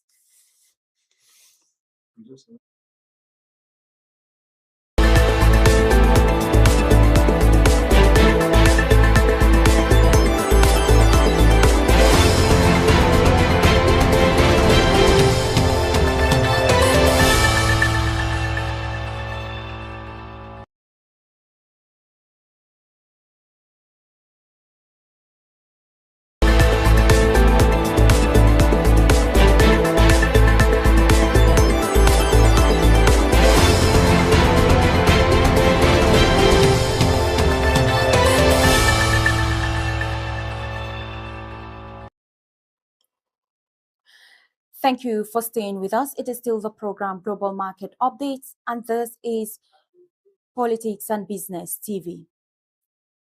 And now to the market dynamics. Global financial markets are trading cautiously today as investors with renewed concerns over the outlook for artificial intelligence-driven technology stocks against rising geopolitical tensions and the start of the second quarter earnings season. We saw that Asian market came under pressure after Samsung Electronics reported record quarterly profits. Rather than boosting confidence, the results sparked a sell-off in semiconductor stocks as investors questioned whether the rapid growth in AI sector can be sustained. The weakness spread across technology shares in the region. European market also traded slightly lower, with losses in technology stock offsetting gains in the energy sector. And we also saw that in the commodity market, oil prices edged higher, with Brent crude trading above $72 per barrel, supported by renewed geopolitical tension in the Middle East and expectations that global demand will remain resilient despite increased oil supply. And meanwhile, investors are turning their attention to this week's release of the minutes from the U.S. Federal Reserve's latest policy meeting, looking for fresh clues on the future path of interest rate. And currency and bond market remain relatively stable ahead of the announcement. And overall, global market sentiment is cautiously mixed. While resilient corporate earnings and stable economic fundamentals continue to support investor confidence, concerns over technology valuations, geopolitical risks, and the outlook for monetary policies are keeping the market on an edge. And that wraps up today's global market updates. Always, market remain mixed amid ongoing economic and geopolitical development. Stay tuned with us on Politics and Business TV for more programs coming your way shortly. And remember, you can also follow us on all our social media platforms, or you check us out on Free TV. On Free TV, I beg your pardon, at channel 92. I remain Fari Josephine, and on behalf of the production team, do have yourself a lovely day ahead. Bye for now.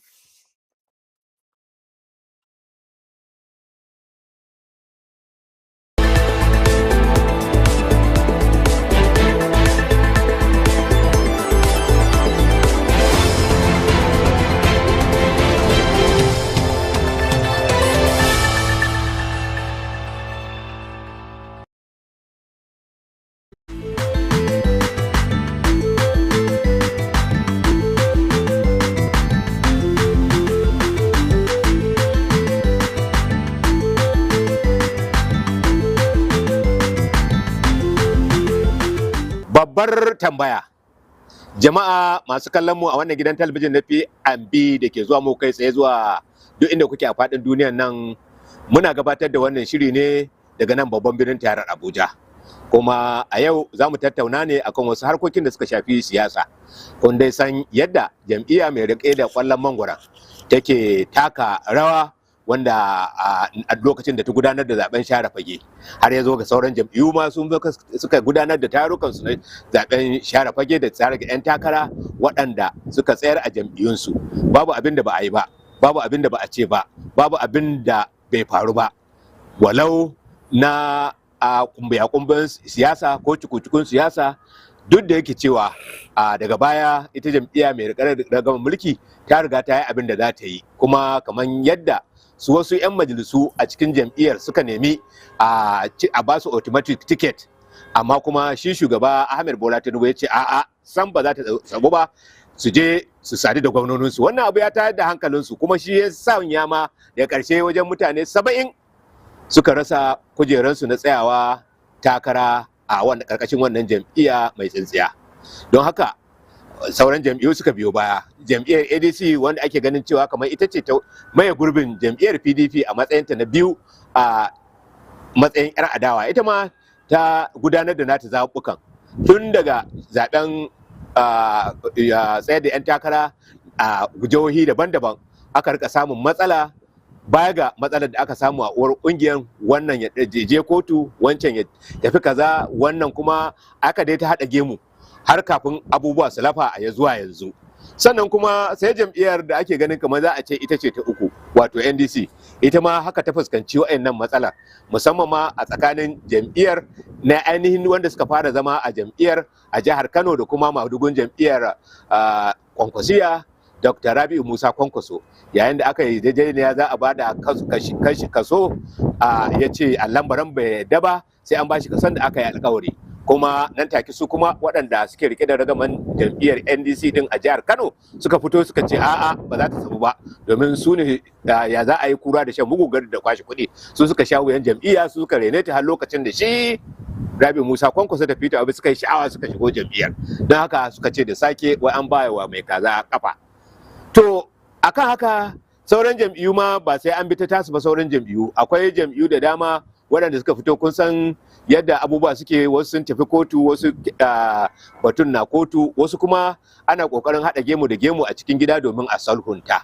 To yau za mu yi wannan, za mu taɓa waɗannan matsaloli da jam'iyyun adawa suke fuskanta wajen gudanar da ayyukansu na jam'iyya. Kwanan nan ma muka ji cewa wai an soke rijistan jam'iyyar NDC, bayan dama akwai jam'iyyu 5 da aka ce an soke musu rajista, sai kuma kwatsam daga baya-bayan nan muka ji an soke na NDC. Amma kuma daga baya-bayan nan din da muke magana, bayan muna nazarin abubuwan da suke faruwa a jam'iyyar, sai kwatsam muka ji an ce a'a an dawo mata da rajistar da domin an shiga cikin abin nan da ake cewa kundin ita wannan hukumar zaɓe mai zaman kanta, cewa an ga sunan NDC kuma a jam'iyyar ADC da shi madugun jam'iyyar wato mai ɗan takarar shugaban ƙasa Atiku Abubakar da ya dawo ya ce yana tsoron lallai akwai magu-magu, akwai cuku-cuku, akwai ciwa-ciwa da ke faruwa a jam'iyyarsu, da yana jin ƙarshenta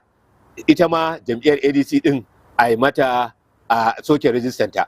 Don haka wasu ke fassara wannan da cewa kila ya yi riga malam masallaci, amma kuma wasu suna ganin cewa ya yi daidai, domin an karar da cewa hukumomin masu rike da mukamin iko a jam'iyyar mai rike da maragaman mulkin kasar nan a yanzu APC kenan, su san da cewa wai kifi na ganin ka mai jan koma, shi yasa ya yi wannan korafin.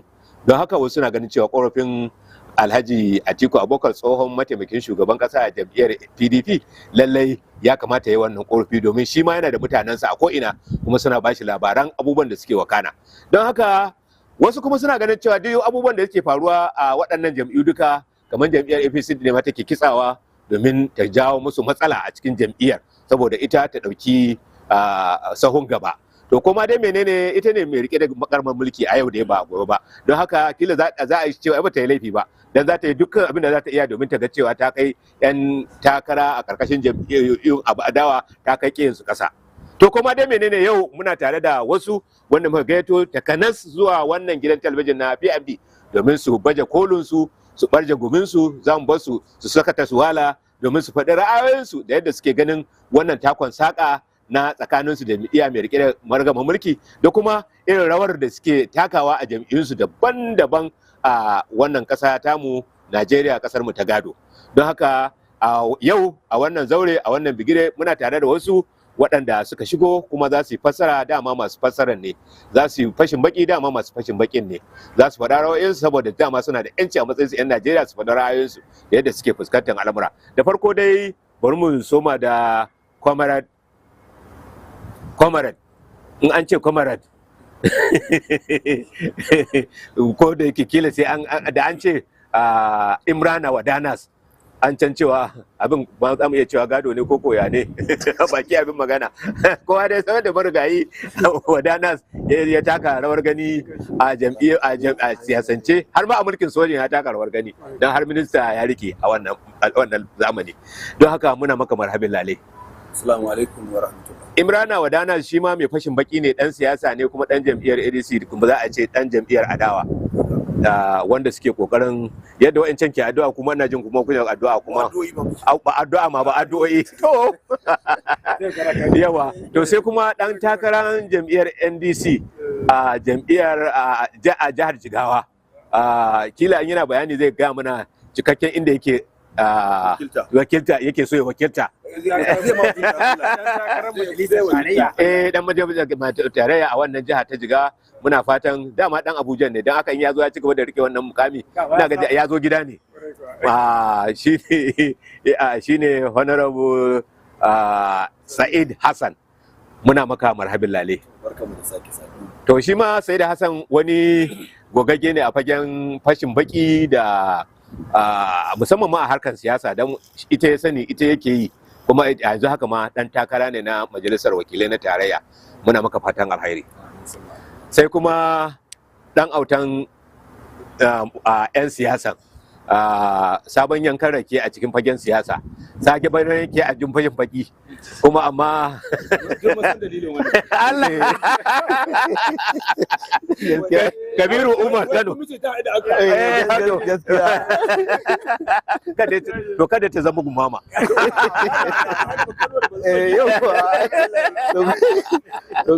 Malam Kabiru Umar Kano, muna maka marhabin lale a cikin wannan shiri. Assalamu alaikum wa rahmatullahi wa alaikum salam. Barkanmu da sake saduwa. To amin barkanmu da warhaka. Sai kuma dan uwan ɗayan baki abin magana wannan na gida ne amma shi ma gwani ne wajen fashin baki da fassara da kuma faɗin ra'ayoyi, musamman wani lokaci mukan ɗan ja da shi saboda zaka ji ya kaifi ɗaya ne kau shi ya miƙe sun ba ka waiwaye ba wai ga wai ga dan haka ne aka san kaifi, amma kuma kai ya dage kare miƙe din nan ai ita gaskiya dama da rashin gaskiya da rashin guda ba ta neman ado ai to ba so sai ka tambaye to alhamdulillah. Malam Ibrahim Shaibu Gadan Gayan, muna maka marhabin lale. Barka da to madalli.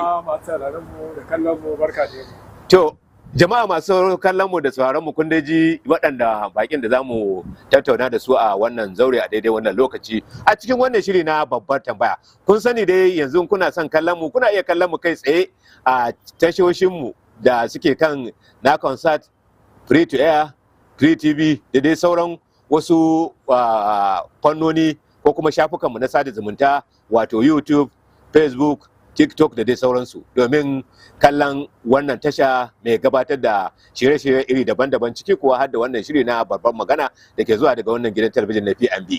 To ba ta bata lokaci ba, tunda kun ji maudu'in da zamu tattauna, bari mu fara da kai kwamarar Imrana Wadanas, ganin cewa kai ba bakon adawa bane a fagen siyasa, don haka abubuwan da ke faruwa ba zai zo muka da mamaki ba, sai dai abin da ya dan faru kwanan nan na ganin cewa an soke rijistan wasu jam'iyyu sun je kotu, kuma sai daga baya aka soke wata jam'iyya ita ma a jam'iyyar NDC kuma daga baya aka ce an ganta ita kuma a cikin portal wato cikin kundin shafin ita wannan hukuma ta mai zaɓe mai zaman kanta wato INEC ta dawo da ita to sai a rasa wanne ne ba ka san a jam'iyyar ADC kuma sai aka ga cewa ai shi ma Alhaji Abubakar Atiku da ɗan takararsa Amechi an ga su ma cikin portal din an ga sunayensu a ciki to sai ka ga cewa menene kotuna ne suke yawo da hankali koko 'yan siyasa ne suke yawo da hankali koko ita jam'iyya mai rike da kwallon mangwaro ne take yawo da hankalin al'umma sai mu rasa inda zamu raka abin nan goron mu domin dan ji sanyi ban sani ba kai ina ne zaka raka gorar taka akan gwamnatin tarayya to mai rike da gwamnatin mai rike ita ke da iko to ita ke cewa ayi ita ke cewa a bari to dalili kuwa shine ai tun yadda suka kama komi suka rike suka kama al'amura suka yi musu kwasar karan mahaukaciya aka rike aka ɗauko shari'a abinda ake kira judiciary ko fannin shari'a aka sa cikin ajihu aka ɗauko majalisar ƙasa aka sa a cikin ajihu to kaga tunda turaku ne guda uku na gwamnati da ita fada shugaban ƙasa da shari'a da majalisar ƙasa waɗanda kowanne zaman kanshi yake idan ana da matsala tsakanin fada shugaban kasa da majalisar kasa ita shari'a ke zuwa ta fashin baki ta ce a'a fada shugaban kasa ke da gaskiya ko kuma majalisa ke da gaskiya domin a warware dan azanna lafiya don saboda kowa yana cin gashin kanshi haka kowa amanar da aka bashi tana nan akan kanshi to sai aka waye gari cewa ba a taba samun majalisar da ta zama abin da ta zama ba kamar majalisar bana an kwasa an tattara an sa cikin aji shari'ar ma an tasa an tattara to da haka da aka baje kolin sai aka yi ramu irin na 'yan siyasa sai aka fahimci cewa waɗancan mutanen ko waɗancan jam'iyyun a hakalin suka zana lahiya to kafin karfe 12 ranar zaɓe labarin ba irin wanda ake zato ba ne inda aka taso ko kai ma za ka yi na gwalolo ya ce kafin 12 da yaro ai duk wanda ke maka ramun siyasa zai tabbatar ma kafin wannan lokacin to labarin da ake tunani ba haka sannan mu abin da muka zarga shi mai girma shugaban kasa ina ganin masu bayan shahara ko masu yi mashi rammin siyasa sun ce mashi in aka kuskura aka yi takara da wani to akwai damu to don haka shi za kake ganin duk hanyar da za a bi duk inda za a tafi kaga ayin ka lura jam'iyyar PDP da a matsayinta na jam'iyyar adawa ta farko wadda aka yi zaɓe da ta 2023 sai da aka tabbatar da an sumar da ita har yanzu me take bata ma mutu ba bata mutu ba su take da saura su man nan irin wanda akan dade ba a tashi bane to sannan sai aka zo aka waye gari cewa sai jama'a suka goyke hukuncin cewa to mu yan jam'iyyar PDP da muka taho bari mu dingo mu kama hanya mu tafi SDP sai aka je aka samu wani katako aka bugi ita ma SDP din ai da ta koma ta zanna gashi da idan ta gurum amma ba ta yi magana farin doki ne fa ai ba doki ba ko raƙumi ne a ba yana ganin doki yana da ƙarfi Alhaji Abdullahi an buga inda bai iya motsi ne shi wannan dokin ya bugu ka san ko mutum aka buga za ka ba mutuwa ya bayyana kallon ka amma bai iya magana saboda ai wato an nemi makasanta kwalwar shi da tunanin shi an riga an juya shi ba san inda yake ba da ka in zai magana me zai ce sai muka yi shahara to bari mu ruwa da mu guru mu ci ADC da muka kamo hanya muka taho ADC wancan taro da muka yi na ibada to shi ya tama kowa da hankali sai waɗancan malamai na siyasar mai girma shugaban ƙasa suka ce har yanzu akwai sauran matsala kawai sai aka zo aka je aka ce ai amma ce mu ba mu da rajista da mu da wance da wane da wane da wane rajistar mu dama ba ta da inganci sai aka ga wasu daga cikin mu ma'abuta hankali sai suka ce to bari ka gani ba za a yi wannan mutuwar kaskon da mu ba shine sai suka ruga da gudu suka ta NDC to suka tafi NDC mu ana ganin cewa an buge mu amma mamaki muke ana ganin mun tafi ko bamu tafi ba sai ashe maciji ne ka kashe an baka tana kanshi ba sai aka ruga da gudu sai aka tafi aka fada kan jam'iyyar NDC an je a samo katakon bugun NDC sai aka da ba ku buge mu ba haka ne yadda da ku buge mu ba man ba mu san zalunci ya kuke so a yi kaji inda ake nan sai aka waye gari yanzu a tsaye wadda ake ita NDC za a buge ta ne ko kuma ba za a buge ta ba amma mu dai an buge mu saboda kallon da ake an ba aka ba NDC to ko dai NDC su zo su haɗa mu ADC ko mu ADC mu ruga da gudu mu haɗa NDC to kaji yanzu makamai aka ɗauka na fitar hankali waɗanda ake jira ko ADC ko NDC wasu ce wuf ai musu abin da aka yi mu jam'iyyar PDP. To Malam Ibrahim bari mu dan dakatar da kai a nan domin na ga alam bakin akwai magana da yake muna da son lokaci za ka baje kolin ka yau dan takarar jam'iyyar NDC tunamin da mazaɓanka ringin da taura a to kai a matsayinka na ɗan jam'iyyar NDC da aka ce ka je abin da dai comrade ya faɗa an mata ko ɗaya amma ta girgije ta wartsake yanzu ma har ta samu shiga portal na ANEC ban san ko za ka ɗan bamu me ya faru ne domin masu kallon mu a wannan gidan talabijin ya kamata su san ainihin gundarin abin da ya faru ba kawai ana ganin abin a sama don mu abin da muke karantawa kawai an kwace mata an soke mata zabenta kuma daga baya an dawo da ita ta shiga cikin portal wato ta shiga kundin hukumar zaɓe mai zaman kanta ina ake ne wanne ne ba me ya faru to alhamdulillah barkamu da sake saduwa ita jam'iyyar NDC an mata rajista kamar za mu ce jam'iyya ce wadda take da gata to mun gatar da take da shi kotu ce ta bada damar cewa ma a yi mata registration to da ɗaya kenan na biyu ta zo ta yi magana cewa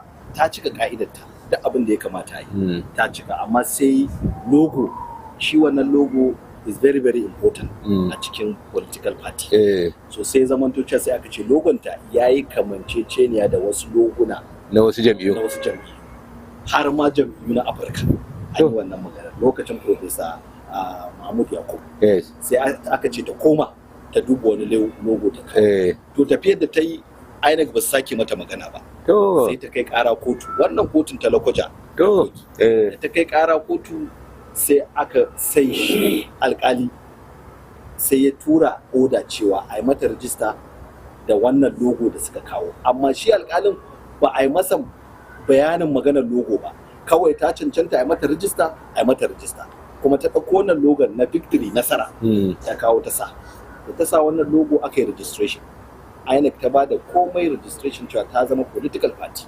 shikenan a watan 12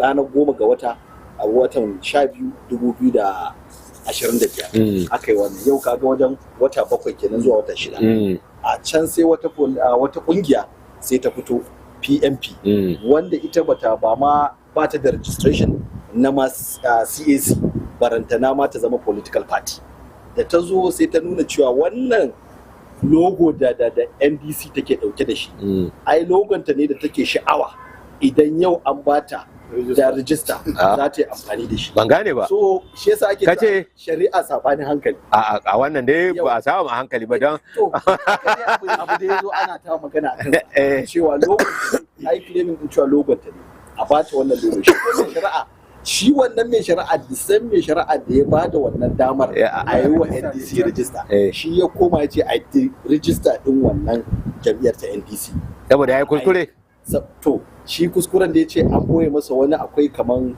cushe fadin zamu iya cewa lokacin an yawo da hankalin su kenan girma a shugabanmu a sanata Saraki Dixon suka kawo wannan ba su yi masa bayanin haka ba so wanda kuma dama bayanin ai ba lalle bane a masa wannan bayanin kawai bayani da ake so ita jam'iyya dai a yi registering dinta based on criteria da kuma abubuwa da kuma kawo nata a gaban INEC wanda kuma aka yi amfani da waɗannan abubuwan ta cika ka'idarta da komai aka yi mata wannan registration so daga baya kamar yadda kwamar da ke magana za ka ga duk abu ne wanda an san wa yake wannan mutu da kullum kuma an san ba a so a zo filin zaɓe da cewa ba a indicted ɗinka ba ko an maka wani gugan zana ko an lalata ka da wani abu da na kotu a ƙa'ida ma idan aka ce jam'iyya ko wani mutumi yana kotu to bai kamata ma a ce ana tattauna maganarsa ba wanda abin da ya kamata kenan so amma muna ganin cewa kamar judiciary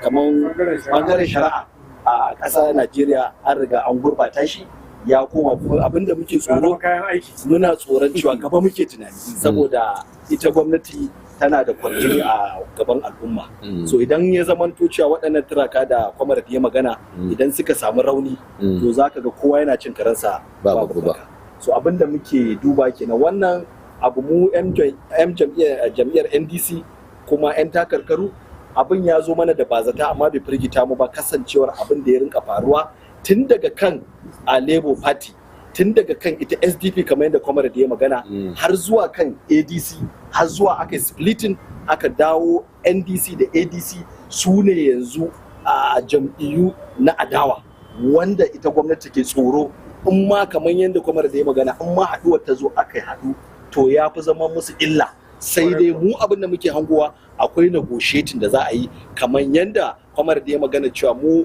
ba mu da karfin da NDC take da shi ADC menene ADC tana da karfi idan ka duba ADC shi kanta shugaban jam'iyyar ADC ka san cewa tsohon gwamna ne tsohon sanata ne shekara 8 kuma abokin shugabannin kasa ne wanda tsohon general wanda in ka dauke shi kansa a wannan fannin ka san ba karamin mutum bane idan ka dauko dan takararta na shugaban kasa zaka ga cewa tsohon mataimakin shugaban kasa ne ya rike fanni daban-daban kuma grassroots politician ne wanda dole a jinjina masa idan za a kawo tarihi na siyasa a Najeriya dole za a sa sunan Alhaji Atiku Abubakar a cikin wannan tafiya. To dole ita jam'iyyar ta gwamnati wato a APC ba za ta iya negotiating da ADC ba amma sub London ɗinta za ta iya samu shine ta negotiating da NDC na cewa menene zaki bamu menene zamu baka ba ni gishiri ba kamanda. Wannan ra'ayina ne nake faɗa ba wai ra'ayin shugabannin jam'iyya ba ni